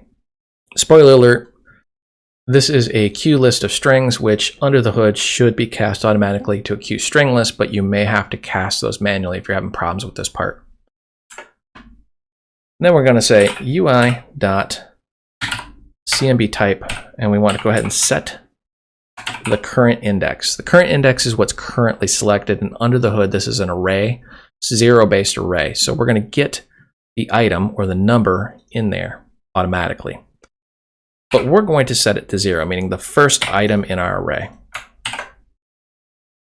Let's go ahead and save, and let's run this and see what this looks like. All right, there we go. It's already got this list here. And if we click our list, nothing happens. We're going to fix that right now, but I want to demonstrate something. We're going to take this and move it here. Let's go ahead and build that and see what happens. We get a good build. Let's see if it runs. Oh, nope. Program has unexpectedly finished. You wouldn't believe how many emails I get on why does my program crash on startup. Get a magic marker and write it on the back of your hand. You have to set up the user interface before you modify the user interface. All right, so if we rebuild this and run it again, it should work just fine. But I'm just going to demonstrate. Rebuild and run, and ta-da, magically it's not crashing anymore. All right, so let's go ahead and flesh in the code for our index change and our button click. So first things first, we're not going to use this guy right here. So I want to get rid of that warning. I'm going to say queue unused, and it just simply gets rid of that warning. Now what we want to do is get the multiplier here. And so I'm just going to say int m equals, from our maps, we want the value, which is going to take that key value pair and get the value from the key. So now that we got that, we want to get whatever key we have. So I'm going to say UI, CMB type, our combo box. We want to just get the current text. So it's just going to be cat, fish, dog, whatever's displayed on the screen, right? And then we want to say UI, le multiplier. That almost sounds French, le multiplier. Anyways, we're going to go ahead and do set text. Forgive my horrible French accent. I don't know much French at all. I think I know how to say like l'addition, s'il vous plaît, and a few other things like mademoiselle and monsieur and things like that, but my accent is probably atrocious. So if you're French speaking, please forgive me. So what we're doing here is we're basically saying in the user interface, we're going to grab our multiplier, that line edit, and we're going to set the text to the string representation of whatever the multiplier is. So let's walk through this super quick here. Notice how period on the keyboard has betrayed us. So we have to actually type that in. There we go. So we're saying when the current index changes or when the user clicks that combo box, we're going to ignore that index using queue unused. Then we want to get the integer from our key value pair based off the current text, cat, dog, fish, whatever. And then we're going to say user interface, le multiplier. We're going to set the text, meaning we're going to actually set the text value to the string representation of that integer. You have to use QString number. So we're converting from an int to a QString. Let's go ahead and test that. We're going to run this real quick. Now you notice how it's there automatically because in our constructor, we are setting the current index, which is firing off that signal slot connection right here. So it's automatically doing it. And if I click this, you see it goes 15, 2, 5, and so on. Pretty cool, huh? Now we're going to get this calculate button working. And you notice how when I click it, nothing happens. Go ahead and get that running. Just going to clean up a little screen real estate here. All right, so first things first, we're going to say bool. We're just going to assume everything is not okay. But what we're going to do is we're going to convert from a text to a number, and that does not always succeed, and that's why we've got to be a little bit careful. So I'm going to show you how to test that. So we're going to say int, and we're going to say v for value equals our user interface, and we want line edit value. Remember, your naming convention really doesn't matter. You could just do whatever. And we want the text, and that's going to return a QString, and we want to do a toInt. Now, this is going to take a pointer to a bool, and you can give it a base. We're going to just stay with base 10, but I want to just say, okay, here's our bool, and I want a true or false. So what happens here is it's going to evaluate this and say, can we convert it to an int? If so, this goes to the integer value. If not, it's going to set it to 0. You can actually look this up in the help file. Just highlight that in F1. However, if it fails, it's going to be a 0. Either way, we're going to get a true false on our bool, so we can actually evaluate and see what happened. So I want to say if everything is not okay, we want to do something with our user interface. So we're going to say le value. We're going to go ahead and set that text to 0. So if they didn't enter a number, if they just didn't enter anything, we want to be able to put a number there to let the user know, hey, we know you forgot to do something. Going to do the old copy and paste. We're going to do the same thing with the multiplier, and I'm going to say le multiplier.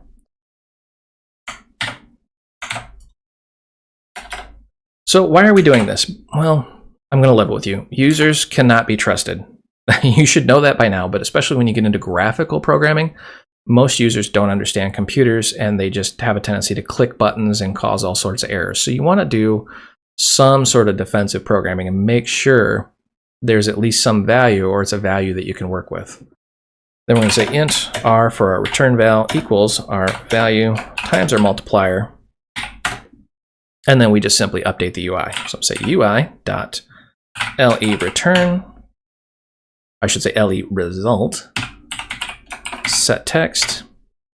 And this is going to be a string representation of that number. So I'm going to say QString number, and voila. All right, let's give this a good build and make sure we didn't goof anything up.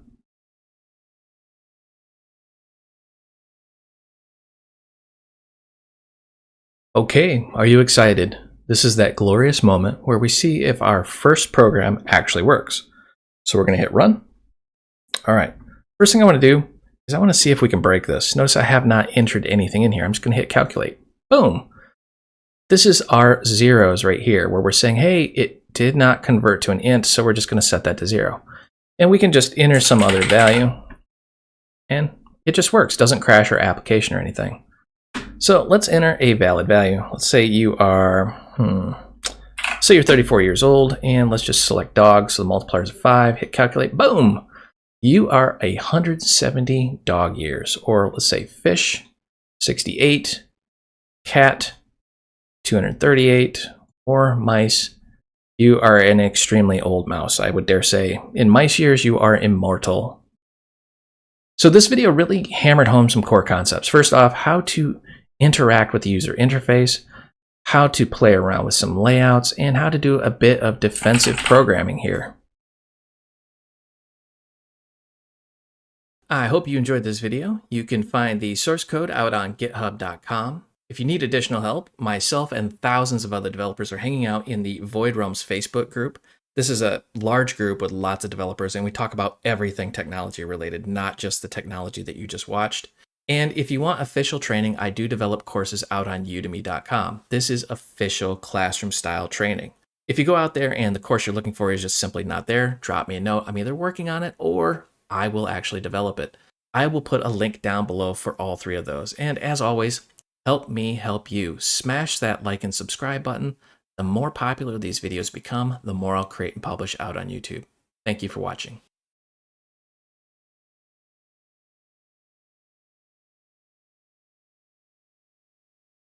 Hey everybody, this is Brian and welcome back. It's been a while since I recorded. I have been, well, very sick. I don't think it was COVID-19, but I just don't feel fully recovered yet. I don't know. This one's different. This like cold flu thing's just not going away. I can't quite figure it out. Anyways, so forgive any coughing, sneezing, ramblings. I think I'm rambling right now. But anyways, point being, in this video, what we're going to cover is Introduction to QML. Now, before you get super excited, this video is going to show you how to enable the designer and some of the features of the designer. There's a reason for that. Out on udemy.com, I am re-recording all my old courses. You can see I have like a QML for beginners with Qt 5. Well, obviously, we're now navigating towards Qt 6. You can see I've got the core already upgraded to 6. But I've got a QML and a widgets and a design pattern. I really want to get those upgraded to Qt 6. So we're going to be navigating through the designer and figuring this out.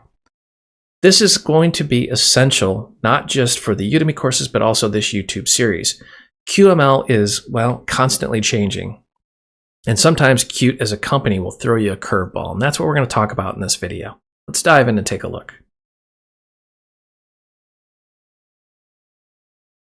Okay, the very first thing we need to do is enable the designer. Now, what am I talking about, enable the designer?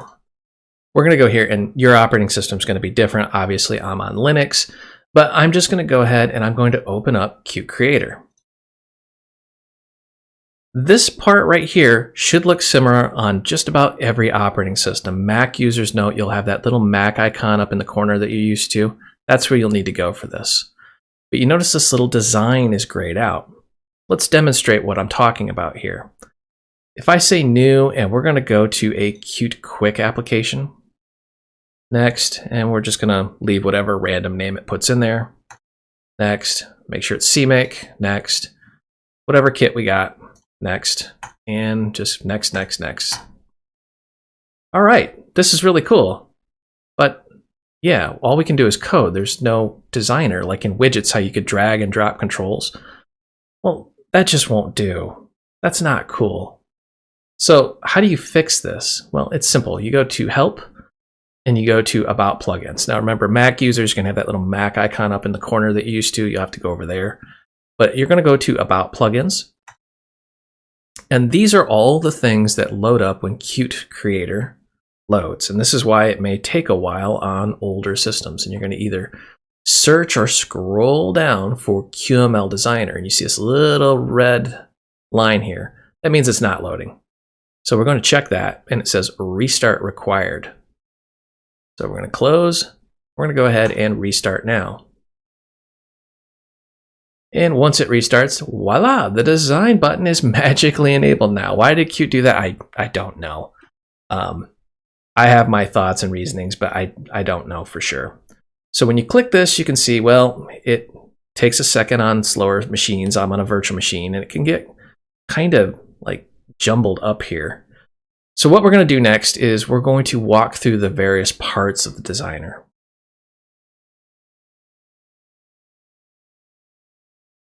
Okay, now that we have the designer enabled, let's go ahead and walk through the various parts here. I'm just going to go ahead and create a new application. You can actually just open up an existing one if you want, but I'm going to make a new one. Qt Quick application, whatever name it gives me. And we're just going to say CMake, our required version, next, next, next, next. And this is usually the first question I get is, hey, I have a project open. I selected my file, but the designer's still not opening. I don't understand. Well, the file's not open. This is one of the caveats here. So you got to double click it, make sure it's open, then you can go into the designer. This is typically what you're going to see right off the bat here. You'll notice there are various components, but it's minimal. Like there's no buttons or anything like that. So you're going to get kind of confused, and we're going to walk through this. But at a high level, there's things like the library. These are your actual components. You're only going to get the default components at startup. You can add in assets. And then you have things like your project, file system, open documents, your navigator. You can tell what's selected because it's highlighted in blue. We're going to touch on that quite a bit in this video. The form editor and the text editor. Now, the form editor and the text editor, these two actually work hand in hand. So for example, this white area is our form, but it's actually bigger than our display. So I'm going to just go 400 by 400. And as I'm typing, you can see what I've changed because it highlights it in red here. That's not saved. And in real time, it's automatically changed it, even though it's not saved. Pretty cool, huh? Then you have your properties, and this is the properties of whatever is highlighted, which again is in blue down in our navigator. Now I want to really touch on that. Right now, this is not abundantly helpful. For example, if I look for a button, all other components, you notice that's in red. Not abundantly helpful here. Really, whenever it's in red, it means it matched the pattern we typed, but it's in all other components. I want specific components. So we're going to go here, and we're going to go to components and hit that little plus sign. Select a module to add. And this can get a little overwhelming, but usually what you're going to want is like Qt Quick Controls. And it will add it in there for us. And then we get what we really expect, things like dials and buttons and all sorts of fun stuff. Now, remember, QML runs anywhere, so it's going to be different than widgets. So you're not going to find things like tree views. They exist out there on the internet, but you'll have to really hunt for them. Because this could be running on a mobile device, and a tree view doesn't make a whole lot of sense on, say, a small screen cell phone or something. So let's just plop some controls on here. I'm going to take a button, and we can either drag and drop it right onto the form, or we can take a button and drag and drop it right into the navigator. Now, you may be wondering, where is it? So here's the top button. Where's our other button? Where is it? It's just gone. This is what I mean by it can get a little confusing. It's actually there, but you don't see it because it doesn't have an XY position. Oh, that can get super frustrating. So we're going to get rid of this button, and we can either delete it in the code like this, and you notice it disappears from the navigator. I'm going to Control Z that. Or we can highlight it in the navigator, right click and go to Edit and Delete.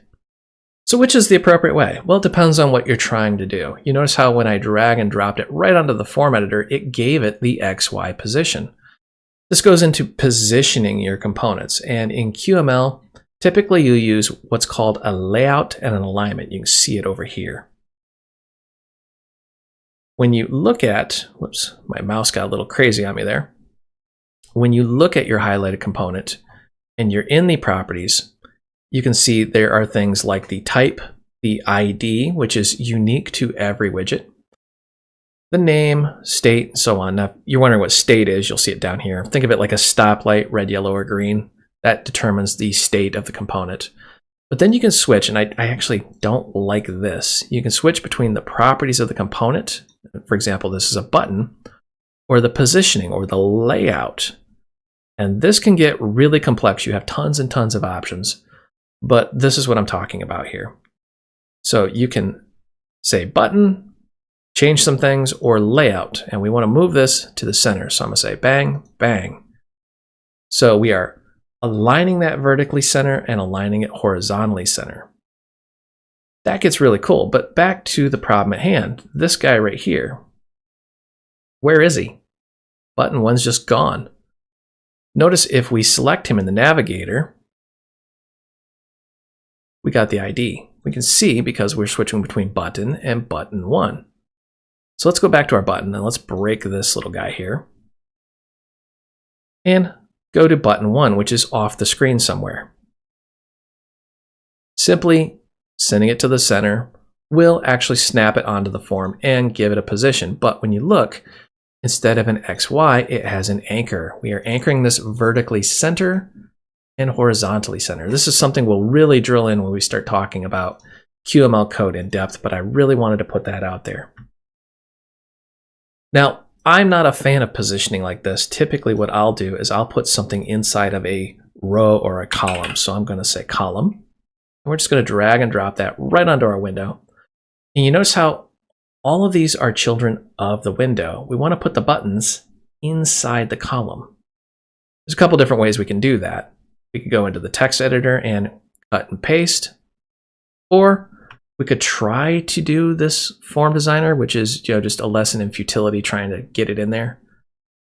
But what really works is if you just grab it down in the navigator, click and drag and highlight the column and drop it in.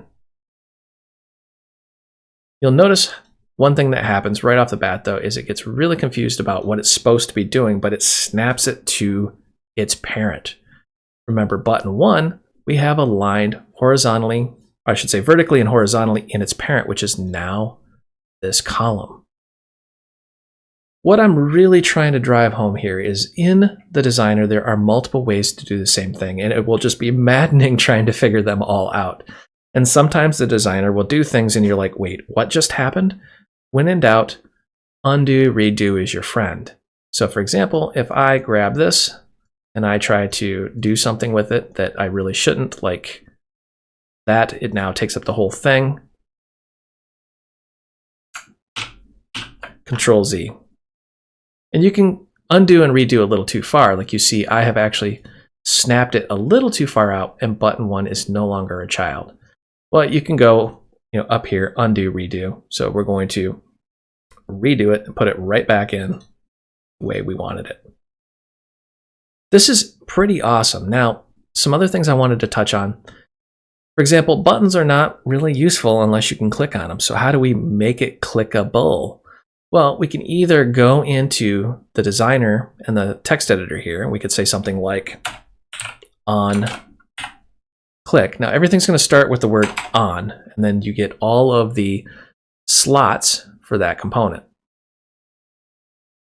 Or what you can do, instead of typing it out, is you can simply highlight it, and down here in the connections, hit the plus button on clicked, and then you can actually edit this right in place. Really, really cool. And it puts the code in there for you. Button on click, console log click. You can open the connection editor, you can connect signal to an event, you can do all sorts of really cool things. You can even do property bindings. So for example, if we change the text of a button, it also changes the text of the other button. Why you'd want to do that, I don't know. And you can set custom properties and data backends and things of that nature. It's actually really, really cool the way this works. So this was a very high-level overview of the designer. I would recommend you go in with a couple junk projects, just play around with them, see how it works, see what works for you, get it the way you want it. But one special note, you see green and red. Whenever you see red, that means it's not saved. So I'm going to hit Control S on the keyboard to save it and watch that red go away. Always make sure you've saved your projects. And if you have an oopsie, for example, if you click off and you go, oh no, where's my text editor? I closed it. Oh no, where's my form editor? I've closed it. Well, 99% of the time you can go into View, Views, and here you go, Form and Text. So we're just going to check those. So if you accidentally close something, don't panic. There's a very easy way to bring it right back. I hope you enjoyed this video. You can find the source code out on github.com. If you need additional help, myself and thousands of other developers are hanging out in the Void Realms Facebook group. This is a large group with lots of developers, and we talk about everything technology related, not just the technology that you just watched. And if you want official training, I do develop courses out on udemy.com. This is official classroom style training. If you go out there and the course you're looking for is just simply not there, drop me a note. I'm either working on it or I will actually develop it. I will put a link down below for all three of those. And as always, help me help you. Smash that like and subscribe button. The more popular these videos become, the more I'll create and publish out on YouTube. Thank you for watching.